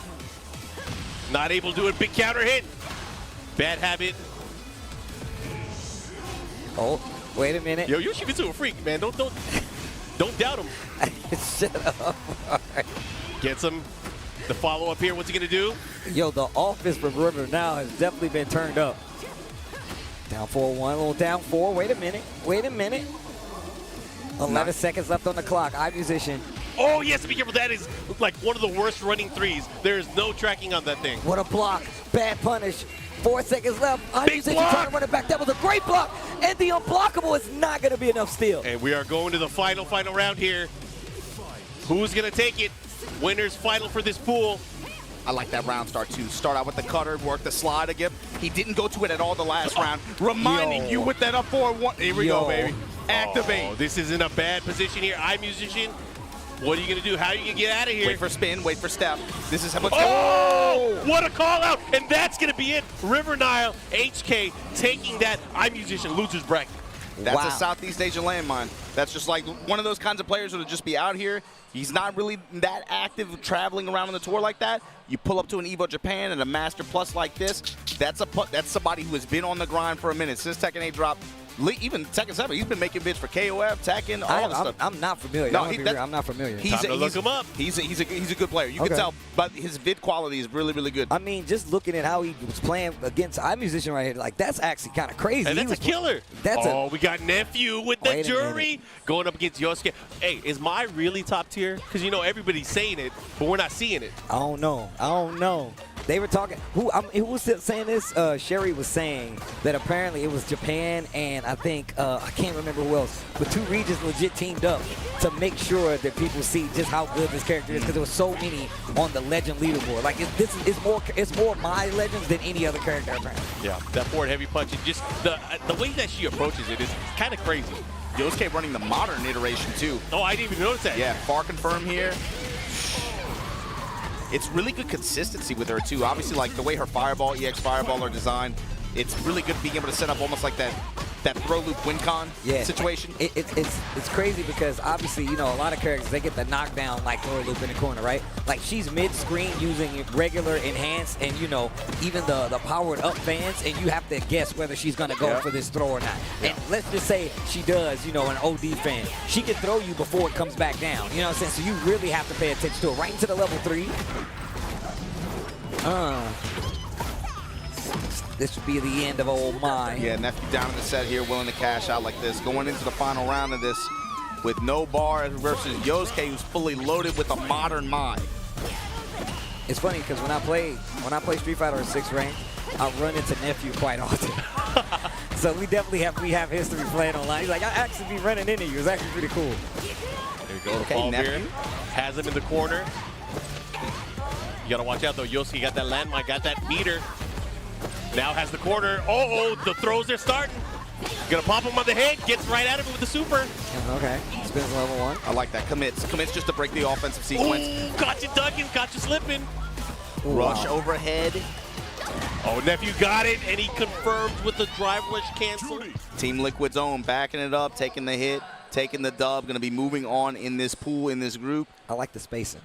I like that spacing coming from Nephew. The walk back, the anticipation on that, and then just, you know, Jury got some of those buttons where it's just like, once you can see the whiff happen like that, pull the trigger and it's just easy.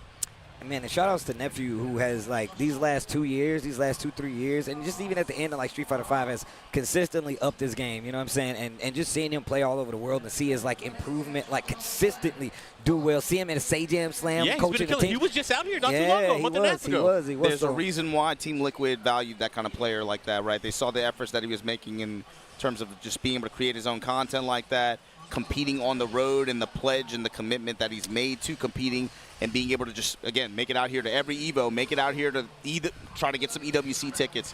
He has been very consistent with his commitment.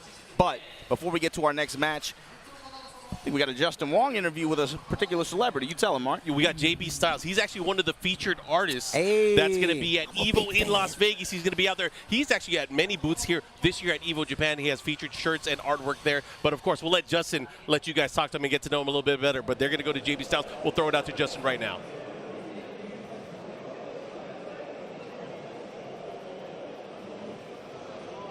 I know you just saw me, and the best part is I do not care because I have an exclusive interview, and I have Curry helping me to translate.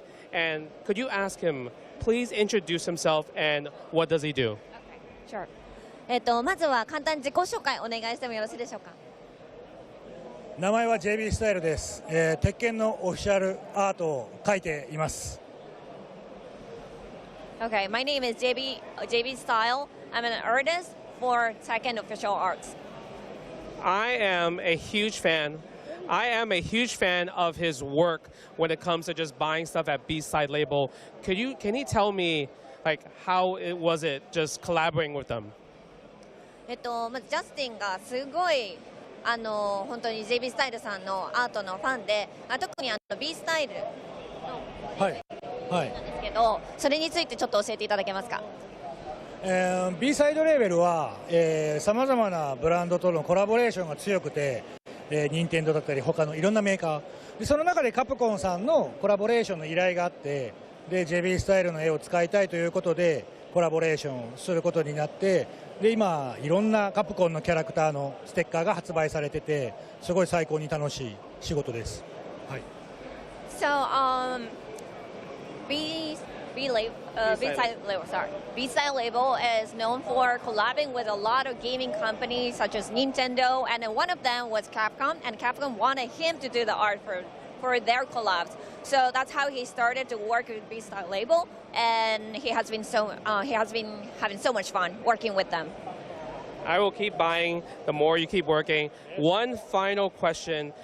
You're coming to Evo Las Vegas. How does it feel to be a featured artist at Evo Las Vegas?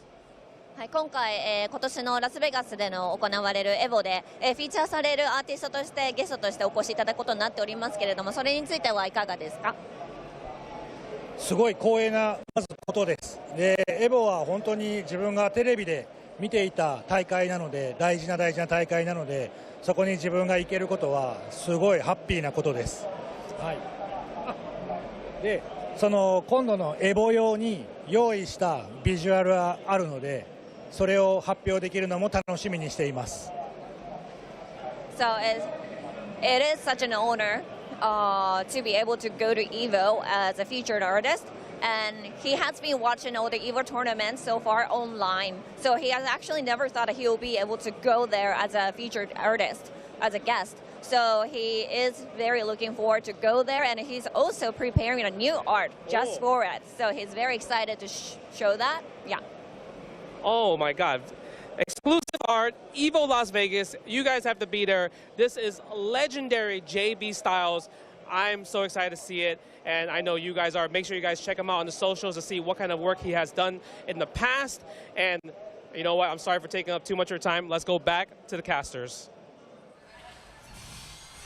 Wow, featured artist for Evo Vegas. This is actually sick. I'm a big fan of his art, so it's actually dope to see that he's going to be involved more closely with Evo, as well as just he's been releasing art so consistently, whether it be just his own original stuff or just the character created Tekken stuff that he's been doing as well. So I'm just happy to see he's getting more involved. Yeah, I was kind of first exposed to his artwork through the Tekken stuff that he's done, but he's done a bunch of Capcom stuff as well. And again, the stuff that he's working on for Evo, I'm kind of working with him on it. Looks really great. Not just him, so he's obviously one of the features artists. The other one is Shinkiro, the legend, the fighting game legend. He's also working on some special artwork for the event, so I hope people look forward to what we can share with you guys in the coming weeks leading up to Evo in Las Vegas. I'm really looking forward to it because I've been waiting for something like this too, because, man, it's one thing talking about these games as a player.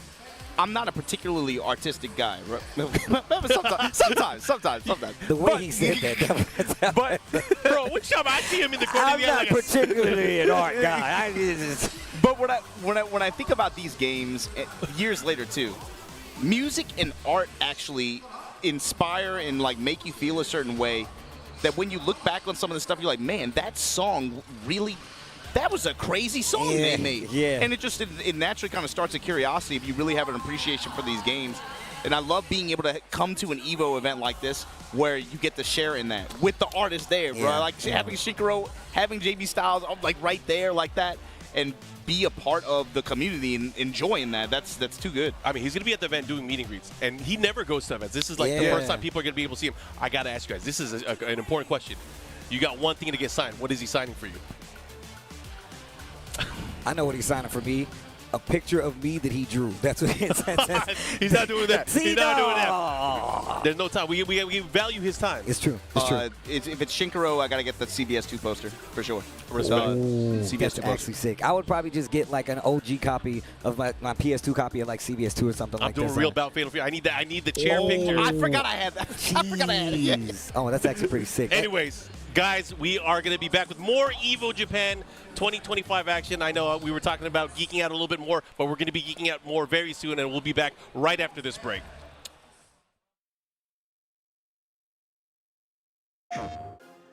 PlayStation tournaments are on PS5, featuring the biggest games,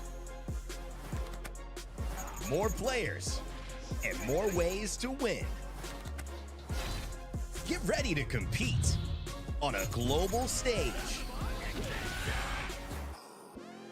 with new and exciting daily tournaments, all at the press of a button. So whether you're a seasoned competitor or just starting, come for the challenge and leave with glory and incredible prizes. It's time to join the competition. Sign up now on PS5. PlayStation.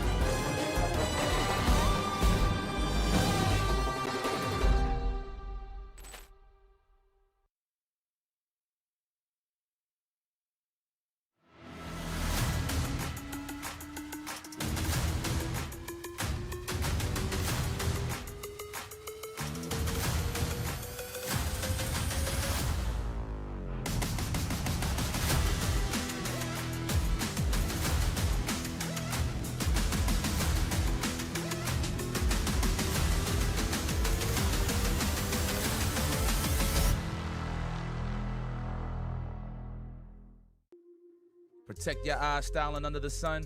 Blue light glasses while you're gaming, having fun. Zenny's got affordable eyewear for all warriors and monsters alike. Evo sunglasses, available now.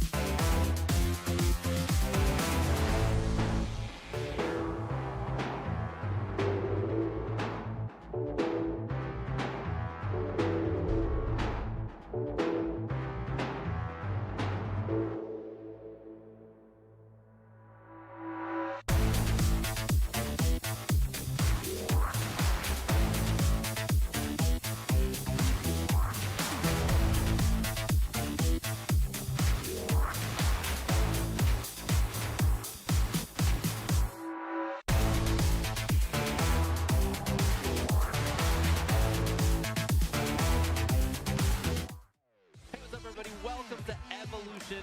You already know what time it is, baby. It is the celebration of fighting games, and we are so overjoyed to be here. There are so many people here. The venue is huge.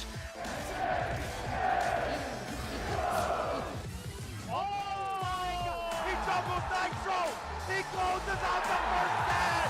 And there it is! Punk gets his retribution! This is the spectacle of fighting games.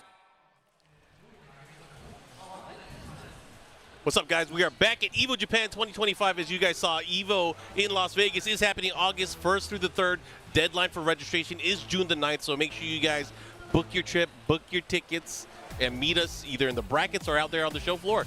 I'm sure we'll see a lot of people out there on the show floor. I mean, there's a lot of cool stuff. I mean, we have the arcade that's always been amazing. Of course, we do have the crazy artist alley. We're going to have cosplay competitions, as well as just the community stage, I think, is making a comeback. So Evo looking bigger and better than ever. Make sure you get your tickets now. June 9th, I believe, is the deadline if you actually want to get those tickets. So make sure you get in there while you can. Bro, we've been seeing so many things. It's crazy.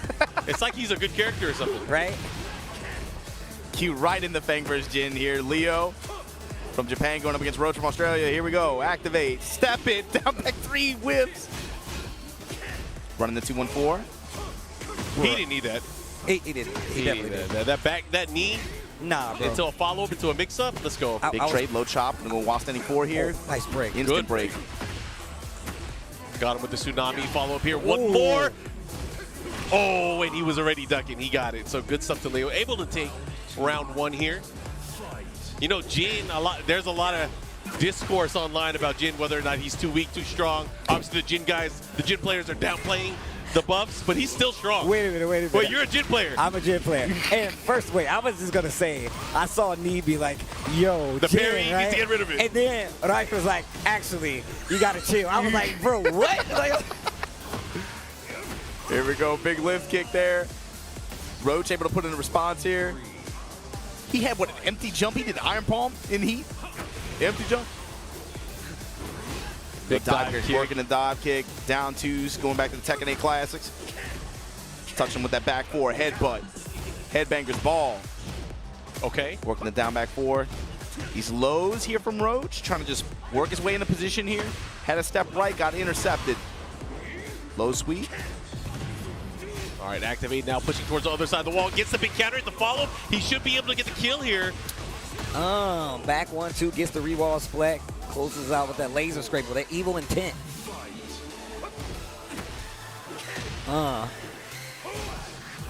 Yeah, man, I don't like that knee. I was playing Joker when this game first came out. He literally just kept doing it and did this maniacal laugh every time I blocked it or it hit. It was an interesting change, too, because it went from being, super plus on block now to an advancing attack. You block it, you're going into a mix-up. Yeah. Little wavle. Okay. Mid down 2 here, Leo. Post activation, where does he go? Goes mid. Cobro's trying to step. Again, just working the jab low string there. Leo comfortably ahead here, 1 game up. Yeah, that 1 down 3. Classic Jin round closer. Oh, that's a cool shot. Man, it's crazy because we can see from this angle, but there is so much floor space here. I like it, though. I like the space. Yeah, it looks good. It looks fun. Anyways, we're going to go back into this game. We're in Paris. That reminds me, there's also Evo France. Evo Nice, That's true. That's true. Man, I saw the commercial for it. Bro, that commercial is tight. Shout out to the team over at Evo France. We'll see you guys in October. Okay, a 4-2.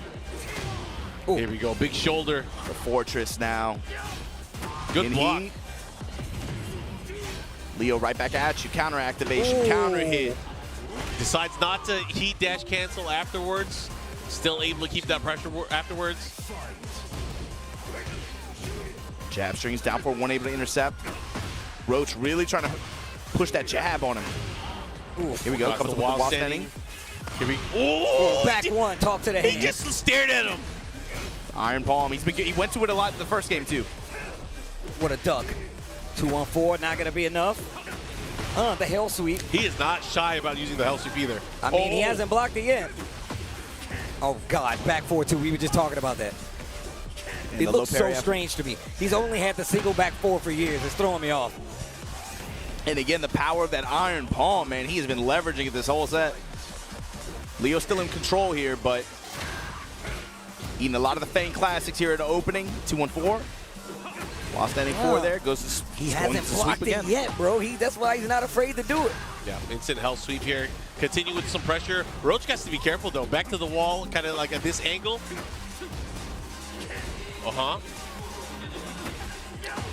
I mean, both of them not shying away from the lows. Definitely sprinkling them in right now. Leo with the heat, standing 4, goes for the hell sweep. Didn't even take the guaranteed 1+2. Yeah, he went for a mix-up option here. Let's see what he does.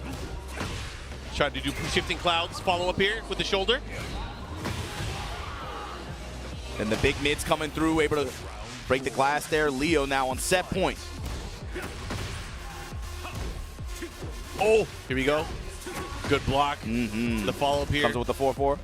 Bro, I've been seeing some crazy side steps so far this entire day. Like some ridiculous side steps. 2-1-4. Homing attack after. Back up, good break. Leo. Try to clip him here, activates. Yeah, he burst on through it. Are we going to see another heat smash? Gets him with the hop kick. Out of nowhere, drops the combo. He wasn't ready for it either. 4-4-3-1. Oh, the heat smash across the stage. You go. What the fire. And nothing, but he does take the heat engager, though. Yeah, that's something. Could have had a launch here, but unfortunately it wasn't enough. Leo able to capitalize, gets those 2 games.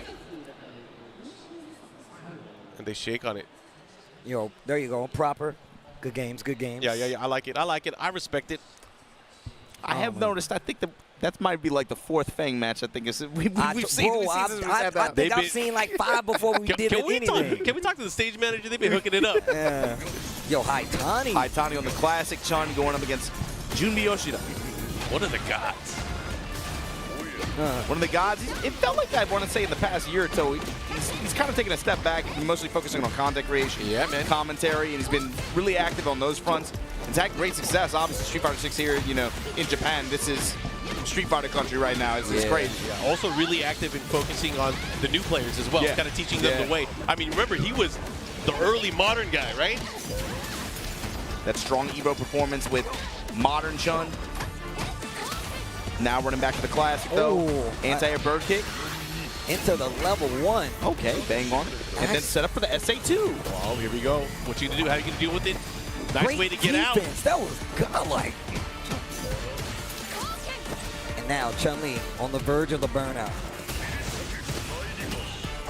On the verge of burnout, but he finds the hit, willing to leverage the cancel in the rush, and gets to confirm in the win there on that round. So here we go. Haitani now, set point. Walking him down. I like that. Just fearless walking forward here, looking for an opening and opportunity. Man. You gonna come in my cross medium kick range? Come on, let me put that slime on you. Put that green dash. Here we go. The throw. Great control here. He was ready for it. I'm not that old. Okay. Now this dude, even in his old age, his reactions are godlike. Excellent. Ooh. Set up trades there. That's a dangerous territory to play Shake My Hand with Chun-Li then. Right there? Right there. Oh, wow. Wow, So I can't believe that hit.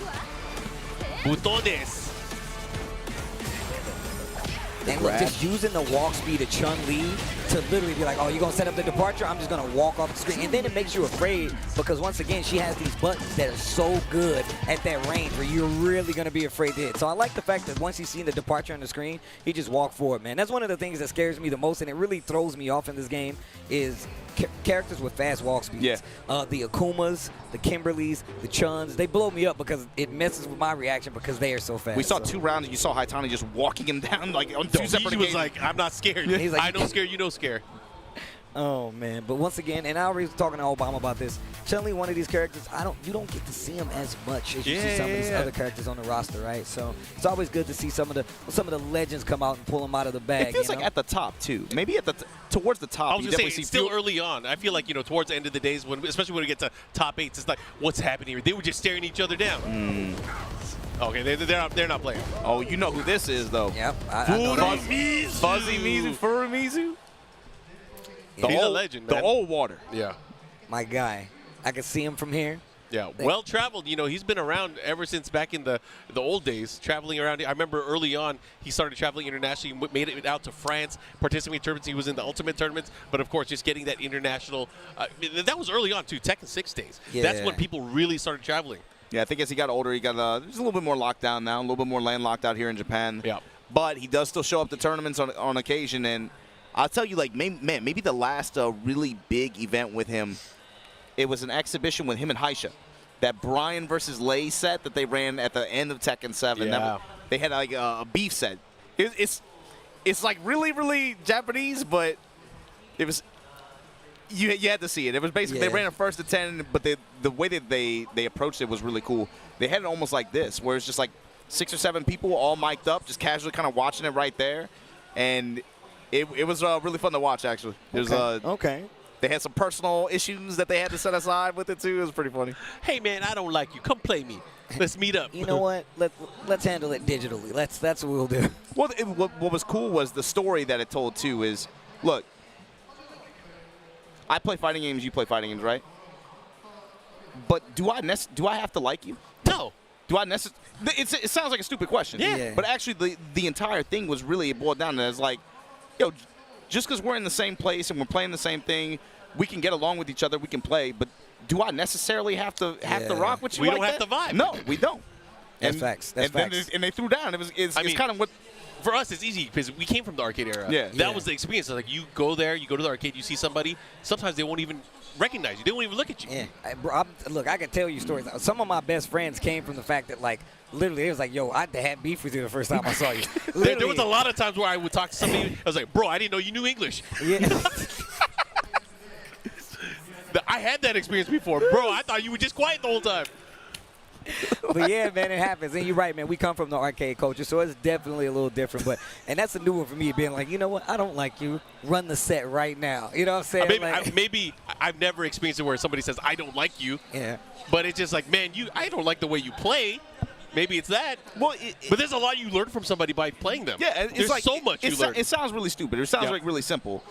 But when you think about it, too, it's like, in this venue, bro, like the fact that we have thousands of people in here, not everybody's going to disagree on the same things, but the fact that we can all gather in this roof and just play like in spite of that, you know, that's part of the beauty. That's what I'm saying. Respect. You really, and that's I think the arcades have taught me this, man. And shout outs to that video you and the boy G Unit was talking about, man. That third space, you know what I'm saying? Arcades are pivotal. I feel like in social development in some issues, in some instances, right? It's much like school. Much like going out and like operating, because once again you're in a shared space where you have like a common thing that you're there to do. So I think it's very important, man. And once again, that video was OD. I literally was telling somebody else about that video.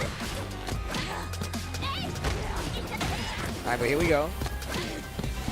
Bichiro going up against KRBC, and you were just talking about Kimberly, right? You just brought her up.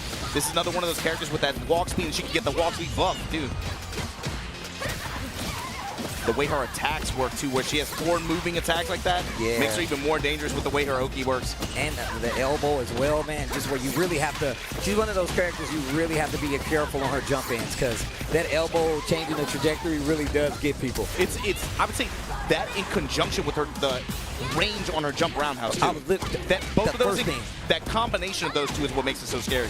Ooh, the overhead sneaking it in. Oh my God. Let it go, and then KRBC just walked back and bow. I'm a big Guy fan, so her usage and her style, her take on Bushin Ryu is so sick. It's really dope. Kimberly, definitely one of these characters that's probably one of my favorite in the iterations of like passing on the mantle of new character, like old style to new characters, but making it completely kind of like modern style. Like, it's so cool. I've always been, since the days of Final Fight, I've been a fan of Guy. It's like a refocusing or a recontextualization of the same concept. That's the crazy thing. Like in 5, like when they went to Zeki, I was like, whoa, this is so you can switch styles. You can go old man, young pup, and then now Kimberly. It's crazy. Drop that bow on her and throw her into the wall. There you go. Work the corner game down. No, try to put the brakes on it. Pump the throw fake. Teleport it coming. Here we go. Okay. Crouch that pressure. Second one needs to throw. That's fine. We break that. Oh my God. That was mad far. I did not think that was gonna work. Oh, the C8 too. And the burnout might put him into a bad situation here. What are you gonna do? How are you gonna deal with it? Oh, they react with buttons. Had to press buttons. Oh my God! And he's gonna get away with murder here. Oh, yo, that was sick. That was sick. That was actually sick. No fear. That was so sick. The use of the bow there too to just drop her just in range to make it even easier to pick up. Also, she's got a lot of, and you talked about this too, a lot of these buttons really move her forward, where she really puts herself in this range where she can get these hits into knockdown, and you're in the corner, fight it out again. That's something really scary in this game too, because just the way the throw loops work and the way it all folds onto itself. Especially if you have confirmable buttons like that. Oh man. Here we go. Turn my things up. Turn my headphones up. Drop the elbow. Leave a Banksy at the crime scene. Kimberly wins. Man, that lasts a long time. That power-up lasts a long time. Yeah. I like how Jim was like, it's forever. I was like, that's the point, Jim. I know. I know. Yeah, and every time, and I got a homie that plays this character, and it is annoying. It is so annoying fighting this character, bro. Especially because, once again, I'm playing Marisa, so. Okay, KRBC, another round right back at you. Running.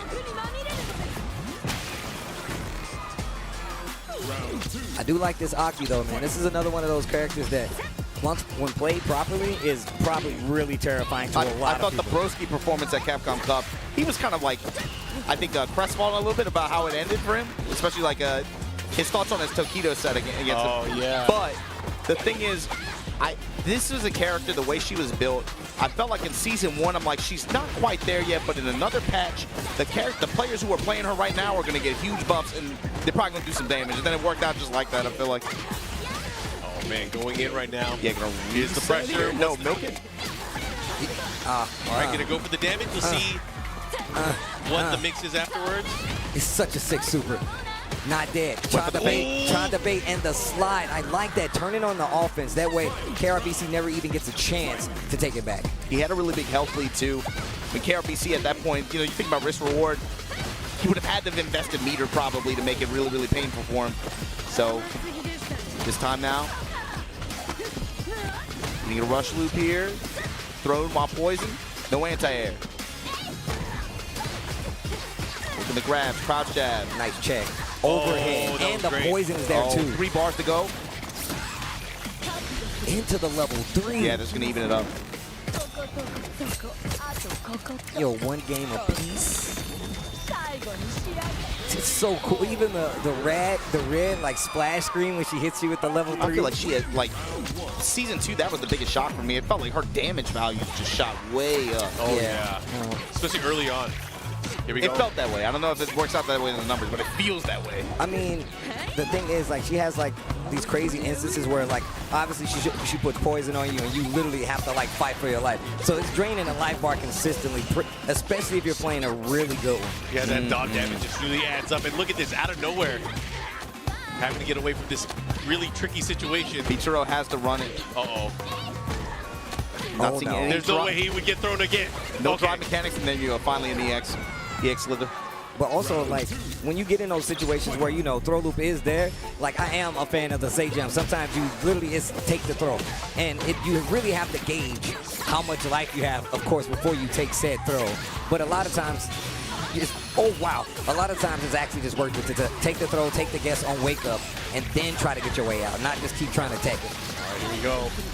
Deciding to use all of the drive gauge and the super. So these rounds are going real fast. It's 82 seconds almost still left on the clock right here. Can KRBC clean the plate though? 1 interaction away from closing out, but you are in burnout.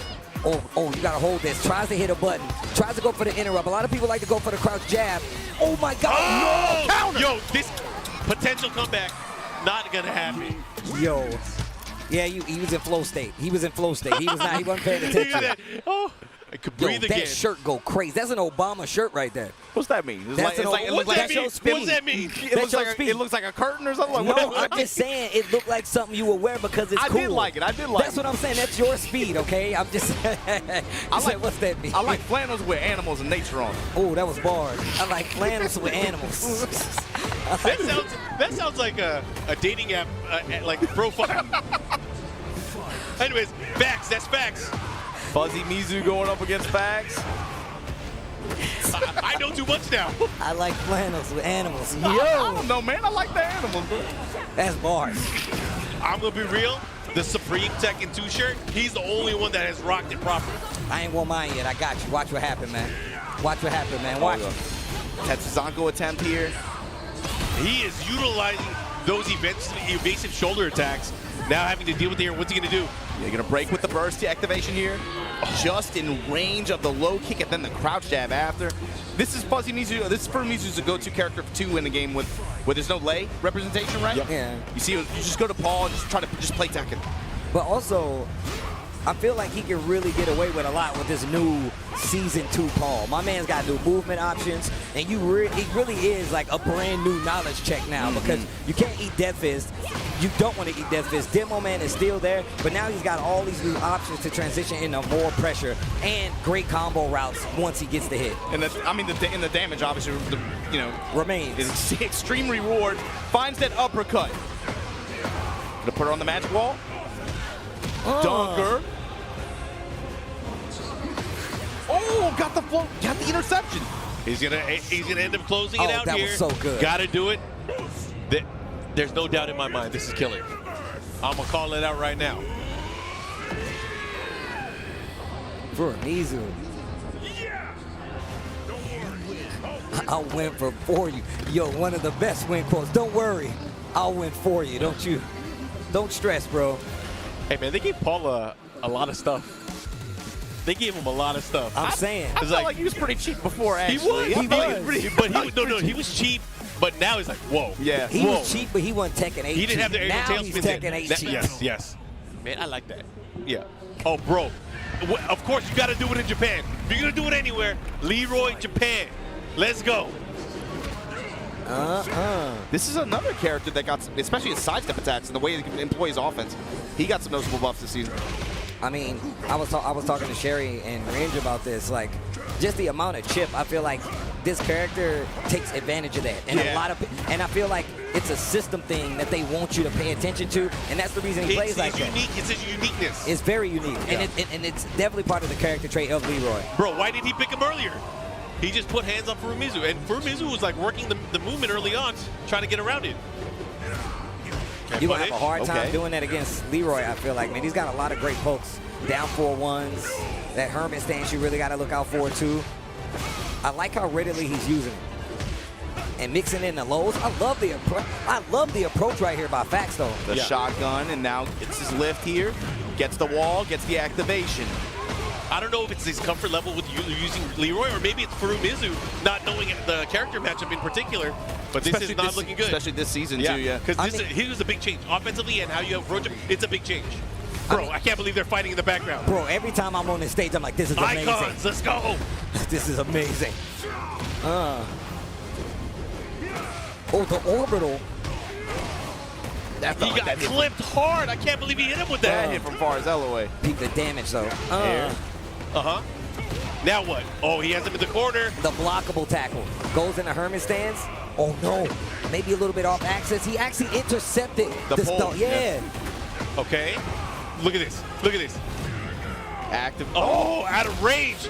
It doesn't matter. Still got the 2 grab. Able to clean that up. Furumizu staying alive here in game number 2. One thing I've always respected about Furumizu's style, he's able to mentally put the mental stack on you in the Tekken game where stuff like normal throw is going to get you. Like, bro, it's so stupid. I get stressed watching him like walk up to people. It's scary. Deep dive. Oh my God, eats the low in the string counter hit. Stepping, activate. Oh my gosh. Okay. Steel's got heat. Steel's got heat. A little bit out of range. Small delay. Oh my God. Wild Rising 2. Is he going to use it all though? Okay. Puts him down. Here we go. Oh my God. Now do it, yeah. Bro, is he? Oh, he's dead. Is he? He's dead. Is he? I don't know. I don't know. I don't have a bad feeling about this. Oh, okay, never mind. He's good. He's good. Checks out. Check cleared. I always love that touch, by the way. His arm being exposed after the rage art. He pops the sleeve, bro. Hitting the Henry Cavill. He went for the grab there. Good break there from Fax. Oh, the parry. I like it. And look at these side steps, man. Playing up close versus Paul like this is very scary. But also, Leroy's got shotguns, so you still got to be careful. Nice block. Oh, nice. Nice range control. Good punish here. Here we go. The follow-up. What's he going to do? 2-2 gets the heat activation right now. He's dead. Oh, my God. Yo, Fax. Why didn't he start with this?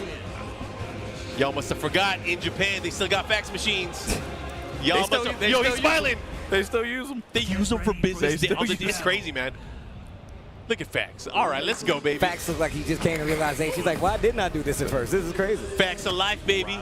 Hit him with that tootie. Yo, I see you. Yo, Mark. Damn, we haven't been on the mic in a while. Okay, all right. I can't believe he got that too. Bringing it back to the Nick and Night. I see you. Oh, yeah, baby. Oof. Nice. Bro, the side steps have been crazy. Oh, that's going to hurt. No, he dropped the combo. But not the throw. Once again, one of the few people that will sprinkle it. He will stack it so much, you're like, what's that normal throw? It's going to work.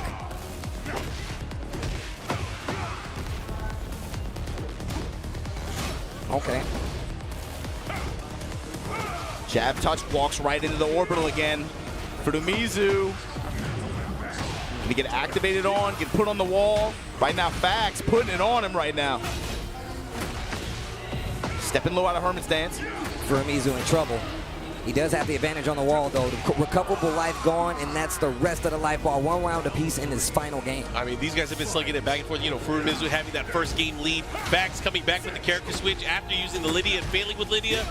And now, again, this battle between these two. Leroy Japan. Okay, nice jab check. I like that.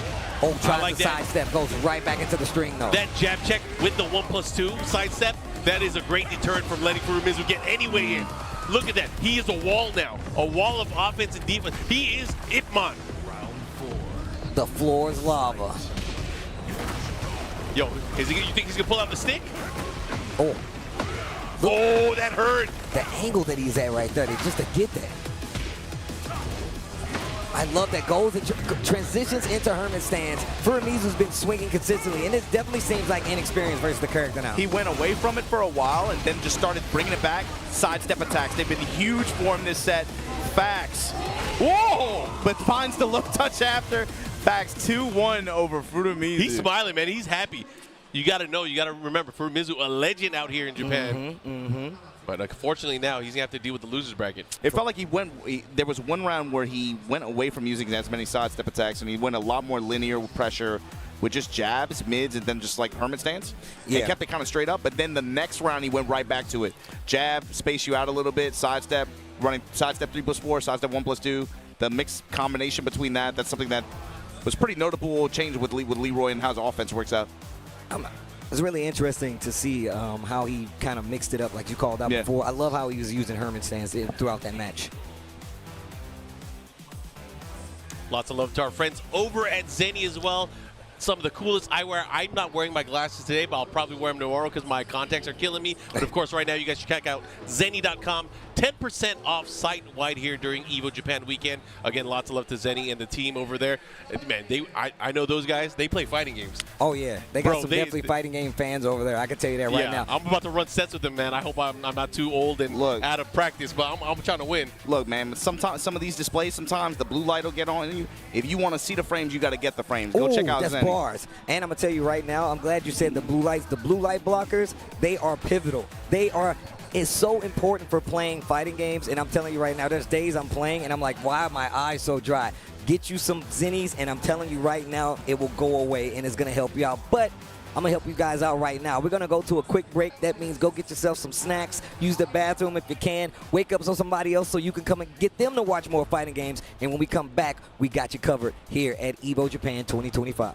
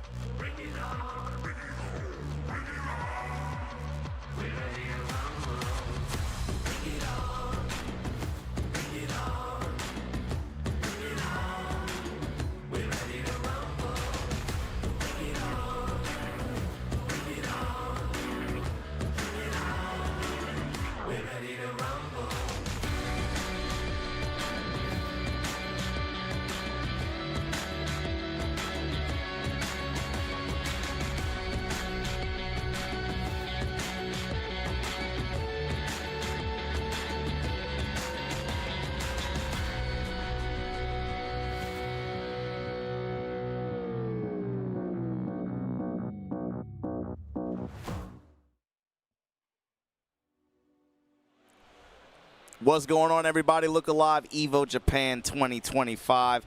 Maj Obama here, joined by Virum and the illustrious Hell Pockets. I'm one with the couch right now, brother. Look, you one with the couch. Look, you haven't looked like you're having a good time. I'm glad we got Virum back out here. It's been, what, 5 years? Last time I saw you, the world was a little bit COVID. Let's go influence. A little bit different. I just gotta say, man, we just did a shift with Mark and Steve. I'm just happy y'all are out here again, man. Just being able to just watch the games on the couch like this, be able to talk to all the people watching from wherever y'all are watching from, whatever time of day it is. It's just crazy that y'all are out here again and we're able to do this the way we want to like this. Yeah. You're not eating ramen noodles at 3 a.m. passing out or something like that, you know. Being able to just be in the venue like this and talk about these games is I'm just really glad you guys are out here. I'm just happy to be here, man, to be honest with you. It's been a fun experience so far. I mean, I know it's my first block, but, like, it's just we're so used to being at the booth and just having two-man and yelling at each other and at the game that having this opportunity to just vibe while the games is going on in the house, very unique. Speaking of in the house, man, you got to talk about Koji Coco. This dude, the past year and change, he's had great success with this game. I think even the finish for him at the World Tour Finals that you guys just had a couple months ago. Virum, tell us about it. Yeah, so he wasn't quite able to make it through pools in the ARC World Tour Finals, but that kind of undermines how good his year had been over the past year. How successful he's been overall. Incredible. The Evo finalist, only player to win 2 Platinum events last year, and answering back here against actually one of Europe's finest, the Wayne players here in Pixie. Lil Wang, yeah, I remember this.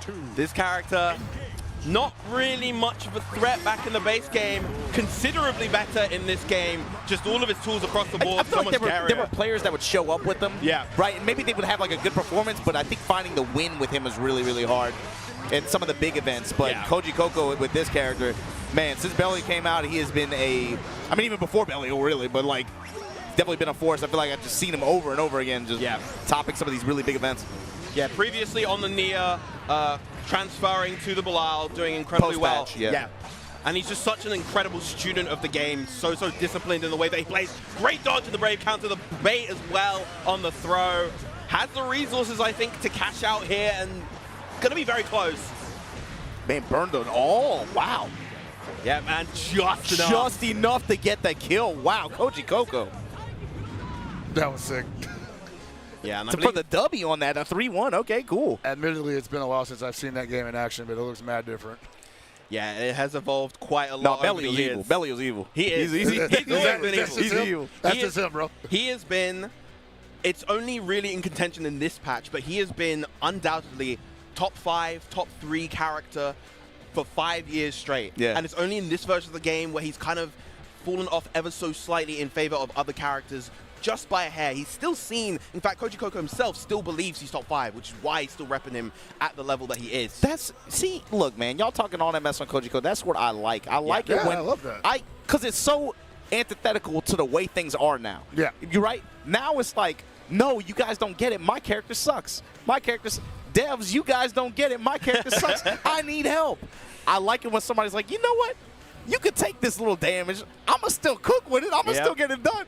This character's still nasty. What are you talking? I love that. I love it. It's such a refreshing take in these trying times, bruh, of tier lists and influencers and all this other stuff, campaigning for.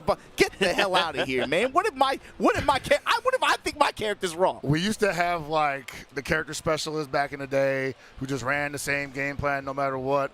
But I've always felt like a well-designed character would just have that fan base that you can throw all the bells and whistles and offensive and defensive options on the rest of the cast, but I'm still playing the Yori Yagami. Or even if you affect the return necessarily on, like, you know, in some of these cases. Yeah. If the kit still operates the way it does, right, and those players have been grinding that and playing with that mindset, playing the game with that kit in mind, even if you take away some return here and there, obviously it'll, you know, it might, oh man, that's too bad, or, you know, you might feel some kind of way. If the kit's the same, you're still playing the same game. Yeah, you are. You know, like obviously people will definitely hope that going from game to game, their characters remain somewhat similar. Obviously, that doesn't always happen every iteration. Sometimes devs like to throw you a curveball. Yeah, I mean, once especially in a while. like we're talking in general right now, right? But it's funny because like with you, this conversation is going to naturally be focused on like Granblue. Yeah. But with him, it's actually going to be focused on SNK games. SNK But but there's parallels there, but right? It's a very common thing. But I think there's an exception. Like when a dev makes a really good archetype of a character that they can hang their hat on, I think they're against like changing it too much. You know, like I think when we looked at Belial, like I think someone in the studio's like, yo, we cooked with this. Why would we mess with this too much? You know, maybe some tweaks here and there, but this is like generational right here. Yeah, Belial is definitely a character who's seen pretty small changes. I think generally speaking, they like to keep those well-rounded characters in Granblue. They like to keep them quite strong, quite stable, because they know a lot of people gravitate towards those characters. You know, they're good avenues into getting into the game. What makes him stand out even in this version, right? Where like, I mean, considered like towards the top end of the character rank roster, like in a game like Granblue where things are naturally a little bit more homogenized. Yeah. What makes him stand out? What makes him such a threat? So for a long time, he's always had an abundance of plus frame normals comparative to a lot of other characters. Of course, this game being very dominated by Dash Light. Yeah, obviously like the rising iteration. Obviously, everybody got a little bit more of that. He's always had a very, very good one on top of having very good pressure normals, such as the 2M, low-hitting 2M plus on block. But in addition to that, he has really good counter pokes. His far medium, kind of an unassuming move in the base game, really good here for getting good whiff punishes, good counter pokes, and converting it into the ultimate skills as well, getting a lot of damage off of that. And he's just really, really good at finding his way in and then just sticking to you and layering a very strong strike throw game. For people who have been watching international competition for that game for years now. Yeah. What does Koji Coco bring to the table that really, I think, highlights the strengths of that character? I think, as I mentioned before, he's such a dedicated student of the game where it's very, very clear in the way that he plays any character that he plays with, really, that he has taken the time to understand how his opponent's characters operate and how he could use Belial's tools to effectively answer them. He makes sure that he sits at the proper spacing to do so. I would even say you go a layer beyond that. He's very good at being able to identify the winning game plan, win conditions, and then understand it. Because when I'm still used to thinking about Nier when I see him, right? And I remember that very, very often, obviously because of how strong that character was, how insane the options were, right? But it felt like every time he was always like a chess move ahead, right? In terms of like, okay, if they do this, it felt like he's just very good at simplifying the game in some ways. Yeah, absolutely. And I think that's really, I won't say that can only be accomplished with what we're talking about, but it's a lot easier to get to that solution when you've been playing the same character for years and they haven't messed with it too much. So it's just good design, baby. Yeah. Well, what about you, look, Pockets? You were saying you haven't been on. Yeah, I've been out here for an Evo Japan stream like that in a while. I'm saying I've been missing y'all. I've been missing y'all for years. What happened? The world is so different now. But have you had a chance to walk around the venue? I have been walking around the venue like since 1 p.m. Is there anything else that stood out? I mean, like for you guys watching at home, you guys, you see the stage, you see the audience maybe out on the floor, but it's kind of probably difficult for you guys to get a scope or an image, I guess, of what it looks like to actually be here. Why don't you tell a little bit about what you've seen? So this is actually my first time being at Evo Japan in this venue. The last time I was at Evo Japan, like you said, pre-pandemic, 2020, we were at the previous venue, and I gotta say, it's like night and day, man. I would say like the spatial management here really allows you to get a unique experience pretty much at every corner of the venue, at least from the inside. There's a 6,000-man tournament going on right here. You know what I mean? Yeah, and I'm like, you know what? I actually got to commend them for like kind of corralling them dudes all into one spot, because like usually when you got like a 1,000+ man tournament in a big venue, them dudes is all over the place. Yeah. You know what it is too, Hell Pockets, is like, obviously we're talking about the Street Fighter 6 tournament, which has over 6,000 entrants, of course, but no, also the other events, right? There's like a near 1,000-man Tekken 8 tournament, and then when you add all these other games on top of it. But with regards to Street Fighter 6 and the impact that game has had here, you have a mix of players who are new to this kind of event. Yeah. Obviously, because events in Japan, there are, I'd say there's a lot of online ones, obviously, but there's a lot of offline ones too. Even players who are new getting into this game, they've been able to pick up experience along the way. They've had a lot of opportunities. Obviously, there's going to be a lot of people here who are here for the first time and it's something like this. Yeah. But there are a lot of people who are new, but they're by now at events, seasoned veterans. So a lot of these players have been kind of trained in terms of tournament etiquette and just attendee etiquette. in a lot of ways, you'll notice. Oh, most certainly, yeah. Like, I'm really impressed by it. And also, the side tournaments have been great. Definitely enjoying the side tournament over the SNK booths for COTW. Yep. But speaking of which, we got KO15 on the screen right now. And we've got Akira. We got the Clarkus, man. Big Clarkus. Big Clarkus. Mada Buda. Trying to run the sweep on kill in the Korea. corner. All the way from Korea. Yeah, he's the DP. Akira from Japan trying to represent here. And so this is actually for a qualifier spot. Like, we are in the middle of the SWC season for KOF 15, which just got that nice cash infusion of what, 500K for the winner. I know some people dusted off their Sam show. Yes, yeah. My old friend. My old friend. Giuna was telling him, like, hey, I know you guys is nasty at these games still. Don't act like you're too good to get up. Get back the in there. chase down and the drop and, man, putting the bows on him. There you go. Clark, one of those characters that I think SNK, they can't nerf him if they want to, man. The game plan is just too strong. And I'm glad, because he's fun as hell in this game, man. He really is. Like, they tried it, and it was just like, nope, we cannot mess with the B&B. I wish you would jump, bro. I really do. I wish you would jump. Oh, man. I wish you would stay on the ground. Akira's I going to wish you would eat this knee. Akira wants to press a button right now, and he's going to get an opportunity to, but look how much life is coming. Oh, no, you're dead. Hold on. One more. He's out of the corner. Tackle, but he's in a DDT. There you go. Drop the bows on him. Safe jump. He's got the spin some meter here. He cannot be too frugal here. Those buttons are too strong. The big C's checking him out of his hop attempts. Yeah, he's got a nice vertical hitbox on that close C. Oh, you saw him try to get the far C there to interrupt.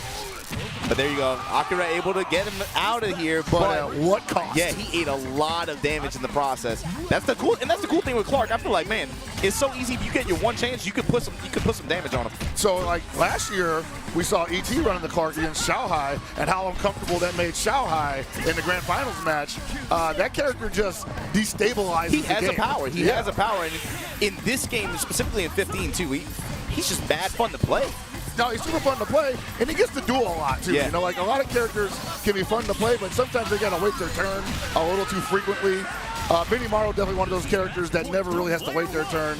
But once it is their turn, the opponent doesn't get to do anything. Clark gives you a chance to get out, but he wants you to think you're getting out. You're really putting yourself in a corner where he wants you. Monobuda with the Ralph, though. A lot of damage on the board here. Yeah, want to leverage a lot of gauge for that. Dive bomb. Totally worth it. And he might not have to take any damage here. There we go. I like it. Wow, nice. Good recovery here. Save the bar, too. Going to go in with what, this time Shermie now coming in with 4 bars up against his Ralph with 2. She can put it on, brother. Oh, yeah. She has great jab check, though. Not willing to let the ground. Yeah, there it is. There it is. Extended that hurt box. I see hit you from the other side like that, man. Yeah, I think he might have been throwing out a low A, which extends his hurt box just a little bit in the back. And now he's going to eat about 80% damage for it. He's all right. He's got 2.5 bars here. Esposa. Oh, my God. Clark not really that good at opening you up, though. He's got to look for that really opportune down C-pos. Oh, yeah. Not a lot he can do there. That was some real grown woman damage coming out from Shermie. Jeez. Oh, yeah, no, she's a juggernaut, man. She put it on, brother. Yeah. And that's what I'm saying. Like, they've been giving her that since the game came out. So yeah, that's the thing. That's the beauty of it. It's like doing the same thing that she's been doing for 3 years. Absolutely. Build like a buzz, his like a train, though. Yeah. Well, especially putting her in the back like that when you have the benefit of all the bar to dump with her. You saw it's very easy, bro. All you need is like a command grab, or you get hit by a cross-up jump attack, and just dump the meter, erase that character. Yeah, and like she gets the life lead. And it's not hard too. That's the best part. Like it's not even like hard or demanding execution. I would say the scariest thing about her, though, on top of the damage and whatnot, is the fact that she's a high mobility character on top of that. So it's like you got a high mobility grappler that can just put it on you with obnoxious buttons. Obnoxious buttons, and not really the most realist mix-up, but real enough that makes you second guess what do you want to do after blocking the spin, the axle kick. So there's a lot she can do from many positions, but her on anchor, 4 bars, forget about it. I like the simplicity of it too. You don't have to like think too hard. It's not too demanding or execution-wise. It's very like, was I correct? Okay, dump. You're looking for like 1 or 2 things. Yeah. And it's a very high percentage those 2 things are going to hit. All right, we're seeing Kyo come out here. Kyo had a pretty good run for a while. They tuned him down a little bit, but I heard through the grapevine, I'm hearing the rumblings that the current season Kyo might be the happy medium. Personally, I don't think the nerfs were enough. I think the Rekkas are still extremely powerful. I think he controls a lot of space with that. The jump down C is still strong. The far D is amazing. Kyo is pretty much, I mean, he's not crazy. Yo, can I fanboy for a second? Go for it. I love this stage, bro. I am such a sucker for this stage. Especially, I love the POWs with the 4 frames per second dance in the back. I'm sorry, I love it. I'm gonna say this monitor's making it look pretty smooth, actually. like, bro, look at him. He's getting a little two-step in. Go ahead. Oh man, gotta get him in before the night ends. Love the fella on the roof. You see right now, Akira just playing it nice and easy, not allowing this Clark to do anything fun. Really good success on whip punishes. He had a counter hit jumps, stand C rather. Akira with the air to hit a contest. So when you're dealing with grapplers in this game, the safe space is up, is in the air. Yeah. Unless you're playing against Oyashiro, then you're in trouble. But the thing is, Clark, that jump jab, that jump light. Yeah. And then with the anywhere jungle properties, it's like, would you take that or command grab on the ground? Right? I mean, but that's the mix, right? It is the mix. Like, what do you want to get hit by? Oh, that's right. I like that challenge.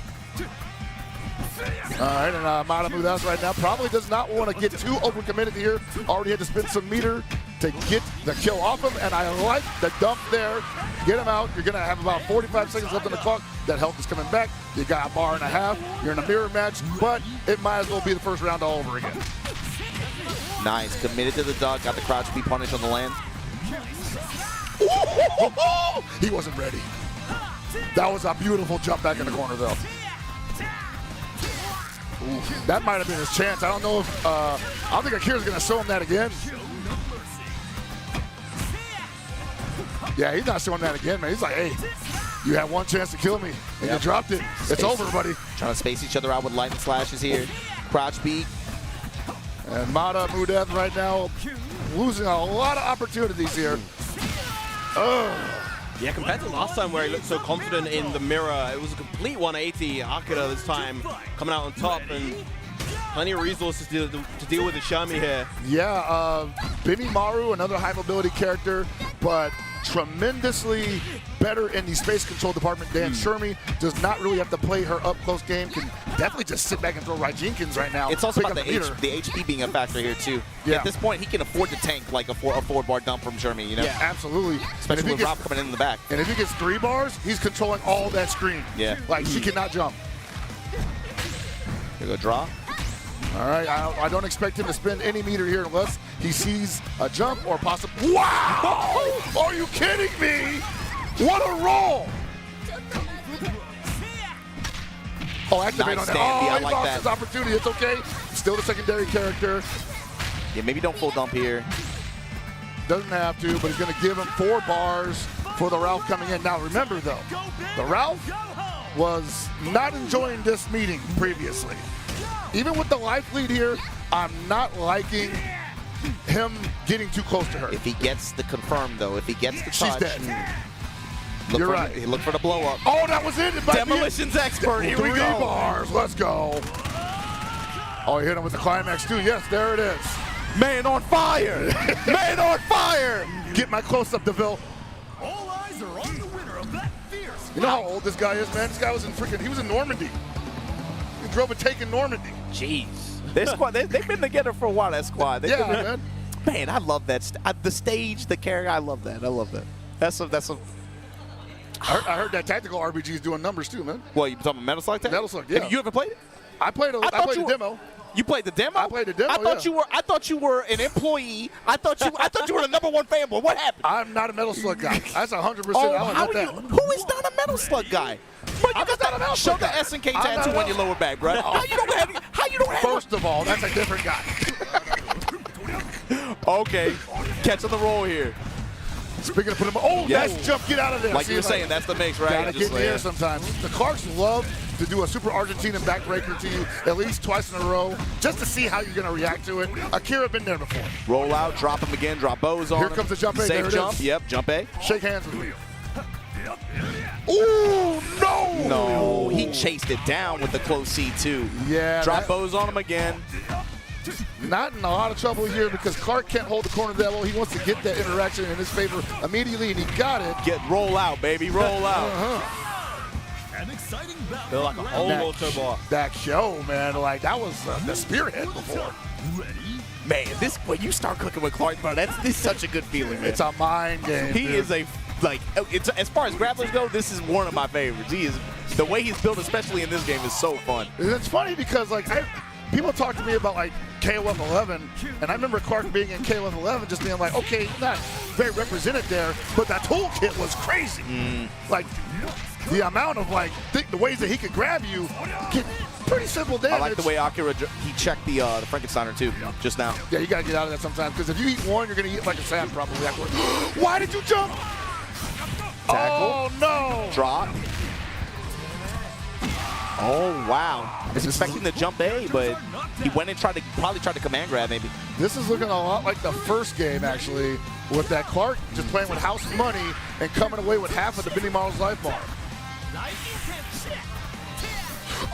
Bro, you gotta be on that. And there's a lot of recovery on that flip also, so they give you time to get opponents on visual. All right, Kira, trying to chop down this tree. Gotta spend it. Well, how you gonna hold him there? I love it. What a bait. Maybe he'll give it to you. I love it. Going for the reset there. That was dangerous. Still got 2 bars. It could be an activation on either side. Right king kick. I love it. This is match point for player 2. Gets under him, and that's a big play for Akira too. Shermie comes in with 3 bars like this. You got to look at this. The meter advantage. The meter advantage is huge here, but again, it's the HP bar. That's the name of the game. Yeah. And she's losing it right now. Akira gets to play this nice and slow, but remember, he also has a command grab. So if he does approach her at high speed, she has to be aware of that as well. Nice, good run up low confirmed. And I gotta say right now that the pace that Akira's playing at, he's gonna walk away. Ooh! Hold on a second. What's up next? Oh, big counter hit! Yeah, that's what I'm talking about. And that, I don't want to say that was completely unnecessary, because sometimes you're just feeling it, right? But Akira's pace had me thinking like he was just gonna let that clock play out and not give Shermie that much life back, not give her that many resources. But now it's dangerous. Oh, it's over. Yeah. Can you believe it, guys? Almost all the bar in the wild, and there it is. She's wild like that. Yeah, that's it, brother. Putting that hot breath in your ear. So that means Manamuda going to be moving on there in the KOF 15 bracket. Now we go to Kasaugi versus Aki. Jeez, this game is beautiful. Now, Kasaugi, incredibly strong ferry player. As you see, 1-0 up already. One of the best, if not the best ferry in Japan. Has been putting in a ton of work, and here to answer the Versusia. Versusia, one of the newer characters in the game, incredibly strong in this version. Just has a plethora of strong offensive tools, high damage, incredible corner carry, everything you want. That's gonna be, I don't think that's gonna catch it, doesn't, and that's gonna be more than enough for Kasaugi to take this game. I wonder what he saw there, because that was like a big gamble on that super. Yeah, probably just tried to twitch and catch one of Ferry's errant normals, but because she does have the long range normals that aren't the fastest. Yeah, that she does. All right, but speaking of long range, the Versusia having access to that pillar, able to deter Ferry from pressing at that long range at times. Yeah, she has to second guess when she commits with some of those buttons, just because obviously she wants to be able to try to zone and tone you down from full screen, but the threat of pillar. Ooh. Okay, great grab. Yep, caught with the M whip right there, reeling in, getting all that damage. Lovely reaction with the DP on the Samsara. There's some incredible control there. Yeah, just not allowing Aki to escape this corner, keeping them pinned. Stand C and whip, gonna throw Beppo out there. Reel him in, okay. All right, Big BC, a lot of plus frames on Versusia. This character has really, a lot of really big options, a lot of plus frames as well. Ooh. Nice bait on the BC. BC now minus in this version of the game. Wow, choosing to challenge right there. So that is kind of a mix right there. You can go for the follow-up on the install. The laser follow-up keeps Versusia safe in a lot of situations, but Kasaugi just more than willing to challenge right there, knowing the health lead that he had. Big jump in right there. There's going to be a lot of damage in the corner. Yeah, man, get that install at the ready as well. Hey, yo. Late text, late some of the damage, but here we go, spin. Now, I enjoyed that grab reset attempt, though. I like Kasasagi here, too. Able to throw back into the corner and still trying to maintain the spacing. Eats the DP in the process. Whip and then summon. Yeah, there's the laser keep safe, but actually Ferry, one of the few characters that can actually punish that, even with a huge pushback. Yeah, I like a distance thing rather than a frame thing. All right. Once again, just applying pressure with these whips. Using the wrong version of Beppo to get the anti-airs there. Those grappler jumps not quite getting caught. Oh, Kasasagi's so lame with it. I was going to say, like, you have to thread the needle. That's how Ferry works. You got to be lame. Oh, and yeah, the U orb, so good at catching those spot dodges. You have to roll that option if you want to get past it. So that's actually Samurai Showdown stuff right there, where you just call out that spot dodge with a slow projectile.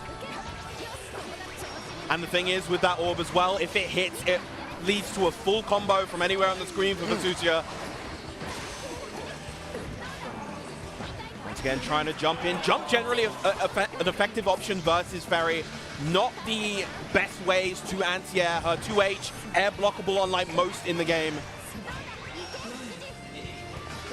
Once again, just kind of chipping away gradually, not committing too hard. It's like if you're gonna commit the guard on Beppo, fine. I'm gonna press a little bit, run some pressure just to be able to push myself out to where that ideal range again. Yeah. And imagine Aki right now is just looking for the cycle to repeat itself so that they can take advantage of the one window they might have saw where they can find the actual. Yeah, it's really easy for this kind of matchup to turn into a war of attrition. Oh, huge hit on the U-pillar right there. Gets the side switch as well. It's going to be a lot of damage on a lot of the opportunity to get the install, but wow, great immediate stand, eh? Yeah. And that's going to be it. 3-0 to Kasasagi right there. Swift with the Ferry. Going to advance even further to round 3, I believe. Homegirl Ferry can box, huh? He just went stand up jab, just like immediately. It's boxing, man. Yeah, that, so in this version of the game, both Ferry and Matera, this was kind of like notorious for this patch. This was like the Zona patch, where they both got quite considerable buffs. That being probably Ferry's biggest, the reduced startup and recovery of that standing light. Wow, that's massive change. Yeah, I was like, what is that? They made it, used to be an 8-frame, now 7-frame button. So it allows her to contest in a lot of situations really well, control that space even better than she used to be able to. And it's kind of funny because that was like the annoying aspect of Ferry before, where it's like, I can't get past these normals, but the character was seen as not that strong.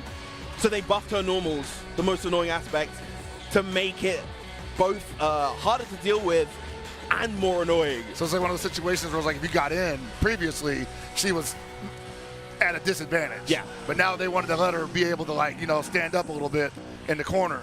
Because I mean, vanilla year one, she was doing damage, right? Yeah, I think a few people got tight. But before we get to move on and take a look at some of these other games as we make our way through the brackets, heading, of course, to our top 8s, we got to take a brief break. Don't go anywhere here. Evo Japan 2025. We'll be right back.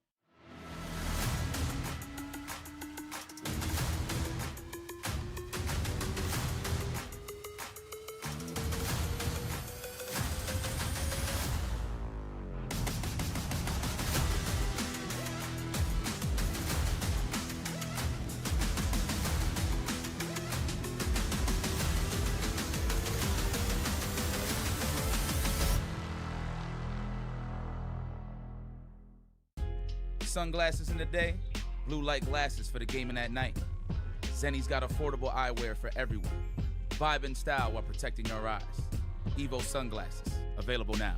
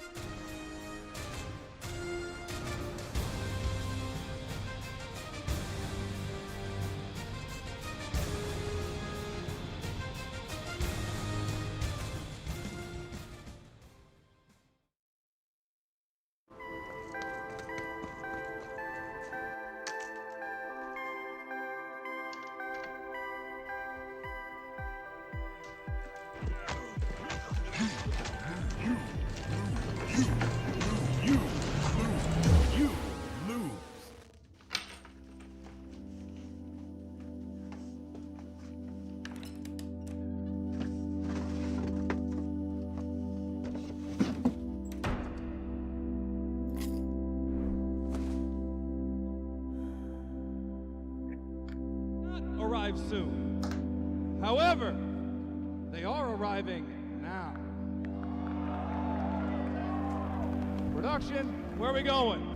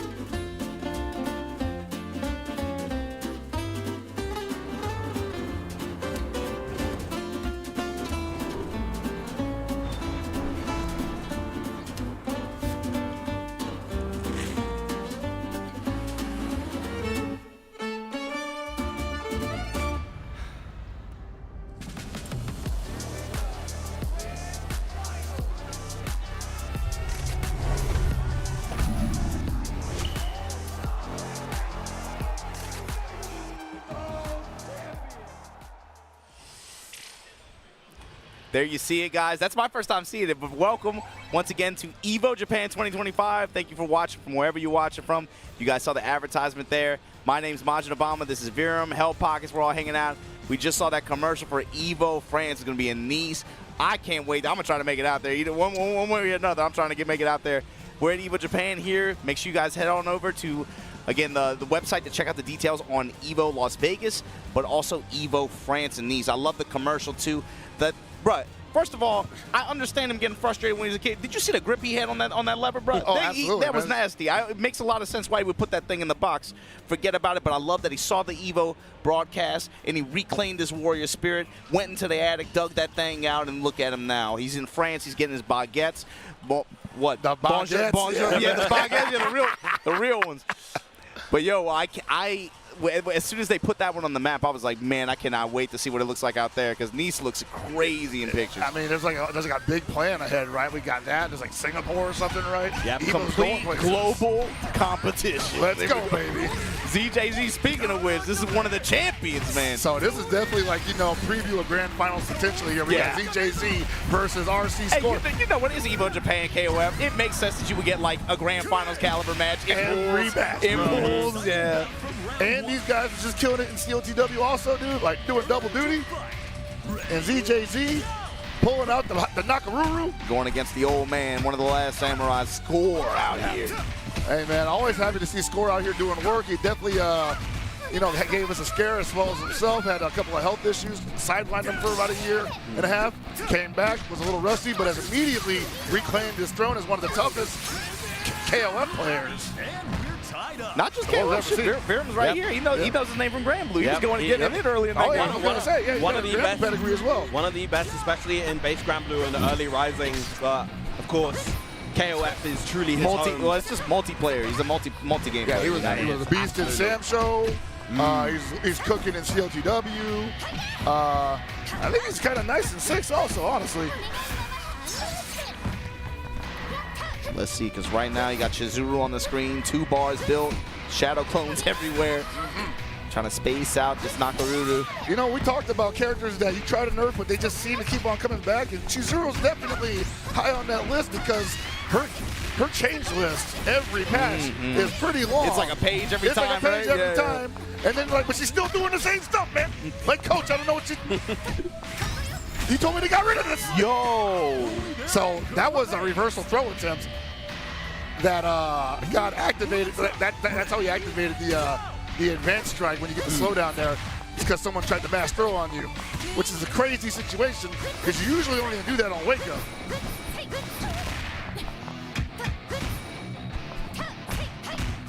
I mean, if ZJZ's using her, you know she's cheap. Yeah. Space him out with the bees right now.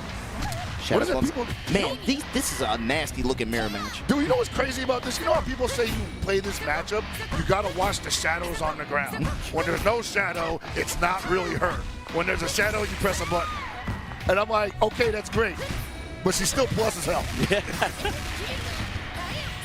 Okay. GX Bridget here. Sealing all my specials, that bro. gets the CO kill on the ender. Gonna beckon scores final character. This Hydra coming in with 3 bars hot. Damn, you called him Bridget. You pulled out the OG. KOF 14 SWC champion, 2017 Bridget. I remember. Yeah, man. I see it multi-time. Bro, that's the thing. We were running ICFC Asia out here, bro, for this game. Brother. Especially, we had Evo top 8s every week. Oh, man, yeah, this was definitely the best region for 15 at the time. Like, those dudes were absolutely nuts. I just love that they tapped in every week like that, man. That was really special. Oh, man, there were some names in there that, like, I know they don't mess with the game now, but, like, I think about Xiao Bao and the run that he ran at Evo that year. Ooh. Lassed, Lashar, look at Lashar cooking the way he has been out here doing his thing in Street Fighter 6 and stuff. Man, I just remember him tapping in every week, and people were like, "This brother's internet is terrible." I just remember people getting mad. But he was doing his thing in this game too. No, he was cooking. Yeah. He was wild in this game. Like his biggest claim to fame was when Shanghai's first God run was happening when it got started. He was the only guy putting him on his back. Yeah. And so they was like, yo, Lashar the God Killer? And it was true because he was nice like that. Oh, big whip. That's 2 for 2. That's rough, dude. No meter, but still, that's good return. Yeah, so you can't necessarily jump against this grapple because he's got these humongous buttons, as well as an anti-air grab. Yeah, this dude's mad obnoxious. I hate this character. Ooh! CJZ getting kind of spicy. You don't normally see that from the man. Wow! Well, he said, whatever, let's try it out. Now, she's dead, but like the reversal throw there, it's fast, but not something that you see at top level. That's definitely some online strat. You know what? Sometimes you just got to throw those out because they're not expecting it. You do. You're absolutely right, dude. Sometimes the week 1 stuff will work in year 3. Yeah. There he went for it again. Went for it again. This time got punished, though. GX Bridget with Nakaruru. Ooh. Yeah, she's got a nice little bit of a damage buff in this version of the game, so. Yeah, he didn't even have to dump meter like that. And she's got, I think, I'm going to say it, the best DP in the game. It's fast as hell. It punishes a lot of buttons that a lot of other DPs can't punish. And because of its range, it's like you can't just run game that works on most of the cast because they don't have the range to punish it. The horizontal coverage is something fairly unique about it. Yeah. Ooh, too far away for the punish there. Oh, interesting idea. I wasn't watching the shadows there. I would have got mixed.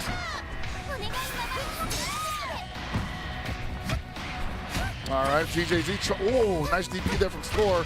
Not willing to give up any bit of space here. And ZJZ, even though they're both on their secondaries, not too eager to approach. Yeah, with time winding down too, we're gonna hit 27 seconds. That down C can be kind of strong, but if you whiff, there's a lot of time for the opponent to punish. And nope, that was a counter hit. I was gonna say, how come he didn't press the button on the way down? Score gonna back up, hold position. Score sitting on that life lead, no need to commit. Gonna just let this clock run out. This is for $500,000. In fact, actually, I'm not sure. Did one of these guys qualify already? I gotta look at that. He didn't have to do that. He just felt like it. Says, I'm not taking this third round like that. We're definitely getting a KO. But you got to think too, especially, I mean, if it's about SWC qualification spots, this is still a big deal for somebody else, even in that event. Oh, even certainly. if both of them hold tickets. Like we were talking about at the beginning of the block, where we were just like, there's a lot of people who they saw the 1.5 million for COTW. They're trying to tap back in. But they're also just like, hey, could be 2 million. Yeah. Well, what I was thinking was more like, this is a tournament where if you're one of those players, finishing as far as top 8 or top 16 could make a big difference for you. Yeah. You might luck your way. You might work your way into a shoot. You might luck your way into a qualification spot just because the other qualified entries top. And you might just be walking away with let's say 6 figures. Just to get the top 16 in 2 games. Iron with the big climax cancel here. I don't think that's gonna kill, but don't quote me on that. Nah, that ain't gonna do it. He's got one more touch. But she's got 3 bars, almost 4. If she touches him, she's gonna seal his specials. Which means no more. Ooh! Looking for that low D possibly. You gotta be careful. Don't want to take too many more of those. ZJZ looking for it. Nice D. What? That was crazy. Yeah, I've never seen that before. What a stellar fight! These two know how to rumble. All right, score's gonna move on there. All right. Like I said, though, preview of a grand final that could happen at any other tournament. Yeah, I do not envy whoever has to fight ZJZ in losers right there, but in pools, no less. Yeah, in pools.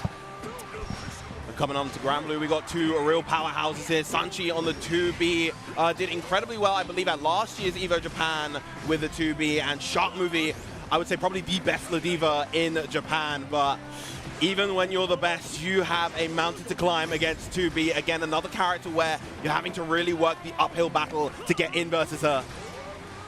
And these guest characters are running amok in 2025. Yeah. How has 2B changed in the recent patch? So the big thing with 2B just over time is you'll see the bar on the top left, the skill bar. It's a unique mechanic that she has. And the big thing is that it's been regenerating slower than it used to. So she can't really use a lot of her powerful specials as liberally as she used to be able to.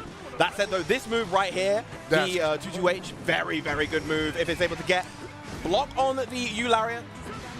Oh, huge counter on that JH right there. That's going to be a lot of damage. Only 1 BP on the side of Sanchi. A command grab here will do it for Shark Movie. Wow. Oh, tried to go for the air. SPD was so close. Unfortunately, missing the mark, and that's going to be 2-0 up for Sanchi right there. I got to say, I mean, we've been looking at pretty strong grapplers the entire block, and I definitely thought that was going Shark Movie's way after that series. Yeah, Ladiva is, she's still seen as one of the weaker characters, but she has such good snowball potential, especially in this version of the game. She gets that one hit, she takes you all the way to the corner, and then you're guessing on the strike or the command grab. It's almost always better to take the command grab. Unlike a lot of the other grapplers that we've seen, you don't want to take Ladiva's strikes. They are brutal, as we see right here. And that's without not even a ton of resources here. So, jeez. Yep, catching the jump, trying to avoid the command grab. This is all the damage that you With take as a result. SBD, what's the guess here? Again, catching the jump to avoid the command grab. Shark Movie so on point with the strike game right now. That's some nasty RPS. Yeah. It's the same read from earlier. This time he just had the normal to check the jump early preemptively. There was a version or two where this character was considered really, really strong, though. Yeah. I remember. Very, very early on when she had the 50-50 mix off of the auto combo before. That's what it was, yeah. Yeah. Oh, crouching under the lariat. That is, of course, the go-to counterplay.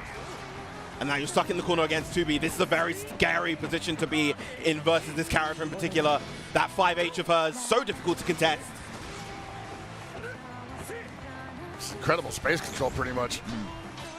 And you see Shark Movie trying to be kind of preemptive with these normals, the 2Ms, as well as the far lights, to try to whiff punish or counter poke and convert. But big 5H from Sanchi, gonna take Shark Movie all the way to the corner. Oh yeah, quite a bit of time there to actually press the button too. A lot of recovery on that button that the Ladiva threw out. Yeah. All right, again, contesting with the 2M here, and once again, it's gonna be corner to corner for Shark Movie. Damn. Now this might be where we start seeing the command grabs. The jumps have come out. Good block on the BC. Yeah, this is one hit away from death for both players. Has my girl got a guard break move like Ladiva? She got like a guard break in a corner or something? Well, every character has the brave counter to guard cancel. As oh, the cheek! Whiffing, that is such a classic for Ladiva. You're on 0 BB. This is comfortably gonna kill. Shark Movie getting a game on the boards. Call that the okie doke. Yep. It's either that or the roll into the SSBA. That is the strongest SSBA in the game as well.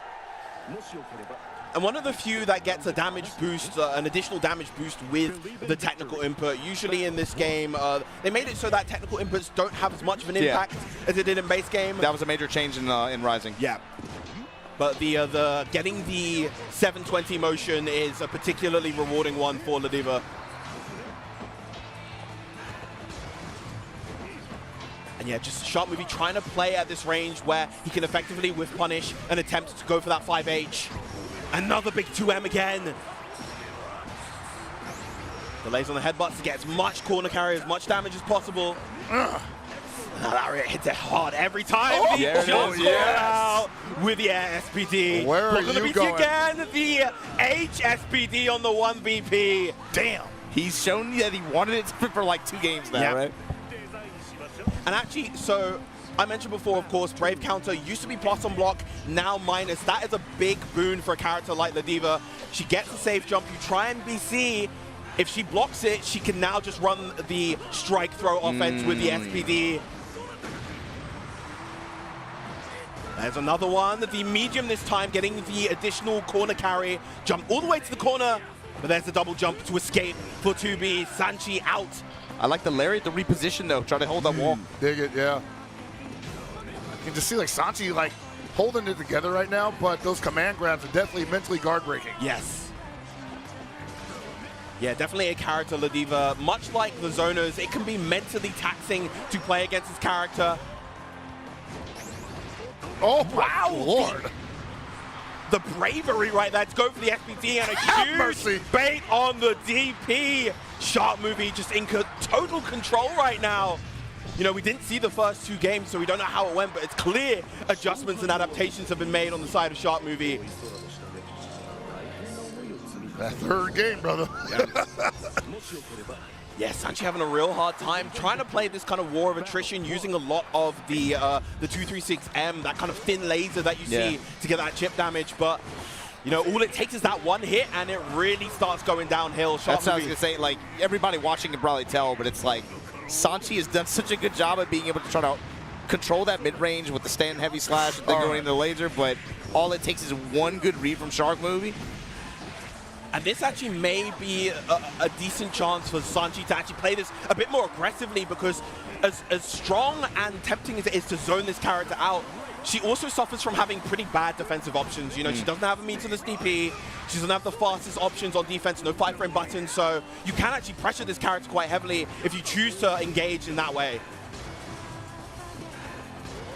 Savar, yep, using that 2-2L to get those plus frames. Big count hit on the 5H. Can't get the KO here just yet, unfortunately. Not going to build the meter and doesn't have the skill to commit to a special. So what you were discussing just now, I think that's like really highlighting a credit to Shark Movie's play, because Sanchi was trying to pressure that those last 2 games and was just getting slept for it. Yeah. And again, we're in another last hit situation between both of these players. All Shark Movie needs is a solid hit, 1-2M. Whiff on the throw, but no hit, and there's the JH. The huge pizza cutter from 2B, one of the best jump normals in the game. Finally hitting his mark there. One more round for Sanchi to progress, but you know, Shark Movie has been doing such a good job fighting here. Nice counter conversion off the jab. Wow. That was a big swing. Pretty telegraphed. Nice. Yeah, again, just using that 2-2L, integrating that a lot more into his offense in Sanchi, and it's working out really, really well. Nice jump away from the SPD. I would say Shark Movie's momentum is pretty much out the window at this point. They got to fight to get it back. Yeah, good throw. Probably going to get the go for the chip damage right there. What was that, plus like 30 or something? Yeah, very, very plus. Gives 2B the opportunity to just kind of get the free jump in. Huge counter hit right there, and it's going to convert into the W. Sanchi taking it 3-2, keeping that composure with the 2B. Yeah, it really highlights how difficult that matchup might be for Ladiva right there, because she couldn't, I won't say she couldn't do anything, but Sanchi just took away that scenario where the Ladiva was finding all their success. Yeah, very, very suffocating situations towards the end right there. You know, we saw a lot of attempts at these sorts of air reads as well. We saw some successful from Shark Movie. We saw that big air SPT, but it's really tricky to engage in the air versus 2B just because she has the double jump, the delays. The double jump, the flow, as well as that massive jump heavy that just covers all around her. Really, really difficult, but that was a very back and forth set regardless. Definitely looking forward to seeing how both of these... That's one of those, like... one of those characters, I mean... the kind of set where it's like, man, first to 3, you know, that makes it like a little bit more tough, a little bit more difficult for the Ladiva players to, I think, find consistency probably in that kind of matchup, especially in tournament like this where you're going to run into a lot of, I would imagine 2B is still pretty popular, right? Relatively less so than she used to be, but the thing is... She was like a plague before, I remember that. Definitely, when she first released. But the thing is, as I mentioned before, this is a much more zoner-heavy meta, and as you can imagine, that is not good for Ladiva. We're seeing a lot more in terms of the ferries, the Materas, that really give Ladiva a much harder time. So she's definitely, even though she's received some nice changes through the system changes and direct buffs, she is still kind of struggling. But you know, when you're good, you can make it work. Well, we got to get some more we got to get some more matches on here, right? We're watching a 6,000-man Street Fighter 6 tournament, a Tekken 8. We just saw some Grand Blue as well. But before we get to our next matches, we're got to go to a quick break. We'll be right back with more Evo Japan 2025. Don't go anywhere.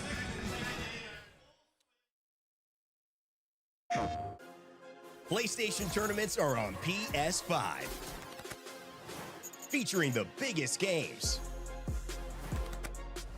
more players, and more ways to win.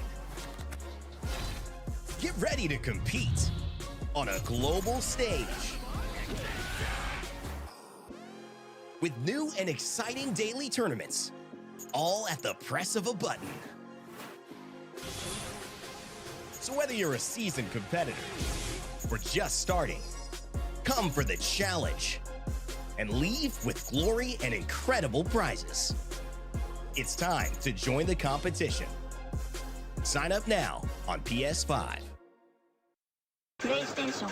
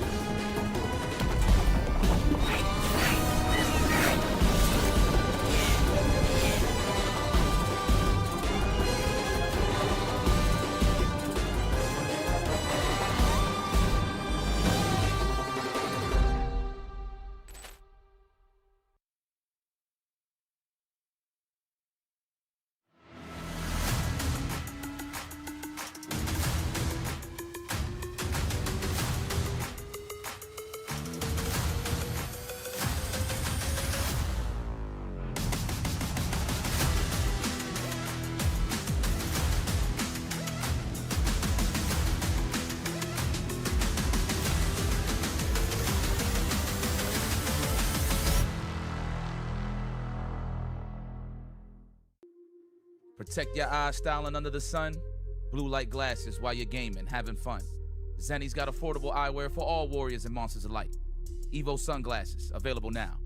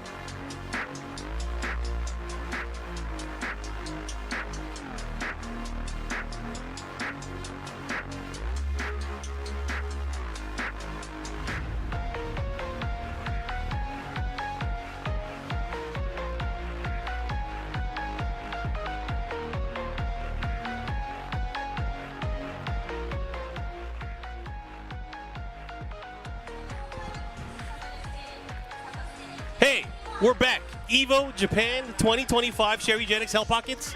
Mark, man, what's up, guys? How's it going? It's going, man. It's been a fun-filled day. It feels like a lot longer than it really has been, but we're getting towards the end of day number 1. Lots of exhibition stuff that's going to be happening on stage, but we'll also have the grueling pools that are happening for all the fighting game tournaments. And right now, obviously, seeing so many people here. Big celebration of fighting games. You know, we have some new fighting games. They have City of the Wolves exhibition tournament that's happening right now, and they're trying to figure out what's going to happen in top 8. We have an exhibition for Hunter x Hunter later on as well.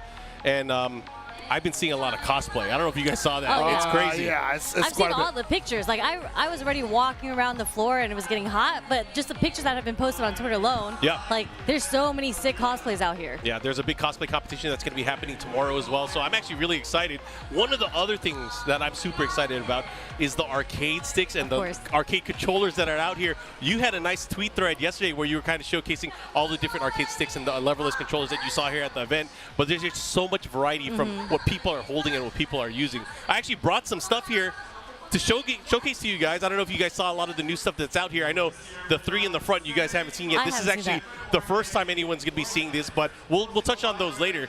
I think new to events and just kind of announced recently, not announced recently, but going to be available is the Quanba Sapphire finally showing up. So Quanba, of course, shout outs to them. One of the partners for the event. They have the new leverless controller, which is really customizable. You have the ability to do a lot of different things with it, but it's just awesome. I really like not only the color pop, but also the amount of customization you could do in terms of creative artwork and, of course, making quick swaps for the different switches that they have on there as well. That's really cool. I like this little padding the right wrist here rest, for the wrist rest. Like we don't see that too often, right? And just how thin it is. Something that everybody always complains about arcade sticks. Like I still carry my Victrix stick. It's just big, heavy handle, right? Yeah. But look how thin this is. Like this would just fit into any backpack, right? So would you think about switching over to leverless, or are you stuck on arcade stick? I'm an 09er from the arcade. Like that's all you need to know. That's my answer. I understand. How about a much older gentleman? What do you think? I might not have a choice in another couple of years. You know, like our hands aren't quite what they used to be, Mark. So I have something for you. So our friends over at Graft actually just announced yesterday their new arcade stick, and this is a hefty boy. This one, metal enclosure, has a ton of customization, obviously taking a lot of inspiration from what's out there, but also having a new modern twist of different control customization. You see the extra buttons, you know, a lot of people like to have access to, you know, the R3, the L3, and of course different functions of the arcade stick. So kind of evening the playing field. Like let's say you don't, you want to have a leverless, but you don't want to have all the functions of a leverless because you still want to have the lever. You can use something like this. But Graft, and a lot of the partners here, they're really showcasing a lot of new products. One of the teams and one of the partners I really want to talk about is Nacon. They are providing the trophy sticks for this year's Evo Japan. So we have gold, we have silver, we have bronze, and this is one of the champion sticks that's going to be at the event. This is just a blank one that has the Evo Japan logo, but each one of the games, of course, is going to have sticks for the first, second, and third place, and then for the team tournaments, everybody on the team is going to get the gold. Oh, amazing. It's going to be sticks. So people that are playing in Virtua Fighter 5 Revo and in Cooperation Cup for Third Strike, they're going to have a lot of gold to pass around. But again, shout out to Nacon, of course, for showcasing and really giving us these awesome trophy sticks for this year. So again, I hope people are looking forward to seeing that once we get to our top 8s tomorrow and on Sunday as well. Really enjoying the weight of this thing right here. Man. You know? I see you cradling that baby. Yeah, that's a big boy. I mean, it's tiny. It's small in your hands, but it's not tiny. It's not tiny. Like, they do have the leverless version of that, too. I just stopped by their booth. Like, I snuck around. Again, as you mentioned, I was taking pictures, right? So they do have a leverless version of that, too. But what's really cool is I like the ratio of the stick to leverless here, right here. We have a 4-to-1 ratio. I like that. Arcade sticks, I'm a fan of arcade sticks. So I'm with you. Actually, I think we're all arcade stick people. Yeah, we're all arcade sticks. But again, there's variety and there's choice for everyone. That's the beauty of the industry now, is there is something for everyone, even for pad players. There's so many different types of arcade controllers, and I really love that. Is people are able to express not only the way that they play their game, but also how they showcase their game. So I love that. And what's really cool is like the advancement of sticks. Like we used to only play on the 30 millimeters, right? Yeah. Look, all the new sticks, they all run on 24. Yeah. And I'm like, my fat fingers will not operate on these 24 millimeter buttons. Like these used to only be the start select buttons. Correct. And of course, the buttons themselves have been changing because people used to only use auto buttons. Yeah. Now there's mechanical switch buttons. There's different types of switches that support. Switches. Yes, it's all about how fast you can input or how it feels. Sometimes people just want to be annoying and they want a really loud switch. You seem like that kind of guy. Yeah, no, I'm definitely. The way he's just going ham on it. He's just clicking around over there. Same, yeah, I was like, bro, that's too loud. Honest. You need to calm down.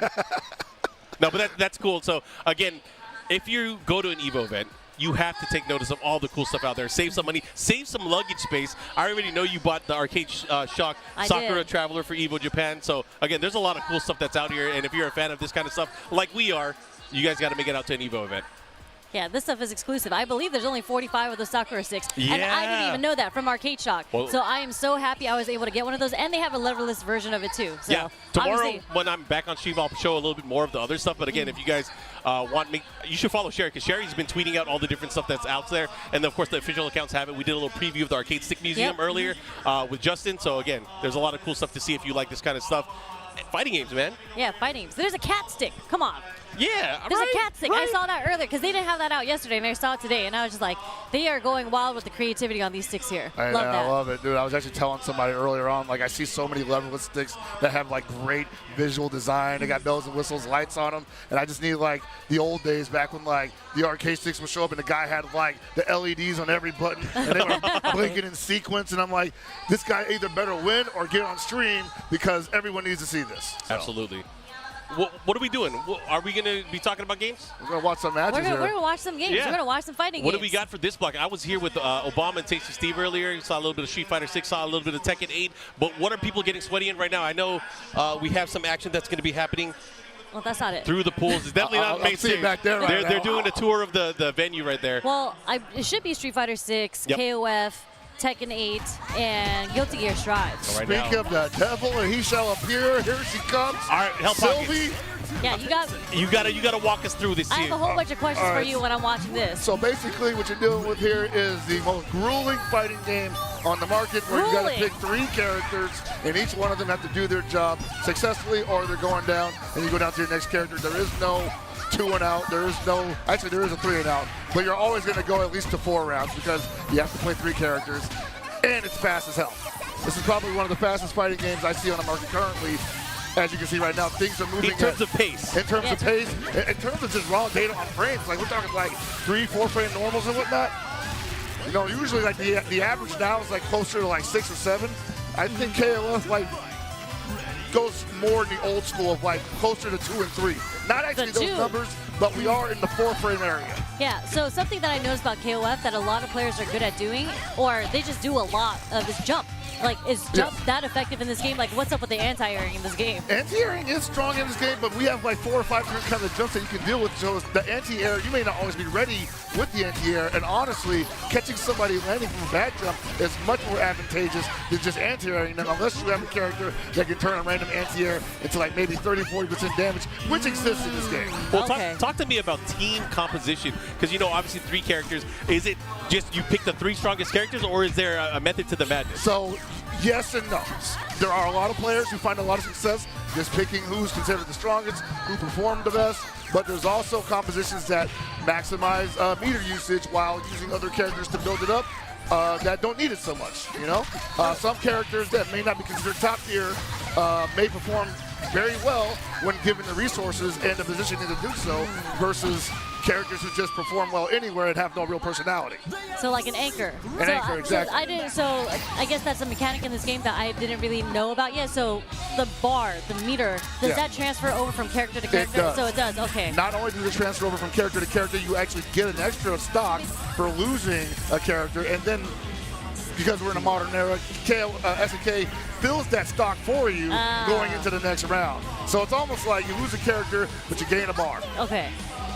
That's the benefits. That's the X factor. You definitely get like more benefits that way. Like in the old KOF, you would just get more room for meter, but you still had to build it yourself. Now they just give you the meter.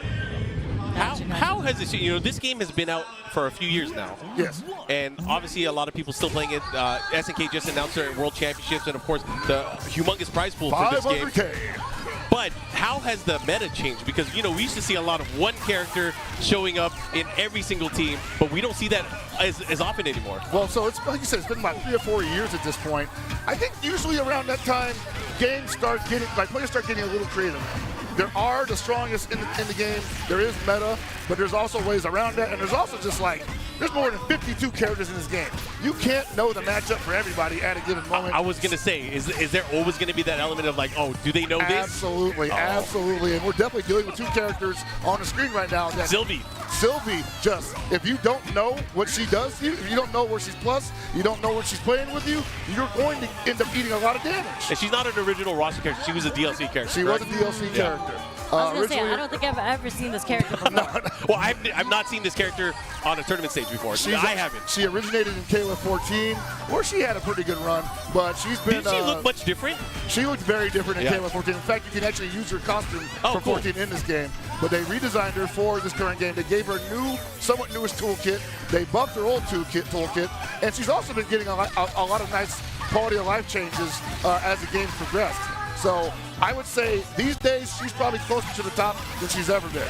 Speaking of redesign, Athena, probably the queen of redesigns. Absolutely. We've seen so many variations. This is the pop version of her, right? This is the pop version, although she'll argue that she was on vacation during this era of KOF. She actually didn't mean to be dressed up like a pop star. It just ended up happening out that way. Currently, I think one of the most annoying characters in the game, longest running ever. I have not met an Athena player that I did not like. Okay, I'll say it for you. I'll say it for you. That's a nice way to say it. Yeah, but this character and Yuri are the ones I always see people being annoyed by. Yes, Yuri and Athena definitely what you would call the stick throwing characters. You know, like you lose to an Athena online, you're not talking to somebody for 15 minutes. Like, what is it? Like, what is it about Athena? Is it Athena or Athena? Honestly, two ways of saying it. We alternate on that, actually. Gotcha. Okay.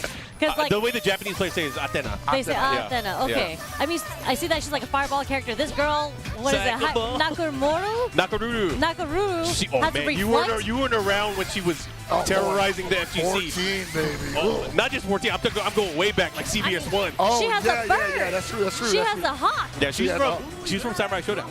She's a Samurai Showdown character. She's currently in the KOF universe canon due to a time warp or dimensional shift. Oh, we're doing. They got those. We're doing they got Chrono Triggers. They got multi-universes. Multiverses. Yeah. Yeah. Currently, 15's a story of like the universe basically colliding with some entity that revived all the dead characters. And so you see a lot of characters who died in KOF history. Like this is like the Great Ninja War. I was going to say, they pulled the Fast and Furious. Everybody's revived now. It's all family. It never happened. Actually, for lore nuts, the KOF games are insane. Yeah, the KOF stories are actually, I won't say brilliant, but if you want like some thick reading, there's a lot. There's definitely a lot. I mean, if we're talking about multiverses and then people being reincarnated or brought back to life, like, yeah, there has to be a lot of lore behind that. There's a lot going on. And remember, this game, and much like a lot of the other games that we've been covering today, existed around a time where we had a lot of secondary merch built around their products. You know, like remember television dramas, CD dramas. Yeah. There's a lot of like just side lore to KOF. I mean, that goes into this. As an otaku nerd, like I love that stuff because, you know, in the early 90s and the mid 90s, they had so much merch out there in Japan specifically for like SNK fans in general. They had the SNK fan club in Porson. Oh, man, all the cool stuff. Remember, dude, there was a time that this country had just these gigantic centers devoted to SNK games. Neo Geo Land. I mean, I'm kind of sorry I missed it, but I'm glad that it existed. I mean, Nakaruru won off. It looked like a back throw. But so, are you telling me that this character just she just gets to have a hawk out the whole time? Yeah, the birds the entire time. Yep. Yeah. She can cling to it. She can fly. She can unfly. She can fly. Yeah. And she got a knife. I saw the knife come out. Got a knife. She got a dive. It's like, well, it kind of reminds me of Strider, right? When he sends out the bird with the trap. But the bird is staying with her the whole time, and she does have a knife, kind of like a kunai, I guess, right? That's not even her best tool. She's got the best DP in the game.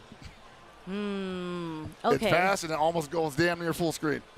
A full screen DP? Yeah. Yeah. Oh, yeah. I play her. Oh yeah, okay. That sounds fun. I respect it. I like playing some cheap stuff in games. So. Oh, no, it's cheap. So if you were to build a cheap team in KOF right now, what's a cheap team? Currently, like not necessarily even top tier. It's just is like Hydern still up there? Hydern is still up there, I believe. He never really dropped too much. Yeah. Isla is still up there. I think we're going to see a lot of Islas, especially closer to the top 8 scenario. We start seeing a lot of Benimaru definitely up there. Okay, that's a classic though. Yeah. Benimaru's like. Benimaru's just a character that's always going to be good. He's like Iori. You try to nerf him, you have to like change the entire way that he works to really nerf him. And even then, in 13, he was still a great character without all of his flame powers. So. But Benimaru is kind of like one of the classic characters of KOF. Yes. He's going to be in every single KOF. He's very popular, yes. Yeah. He's the LeBron James of KOF because like that is dude he really? He's won the most rings in KOF history. Oh, okay. So that's what you mean. Got it. Not just that, because he's been on different teams while doing it. He basically goes where the money is. Yeah. Okay, I got you. Yeah, that's another thing. The team lore aspect of KOF. Yeah. They alter him around every now and then. Yeah. So like Team Korea. Team Korea's got a lot of different characters on it. Yeah, we got Kim. Usually it's like Chang and Choi. Yep. He's doing his outreach program. But sometimes it's not them. Sometimes it's not them. Sometimes it's Kim and it's Hwa Jai and Raiden. Sometimes it's Kim and he but goes Raiden's not even Korean. He goes where the money is. The outreach program is international. Gotcha. They got scouts. He said, let's get some American prisoners on this team. And sometimes he's over there hanging out with Terry Bogard. Say, hey, let me join the Southtown team. You know, we're buddies, right? And that's really the cool thing about KOF is that you can build these stories around these characters and their teams and then just make one year where they're just like, hey, squad's not getting together this year, sorry. Wait, so when you're talking about teams in KOF, you're talking about the actual lore of teams. Yeah. Because you can pick whatever character you want. Yeah. But there are like set teams in the universe. Wait, yes. so you're gonna have to explain this lore to me. So is it like they're you know how Mortal Kombat, they all come from all different places in the world to go fight in that one tournament, right? Yeah. I learned that from the movies. Okay. So from KOF, is it like that, like where they're all teaming up and they're all coming up to this one tournament? Like why are they teaming up? Like I mean, different reasons. Like, so for the Fatal Fury team, it's because they're Fatal Fury. They're Terry, Joe, and Rock. I mean, not Rock, Andy, excuse me. And so they basically do everything together. So for the first, I would say, maybe 10 KOFs, it was Terry, Andy, and Joe. And then it would also be like Kyo, Benimaru, and Daimon, right? And they all got their different reasons. Some of them are just showing up because, you know, they want the gold. Some of them are showing up because somebody they want to meet is also in the tournament. Sometimes it's for money. So it is a tournament that's being hosted, and everyone's showing up to compete at this tournament. Sometimes it's always different people. It's been different people that have arranged a tournament. Yes. Gotcha. So the original arranger was Rugal, that character with the big chest that we saw earlier on. And then after him, it was, I think Geese had a hand. Geese had a hand in it. Had a hand in it. And then Guinness arranged one. Was this is the big wrestler dude. Was it 14? So that was Antonov. Antonov arranged one, and he claimed that I used to be the original King of Fighters. In fact, I started the franchise, and they stole it from me. And now I'm back to take it back. He loses it again, and now he's just a regular wrestling promoter. I'm so glad we have him here nerding out on. I need you. Yeah, like I need. We need context. We need context. We can't do commentary unless we know what we're watching. Exactly. So it's just like, because earlier we had Steve for Tekken 8, so I was picking like Steve's brain. I was like, wasn't Heihachi dead? How is he playing? How's he alive in this game right now? And he had all the lore for me. Yeah. So we need that because I love fighting games. I love the technicality of fighting games, but I absolutely don't know anything about the lore. So you're primarily a Street Fighter player. Do you know the lore? You don't even follow the lore? No. Because Street Fighter has some crazy lore too. So I have a very, very funny story about that. Okay. So when I was commentating East Coast Throwdown, there was a match on stream between Chun-Li and Bison. I was commentating with Logan, and he was just like, the classic rivalry of Street Fighter. And I looked at him, I was like, what do you mean? And then he looked at me, he's like, what do you mean? And I said, you know, the audience might not know what you're talking about. Bison killed her father. Yes, and then that's what he said. So he's like, well, I can't tell if you're being sarcastic or not, but just to let you know, and Bison killed Chun-Li's father, so she's getting revenge for him. And I was just like, that's really good lore. See, the audience needed to know that. He's like, I can't tell. He's like, I can't tell if you even know or not. It is your mission to carry the lore forward for Street Fighter. But right now we're talking about Tekken. Yes, your game. You are the Tekken master here on this couch, I feel. No, I think it's Hell Pockets, but I'll take over. I'm just a Raven master. I just play Raven, that's it. XCC, star player from China, going up against Genta. Genta, a really strong King player out of Korea. King is my character, so I love wrestling characters. He's a grappler, any right? fighting game. Yes, he is a grappler. Arguably the best grappler in the game. He has access to throws, homing throws, unbreakable throws, but he has so many great tools in terms of throws. But it's his pokes that really help him shine in conjunction with those throws. I was gonna say, whenever I'm playing the King, I'm not really worried about the throws, except for like the pretzel throw, the chain throws. Yeah. But like the buttons are what bother me the most. Where I'm just like, man, when is it my turn? And Tekken 8 version of King has really, really strong buttons. He has this kind of semi-tracking attack that's very fast, but it can lead to a big counter hit combo. And he can really take over the matchup really, really quickly in terms of damage. But he has to work for it. He has to take some risks, because if you're throwing somebody, if you're going for that poke, you are obviously susceptible. Traditionally, King's weakness has been he's been weak to sidestep. But he's kind of solved that in this game. But again, this game is so fast-paced now, especially up close. And that's what really people have to kind of watch out for. I've actually seen, this is, I think, the third Shaheen I've seen play today. So he's the most played character of Tekken so far. For you, then yeah, what you've for seen. me, yeah. Yeah, Shaheen very, very strong. He has a good mix-up game. I think offensively, he has the ability to really put people in the blender. And you're going to see a lot of tools here. Because not only does he have attacks that just pressure you, he does some guard damage, but also he has guard breaks too.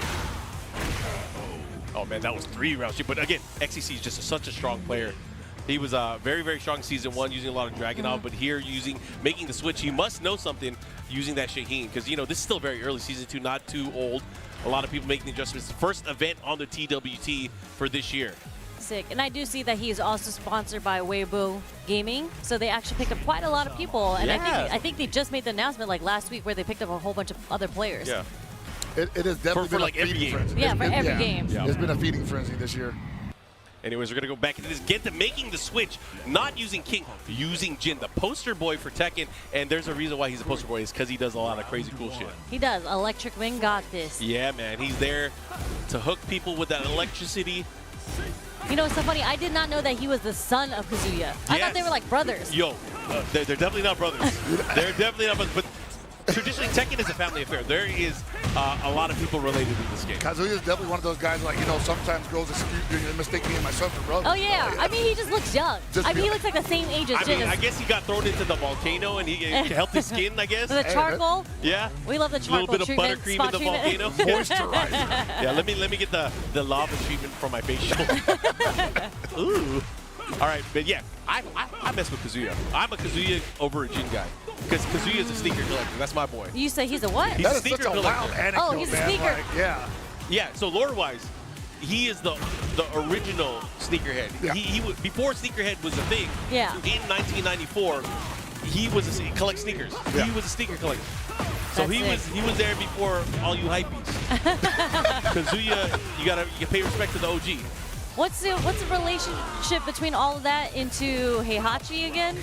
Heihachi is the father of Kazuya. Okay, because Reina is somehow related to all of them then. So Reina is not really related. So she's considered Mishima, but she was kidnapped from the Hachijo clan, which has the ability to have the Devil G. So it's really crazy. So and we can go into this, but man, I feel like I need emotional support from Steve, because like I'm gonna get very emotional when we talk about the story. I mean, I'm just looking over, and XCC is just cooking right. Like, this 2 games straight, I don't think that is what this young kid does. I'm sweating harder than he is right now. What the hell? I don't think he got around. No, I mean, 3 rounds straight, XCC really showcasing his switch and mastery over Shaheen. But speaking of switching, we are going to Street Fighter 6. We do like some Street Fighter. And it's just so funny coming from Capcom Cup. There were so many Kimberlys. We saw like the Street Fighter League.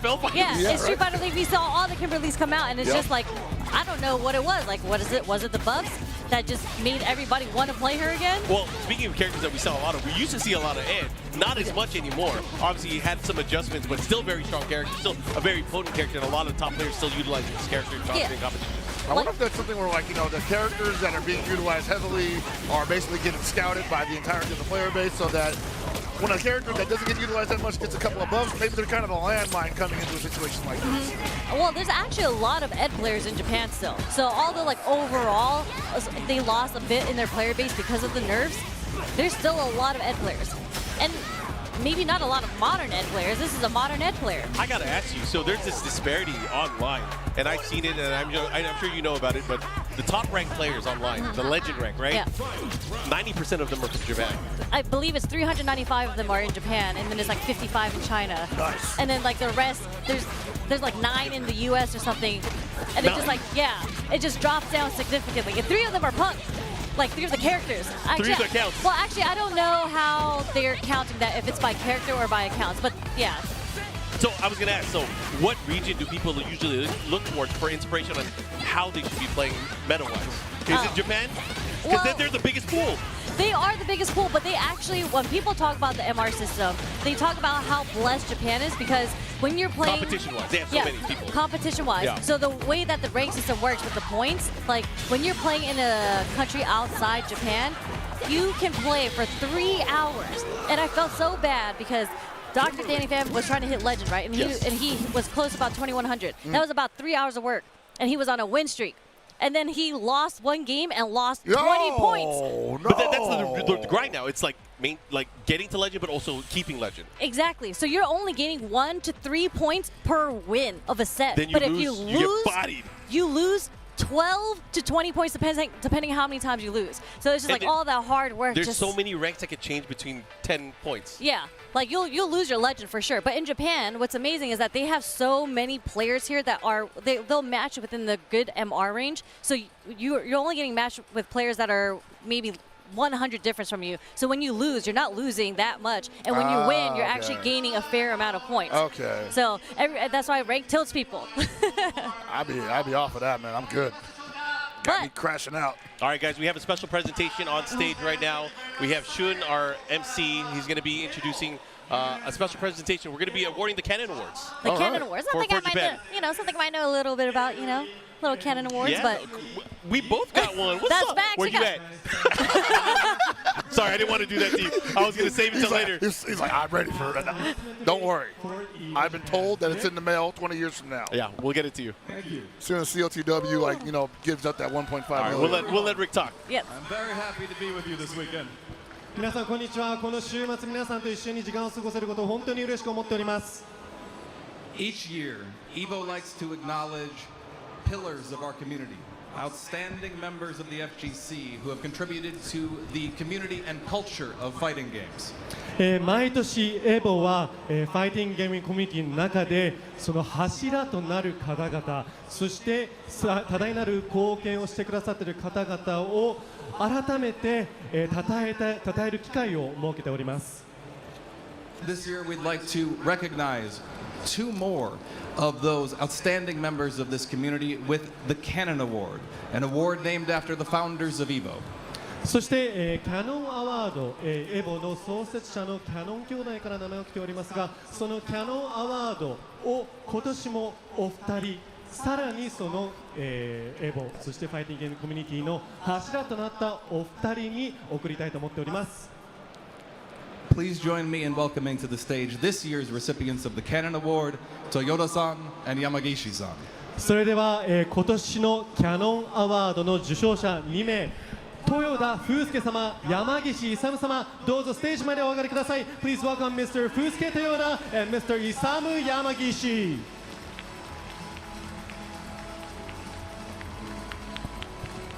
This is awesome. So, Fusuke Toyoda-san, Yanshi, is the representative of Topanga and, of course, Topanga League.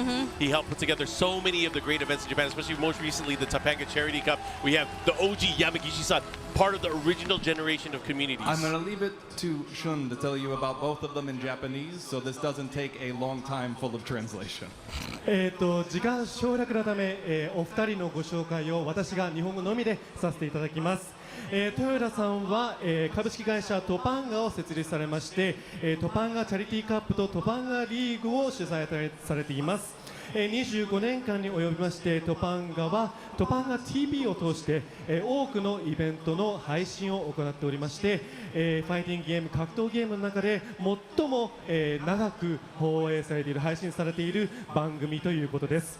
そして、魚群とゲームチームを組みまして、最近は時戸さんと桃地さんと、一緒にタッグを組んで、プレイヤーズアソシエーションを組みました。豊田さんは、本当に Yeah, so basically what Shun is talking about is all the different accolades, of course, all the stuff that he's been working on here, working with a lot of the players on Topanga. He mentioned specifically Tokido, Momochi, and kind of Bonchan, and really developing them into Topanga TV and the other aspects of all the people that they work with. But yeah, I'm sure you know him as a player before. I was going to say, I know him. I believe he used to play Sagat in Street Fighter 4, right? Yep. And now it's so cool to see, like, because I see him at every event now, but I don't see him competing anymore. So I've been wondering, like, what it is that he's been doing. He shifted over to an organizer role, really putting players first. That was the mentality, always putting players first. And then, of course, creating events like Topanga League, Topanga Charity Cup. Sick. And then working on creating teams like Varel, Cell, or Byogun, and really helping them also get sponsors. I think that's the biggest thing that a lot of people don't know about. And this is Yamagishi-san. He is one of the originators of the Virtua Fighter scene. He helped put together Beat Tribe Cup, which was honestly the original community event. That's where co-op was at, right? Beat Tribe? Beat Tribe. So yeah, so Beat Tribe is the old Virtua Fighter event that's been running for over 30 years. But Yamagishi-san, part of the original generation of community organized tournaments in Japan. Because at first it was run by the publishers. So there was the big tournaments that run by the publishers. It was him and Matsuda-san that really started doing a lot of this stuff in the back end to help uplift the communities. And he was, of course, a pivotal part in Super Battle Opera Togeki as well. SBO. Yeah. Shout out to SBO. That was such a sick concept. I wonder if they're ever going to bring it back. But congratulations. Yeah. That's awesome. So again, lots of love to these two. The Japanese community definitely would not have grown as much without these two pillars, especially in the early days and when Fusuke, of course, doing a lot of the stuff during the Street Fighter 4 days. And he's one of our tournament leads for this event too. Dude, that's crazy. Like I'm pretty sure I consumed all their content like without understanding at the time because I was just young and like watching stuff. Yeah. But yeah, it's wild to just see them in person on stage and be like, yeah, man, like I watched Beat Tribe, I watched Topanga, although I was a little bit older for that, so I was able to appreciate it more. You know, that's something that's so sick about Evo is just like the recognition of community effort. Because this is a community, and none of this really could have happened without. How did that feel when you were recognized for your hard work in the community? Because I know you were just doing things to help people, but of course people paid attention. And I think I could see a lot of guys. I mean, I remember last year too in the Abasam when he got on stage, he was kind of tearing up. I don't know if you were tearing up during yours. I felt like you were. I know Rick was tearing up when he got his as well. Yeah. I'm not gonna lie, someone spoiled the surprise for me. Oh no! Because what was happening was they had, they tried to tell me that it was like, oh, you're here to do some commentary on the stage, and then I was like, I don't see any commentary on the stage, and then there was a guy, I don't know if he was from production or what, and he looks at me with the phone. He's like, no, it's the Canon Awards that are happening right now, and I was like, oh, okay. I was like, okay, act surprise, act surprise. I would have lied to you, but like, yo, you're in trouble. You better stand right here. But Topanga's for Fusuke, he just mentioned again. He thanked a few people here. He thanked early on Matsuda-san and Inaba-san, who's the people that he works with. Street Fighter 6, and thanks to all the attendees, participants, and everybody helping, we are hopefully able to finish day one, and we hope to finish all three. I like how he said, hopefully we'll finish it. We'll definitely finish the tournament. Help. And also, Topanga has changed its name, but we will be continuing with the Topanga tournaments. So Topanga's so sick. We Topanga League, for your continuous support. Thank you very much for the award. All right.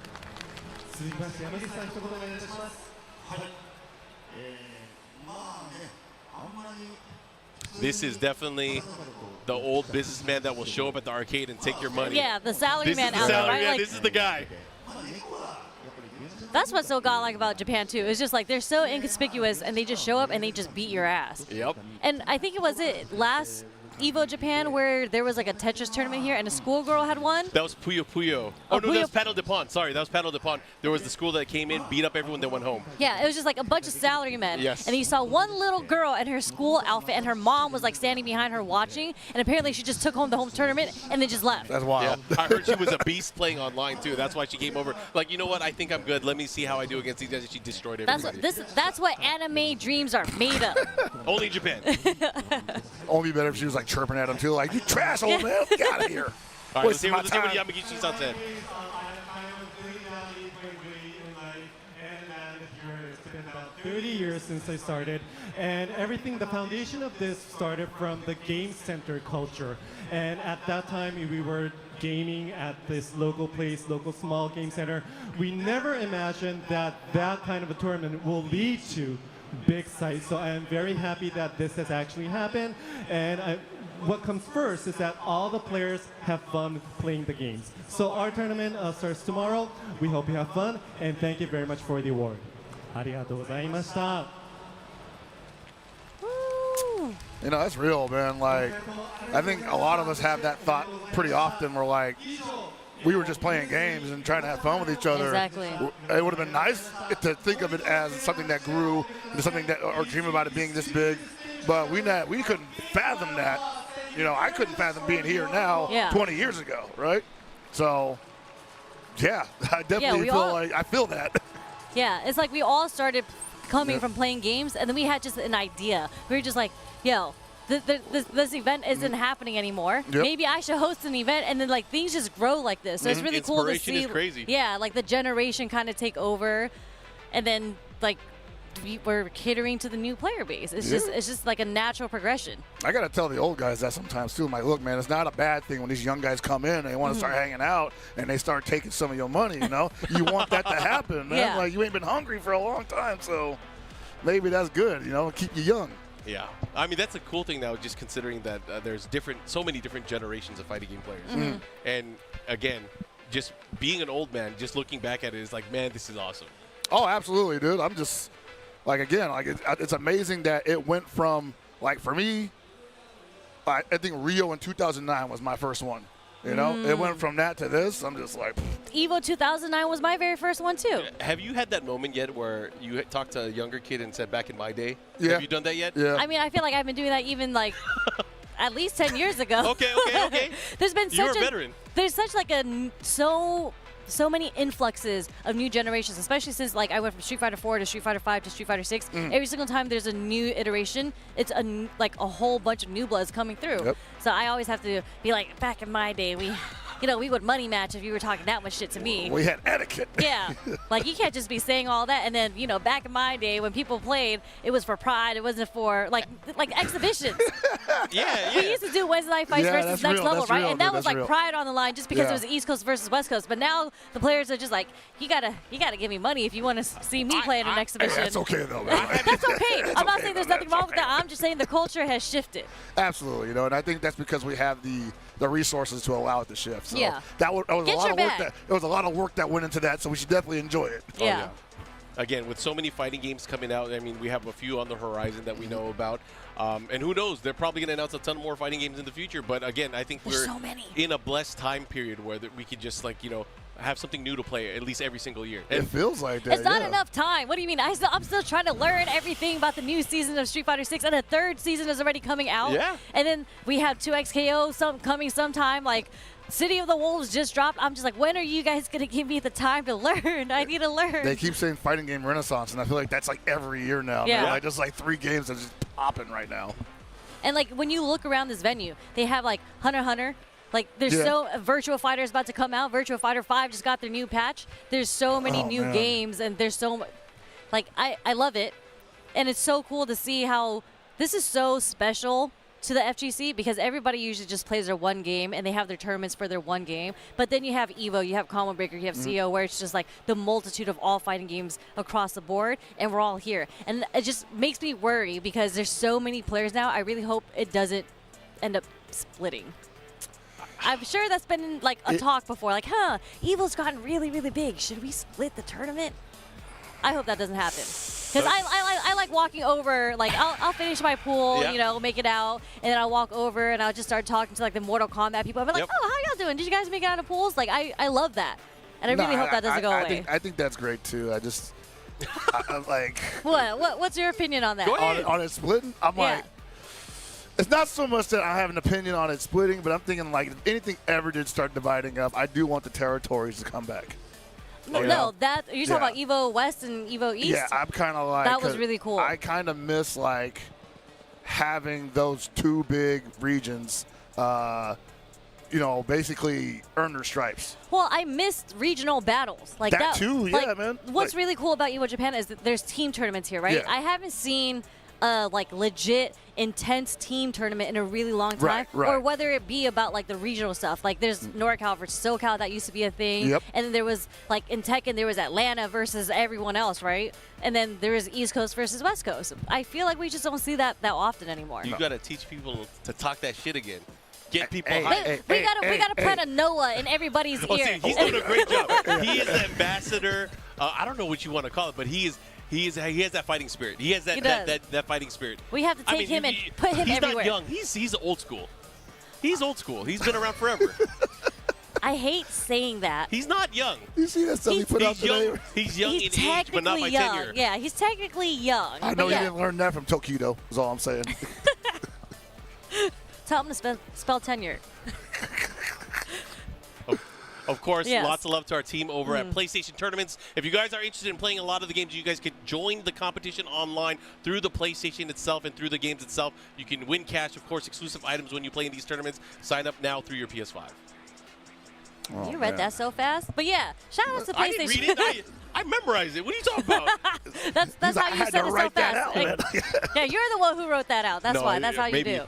No, but yeah, no, seriously, shout out to PlayStation 5. Like we mentioned it earlier, that they made so many things possible with all these online qualifiers, like these daily tournaments that they're throwing that you can just sign up for. Especially the Road to Evo events. Like exactly. Like we even saw it in effect 2 years ago, where the winner of one of those events won Evo. Yeah. It's crazy that you can do that by playing online. It can be like that, It used to be, and now we're talking about the old days and all that stuff, right? Like this online qualifiers did not exist. Like you had to pay, you had to work at the convenience store, you had to save your checks just so you can go to that one tournament that year and pray Y'all was to God. going though, man. I mean, watch y'all on stream like you at every event. I'm like, these people rich or something? Man, I can barely. We got something special. I'm gonna let you guys watch this. This is a surprise. Oh, this is a surprise. Yeah. Okay. お知らせです。アクティベーション What's ブリ his ザード name? よりアレック・レヴィンさんをお迎えしたいと思います。Please welcome Alec Levine from Activision Blizzard. Oh, what? Ooh. Wait, he was playing earlier, wasn't he? I think he was playing Blanca. Yeah, he was. Did he win? He won his revenge. COD. My name is Alec. I'm from the Overwatch team, and today we want to share a new collaboration with you. Say what? 皆さんこんにちは。Evo Japan の皆さんこんにちは。アレック・レヴィンと言いまして、オーバーワッチチームから来ました。今日はですね、新しいコラボレーションをご紹介したいと思います。On the Overwatch team, we love fighting games. We play them during our lunch breaks. We stay after hours to get that last match in. And we especially love Street Fighter. That's facts. で、オーバーワッチチームでは、休憩中、お昼休み中にも、ゲームやってますし、もう残業してる時もゲームやってますし、とりあえずとにかくゲームが大好きなんですけれども、特に好きなのがストリートファイターです。Seeing that Evo Japan is a weekend celebration of fighting games and everything that makes them special, we want to show you how we're celebrating Street Fighter inside of Overwatch. そして、このエボジャパンがこの週末が3日間にかけて、格ゲーの格闘ゲームの祭典ということで格闘ゲームをこうセレブレートお祝いするということなんですけれども、私たちはオーバーワッチがどうやってストリートファイターをこうお祝いするセレブレートするかをお見せしたいと思います。So thank you to Capcom, the Street Fighter team, and everybody back in California that worked so hard to make this collaboration come true. Enjoy the trailer. なのでカプコンの皆さん、そしてストリートファイターチームの皆さん、そして、カルフロニア私のチームがこれを実現させるためにどれだけ頑張ってくださったか、皆さんに感謝を込めてこのトレーラーをお見せしたいと思います。それではご覧ください。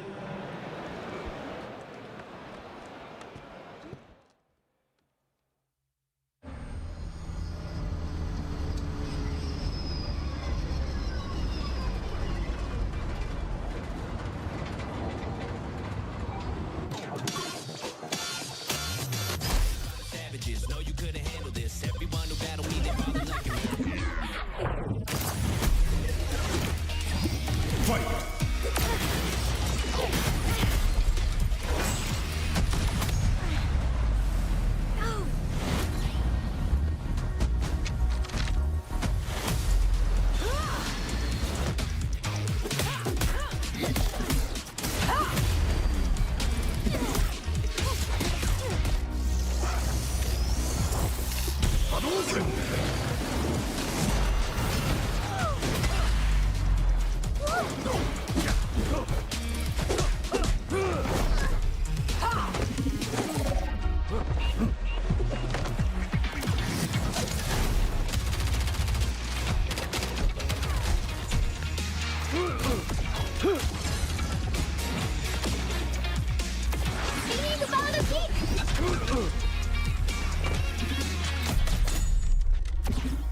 comes a new challenger.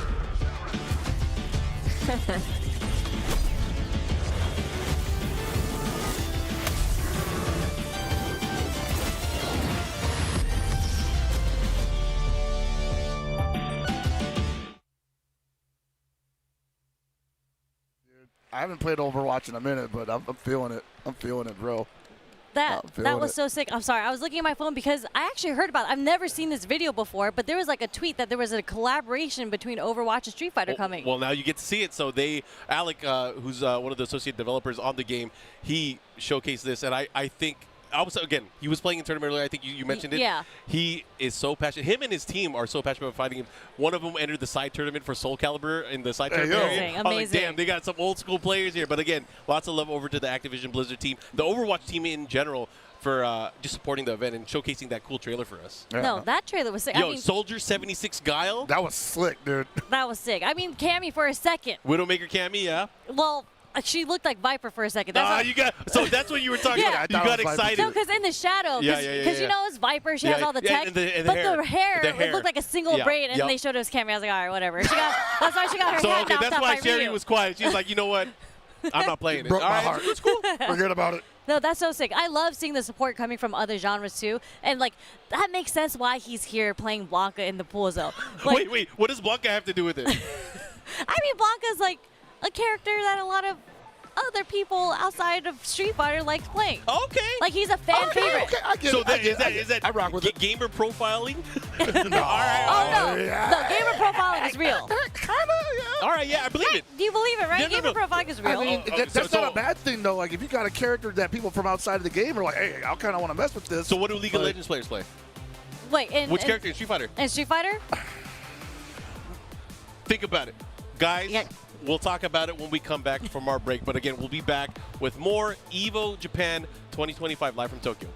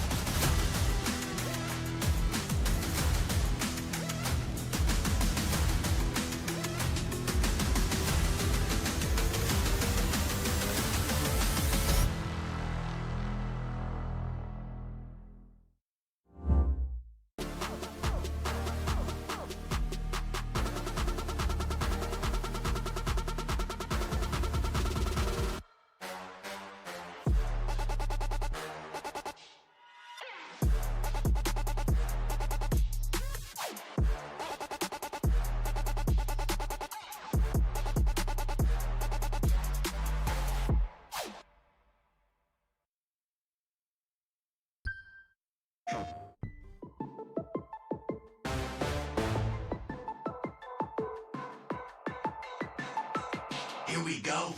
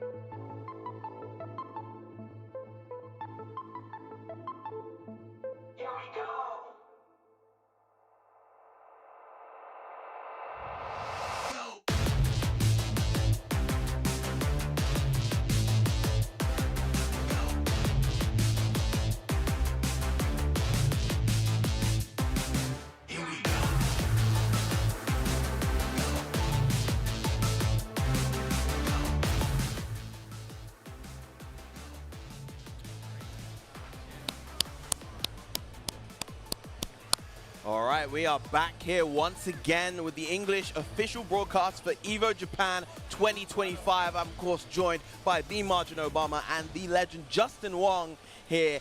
And we have just been seeing so much incredible action, so many different fighting games. How are you guys feeling? Man, I haven't been seeing all the matches like you guys have, but I've been on the floor looking at all the merch, checking out all the games, and just being in the crowd. And it's obviously very, very hot in there. But the thing is, the passion is there, and I love everything about it. And I'm talking to Obama right here. He just came from the cycling. I'm surprised his legs still work. No, we good, baby. We seen some stuff, bro. Okay. We've been through some stuff. We out here. I'm just glad you here. I'm glad you and Viram and everybody else are out. I'm glad we could be out here like this, watching these games and enjoying the competition that we're seeing unfold for all the titles here, especially the 6,000-man Street Fighter 6 bracket, second largest tournament in the game's history up until this point. Yeah. Justin, what have you been seeing out there on the floor that, what's the details? I'm hearing about you about to be the next OG that Betty's trying to hunt. I'm like, what's going on with that? Yo, I was just talking on the mic, and she just came out of nowhere, interrupted me. And I'm ready. Like, I know she's trying to be like the legend killer. I feel like she's kind of Randy Orton right now. But guess what? I feel like I got a little fight. Justin, I would never, I don't want to glaze too hard. I don't bet against you. Okay. But she's been collecting heads. It's very scary. It's very scary. I'm not going to lie. It is scary because every time I be watching her stream, I just see like 2,200 plus MR legend rank. I'm like, whoa, okay, no, Betty. She's a grandmaster. Yeah. She's been that way too. Yeah, I know. It's actually kind of insane. I saw even when VF5 Rebel came out, she was training on VF5 for a bit too. They had an exhibition, I believe. Okay. Nice little combo right there. Ooh. How many matches of Street Fighter 6 have you been watching? Quite a few. A lot, right? Yeah, I mean, it's the biggest tournament here. They got to get through a lot of the pools today. But here you go. This is a pools winners final match, actually. Thank you, Suzuki. Ooh. Right now, grabbing and slamming massive go. Perfect parry right there. I like Honda. Like, Honda's like one of my personal favorite characters just because we don't really see him too much in general. But I would say when I compare him as a character, this is a landmark. This is a character like you don't want to fight. If a Honda player is good, you have to be so ready for perfect parries and everything like that. Yeah, I think when the game first came out, especially for a lot of beginner and intermediate level players, he was the kind of character where you had to have better understanding of the mechanics and better execution of defensive mechanics than the Honda player, right? Yes, 1,000%. But now we've hit the point where a lot of those beginner players who started with the game, they're much more adept and much better with using the mechanics and executing stuff like perfect parry. They know what to go into to be able to try to get max return out of that or to get for the Oki after. Here you go. Punish counter super. Yeah, that was so good. Because at that point, the Aki just had no choice. Literally, the next medium punch would have caused her in burnout. And look at this, the level 3 right here. Got the command throw. Able to get a little bit more drive gauge back just right there. And look at this, another command throw, one more mix. What's going to be, fireball drive rush or regular drive rush? Or OD headbutt, let me in. Oh, Steve, welcome. What's up? Gets the throw. Oh, been trying to bait the parry, I guess. And Honda does have CA on deck, but it's not going to matter. I like the use of neutral jump heavy punch as well to be able to try to space out like that, try to go for some throws and try to mix that in a little bit. But massive go. Ooh. This Aki play. Yeah, nice Aki play right there. But the thing is, Suzuki put him in the corner, but changed stuff a little bit. Yep, jab headbutt. Not a true block string, so if you try to press a button, you're going to get clipped by it because it's kind of like a pseudo frame check at that point. Throw once again. Drive rush, going for the stomp. One more. Yeah, one more. I like Honda a lot. Like, you know what the best part about Honda is? His stand medium punch and crouch medium punch, they look so similar. Exactly the same. Yeah, they're pretty much identical at that point. It's and they got really good range on top of it. Really effective buttons too, especially like, I feel like, man, especially watching Texas Showdown. The reminder that those buttons are super effective as just like stop signs, especially against drive rush attempts and neutral. It felt like Ahmad was really on point with that. A good reminder of how, the threat that this character has. 1,000%. I've always been a proponent of just telling people that, like, this is one of those characters. And I talk about this a little bit in Tekken with, like, the newer characters. I love how they kind of rehash, like, the Blankas, the Hondas to be, like, drive-heavy, intensive, where they kind of drain the bar, take advantage of it. I really like that forces you to play the Street Fighter 6, like, drive gauge game. Yep. Yeah, they did such a great job with, like, a Honda redesign and a Blanka redesign. Because normally when these characters come back, you could kind of, like, already have the assumption of like how they're supposed to be played, but they're not really played like that anymore. They're not. Right? They're not. So that's really, really cool. But this Aki player, you know, even though like this player's at match point, this player's always at burnout or close to burnout every single time.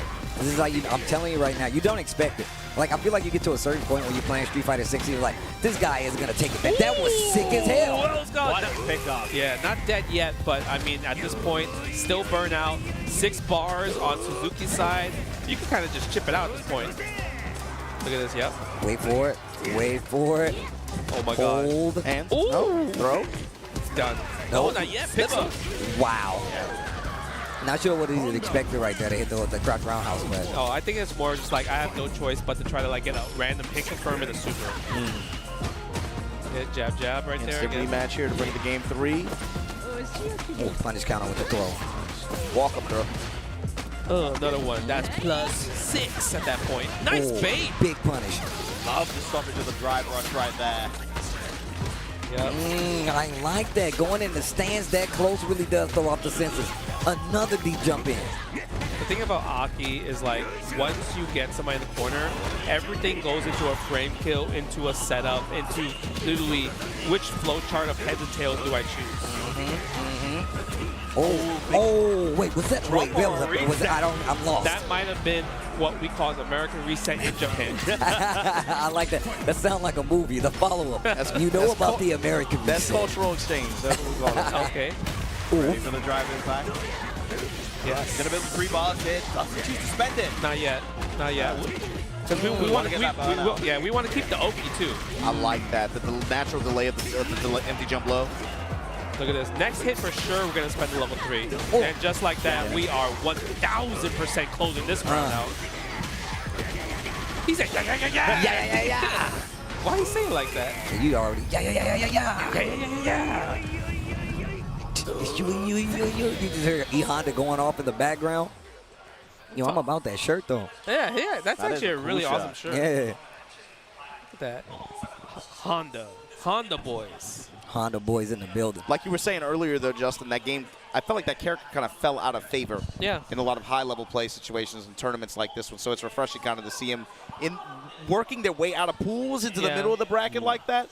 And like you said, landmine character because of the way, just again, like the way the damage works out with him, the way he's going to, again, just kind of pop quiz you on effective use of mechanics. For a beginner or intermediate tournament player specifically, that's probably a big threat. Yeah, it's like a lot of times when you think about sumo headbutt and butt slam, you're going to like, okay, answer, perfect parry. But then the Honda players now, they're whiffing the buttons on purpose, like stand heavy punch, and you're prematurely pressing tap parry.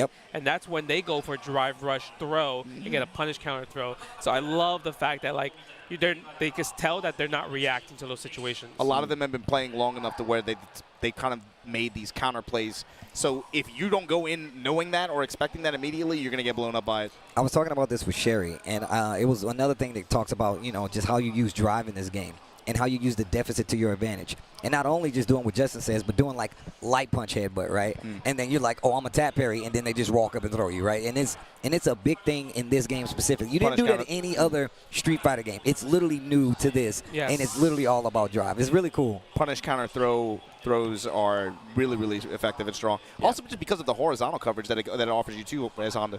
Not only are you killing drive gauge, but you're also getting real estate.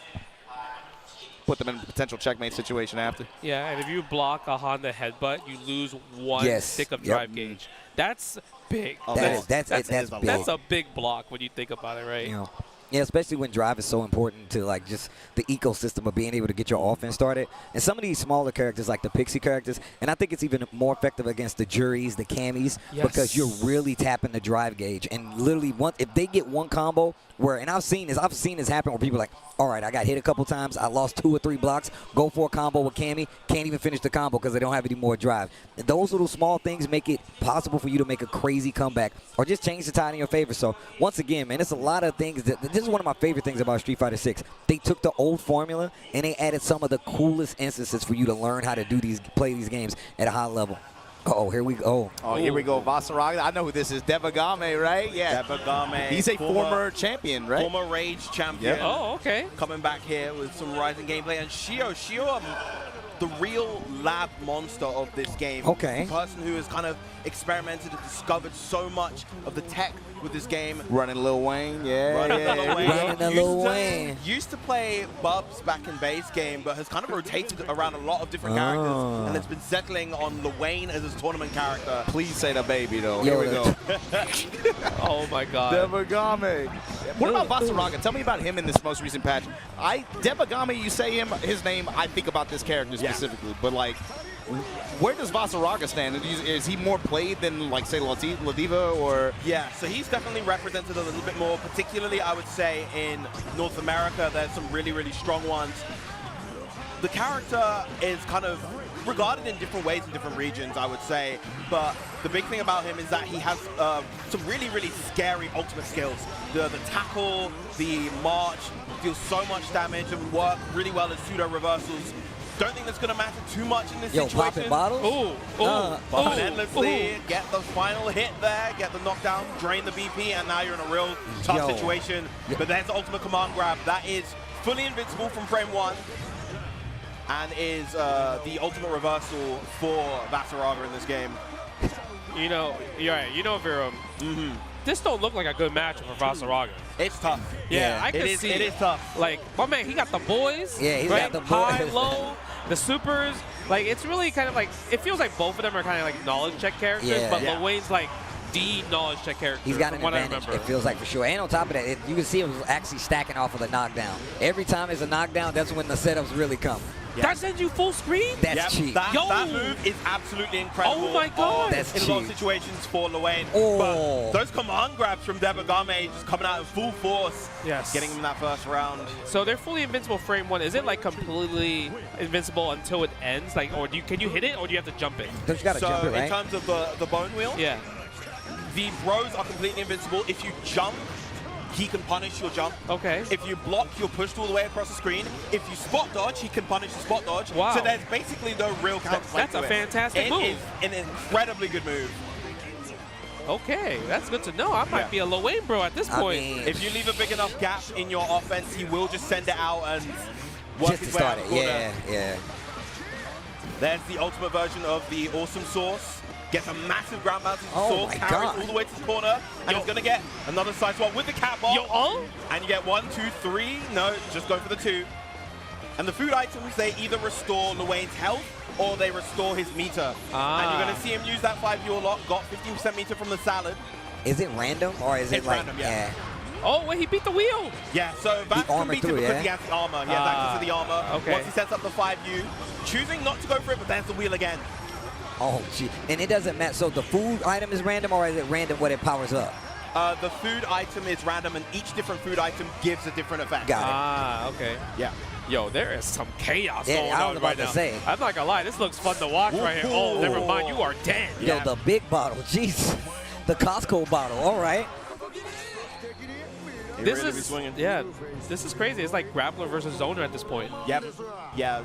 Lil Wayne definitely kind of leaning into that Zoner archetype, and out of all of the characters, arguably all of the Zoners, he is probably one of the most mentally frustrating to deal with because he sends you full screen, he starts getting that food, he builds up his resources, and it just makes you impatient to want to get in, and at that point he just hits you again, and the cycle just continues. Man, yeah. I like that. Oh, look at this. You know what's cool about Lil Wayne? Because I remember him as like the character that's like, okay, if you don't know how to counter my super and my ultimate, you're dead. But they gave him so much where he's a complete character now. Yeah, so I love that. He definitely, like, what I remember from Lil Wayne was he was completely dependent on the goddess super, right? Like, you want to make sure you get the big setup for that. And this right now, we haven't seen it one time, and it's literally more about getting your game set up and like managing these items and making sure the player never gets to play. But Vasaraga just looks ridiculous. I'm glad you told me about the throw because I completely forgot about it. Ooh, look at this. Yeah, Lil Wayne having access to real metered options in this game has been a massive, massive boon for him. Both these characters, fantastic metered options. The U Fireball, I would say, arguably Vasaraga's best. Incredibly fast. Yeah. You can't roll through it. It's super plus It's massive, too. There's the armor once again. Oh, almost getting rid of the bros with the far light, but nice with punish, but not quite enough. This will be difficult, yeah. And Shio had to kind of gamble with the food right there, tried to get one that restored health so that he'd get out of chip point, but unfortunately got the salad, which gave him meter. Okay. Okay, yeah, that's really dicey, though. I can see where that could be a pretty scary thing to do. But a lot of times you definitely will challenge it, especially if I'm fighting against Leroy. Yo, he tanked those two bros. You saw He's that? like, yo, get out of here.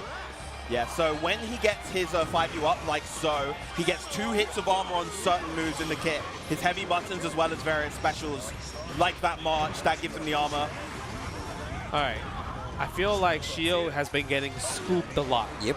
To me, the command throw doesn't look that fast. Is there a different option instead of the command throw? That's why he's like kind of like scared to jump out of the situation. So when he does that march right there, Vasaraga has access to 4 different options. He can do a very high, very fast high.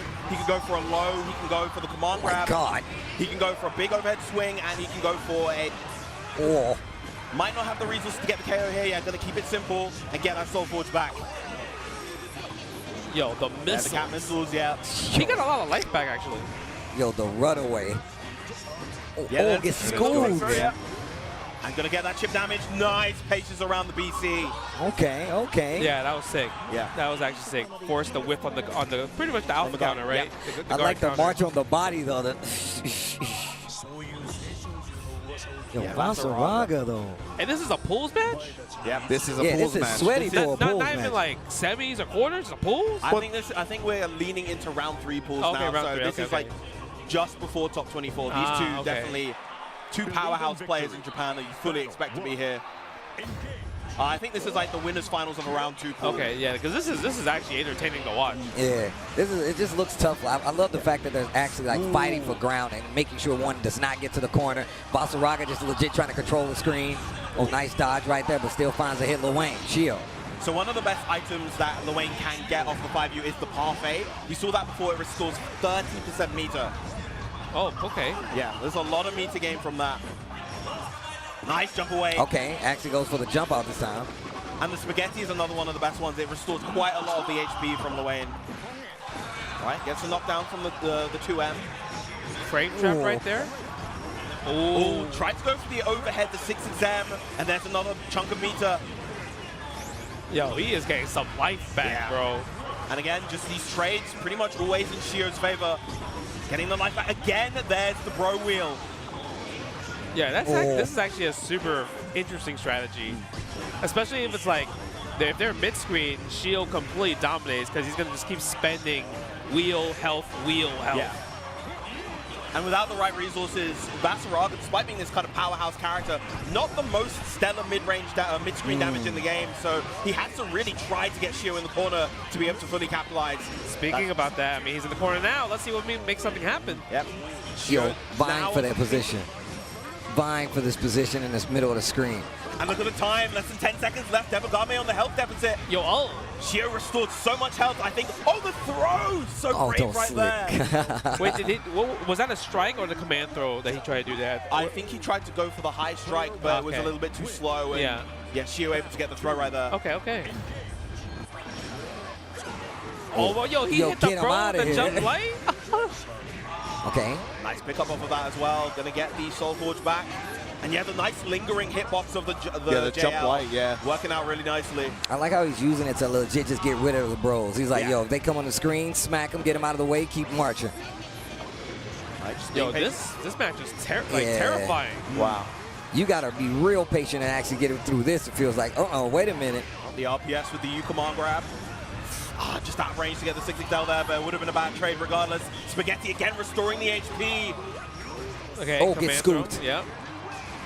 Okay, I like that. Trying to set him up. You saw this, the stand lights. Jumps out.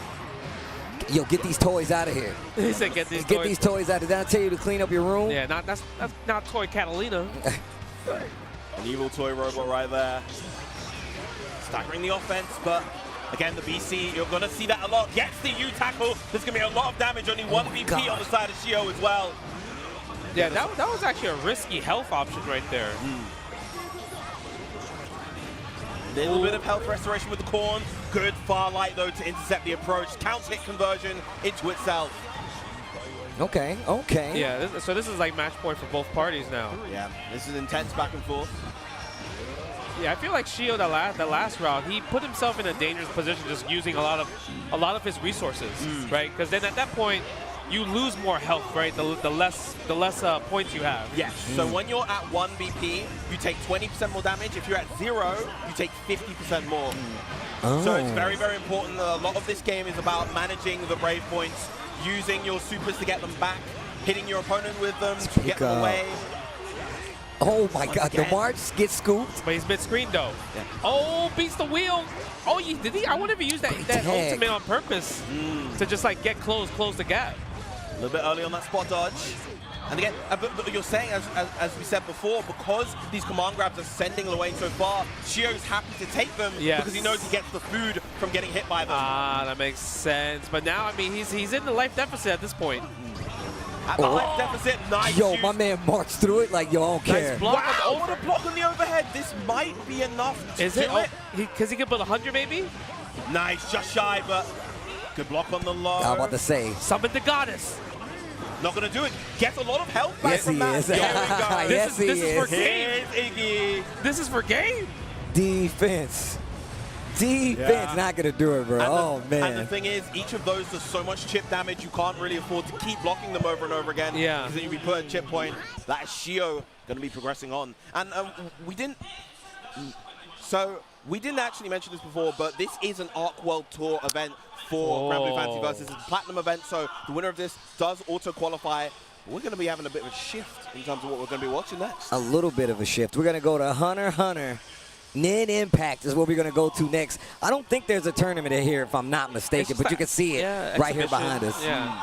I'm kind of curious on like what changed a lot, because I feel like every time we see a new build, something changes. There's always something different. The big jump from the original build to that I think you also got a chance to play as well. Yeah. The big build from that one into the active tag system of the sequential build, make it more reminiscent of some other more active tag mechanic type games. Killua's movement when he's powered up is kind of crazy. It's actually kind of crazy. I saw that and I'm like, oh nah. Okay. Oh, we showing off combo videos now. I love it. And it definitely looks a little more polished too. It looks a little more smoothed out. It looks a lot. Yeah, it looks a lot faster. Yeah. Right. Ooh. I wonder what kind of like combos. I know Gon had like these like Jonkin combo loops or whatever. I wonder if he still has them. Seeing if they committed to the designs and some of the loops and sequences that you can do, to see if they believe in it. I love that. Hisoka and I want to see Hisoka and Killua. And of course, Leroy to go. Leroy. Yeah. True 18 spirit in this game. Yeah. 18 is like, I want to make sure that I keep my style and everything, how I make previous games. I want them to be saucy and full of the cheapest mix-ups possible. I feel like this game is definitely going to scratch that itch. Like, ever since we've seen it, it was Evo last year we was watching this together, actually. Yeah, I played it at Evo Japan last year for the first time. Right, and then obviously they had the exhibition where Direphone won in Evo Las Vegas. So now I'm really curious to see like what kind of new things I'm gonna notice. Be like, oh, that wasn't there last time. This is new. So because this is part of Evo France's lineup now, right? This is the latest game that they announced. Also, even like I don't remember the life bars even being like this. How they have them like one under each other like this? No, I think it used to be 1, 2, 3. Yeah. So this is definitely different from what I remember. Y'all watched the anime before? Yes. Yep. Okay. Yes. Okay. Favorite characters? What's the old man? What's the Nitaro? What's his name? Netero. Yeah, that's my guy. Also, I'm still trying to find a legit version of the shirt that he wears. Actually, I want that shirt, the heart shirt that he has. Okay. Yeah. The old man is OD. I like Hisoka. Yeah. All right, what about you, bro? I gotta say either Kurapika or Meruem. Oh, you know what? Biscuit. I like Biscuit. Yeah. I like Biscuit. Great. You like Biscuit? Yeah, all right. yeah. I would say Hisoka is like my favorite character. At the tower, when they fought, and then he got the hit. He's like, all right, here's the card. That's a big moment. That's a big moment. Yeah, that one was OD. I don't normally like the Piero kind of like Joker character like that either, but there's something about him. He's cool in this. Like Overgear. So, this is different. Overgear? This is definitely different. Because before it didn't have it like that. It was just red. It was just red. So this is like, hey, you're in Overgear. I want to make sure that you are in this form. Yeah, they've definitely been experimenting with some HUD options. Immediately. Look at that. The Overgear stands out. Yeah, overgear is pretty darn cheap, right? Because it buffs the damage.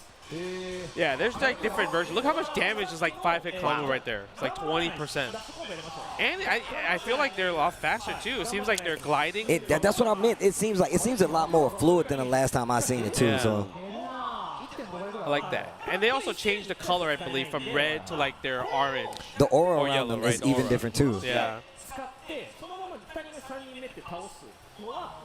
I was definitely just asking Range. I was like, yo, you gonna look at this or what? Because I feel like if you have any tag background experience, this game, and you like the cheap stuff, then this is something you're definitely gonna get into. Yeah.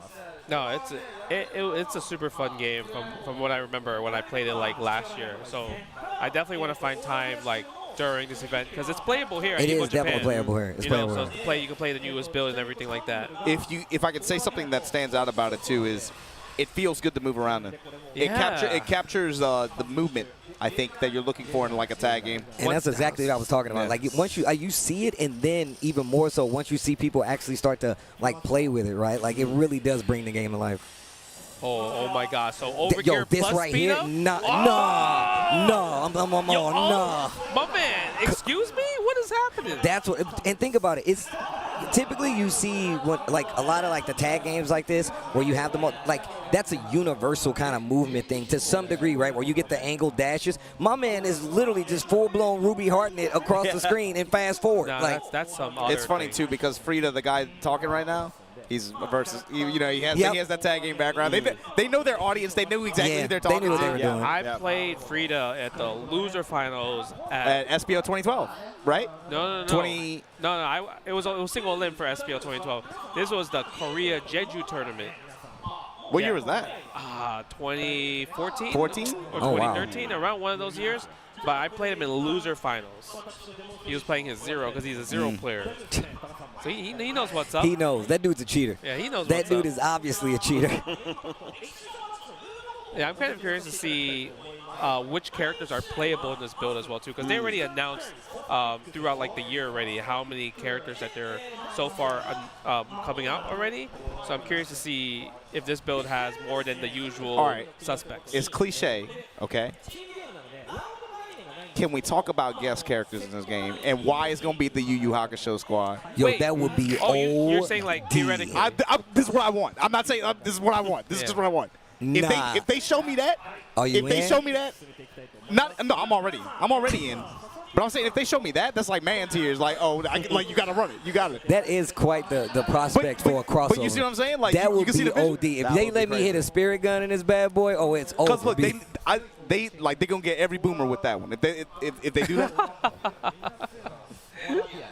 That's going to be really interesting to see how this game unfolds, man. Yeah. I really want to see who's going to latch on to this game because, once again, obviously we do got, like, tag games coming out, man. We got the 2XKOs and whatnot, et cetera, et cetera. But now, like, they're carving, like, their own niche when it comes to, like, how you play them, whether it be, just how vital it is for not to get hit or just the movement. And it seems like this one is mixing a lot of these things that we know about and making it character-specific, so in a good way, too. So. Yeah, I think if you love kind of that tag game with movement that you're looking for, like Marvel 3-ish, this is the game for you, I think. Yeah, I can appreciate the fact that in this era where we have the tag game kind of has like a void right now.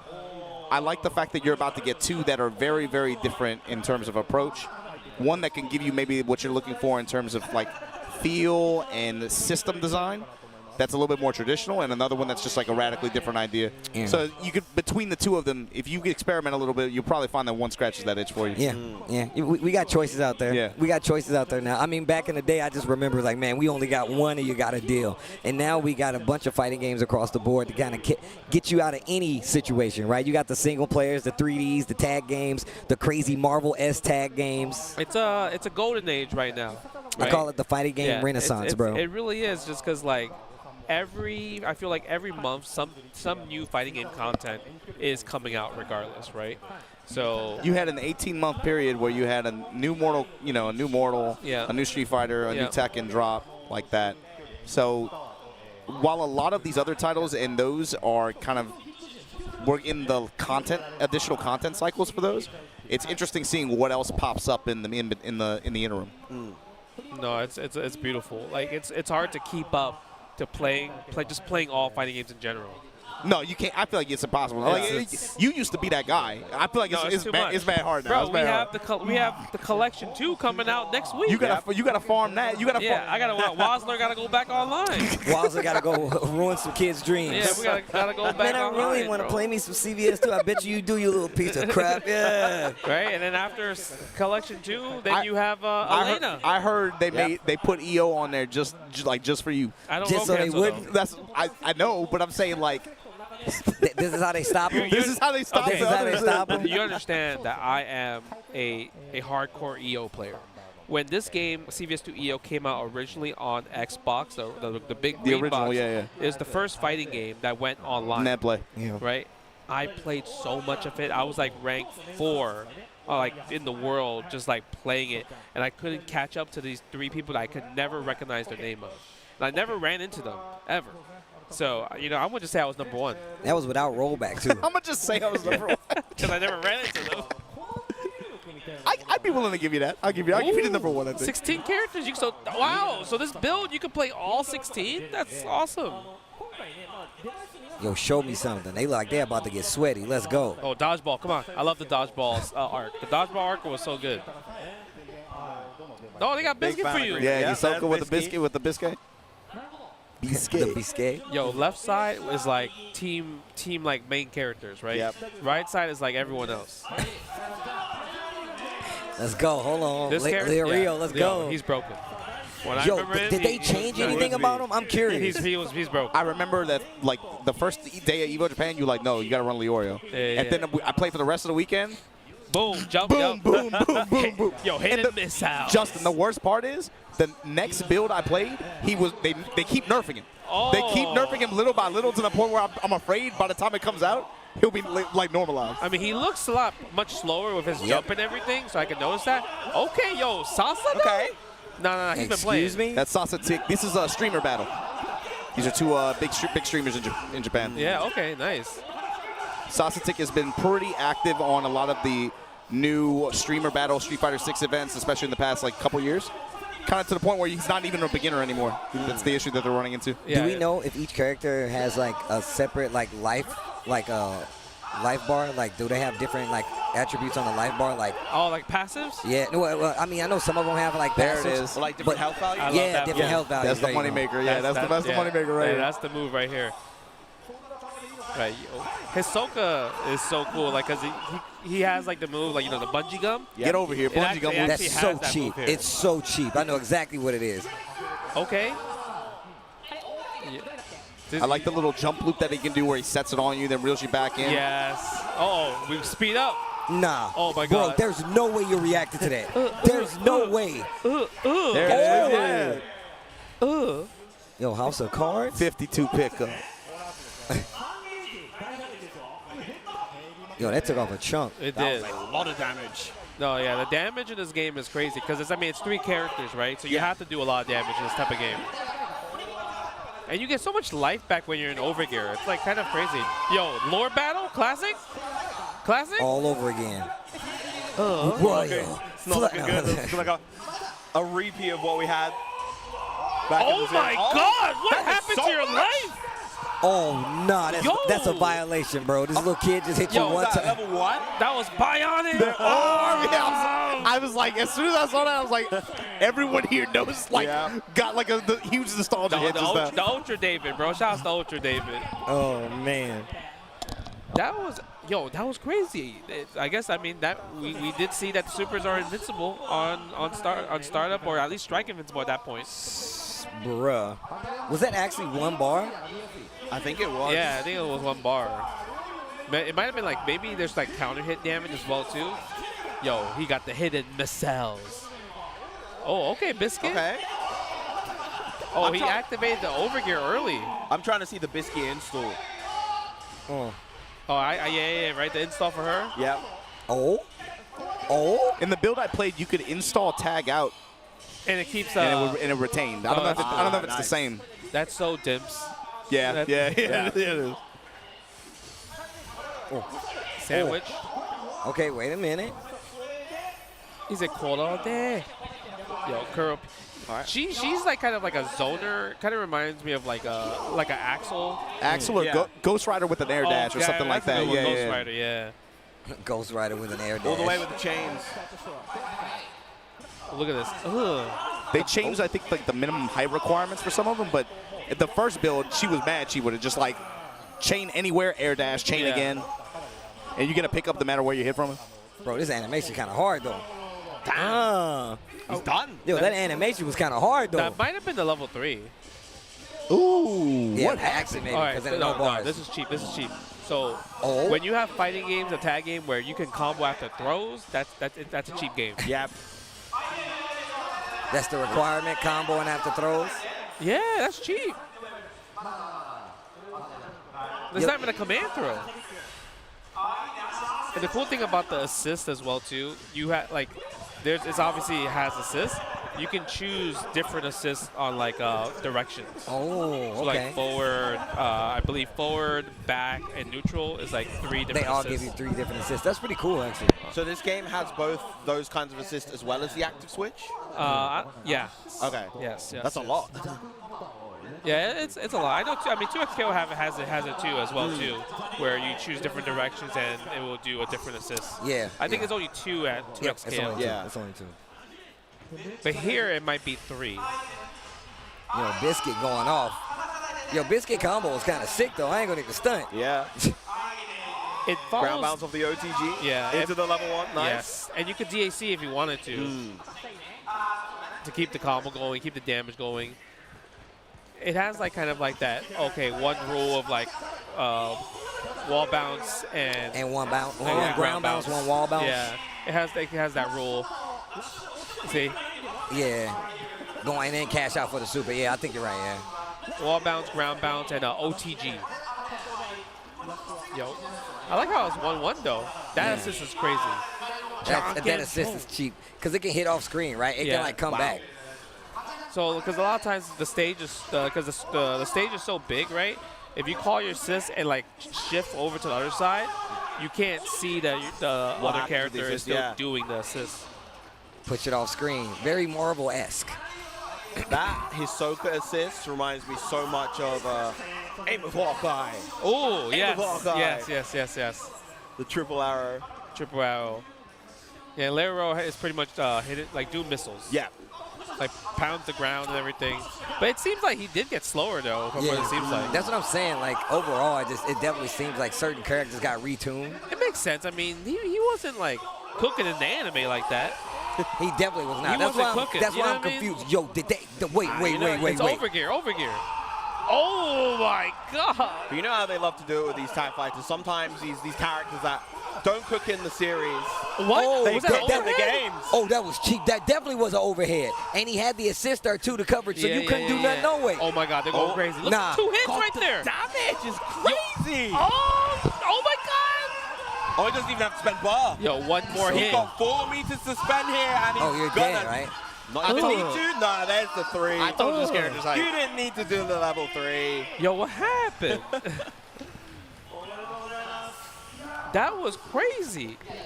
Yo, so this is definitely one of those games where things can turn around like very quickly in 4 or 5 seconds. Yeah. Wow. Bro, that setup in the corner, the overhead with the assist covering, so you can't do anything. Yeah. Yeah, incoming mix-ups in this game feel like they're going to be really cheap. Yeah. I think as the more people develop some of the assist coverage.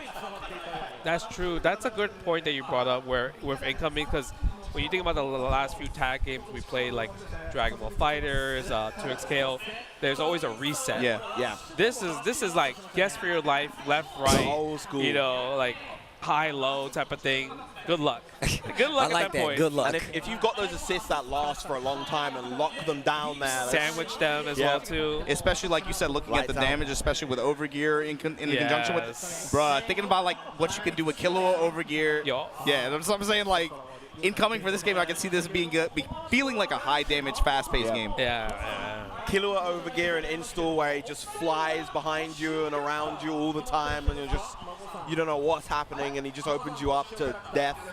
All right, we got Mago-san though. I was wondering if that was Mago that was sitting up Yo, there. that's actually. sure of a Mago? Yeah, bro. That's a fun shot. I'm gonna tell you what I got the Haitani sweater. Ooh. Yo, with it with the tap. Yeah, he's a tap. I'm curious to see Mago. I mean, knowing Mago for a long time, he's definitely a man of culture. You know what Yes. I mean? I'm curious to see what kind of team will he play. The Because cheap. whatever he plays is gonna be cheap. Dog, I'm over here dying from heat. I want y'all to know that. So if y'all hear noise, that's me fanning myself and the guys on the couch. Cause gosh. It's not that bad. Bro, I don't know how you're surviving. You wearing a jacket. They popped the AC on. It's definitely a lot better than it was. Yeah, it was. It's not that bad. Yeah. Maybe it's just you. Maybe. You're a hype person. I run hot. I guess. Yeah, you're a hype person. So, okay, when you see the characters, the 3v3, what's your team, your first team you're going to play when this game comes out? Kurapika, Leorio, Bisque. Okay, damn, well, he already got it. Yeah, I was about Wow. to say, he ain't even give me a chance to answer. Yeah. I'm probably going to play Netero. Okay. Netero, Kite, and Ooh, Kite, that's a good one. yeah, I'm a big Kite fan, and I'm still kind of undecided right now. Either Killua or Gone. Okay. I don't want to play Meruem. God, his name escapes me. The guy with the giant pipe. With the Oh, I know glasses. what you're talking about. Yeah. Him and I don't know who I want for my third yet. I'll have to think about it. I feel like you said your favorite was Kurapika. I did, and that's true.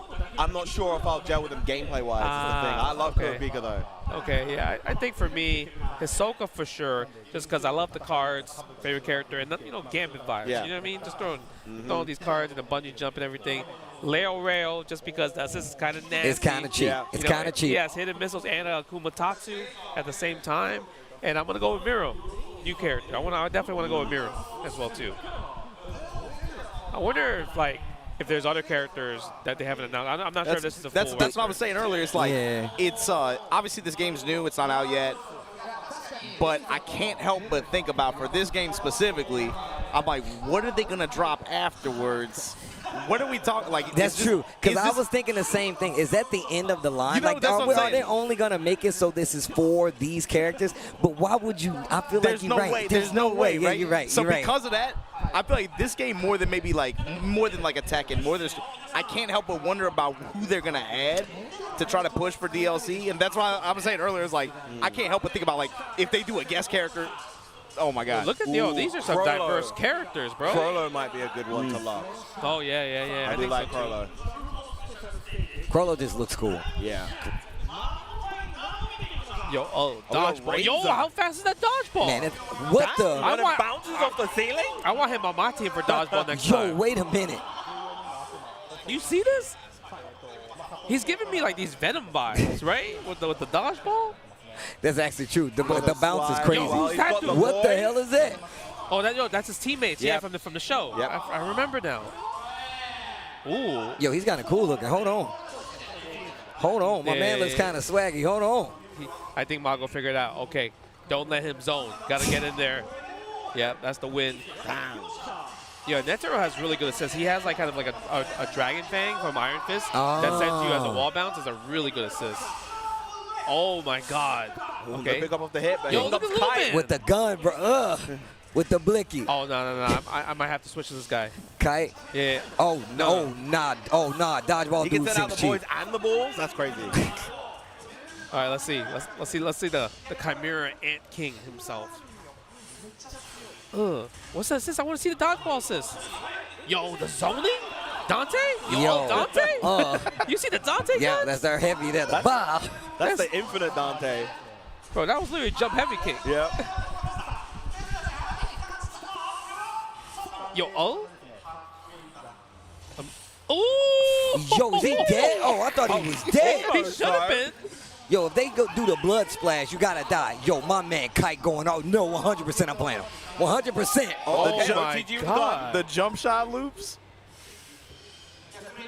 Yo, I gotta play this character. I have to play him. That's kind of godlike.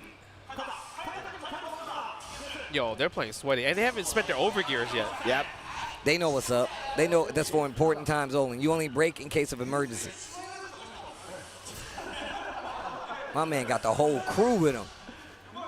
Yo, that Taro. Oh, you know what they haven't added? They haven't added Killua's parents yet. The dad and, the and the grandfather. All of the Assassin Guild guys. Man, what's her name? Black Canary? Is that her name? That's what I'm saying. There's mad characters. Yo, what's There's so many Hunter characters. There's a lot of the Chimera Anta don't have. That's true. The Phantom Troop, a lot of them. Whoa, this stays on the show. Okay. No. This is a broken super. This is what we call skip neutral at his finest. Yep. Yo, wait. I was like, why is the screen That's still the first time I gray? saw it. Instant flashbacks. I'm like, oh, God. Yo, that super's crazy. Yeah, boom, boom, boom, boom, boom, boom, boom. Yo, the massage. Surprising that reminds me of TVC Rikola. Oh, yeah. The crazy part is, so if you overgear that super, the super will keep going. And you can mix them up high and low after that. Oh my God, he might be dead. He might be dead. That's a big counter. You built the 3. Oh, nice combo. In overgear oh, too. Oh. He might be dead because he's in overgear. Yeah. Yo, yeah, what? That's a level 3. Yo, these animations, they are cooking though. I ain't even stunned. Dang. That was a TOD. The TOD. Well, okay, Naro. Smoked Mago. It ain't September, but you know what I mean? We got. Right. I want to see some more games though. Yo. What? What? Yo, what? He really TOD'd him? Do you think we're gonna get the same characters again, or do you think? No, I think we're gonna get the same characters. I think we get the same characters. I actually just want to see them play the characters again. So I'm yeah, hoping we for were definitely we locked in. We locked in. We definitely locked in. Watching, like, yo, what's characters happening? look really cool. Yo, Kite, my guy. But the dodgeball. You're on the squad. He said you're on the squad. You're on the squad. Nah, that's kind of crazy. That's the thing. Jump shot. Yeah, that's air kinda dash crazy. back, jump shot, falling jump shot. Yo, I like this. This is annoying. Yeah, I'm this about is annoying stuff. Yeah, this is definitely in we your know how warehouse. much you like annoying. Yo, you see the annoying. Yo, look at this. He can't get in. Imagine you add Leroy assist on this. I'm thinking, my God. Add Kurapika, add Leorio to this. And just mix between just like the screen flood. This might be the wave. This might be it. That's day one. Write that down. He said write that down. Write that team down real fast. No, he's just staying still. He's like, you know what? You got it. He's like, you got it. Yeah, right? I ain't doing this. I'm not here for this. Oh, controller malfunction. He disconnected on accident. In the middle. At least it was in this during the super. Yeah. That don't count as DQ, right? We mashing. Oh, We're okay. actually mashing. We're mashing. He blaming Mago? He's like, it's Mago's doing it, not me. He said the zoning was too much that the system crashed. My man had Kite with the bow. Stay back. I said stay back. Jump shot plus assist sounds crazy. That Leroy add-on, you might have me with that one. When someone like you looks at this game, Justin, and you think about team building, what stands out to you? Oh, okay. I feel like I think it's a classic Marvel 2 thing where it's like point character, right, that's able to like kind of do stuff without spending too many resources. Because then you use the resources for your second character. And the third character is kind of like you could choose between either anchor or a support character as an assist. So you still think about it in those terms. Yeah. And so like when you look at some team comps right now for this game, what stands out and how do they fit to that? Let's see. Okay, if I had to choose kind of like a really interesting like day one team to win a big tournament, I feel like Kite with Leo Rail. And the thing is, you see Kite not spending any resources there, right? So you find a second character that is more of a resource heavy, maybe a Killua to keep going and install, using Leo Rail going back and forth, Especially if you have access to his assists. Yes. Killua comes in, turn up, and then if you're able to get a kill and you force an incoming, then you have a really nasty situation that leads onto itself. Bro, did y'all see that? Did you see that assist? we want to see. Yeah, because Leo Rail has two good assists where it's the Doom Missile, kind of like a Doom Missile where it tracks, and he has like the little knife stab. So it's kind of like if you want to mix, you can still use that assist as well too. That pickup with the boy? Yo, they're actually going on. Are y'all seeing they going off right now? Ray was going crazy. Yo, he can't get in. He's like, yeah, try to zone me out now. Try to zone me out now. See, now that's why I would add Killua on the team. Yeah. Because you see how Kite couldn't make a comeback, but at least with Killua, he's more aggressive. He has the install. He could start the mix. Leroy has options to do zoning assists or aggressive assists. So that's kind of more of like the team building in those situations I'm thinking about. Meanwhile, Kite functions just as general zoning control, but you're passively building meter to enable Killua. Yep. Yeah, there you go. All right, I'm already thinking. I'm thankful I'm watching this exhibition. Now I wrote it down. I wrote it down. No. I was like, all right, yeah. You're like, all right. Ball's out. All right. I got you guys. Day one on the stream. Kite, bro. Now I'm curious to see some of the other characters that we haven't seen that much of. Who else have we not seen that much because they were introduced relatively recently? I want to see more of Morel. That was his name, the guy with the giant pipe. I want to see what's her face with the pink hair, part of the Phantom Troop. Oh yeah. Okay, I know what you're talking about. Yep. I think it starts with a K. What's the name of the? She's like in the most recent arc. The one like her spit infects people or something like that. She's got the scar on her face. What's her name? Gosh, I'm trying to remember.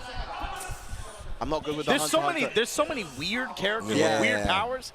I want to see how they tune them in and tune into the game. I'm trying to see. I'm trying to see the what's his name, Crollo again. Yeah. Bro, because that shark super. Did you see the assist? Did y'all see the assist he did? Yeah. It was the home and stomp assist. So it literally looked like it homes to you. Yes. It's like Vajra. It's like multiple hit Vajra.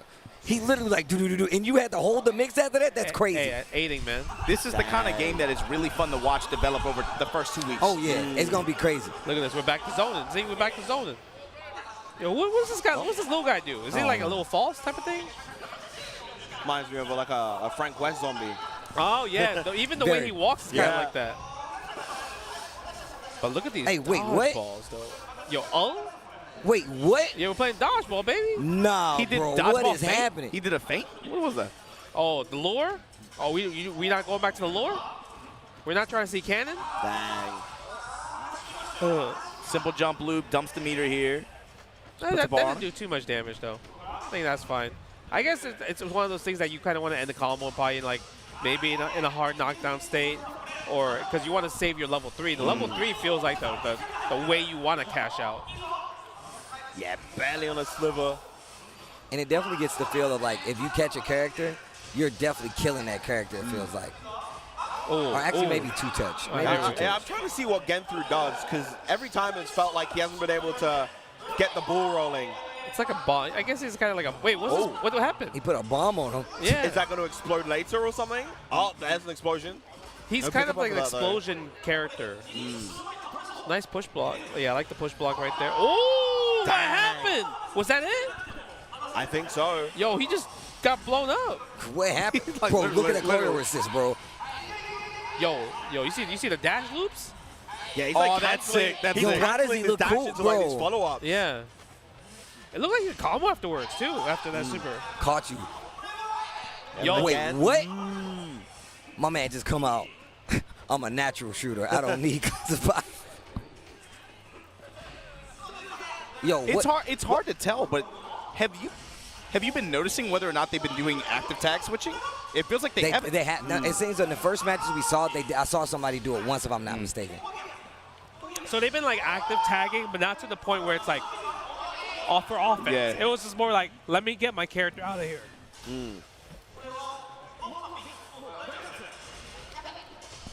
Bro, that move is his actual assist, so that's kind of crazy. Bomb planted. Bomb planted. My man's just trying to read a book, yo. Oh, overgear. Oh, so I guess if you hit him, it goes away? We'll see. We'll see. That life regen's really fast in overgear. Yeah, I'm really curious about his level 3 now. And every time a character dies, your stock goes up. So like now he gets 5. Yo, this super right here is crazy. Like this is broken super. This is a broken super. Look at this. And he did a grab afterwards. Yeah, good luck defending it on top. Oh! He interrupted the super from you behind. can stack. You can double stack Yo, him. run it back. No, Yo, run it back. way. You can stack him. Oh my God. That's still here. Yo, oh look, it's still there. Nah, that's cheap. That's cheap. That's cheap as hell. Look, Marco's mad. He's like, come on, man. What the hell? What are you supposed to do against that? What are you supposed to do against that? Yo, that was kind of crazy. It's how long they were on the screen. I was like, damn, let my man play the game. Yo, it gave me like those Goten Ghost vibes. You know what I mean? But maybe even more severe because they just lasted for ages, and they didn't disappear on hit. They just kept going. And it was off screen. They were at the end of the screen circling like a shark, bro. Nah, bro. That was pretty cool, though. It's just, it was watching the super get interrupted by the shark from behind off screen. That's crazy. So, I realized how awesome this game is. I was about to say, why? this is going to be bonkers. Because you know how a lot of times when there's something broken and they're like, oh, blah, blah, blah, blah. This is a game where you appreciate the brokenness. And that's when you know this is going to be a super fun game. When you can appreciate broken stuff, you just laugh and have fun because you're going to just do it back to them. Yep. This company, this publisher, too, I like that. Yeah, we're like, yeah, that's really cheap, and they're like, we know. Like, you know what I'm saying? They true to it. They stay true to it. Good. They know who they are. They know what they want to do. This is cheap. More. That makes me so. Now I'm excited. It's fun cheap. Like I'm way more excited now after seeing some of these supers and seeing these combos. It's so difficult to like explain this to people who maybe they haven't tapped in on tag games before. The first 2 months or 3 months of these games are so much fun as they're developing because. For so many reasons, like it's first, like you come in with your idea of like this thing might be really successful or this might be a good winning, and then you might be right. You might be right for the wrong reasons. You might be wrong. You might be wrong for the wrong reasons. It just seeing it develop that way and seeing which direction these games get pushed in is being a part of it is so much fun. That first initial discovery phase with these games is too good. Yeah, I can't wait to see what they do for like once people start uploading stuff, they get their hands on the game. I can't wait to see what people come up with. And typically, I like to go into games and find out stuff for myself. But for like tag games and stuff like, and I haven't felt that in a while. But looking at this, that's what it just instilled. I'm like, damn, you're right, man. I want to see what people do. Don't worry. Our one of the games, we were gonna see everything on the socials. You already That's know how. You're right. That's facts. You know what I mean? Hashtag HXH_character. Come on, you already know where to go how to find this stuff. Oh man, that was really cool. That was actually really sick. Every time I see this game, I see something new that's dope about it that I'm really interested in. And now I'm like, oh man. The ideas are just flowing in my head on what kind of cheapness and what kind of team composition people are going to play these days. And man, I hope they keep coming out and keep improving some of like the stuff that we just noticed while like just spectating the game. Because already I feel like they have done so much improvements in only 1 year. You mentioned it earlier, but it's like you got a chance to play it at Evo Japan. I got a chance to play it at that Evo Japan, the TGS after, and then another event after that. I felt like every time I touched the game, I walked away feeling like, okay, this is going to be really, like, especially like the first few months, this shit is going to be mad fun. Like they keep cooking. Yeah. They keep stirring the pot, cooking and cooking. So, every time, man. Oh, man. I keep seeing new stuff that just makes me happy about it. And that was the first time I got to see Kite actually be played. So I think that was the first time I got to see him playable, too. And I think there's still more to him because of just how his super works, and he got like different items maybe because that's how his powers work anyway. Yeah. Man, this is really interesting. I need to see more of this game. Give me more, When's the last time we have been just like so happy and giggly about broken stuff? You know, think about that. It's been a while. That's facts. Right? That's 100% true. We don't normally celebrate the broken stuff in fighting games. This right here is cool. A lot of the newer fighting games don't aim for it, and I think that's the key difference. I think just because a lot of the more modern sensibilities are a lot more sort of reserved. They kind of want to make everything feel a lot more balanced. You're calling them babies. I see what you're doing right there, but you're doing it in a political way. That was nice. I'm good at sounding politically correct. Okay, I guess you could say. I respect that. But he was like, yeah, they're babies actually. They're in those other games. They don't even do this anymore. I'm glad that is back. So. Well, I appreciate the variety, and of course, you know, I'm sure we all can appreciate what we just saw for the Hunter x Hunter game that's going to be coming out this year. And like Justin said earlier, is going to be a main title at Evo Nice.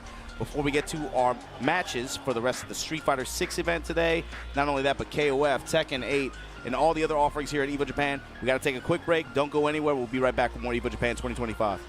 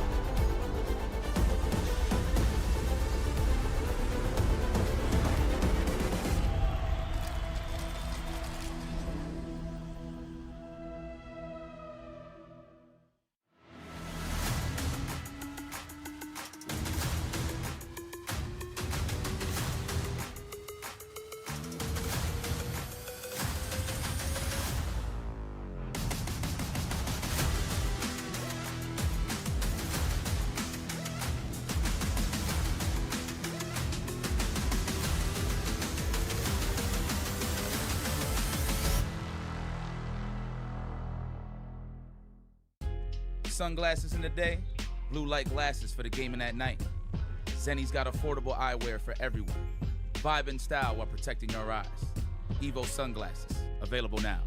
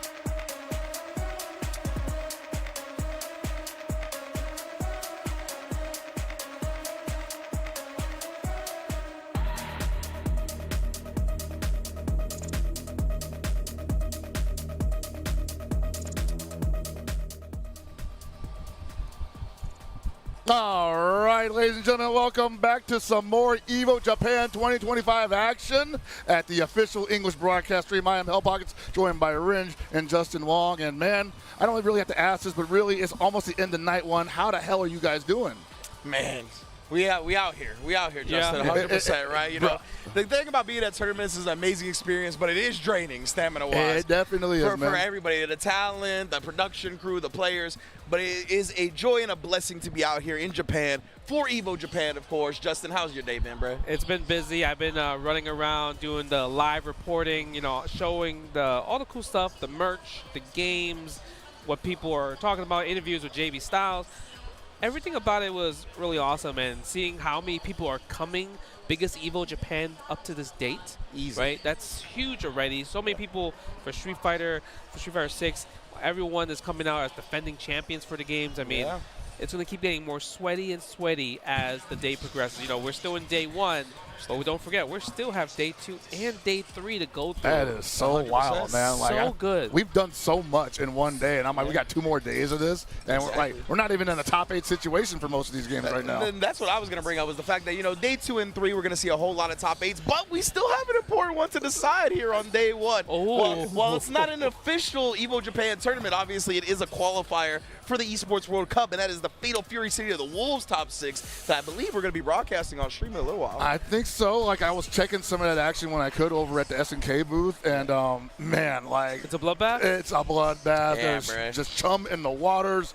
I'm seeing the legends go down. That's what I'm saying. Goichi stepped up, took down, I think, ET and Lagia. Lagia, bro. Nice. I saw Shin go up against Nemo and just get worked. I'm like, dog. Who was Nemo playing? Nemo's playing Billy, bro. Billy Kane. Billy Kane. Billy Kane. What a scumbag. He can't talk crap about Zangief anymore. I hate Billy Kane. Look, that's why he playing Billy. Stay away, Tizok. That's what he's just saying. I don't want no grapplers in my life whatsoever. No more drama. I need him to get jibboed then. I want to see his whole string. You saw that clip today, right? Yeah. And it's against Billy, too. Yeah, exactly. Billy, dude. Exactly. That's why I said he need to get jibboed. The Billies be swinging like they got no worries in the world, They man. do, Like, bro. They do. Because that's kind of the thing with that character, right? Is a lot of the time he's either feast or famine. Yeah, that's true. That's true. Like sometimes he's a little, he's kind of like whatever. True. But when he is good, that boy's annoying to They fight gave him against, some bro. gas in this game, and I'm happy for it because in the previous game, a lot of people were not entirely satisfied with Billy Kane and how he outfared Caleb 15. But in City of the Wolves, man, they were just like, don't even worry about that, bro. We got you. Bro, they've been juicing up a lot of characters. They have. I mean, the last time Billy was good, I think, was 2002. 2002 Billy was a menace. I would say KOF 14 Billy had some juice. But wasn't like broken. Nah, it wasn't. You know, like it was ET broken, right? ET played him, it was crazy. But everybody was like, yeah, he's all right. You know? And then, I mean, there's a lot of other characters, like you mentioned, Ringe, like coming back in the game and giving some juice. Like Gato got a back turn stance all of a sudden. That's wild. Like, when did he get that? They just gave it to him. You know what's funny about that? What's the lore? Where did he learn that? I was talking to a homie about that just like maybe an hour ago, and he was like, I really wanted to work with like Gato, but the back turn stuff just felt clunky. And I'm like, dude, you're the only one that feels that way. Because these guys are just doing rev back turn against people in the corner. And you think about it, it's like I could do the super safe string, or I could command grab you, or I could do a command counter because you got scared to hit a button. I'm not doing nothing against that in the corner. Yeah, that's nasty. That's nasty stuff. Even like Andy that we've seen. I don't know if y'all seen him. Oh, no, I played him, I played him a little bit. Hands on. Yeah, I think this is by far the coolest version of Andy I've ever seen. Andy has an air fireball. Yeah. Air fireball. Right, and the crazy part about the air fireball is that, okay, when you're thinking like, okay, what's his EX fireball looking like? You're like, oh, it's probably an EX fireball, but it's not. It's an explosion. Oh, yes. Literally an explosion. And he does that one in the air as well. Yeah. Right? He just comes out, bow, like an explosion right on top of your dome. It's really exactly what I would assume he needed in a game like this, where space control can be gigantic. Yeah. And I'm thinking like, man, you could have like, typical zoner Andy, or you could just give him like something from his past, a little more souped up, and they gave him something that's like just a vertical hitbox. Yeah. And it's like, you talked about space control, how important it is in this game. Let's talk about that far C, brother. You seen that far C, man?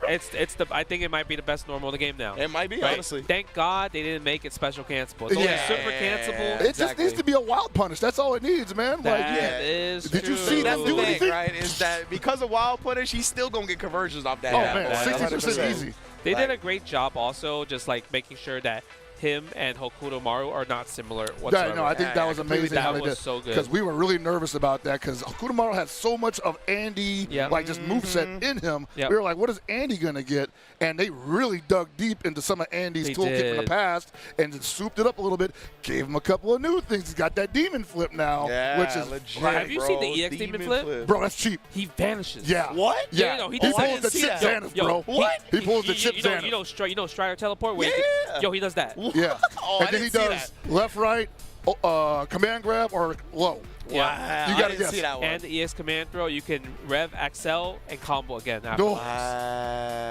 Shout outs to that. Yeah, Andy looked super cool in this game. I'm excited for him to actually be out in the wild and get him as DLC. Yes. Whole that's still wild to me too. Whole first season of DLC free. Absolutely. To gain. I love that, absolutely. And we got a bunch of dope characters coming with it as well. Your boy Joe's gonna be in the season 1. Bro. We got Ken, we got all kinds of stuff. After seeing what they did with Andy, I'm just like, dude, this team is cooking right now. Like they got Ken could probably come in with a toolkit that's fairly similar to what he has in 6, but I feel like they're not going to be satisfied with that. They're like, we got to give him a little something extra. It's going to be interesting with Ken, right? Because like when you think about Street Fighter characters, 6 buttons, there's 4 buttons. What's the low forward? Is he going to have a low forward? Because usually when you look at all the characters, it's crouching light and sweep. Yeah. Exactly. Right? So how are they going to do that? The only thing I can think of is like in CVS 1 when it's a 4-button game, they have like down back heavy kick, which is medium kick. Right. So I'm kind of curious if they're going to do that the same way possible. So, just like KOF, City of the Wolves does have a lot of command normals for characters. So there is room for a direction and an input to equate to what would be a medium attack in Street Fighter 6. So I would definitely keep an eye out for that possibly. Or they could just say, he only has a light kick and a hard kick. True. I want to see how many times I can juggle DP with DP break with Ken. DP. Imagine if he does like EX Fireball into EX Hurricane Kick, EX Dragon Lash afterwards. And that's a ground bounce or something, right? Yeah. Like that. I'm so curious how, though, because that's the coolest thing about this is where, hey, we have this like rev meter, go crazy with it with cancels and just like do the best combo you possibly can, and then obviously make sure you hit in gear afterwards to refresh it back to 0. If you got the resources for that. And then now we're seeing people do that just for block screens because they're like, hey, I'm going to overheat this guy. If this guy's over 50%, we're going in. And then if he doesn't hit a button after I overheat him, we're breaking that guard, baby. Yes, exactly, man. Yeah, you talked about, or I think both of you talked about how they've been reaching deep in the bag for characters like Andy, right? He brought like real about 2 fireballs, right? That's where the explosion comes from. So I'm interested to see if they dig in the bag for somebody like Ken or Chun-Li, somebody, you know what I mean, like the Street Fighter characters, and bring back something that we haven't actually seen utilized in the Street Fighter franchise in a while. That would be pretty cool. I'm trying to think like from Ken, like what move they haven't back used in a from while, 6. right? It's like kind of hard. Yeah, he's got most of his kit. He might have a forward heavy kick. Oh, the one where he like turns and kicks you like that. I can see that. Or what about the overhead like this from CBS2? Yeah, see, like stuff like that, I can see being part of his kit in this game. I'm seeing like a world where he has his rollback from Alpha, and he can rev art, guard cancel that on like a heavy attack, get a free wild punish after that. I mean, they have Kevin. Kevin can do that. Kevin can do that. Yeah, he is. With the command dash was a quarter circle back punch. Okay. So Ken can have that because he doesn't have a quarter circle back punch currently at the moment. Yeah, true. Oh man. So oh my the God. possibilities are endless, fam. Yeah, especially if you want to keep like the current popular thing to do is like heavy button feint into heavy. Yeah. So maybe heavy button into roll, or even doing hyper defense or just defend guard canceling into roll, like how Kevin are currently punishing doing in that now. That will be so cool. And you get like what a cool 60% off a guard cancel, which is unheard of for everybody. Just a cool 60% off a guard cancel. It's not that bad. Good. Nice job putting me in a block. Yeah, not that bad, baby. It's all good. Everyone does that damage. I was actually telling Reynolds, like, back at the Evo Awards, where he was like, what is this game going to become, like, at the end of its lifespan? And I'm like, you know those crap machines in, like, Vegas where they got that girl's voice saying, come on, press the button. Yeah. Oh, that's what this game is going to be, bro. And you're going to hear, wild punish. That ass. For real, man. Nah, we already getting previews of that, right? Like, this was, I really think, the first weekend that we were going to see a previews of true high-level play. Yes. And we've seen that already. You've been checking out the City of the Wolves tournament, right? We saw Goichi, like, the jump in, just defend. Oh, man. Make sure he blocks the anti-air DP. All that's, like, when that gets fleshed out, this game going to be crazy. So I wasn't in the audience when he was fighting Lagia, but I saw the clip. And I was just like, yeah, right? Like, the just defend, jump in, just defend, and then, like, back, just defense on the fireballs. Get your ass out of here. Nah, that's you have ridiculous. to think about Goichi in general from like the past games. His defense, man. Yeah, and that's been his defense in trademark. this game is so strong. He was so ready for it, man. I was like, I thought about him taking to the game well from a defensive standpoint, but I thought like a lot of the new players, the guard canceling might take a little bit to find him. And dude, he's already so comfortable. Yeah, and I'm just it's crazy. Like. I'm jealous of fighting game players like that, like yourself, like all these players that can just pick up things so quickly. And I don't mean to like be like, oh, they can just do it, because y'all have obviously put in massive amounts of hours into fighting games that have kind of bred you into this point. But man, yeah, always jealous seeing how quickly players like Goichi yourself are able to pick up new fighting games. I think it's just when you have the experience of playing so many random fighting games, you're like, oh, this is this is that. Yeah, 100%. We got something special going on stage here, huh? Okay.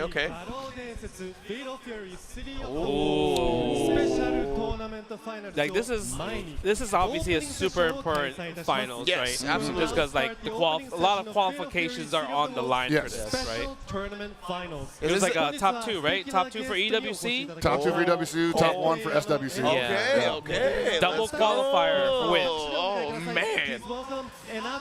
If you get second place, are you salty?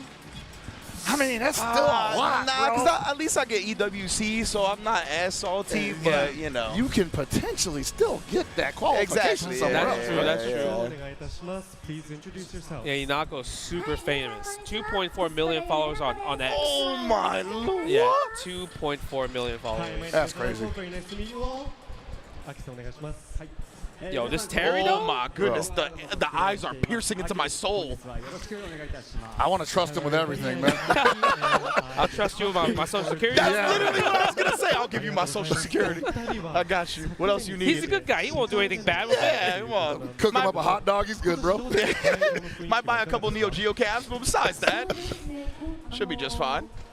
The Hotaru cosplay is like so on point. Yeah, like it is. insane. Like she's brought it to life, honestly. So these guys were actually working at TGS last year. They were two of the cosplayers that showed up there, and like, dude, like the fan base was going bonkers at the booth over there. They were also here last year at Evo Japan when they first like showed off like a lot of the footage before the game released. For Oh, right, yeah. Man, so these are professionals. Yeah, they are professionals. I mean, like you said, one of them got 2.4 million followers on X. That is bonkers, bro. Yeah, the line, like you have to get lucky to get like the reservation ticket to have a chance. Oh, to like take a meet and greet? Oh, yeah. wow, man, that is wild. That's Justin Bieber money right there, man. But yeah, but you can see why they're the professionals, right? They definitely are super on point, both of them with the cosplay.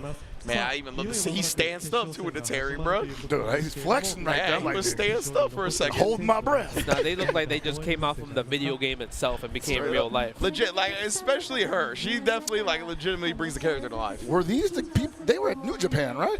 Oh, I don't know. No. Was The New Japan, I think they were like the one of them was Nighttime. Yeah. Tanahashi was actually Terry, like 100%.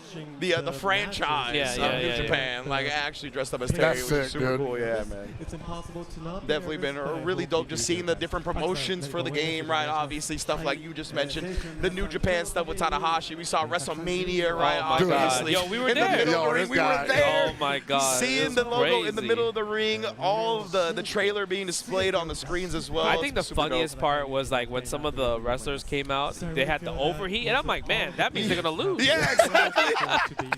It's like, oh no, you rep too much, brother. You better get aggressive, man. And LA Knight had one. He got washed. Lose. He got washed, bro. lose. Jacob Fatu did spend a lot of Rev XL. He just ran it back 3 times in a row. That was 3 normal Rev attacks. Oh man, he's like, oh wow, punish that ass, bro. Best believe. But yeah, both of these cosplayers, you can tell, definitely at the top of their game. Yeah, I was talking to Vampy, who's like one of the cosplay judges. Another for legendary cosplayer. Yeah. She's cosplaying judging for this weekend, and she was saying that how she followed Inako since when she was still cosplaying professionally. Yeah. So I'm like, wow, that's a while. That means she's been in the game for a really long time. Yeah. That's the thing, right? Is that like a lot of these people, no matter where, you might get familiar with them after they've already blown up, but the grind happened. You know what I mean? They've usually been doing this for a very long time, and the hard work pays off. So you love to see both of these guys, or both of these people being celebrated right now. Look at that. He's too perfect, bro. What the hell? Yeah, it's crazy. This dude definitely and you know entrances me. What was really cool is that we've seen a lot of the other character cosplays throughout this whole entire this day so far. Yeah. Right. So I love the fact I saw Beach Net, Billy Kane. I saw a few Billy Kane's Preacher as well too. 続きましてさらにスペシャルゲストをご紹介したいと思います。 who's that? Is there another cosplayer? としても大人気です Well, we get the New Japan Rock I mean, Howard. actually, yeah. That would be fire. Playable characters in ガロ伝説 Fatal Fury City of the Wolves 皆さん拍手でお迎えください Please welcome Salvatore. What the? Let's go. Hey, no way, brother. Is he going to come in the walk? I've seen the rumors on Twitter that he had a show in Japan. He has made his way to Evo Japan itself. Salvatore Gannacci. He looks like he's from the game. Currently top ranked on the leaderboard. Oh, snap. A few words from you to start with. That's true. Chris G is #1 on leaderboard with Salvatore. Hello, Evo Japan. That's right. How are you feeling? Evo Japan 皆さんお元気ですか That's really cool. So how do you feel about the Evo Japan, the atmosphere, the air in this Evo Japan? How do you feel? Feels amazing. If I can feel the love is there. The love is there. Yeah, the love is もう素晴らしいです。もう That's all 愛 you を need, ラブ brother. を感じております。この He 空 trying to set 間に愛 Maximilian が in 溢れているということなんですけれど I was gonna say that, like, yo, も they brought Max それで out. は決勝戦に出場する選手の皆さんにメッセージをいただきたいと思います。Could you give a shout out, any message to the players who will be competing after this? Pick me. I think you should pick Salvatore.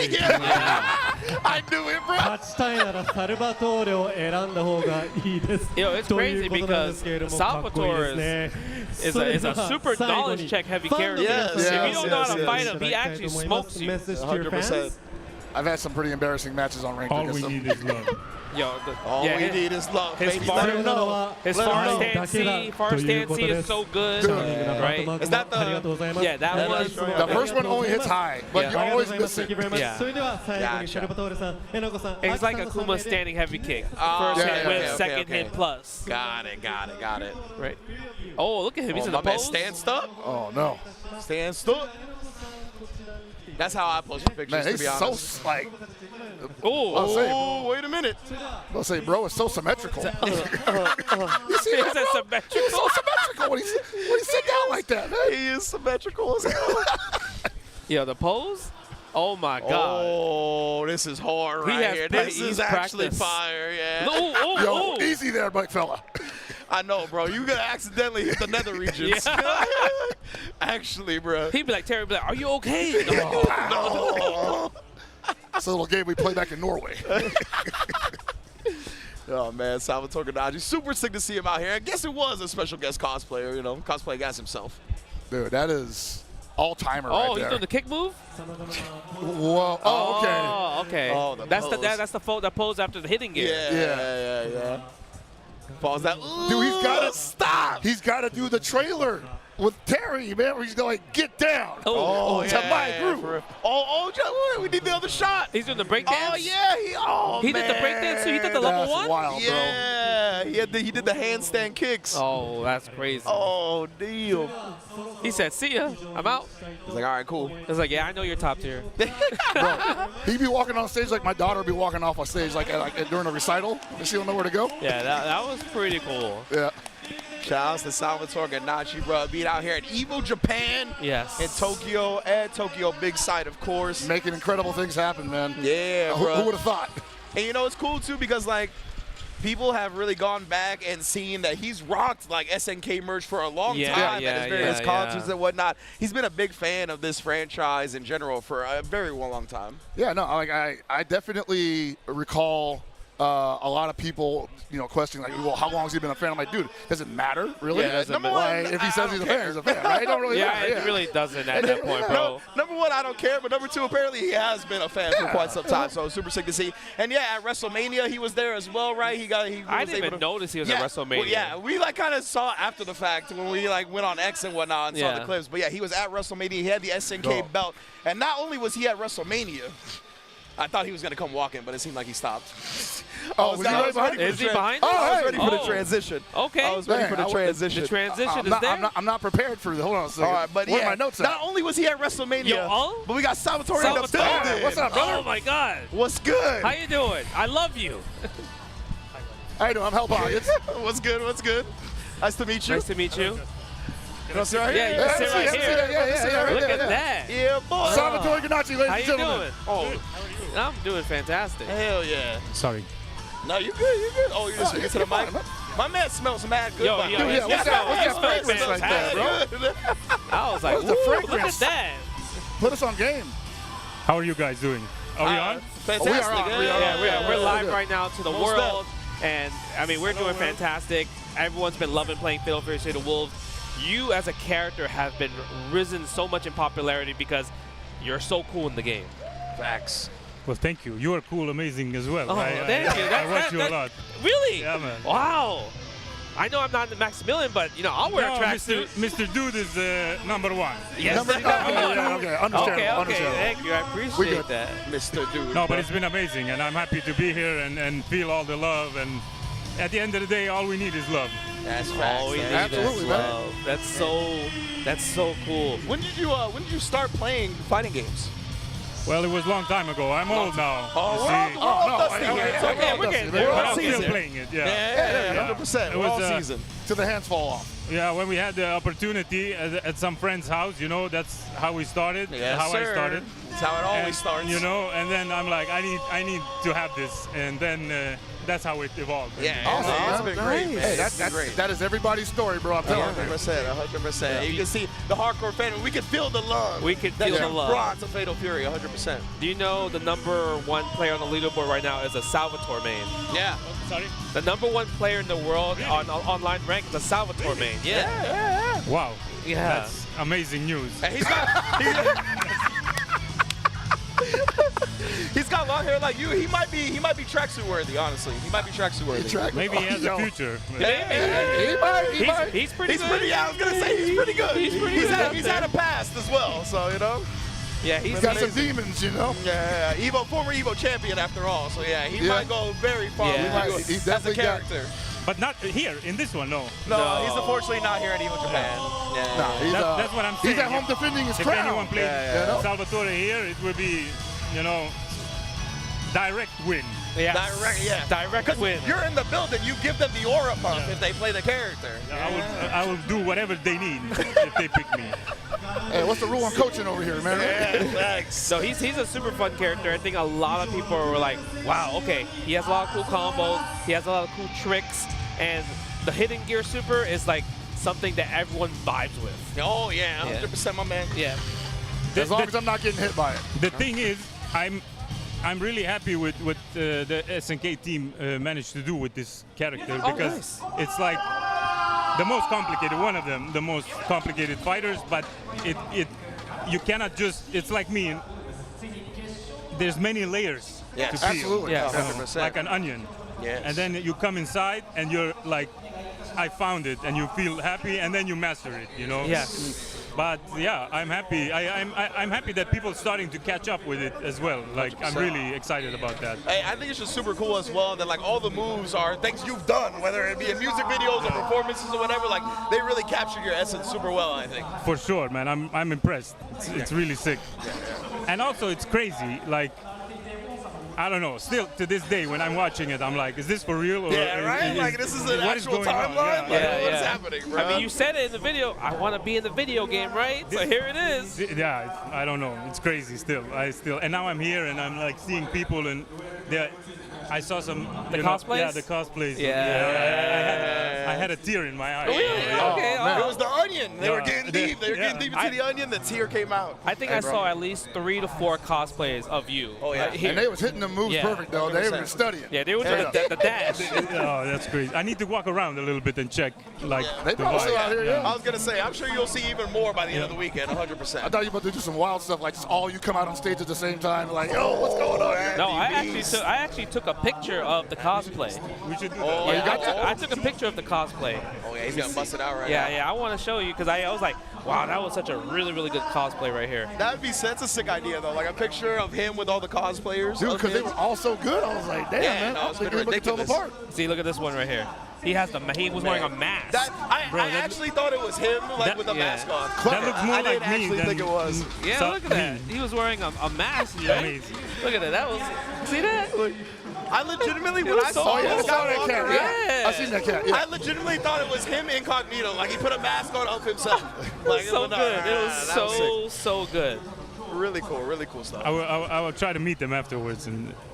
Yeah, you would make their day if you met them. I'm sure, man. I'm sure. You know, it'd be cool if you took a picture of him and they're like, "Oh yeah, I love your cosplay too," and he didn't notice it was you. That would be so good.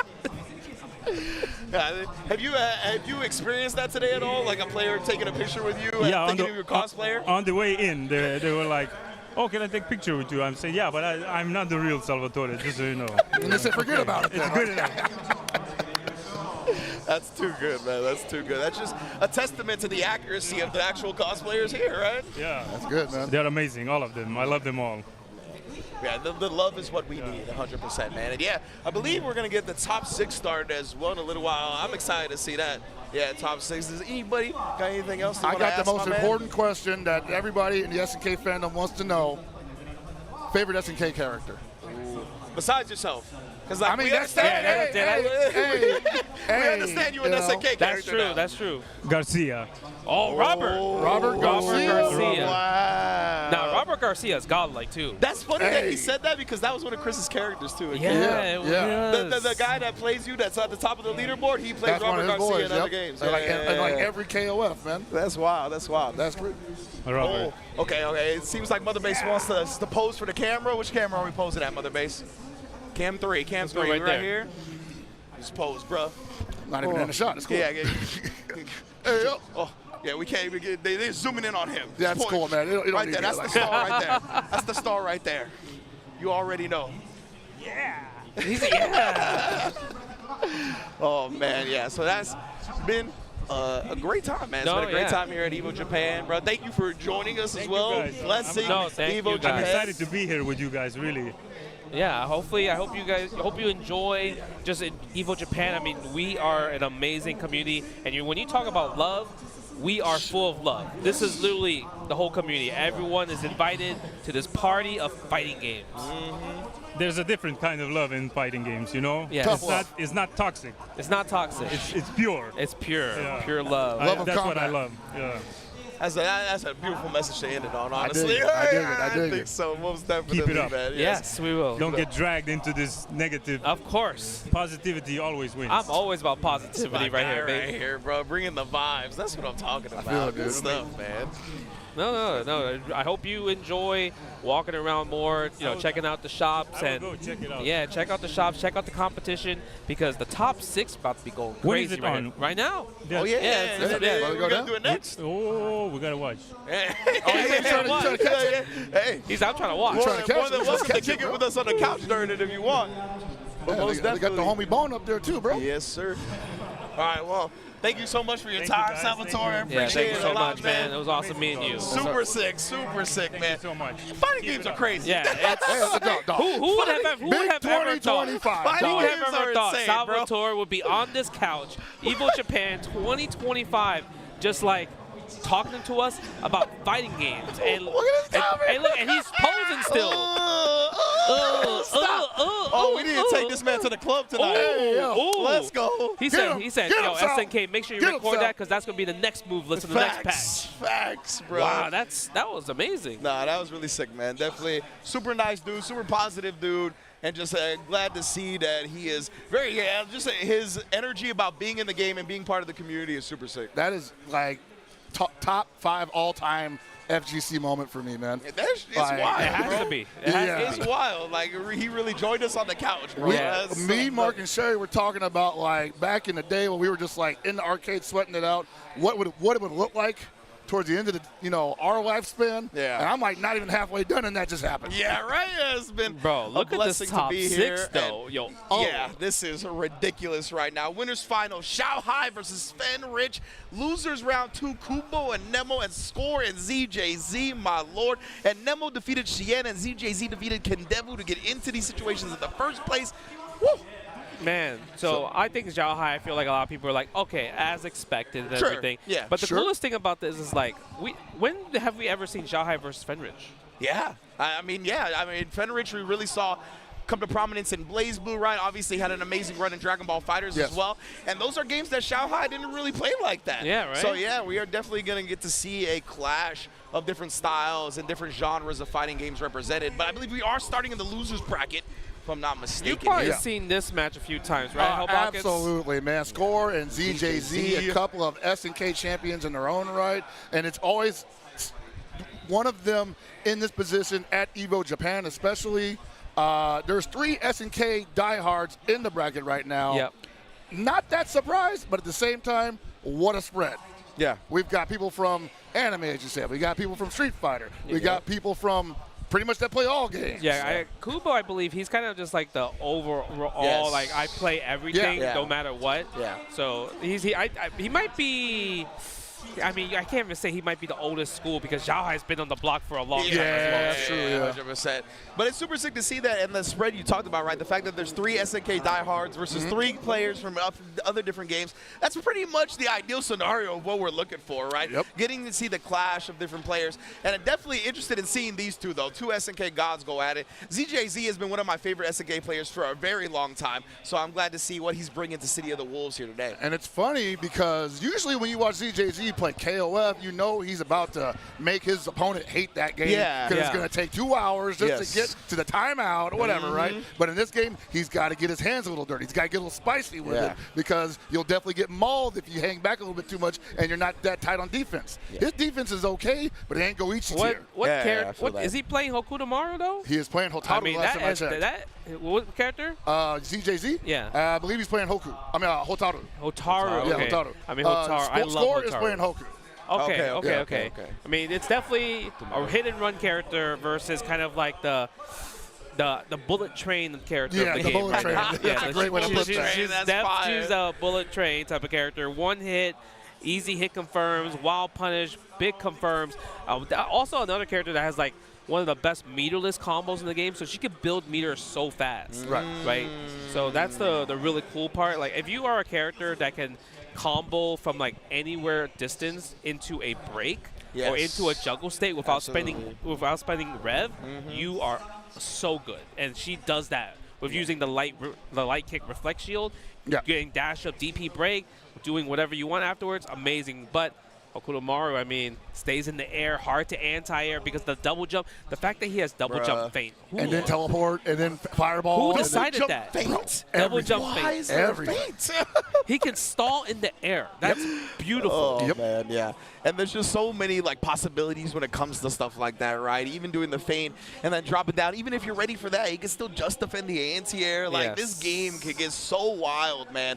And we're really just starting to crack it open. But I can't wait to see all these legends really start to flesh out the systems and bring it to the highest level. Yeah, no, we're definitely looking at a position right now where people are starting to get to that point, but we're still also in that realm where who's really on top, right? Yeah. People say Hoku is on top, but people argue he ain't got no real invulnerable reversal without meter, so he can't be on top when Hotaru's got everything except for a double jump, air feint, fireball, teleport. And I'm like, bro, you got to start seeing like the nuances here, you know? The irregularity, right? And also they had I think SNK showed off the chart of like win percentages, and Hokutomaru He's was up there, man. number one. Yep. Number one in terms of the win chart. Okay, wow. The highest win percentage was that character. And I want to say, most likely what that is that he forces every other character to make some wild-ass plays. The lame stuff. Just to get him out of there, you know? Like, if he's double jumping, you're like, man, I got to call out one of these, man. Yeah, and you can't even like really fireball him because his C version of the fireball beats your regular fireball. Yep, or he can just teleport on that with a read, and then he gets a full combo. Yeah, exactly. So, like, I would say good counterplay, character with an air throw. That or if you're really good at just defend, you just chill. Yeah. Right? Because if you parry the C version, that's 3 JDs automatic. And it's not even, you don't have to do tap, tap, tap. Yeah. One tap covers all 3. Yeah. Exactly. Yeah, but then that makes the guard cancel a lot easier to pull off as well, since the just defense are just going to be automatic after the first one. Yeah, so I'm curious to see how ZJZ is going to approach it, just because like he played, like you mentioned, defensive characters in the past. So I don't think he's going to get as flustered as probably other people that probably has never fought that type of archetype before. Right. Yeah. And it's just with like this game being a faster paced game as well, like defense wise, you can't just have good defense, but you have to have good decision-making post the defensive choice, right? And that's really something that I'm going to be looking for from ZJZ. It's like, obviously, he's going to be able to react, put himself in certain situations where he'll be confident in his defense, but how does he turn that momentum from the block? One hit. That's what I'm saying. Yeah. I think every character has a go-to guard cancel option, but it's not necessarily a guaranteed hit. Like, if you got a 4-frame DP and you guard cancel to that, you're probably good. You're automatic. Right? You're fine. You're invincible. But let's say you're Hokutomaru and your go-to is your super, right? Because it's your only invulnerable move. That actually might be to your detriment because that gives your opponent enough time potentially to reset to neutral. They start JDing that bad boy. Now you're getting a world of hurt, and you gave him all that life back, and you gave him all that meter, and you gave him some red games to work with. It's tough, man. I can see your point for being tough. But he just wins the neutral. I know.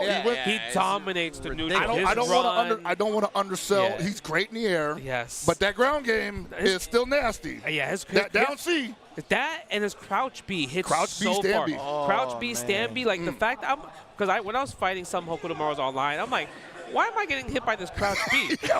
Why is it hitting so far? Yeah. Why can he combo stand B afterwards into a special move and I'm knocked down again, and now I got to chase him all the way back because that's what he's going to do. He's going to go back, back. And if you block it, he's doing a safe move, and then he's backing up. Yeah. Having far-ranging Bs that can convert without spending a lot of resources is one of the biggest privileges you could have in this game, in my opinion. Yeah. Straight up. Yeah, and you know, I know we're talking the ups about like both characters, and I would say Hotaru hits like a truck. Hokutomaru doesn't hit too hard. No, He's more of a hit and run type of character. I feel like with Hotaru, I don't really know what her weakness really is besides like when I was playing her. I actually put myself in overheat a little bit more compared to other characters because you're always spending a lot of EXs. Yes.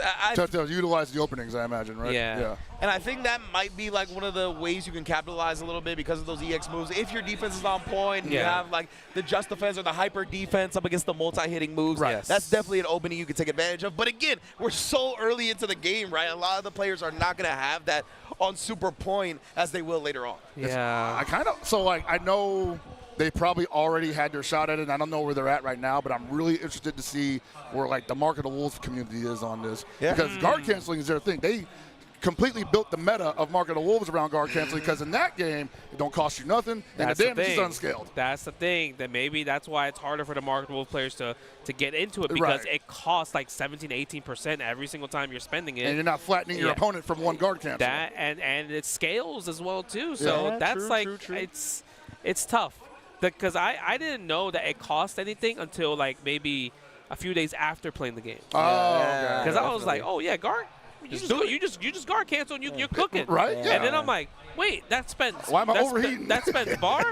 Oh, game changer. I was tripping too. I was like, dang man, I was about to be nice at this, and now I'm like, I'm still gonna do it, but I'm gonna think about it first. It's not your every option to do that. And I like that. I like that too. That there's an extra layer to that, right? Where it's like I can't let myself get into this position if I want to take advantage of these just defense guard cancels because if I'm already cranked, then if I do it, I'm gonna be in overheat. And we've talked about how overheat lasts so long, bro. Like it is a huge detriment to your game. You can speed it up, but it's just like, bro. Yeah, but even still. Oh, the mirror. We're gonna do it. We might. We read it immediately. Right away. Yo, he's like, yo, come on, bro. How you gonna How you gonna teleport? Like I'm not gonna know how to stop it. Like come on, bro. Especially with ZJZ, we talked about. Oh no, he's trying to take advantage of the roll by dashing through as well. Yes, look at the fade right there. Yeah, standing heavy kick, nice break. I love the throw tech in this game is so interesting because you can react to it. Yeah. But the thing is, let's say if you super delay the hop, you might preemptively do it by accident. 100%. I've gotten so many people on a throw bait just by like dashing in their face and then hopping real late. This is uncharacteristic. These guys are swinging at each other. Yeah, look at that overheater right from CJC. No super though, so got one more guess for grab. I like the little roll decision though. And we saw the overheat because he wasn't just defending those C faint strings, right? A lot of those were just building onto his rev meter and he got smoked because of it. Look at that. That crouching B hits from a mile away. I'm telling you. Ridiculous. Yeah, he leans all the way into that bad boy.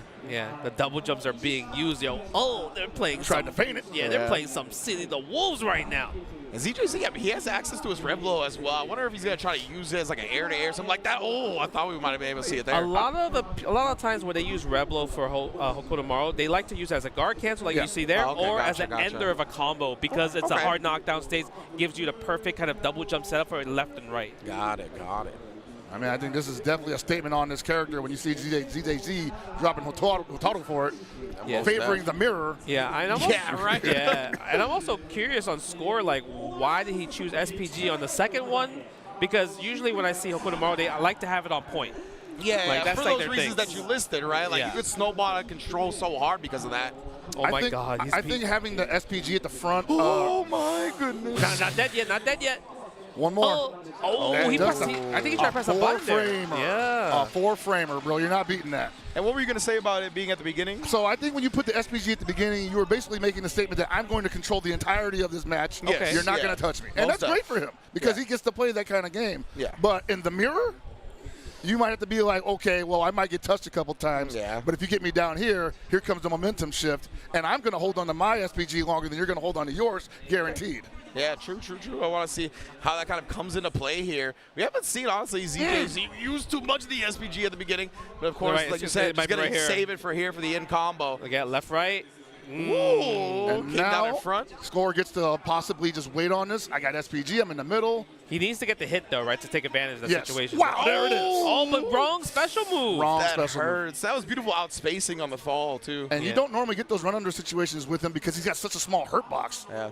Oh, my God. Tried to throw after, but man, ZJZ was hopping at him. It's such a scary, because in that situation, when you do feint in there, a lot of Hokuto Maru likes to do hop, or they like to do super on it. Okay. It's like, I'm not -2. It's just a number, bro. Yeah, exactly.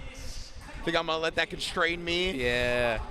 Okay, yep, using the some of the best projectiles in the game. Even though you can punch them. Yeah, you can punch them, but it's just like, so look how what? fast. The recovery and the startup is just instant almost. It's only like, detrimental for like people who mash buttons, basically. Yeah, it's like, I'm going to just punch everything. And ZJZ, actually not going to a rev low conversion here.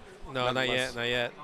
Okay, tries to go for a shimmy, but doesn't bite. Nice anti-air with the high dodge attack. That was on the hop as well. You really got to use the high dodge attack on hops. It's hard to react in time on a hop with like a DP. And but they're so high in the air at the same time. I'm like, I feel dumb getting hit by a hop sometimes. Because I'm like, man, that is floaty. That's true. Fair. That's fair. You're right. I mean, I guess because you have the King of Fighters 15 back, right, you see the speed. But like, I think for people that maybe not have the experience of playing kind of like games like King of Fighters with the fast hop jumps, they're like, wow, that's fast. But for KOF, they're like, no, it's not. It's pretty slow. Yeah.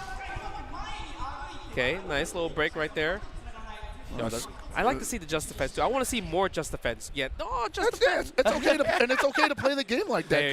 You're getting health back. You know, like why wouldn't you do it? Getting health back, and your rev bar doesn't go up when you're just defending. Exactly. Whoa, the dodge attack right there. Yeah, that was mids, ridiculous. high mid. I call them high mids because like I don't know why, but them upper level mids be getting eaten up by that. Spin that boy. Let's go back to zero real fast. Cash outs. That's how the ground dodge attack is, right? It dodges the high normals. The high normals, basically. Pretty much above your chest. Yeah. Like Gibby was telling me, man, like people just need to start hitting that button more often, you know? Yeah, that's what I've seen a lot of people start talking about. Like that needs to be more of a neutral tool that people throw out. Yeah. Wow. The catch on the back. Dude, the catch on the back jump was amazing right there. Oh my goodness, it's 4 frames. It's 4 frames. We're just making it with a button. It's 4 He tried frames. to hit him with the roll through. It's 4 frames. He didn't have the timing on the meaty right there. Score might actually take this round because of that. It's hard to get. Yeah. He missed it. The conversion wasn't there. No, JD again. The jab, 4 frame jab. My Lord. Yeah. It's hard to meaty because of the rolls. Yeah, that's the hard thing. I mean, but I've played some people that specifically have like labbed that timing out, right? Yeah, okay. So it's like, especially if you're looking to dash through, maybe that's just something that ended up happening and he wasn't expecting him to roll. But it felt like to me he was trying to take advantage of the roll, but maybe not, and that's why he messed up his meaty timing. I mean, we just saw woke up 4 frame jab. Like that was the most effective thing that happened for sure. Right. There are not a lot of characters that got those. So yeah. What is that phrase? Smoke them if you got them. Yeah. Listen. I was playing Dong Juan for a bit, and he got some slow normals for sure on the lights. What is that crouch aim, man? Why did you do that to us? Hey, but it hits far though. It does hit far, but why is it -6 on block? Listen. It hits far though. But when you said Dongwon for a bit, you off the Dongwon? I just talked to you a Level Up Expo. You was like, I'm Dongwon for life. Okay. No, he's fun. He's fun. So I made a tweet. I was like, hey, I'm playing Dongwon. I'm like, you know what? He's not that bad. He's actually good. He's actually good. Yeah, he's good, right? And then I spent like 1 hour playing Hotaru, and I was like, wow, I ranked up super fast. Then I went back to Dongwon. I'm like, oh man, I'm working kind of hard here. Start perspirating. I'm working kind of hard. These matches are a little bit longer. Justin's future is like, all right, Dongwon is for the content grind. You know, that's good. Yeah. Because his combos are cool. Yeah, he's they're super great. cool. I think he's super cool. Like when they finally separate the characters for the ranked, that's when you start going in on Dongwon, because then you can actually do your ranked Dongwon up to triple S. Yes. That would be fine. But right now, like, gotta protect the rank, you know. Man, no, it's just one of those things where I'm like, I felt the power in Hotaru. It's intoxicating. I felt the power. Yeah, I was like, man, it really is, yo. Yeah. I'm just like, whoa. That is how the top tier characters feel, though. In whatever fighting game, like if you struggle for a little bit and then you're like, oh, like, I see now. Bro, I don't have to do this to myself.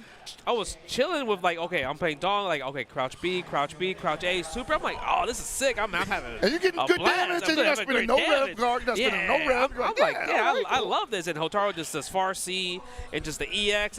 I'm like, man. Yeah, bro. 500 damage every single time. That's how I feel about playing CR7, bro, honestly. Yeah. Like, if I just hit you with a far C counter hit, like, that's literally 50-60% every time. That's over the game. Yeah, like, he's a two-touch monster. So, like, yeah, the two-touch monsters in this game, it really feels privileged for sure. Top tier got hands, baby. Yeah, 100%. But I think they did such a great job with just like in terms of character diversity, character balance, and everything. So, like when we were at Level Up Expo, right, we were talking about who you guys find the coolest. And Yipes was like Kevin, and you were like Dongwon, and I was like CR7. So like you mentioned that when that is the case, when like everybody's got a different opinion on who the coolest is, that means the developers did a good job. Yeah, and there's a lot of characters that I'm like, oh, I want to play this character. I want to play this character. Like I want to play Godel still. Yeah, right? absolutely. Right, B. Jeanette's still super awesome as well too. And I think for before Chris got #1 on the leaderboard, Vox was #1 on the leaderboard. I believe Pena was the #1 player on the rank leaderboard with Vox. Wow, so and that's a character that a lot of people have just written off, but yo, he made it to #1 leaderboard. Hey man, I saw Peter's Vox go up against Kizzy a couple weeks ago. Okay. And I was like, Peter, like Combo Fiend? Yeah. Okay.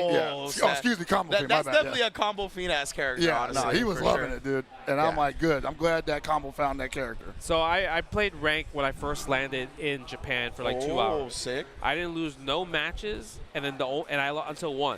Okay. The one match I lost was against Vox. Oh, wow. Yeah. Straight up, yeah, huh? Yeah. And the player was good, or was it just your unfamiliarity? I think a little bit both. A little bit both. I went to the lab right away. Yes. Because it was the dash attack that kept smoking me. Okay. Because if you block the dash attack, it's plus. Yeah. Oh, he was getting his 6SL on. Okay, gotcha. And then if I try to challenge, I mess up. It's a counter hit, and I fly in the air. Yep. So I'm like, it's dangerous, man. Yeah. It's so I'm hard. like, fly in the air. Yeah, fly in the air. You know, get hit by a big combo afterwards.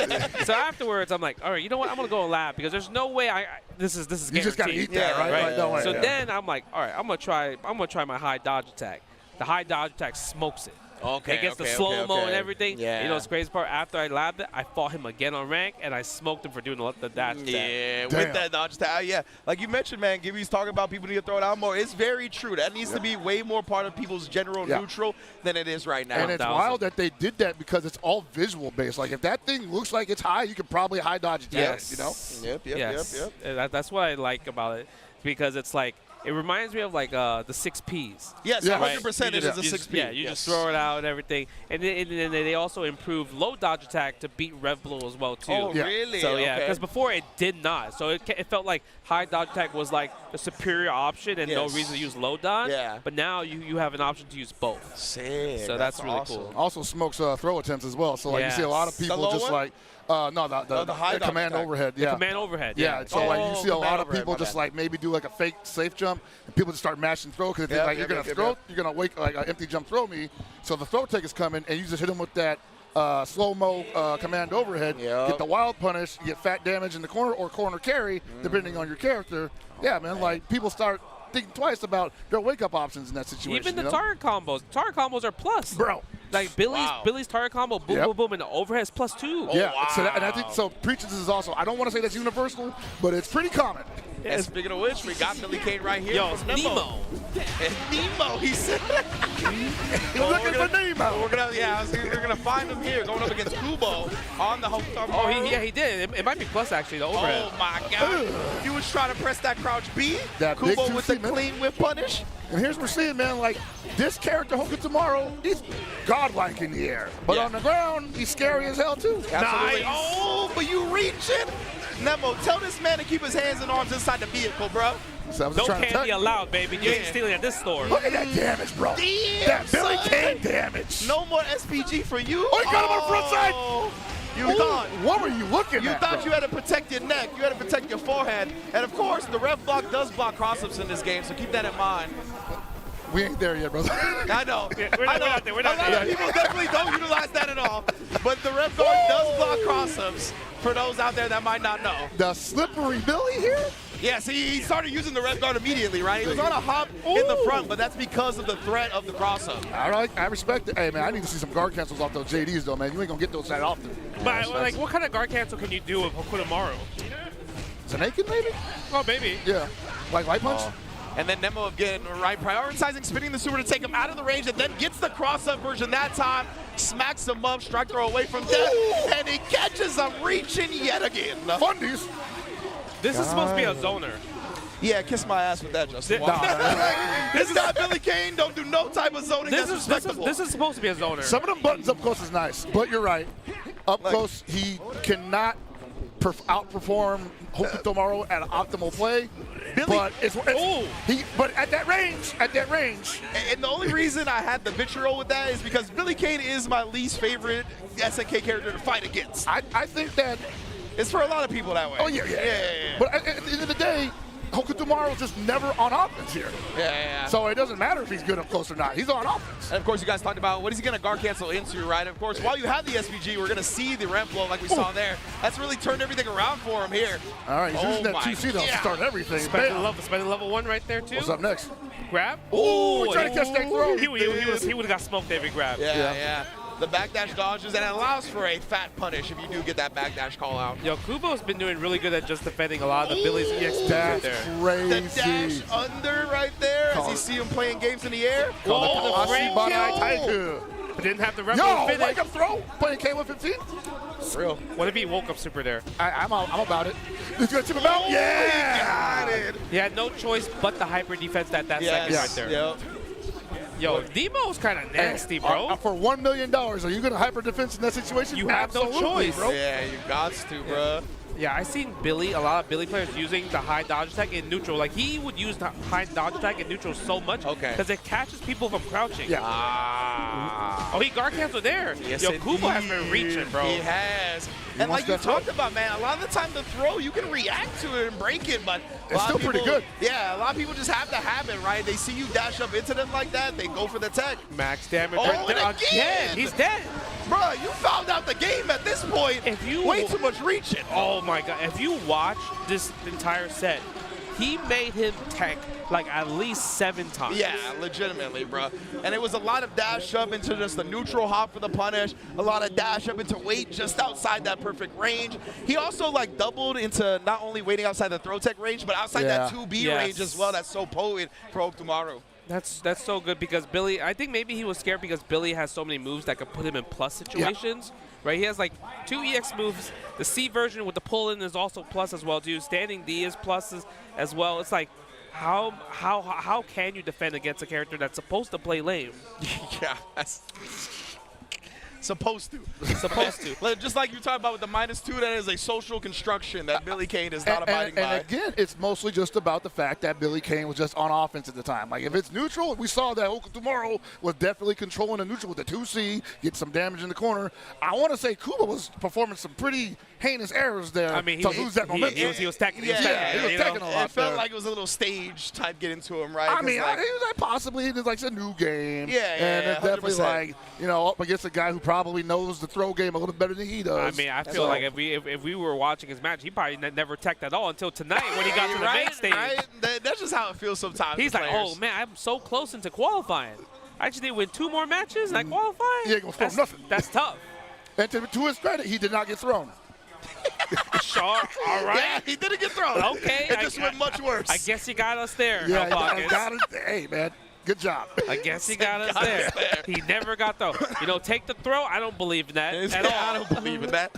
So those were our 2 losers round 2 matches. So I think we're going to winners finals, I believe. Yeah. Which should be at Shanghai versus Fenrich. Yeah. I'm curious to see if it's going to be a first to 3. Also, that's a good point. I'm also curious because I seen Fenrich play. He plays Kain, right? Okay. And that makes a lot of sense. And Jahai, I mean, kind of a master of playing multiple characters. Yep. I seen him play, I would say, Hotaru. He was on a Marco for a little bit as well, too. Yeah. Marco's got some stocks. His stocks are rising a little bit. I mean, he has the set play. The set play of Marco. And plus, it's like the overhead, you're not really blocking that overhead on reaction. It's been like that for over 2 decades right now. So. And now they have the overhead. So the overhead clean. If you hit it clean, you get crouching A. Into special move and then do whatever you want. Now they have frame kills where if you hit the overhead, you get crouching C. Ridiculous. Right, and that goes into EXs, and you're back in the same situation again. Yeah, and even when he gets like lesser hits, he's able to convert with like the DP break into the EX legs, right? So that's like a hard knockdown situation where you don't actually have to spend too much rev meter. Yeah. So I think being able to kind of go into that and, like you said, present the mix-up post that has been really potent. Like I saw my man Goichi smack up Kazunoko with that. And if you have the EX kicks into and you're in SPG, they go into the rev blow and you get a much more crazier mix-up because at that point you include the faint fireball Yes, into yes, gold yes, glove. yes. And that in the corner is nasty. I see a lot of people just like go, they take the bait on that, and you're just like, all right, I'm about to do 60% damage on this guy with only 1 bar. Oh, yeah. man, yeah. So Marco's definitely that kind of like, okay, I need to hit you to do set play. Yeah. His only weakness, I would say, is that he doesn't have far range normals. His far range normal is stand B, but the stand C and stand D, they're super close, right? So you can't really get those big like whiff punish for wild punishes in those situations. And I think for me, I find it like I'm not a fan of. He doesn't have EX Fireball. Oh. He has like the Ryo Sakazaki fireball. Yeah, it's kind of like it just stays in front. So I would actually argue that I kind of think that if they update this character in the near future, I think they should take away some recovery from the normal fireball because he doesn't really get to play that game like Wataru does. Yeah, that's true. That's like true. there's a lot of recovery on his. Yeah, and I feel like his is designed to be a fastball, so it's out and he's back to neutral.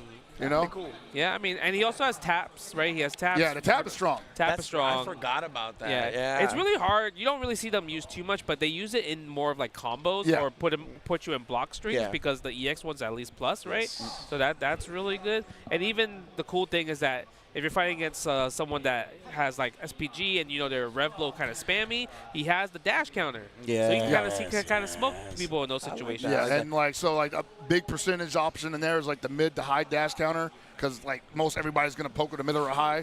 He also has a low version where that's a hard call out. Where the dude's just like hitting that that low too much. It's like, all right. I don't think we're gonna win this one. I'm looking up here. It's gonna be losers still? Yeah, we're getting Nemo versus Score. It's crazy. Nemo just beat Hokuto Maru, so it's like he's running the Hokuto Maru train right now. Yeah, and I gotta say, one of the things that I've always been concerned with Score's Hokuto Maru is I think it's a little too conservative. I think that there's so much that Hoku can do that Score just doesn't utilize. You know what? It makes me. It gives me how he plays Samurai Showdown. Exactly. The way he plays kind of like more like that annoying type, and like I don't want to take too many chances because of how much damage the game does. He's kind of scared to take these type of risks. Right. So, and the thing about Nemo, I mean, he is a person that blocks with his face. Yeah. He will go forward to you no matter what, and he wants to land the big hitting combo. And he is, one of the guys that has the dirtiest setups in the game. Exactly. Like, that's where I was kind of going to get at, is that it's because he has such supreme confidence in his offense, right? Yeah. And because of that, he's willing to risk,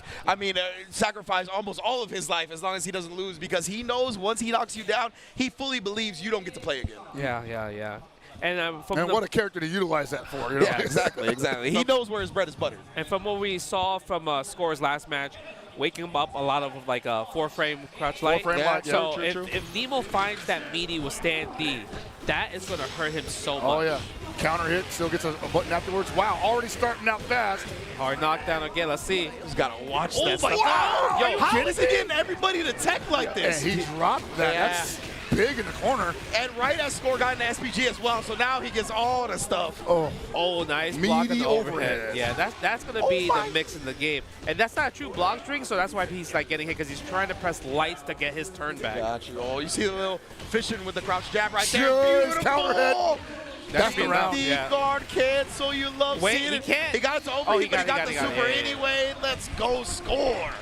That's the round, baby. And that's what we want to see, right? Especially against a character like Billy Kane, these long block strings and whatnot. We got to show off the JD guard cancels. Yeah, no, like when you say that he's trying to get his turn back in between those gaps, I think that's what guard cancel will come in, because you guarantee that if the guy has to block the guard cancel, at least we're back to neutral. Yeah, it makes sense to guard cancel Billy more because he has so much more startup on his special moves. Yes. Whoa! Just do it. He said, don't let me pull out the gap. I'ma do it. I mean, that's a great level 1 to throw out, though. Yeah, absolutely.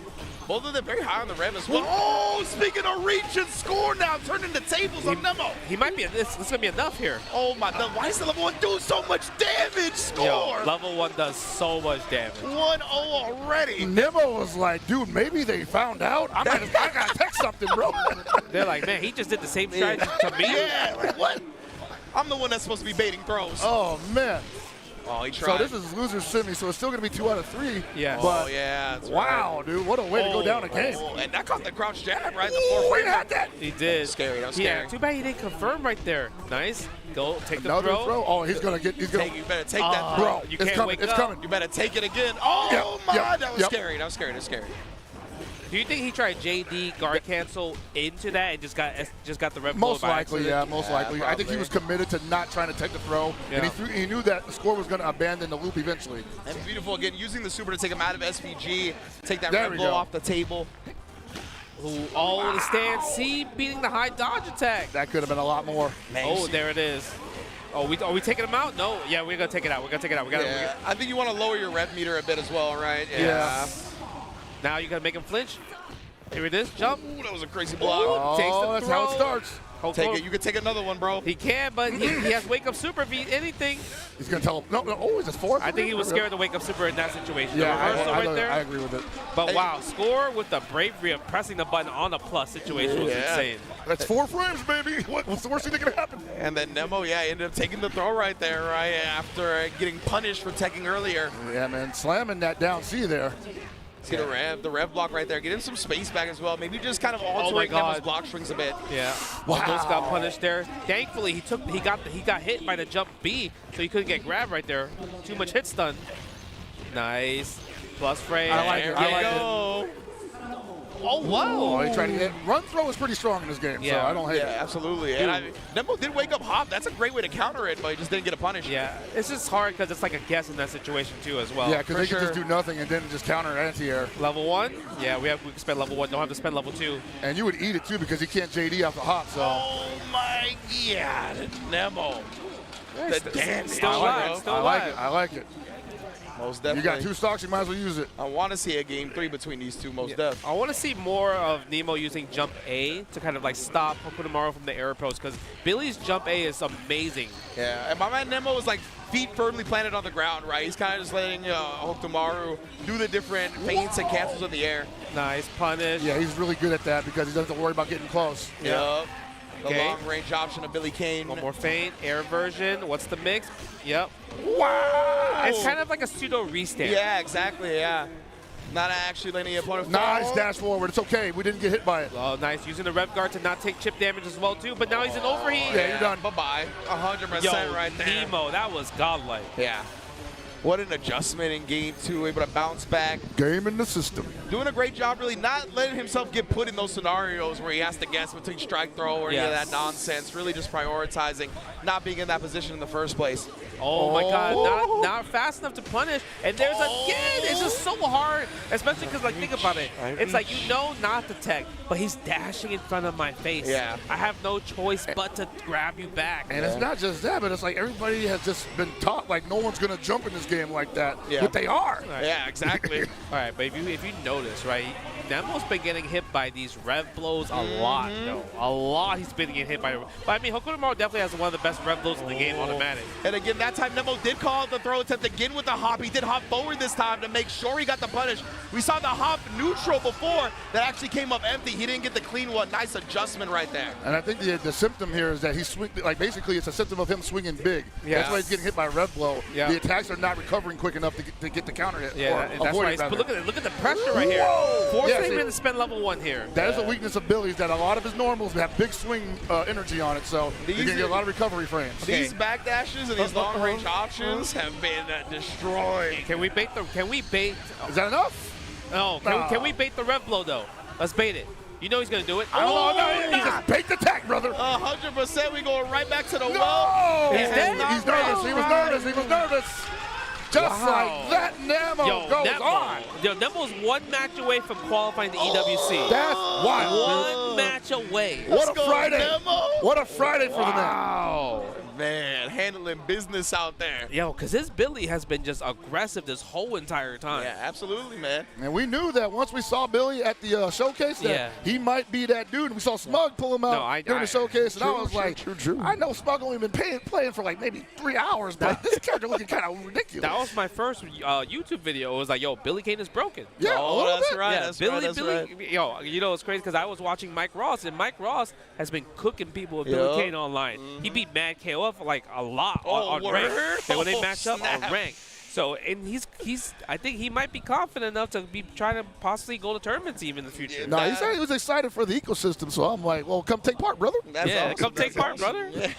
And I think, another reason why the dash-up throw was so effective and why Nemo was able to get that off a lot is because of the long-range options of Billy, right? Like, you kind of have to sit there and respect his options from a range that you don't normally have to respect other characters. So because of that, that kind of creates some hesitation moments where he can then dash in for free, where you're not putting out a button to try to stop the approach, and then he gets close enough to make you guess. And this is going to boil down to a comfort thing because his dash is slow. It doesn't have a very good rev dash. So if he's like just hopping in on you like that and you're not reacting, that just shows you're not comfortable with him approaching like that, and he's going to possibly get some not real okey doke stuff on you. Absolutely. The conditioning of the options just kind of makes people put their brakes on for a second. I think what also helps Nemo's gameplay in terms of like people not checking his dash is that he comes from also a background where he played Marvel. Yeah, so that's a great point. If you look at how he's dashing, it feels like he's plink dashing. Yes, across 100%. the screen, because that's definitely something that people have been learning, especially because not every character has a run.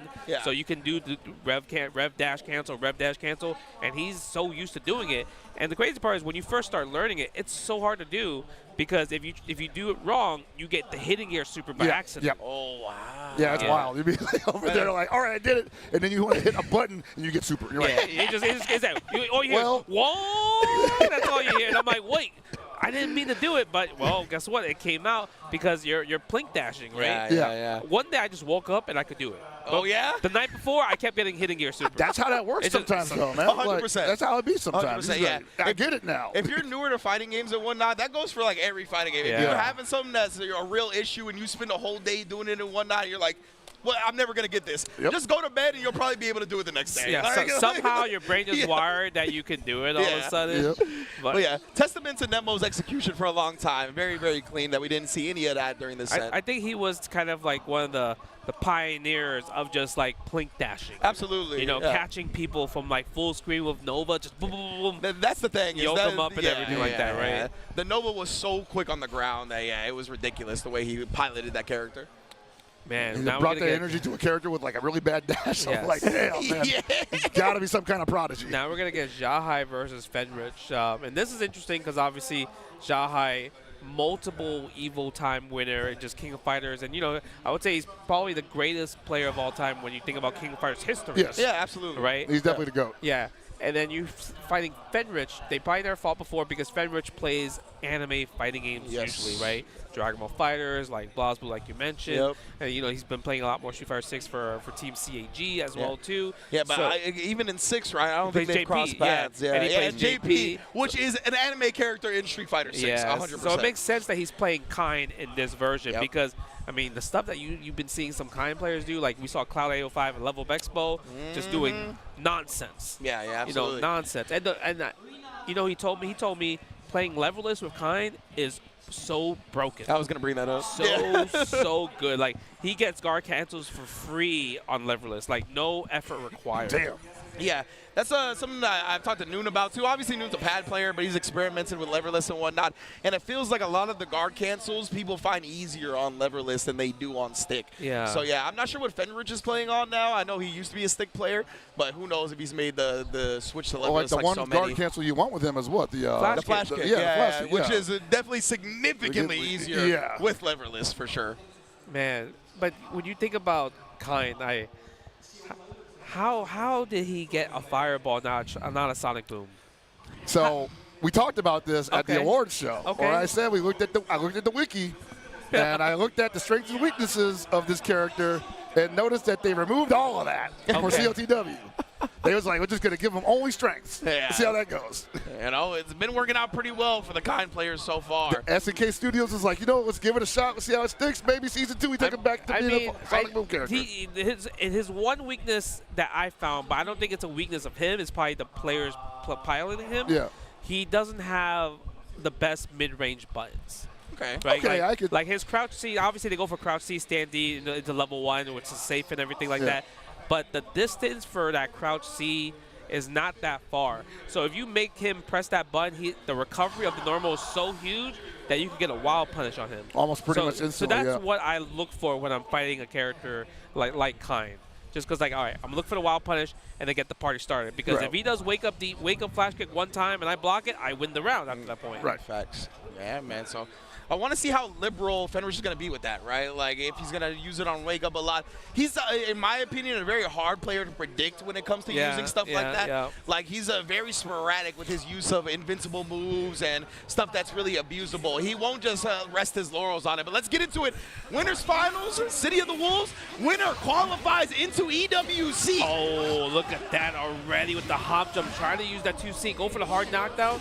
Already out of SPG, just like that. And that, like, again, it's not a bad position to be at, but you lose it so quickly when you're not controlling the match. He tried to guard cancel I was going right to say, there. right? Yeah, he did. He tried to guard cancel. Yeah. Shanghai blew it up. I think he tried to do heavy DP break, but the thing is there's no strike invincibility on heavy DP only break. only against air moves. Okay.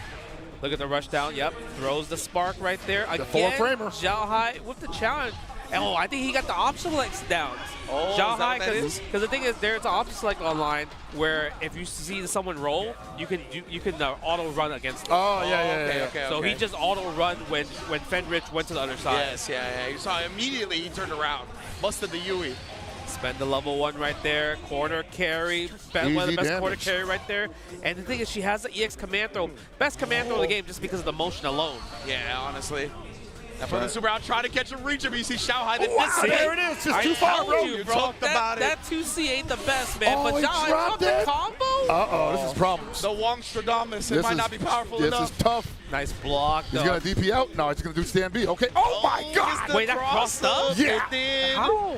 Indeed, it did. And we talked about it. I mean, like you said, Pockets, we're just not there yet. We're not there. Aren't looking for the rev guard against that stuff. In his defense, he was definitely looking like he was going to land in front. Yeah, that's fair. Again, the options like chase down right there. Use it. Again! Oh, Spend the super this time. Take him out of SPG. Hard knockdown. Maybe command throw here.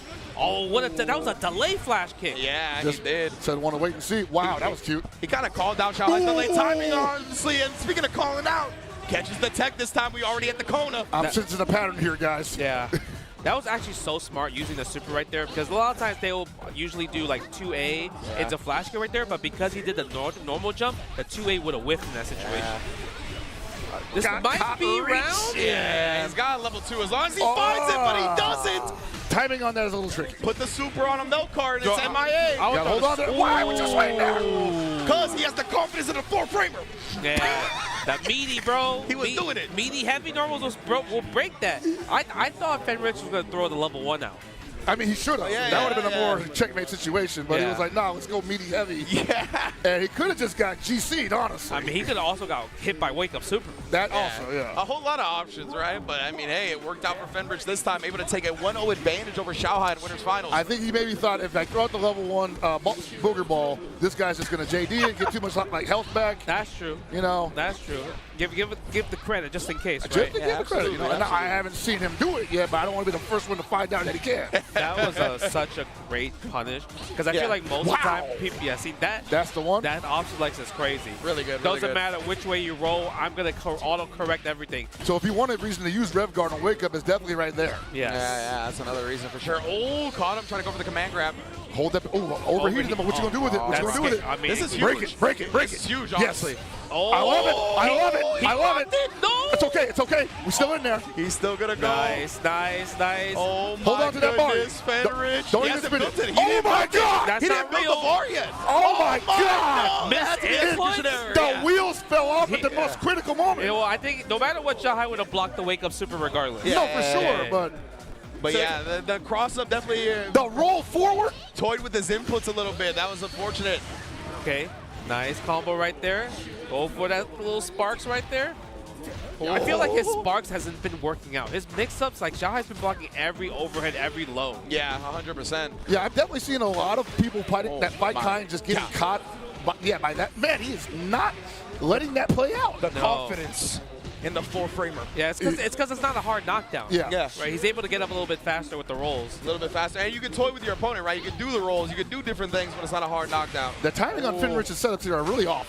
So he throws out the rondo, and then doesn't let it play out. Yeah. Because you want that to cook a little bit so that when you throw out a normal, It'll combo with that, It'll combo right? into that, or it'll block string into that, and then you get to do another normal after that. Nice backdash right there. Standy. No, confirming a super take out as SPG. Fenrich, I mean, looking good right now. I like that Huge combo. Great corner carry as well. Yeah, the thing is, it's so hard to check the dash stand C. He did, man. That a little bit too thirsty for this round victory, perhaps. He could get guard broken. No, he's going to break his guard. Yeah, 100% right there. But look, Open now up. Xiao Hai is in overheat. So this He might is. work out in Fenrich's favor if he is able to escape the situation. Oh, the delay! Oh my goodness, hit him with a quick hezzy. He held up. He was scared to come did, back. He's trying to jump. He's trying to jump. He held up. And you can tell, but like you mentioned earlier, right, Fenrich, we saw a delayed flash kick on Wake Up. He's delaying his options a little bit on Wake Up. That was a really great call out from Xiao Hai right there on the timing of that. And that definitely is what you're going to see people do against people who start getting good at guard canceling. Yeah. You just switch the timing up You on have those wake up to. buttons, yeah. Nice, using the reflect. What a challenge using the 2A and the EX in the situation. I felt like that was very Street Fighter-ish. Yeah. You know? Most def. Oh Big my counter hit. goodness. You was trying to take your turn, Okay. There we go. I like it. That's what I want to see. Exactly, That's right. That was a properly timed sequence right there. And that makes them nervous because, like, man, I'm about to get the offense reset on me, and I'm already close to overheating. See, it's so hard for him to check that. Bullying him. It's so hard for him to check that. Because the stand C flash kick into flash kick fade, into stand C flash kick fade, or regular flash kick, it's so hard to notice between the two. 100%. Oh, he let go of the rev guard. Oh, wow. I feel like if you're going to hold up, you might as well flash kick that bad boy. I mean, basically, right? Yeah. Might as well flash kick Or that take bad it to boy. the sky one way or the other. Wake up super. I feel like the next thing we're going to see is either a Wake Up Super or DP Flash Kick, I should say, from Fenrich, honestly. I think the ups have been countered too heavily. I think a wake up kick super would definitely fit the bill right now. Just to show him that he got those. Is he going to block? Yeah, I was going to say, I think he just got blocked for a second, but it was the late Flash Kick again, actually. Yeah, it was. Nice. He can't. Oh, wake up. Forget about it. Reversal. Look at the option select dash. It's so good from Xiao Hai. It's He really is catching smart. everybody. And then And there it is. The delay with the command grab. Not dead yet. Not dead Not yet. dead yet, but ain't much he can do after here. 4 framers, baby. It's a delayed 4-framer too. Again, he blew All up the his time in the timing world. again, right? We saw Fenrich get counter hit. Like, he is calling out these delayed wake-up timings from Fenrich. Hard body. Bro, Xiao Hai got a family to feed. You know, That's right. He got What did he say last year? He's like, I proved it myself, and I'm going to do it again. Yep. Okay, let's see what Fenrich can do right here in this situation. Because I think what's also, Xiao Hai is getting a lot of jumps, which is kind of uncharacteristic, but it's forcing Fenrich to press the button instead of holding his charge. Yeah. Yes, indeed. Ooh. Yeah, Fenrich is not comfortable at all right now. He's like, look, I got some stuff, but I'm not. It just feels like he doesn't really believe. Yeah. But I mean, now he got an overheat, so that's looking good. I like this. I like this. Yeah, look at that. The second hit of the C blew up Xiao Hai's guard cancel There it is. attempt. Wow. Nice. Actually, that's great. That's great. Yeah. Doesn't spend the He can EX still right guard break. there. Yeah, because you look at Jesus Christ. Blew Flash up and kick. caught him. Overheat though. Bro was just like, please don't guard break me. Whatever you do, don't guard break me. There it is, the guard Nice. crush. But you gotta be careful now. It's Xiao Hai's turn. This is still a chance for Xiao Hai, most definitely. A couple more of them kicks might actually do it. Oh, the fireball's gonna knock him down. What's gonna happen here? He was Oh scared. my God, he's cooking it. He's cooking it. The 49%. Oh my God, 49%. man, grab Super. Xiao Hai. Time to super 2 that bars, bad 2 boy. bars. Don't even need it. Level 1. We good. Xiao Hai in the building right now. One round away. Yeah, so what you backing up for? You I'm about to get guard you broken. understand that. She's the best grappler. She's the best zoner. She got the best normals. Best anti-air as well, too. Nice. Nice little feint right there with the 2A. Oh, all right. Let the flash kick rip. Oh. Ooh. Take it to Okay. the corner, got him out of SPG. Wow, this Now, guy. yeah, it's not real. Yes, indeed. You have to be hard knockdown to throw Yeah. the orbs out, man. Yeah. Throw the rondo with the hard knockdown. Exactly. Can't do the fake stuff. And again, you see all these rolls are just getting blown up because of Xiao Hai's option select. And you bring that up, Justin, and I'm starting to see that, like, Fenrir's just not really managing the resources very well either. Not.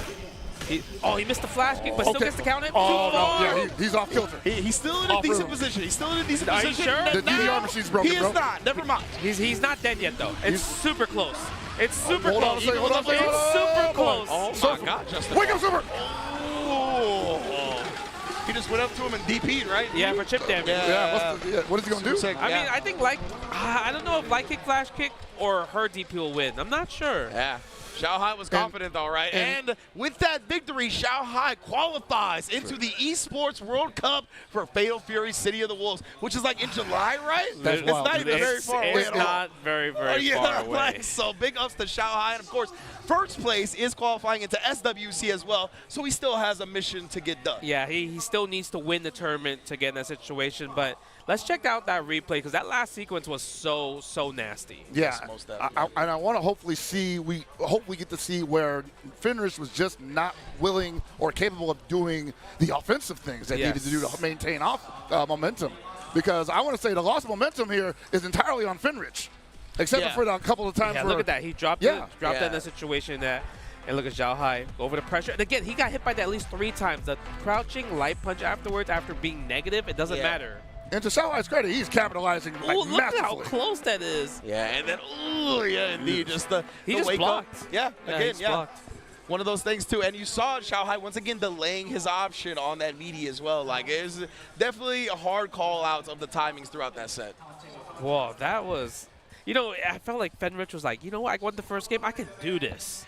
And then Xiaohai just smokes him like the next 3. Yeah. So I will say that it's more likely that Xiaohai is more used to playing the player than Fenrich is. Yeah, I can see that. Definitely, like, historically, Fenrich is like, I'm going to put you in my stuff, and you're going to have to hold that. That's it. Exactly, yeah.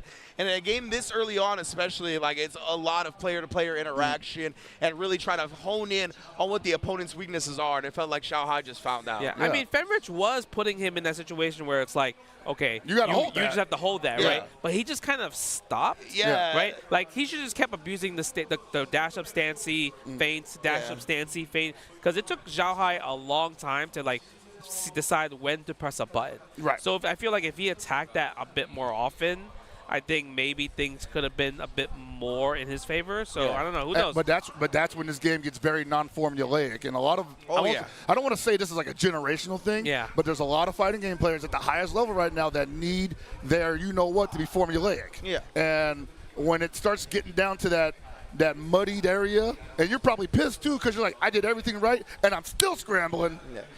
And to me, this game is like, that is the whole thing with this game, right? Is that it is anti-formulaic. You cannot autopilot, especially once we get used to everything. Any type of autopilot decision is going to get smoked. Yes. So, yeah, I'm very excited to see that evolve. Yeah. Now, we'll give him credit. He was taking advantage of those counter hits pretty well. He's got a go-to counter hit juggle combo. A lot of people ain't got those yet, at least not optimal. So I do expect to see a lot of big things from Fenrich, and he's not out of here yet. He's just in the losers finals. Yeah, he's not out of it, but, I mean, Nemo is here, bro. You saw how hyped Nemo is to get into that top 3 situation because he knows that he's literally one match away. And he is also in the hot seat, but not in the losing way. Fenrich is probably maybe thinking like, oh, what could I have done better against Xiaohai? Yeah. And Nemo's like, listen, I'm about to cook you first. Yeah. What are you going to do better against me? Yeah, I'll worry about Xiaohai later. Let me get this EWC qualifier spot right now. Precisely, right? Yeah, Nemo is definitely coming in with a whole lot of momentum, while Fenrich, he just let one qualifier slip through his fingers, right? So that could be weighing on him a little bit, and it'd be very tough. He's got to have that short-term competitive memory, put that out of his mind, try to tackle the obstacle in front of him, because it is a giant obstacle with Nemo. It is a giant obstacle, and the thing about it is that at least Fenrich has this matchup, though. Yeah. Because I feel like with Billy, with his long-range normals, I mean, the fireball can clip that, can hit the pole, right? It has an active hurt box in that situation, so... But the thing is, Nemo haven't been playing that long distance game regardless. Yeah. He's going to just stay in there. But there are going to be those gaps that he's taking advantage of. But I feel like if you're crouch blocking the whole entire time as Kind, you have an easier time to react with flash kick against those little gaps in those situations. But he's not comfortable doing that. And that's what so I get why he plays Kind, because Kind is that kind of character we were talking about. Mix-ups. Where it's mix-ups, and I got a sequence, and if I'm doing the sequence right, you got to hold all that, right? Yeah.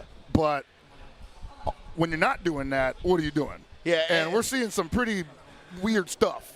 And that's what kind of scares me about this matchup for Fenrich, is that Nemo definitely has the DNA of, I know my stuff and you got to hold that. Yes. But he is also a great scramble player, right? Scrambles. He was down to get in the mud. He's down to get dirty. He's willing to do some wild stuff to call you out. So, like, the fact that Nemo has kind of both of those really well under his belt, I'm a little worried for Fenrich right here. I won't lie. And it may just come down to the character matchup situation because both of those characters can play from a distance. Yeah, absolutely. But yeah, they can, like you mentioned. Yeah, but I would say Kine has the edge here because his distance play is way non-committal. That's true. Yeah. That's true. I think it also